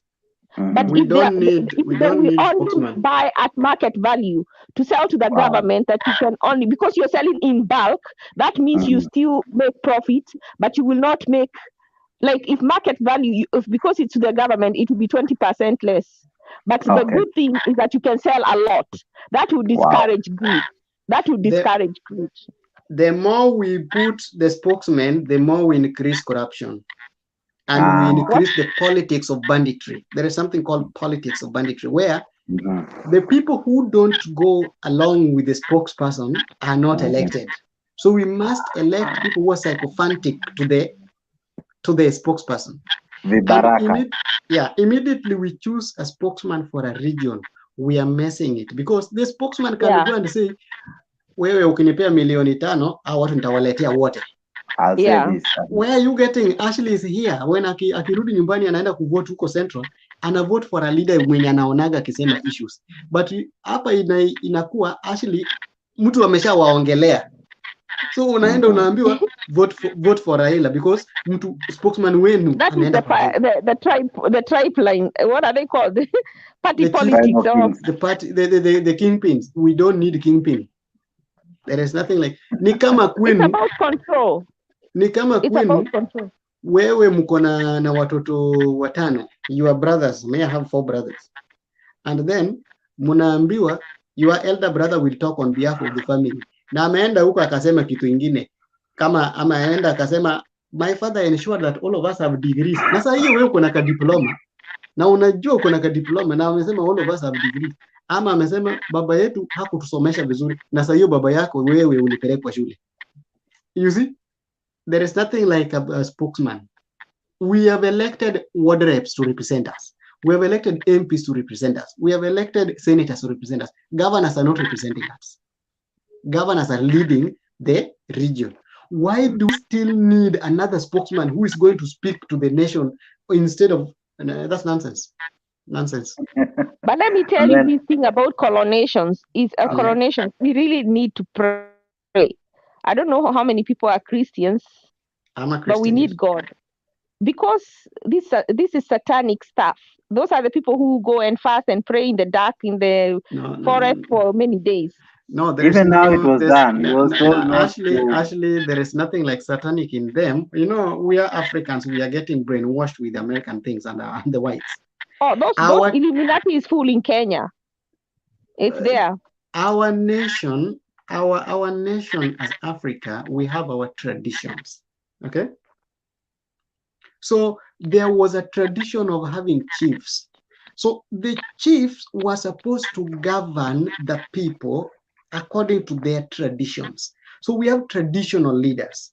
Wanaweza takasa mtu ki-traditional venye wanataka. Just the same way we have the traditional marriages and we have the Western marriage. There is nothing called Christian marriage. We have the Western marriage and the traditional marriage and then the civil marriage. So we went ahead and said, any tradition is not satanic. Those are traditions. So we should not have anybody speaking on our behalf on terms of the politics in the national level because it was coronated traditionally. If he's a traditional chief, then he should only lead us in talking about our culture, traditional rights, not anything about politics. Politics we elect. And once we elect, we should look unto people who we elected, not people who were coronated traditionally. Those are traditional chiefs. We should leave them to show us where, okay, wakati mvua imepotea tulikuwa tunafanya nini? Wakati jua imeangaza sana tulikuwa tunafanya nini? Wakati ng'ombe zetu wanakufa, what was the remedy? Wakati tunataka kufanya sacrifice, mtu mkubwa amekufa kwa jamii, tunafanya nini? Those are the, if Muturi wants to do all that, they can do all that. But can Muturi be both speaker and Kikuyu spokesman? Yes, he can even be a pastor. No, if he wants. You see, how is he going to be neutral when he's speaker and he's also the spokesman of Kikuyu? Because our law does not recognize anything called a spokesman. The speaker is an employment. Today, Collins may be here as a professional, but at the same time, I may be a pastor in some place. Okay? So it does not make me to be bad. I'm a pastor by calling. I'm a pastor by my position in the society. But what I'm saying, but pastor is different from, you see, like in the parliament, there is Kikuyus, there are other tribes. And what if he be seen as to be not fair to everybody and maybe favor more Kikuyus because he's their spokesman? That's what I said. We don't need spokesman because he will be, he's already taken a side. He's already taken a tribal side. It's not a traditional side, but that's a tribal side. So once he has taken his tribal side, he will side with the Kikuyu because he's speaking for them. So he should not be also speaker. He can't resign. You know, you can't take him to court to resign as a speaker because he's not a spokesman. But is it ethical? That's what I'm trying to ask. Even you know it's not. You don't even need to ask that because you know it's not. No, I don't. But it's not. So honestly, guys, I think we have had an awesome moment, and maybe I can ask. Maybe I start with Ashley for closing remarks, then we'll finish with Collins. But before we do that, I want to thank David Olo. You have been there. Thank you. Thank you, Jim Mwangi. Thank you, WRT. Thank you, Mr. Muturi, I think. Mushiri, rather. You guys have been awesome. We thank you for your contribution. Bakari Alice, we see you. Wilson Ruto, we thank you. Fred, thank you so much. Damian Evans, you are here. We are grateful. Thank you for how much you have participated. Alap Latch, thank you so much. We are grateful for your contributions. Dan Onzare, thank you so much.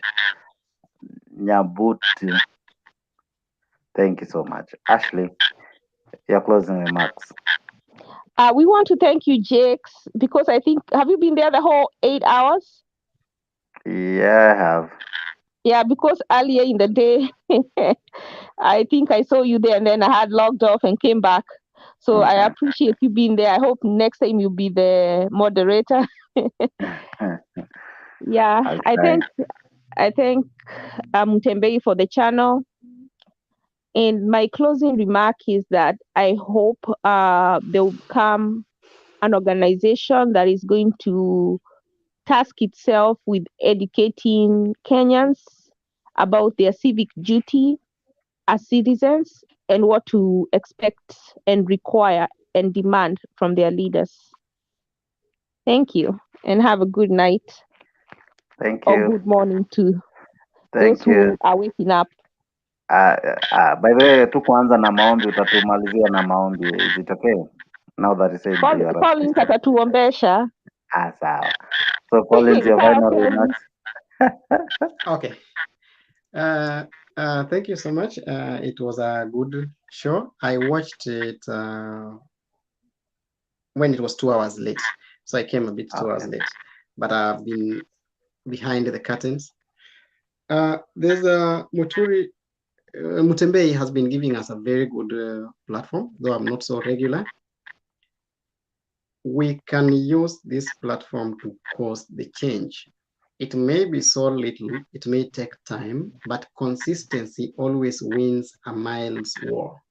If we can always know that, then we can make the things to move.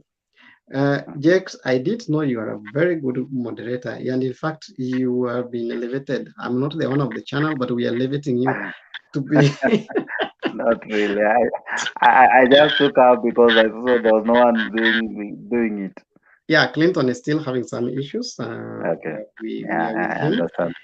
Yeah, we are with him in the problems. We are together. So my closing remarks would be like, we can change the dynamics of our politics if we stop the politics of banditry and the politics of idol worshipping. Then things can work.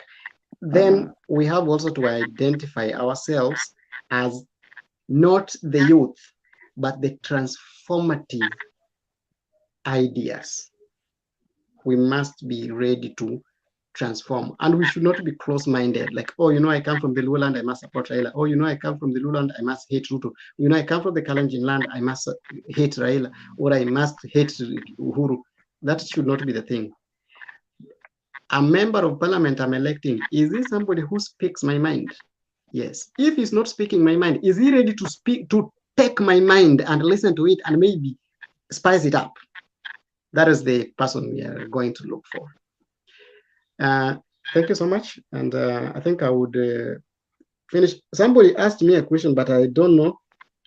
We should discourage the politics of spokesman. We all have our hands and mouth. We can speak our minds through the ballot. So we can speak our mind through the ballot by electing the right people. For the prayers, I think we can pray. Okay. If you allow me. Okay. I'm a Christian, so I'll pray for all of us. It's okay. Loving Father, in the mighty name of Jesus Christ, it's been a good evening that you've given us time, energy, and the brains to discuss the issues that are affecting our country.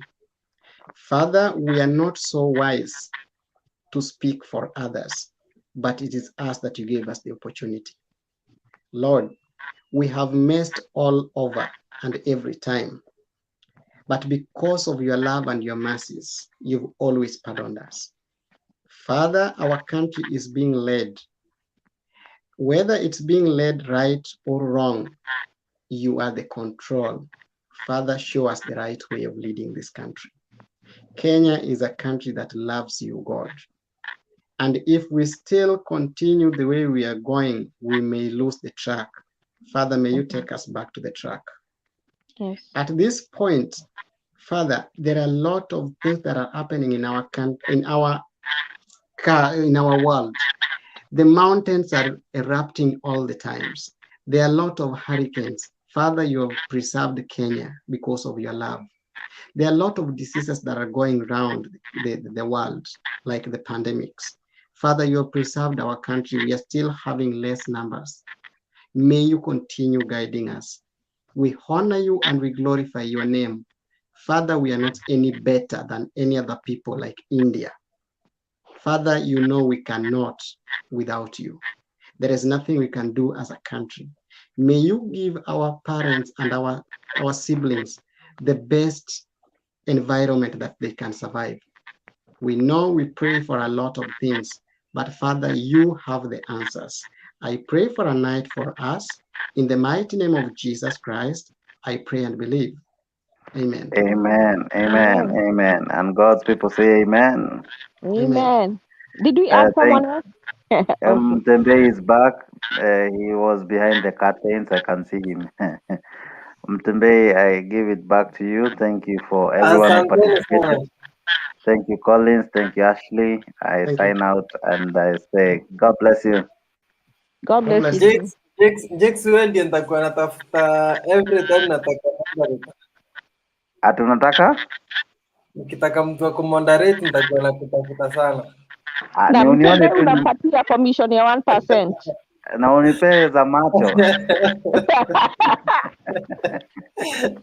Collins, huyu jamaa atoe za macho. Yeah, Mtembe is a good man. Unaona nani ana rebel? Nani? Clinton ana rebel. No, Clinton amekuwa na matanga. Anyway, I'm kidding. Yeah, Clinton amekuwa na matanga. I know he will be back. Yeah. Yeah, but Mtembe must give us za macho. Have they done the funeral yet? Yeah, it was supposed to be Friday. Oh, okay. Oh, Okay. yesterday. Okay. No, I think last week. Oh. Yeah. Oh, so it has. Okay. Yeah. So I'll talk to him, I think, tomorrow, so that we can know Okay. his status. Yeah. Okay, Sawa. Mtembei hata wewe saa zingine hata kama unajificha toka yangu unatoa points. Ameogopa. Mimi utoa point hapo mwanzo then natoka. Ukichemsha sana Mtembei akiona Mtembei anatafuta freedom. Alisema akipata true freedom atatoa points. Mtembei tutakupea freedom. Okay, bye guys. Okay, good night. Thank you. Have a good morning. Good night. Bye bye.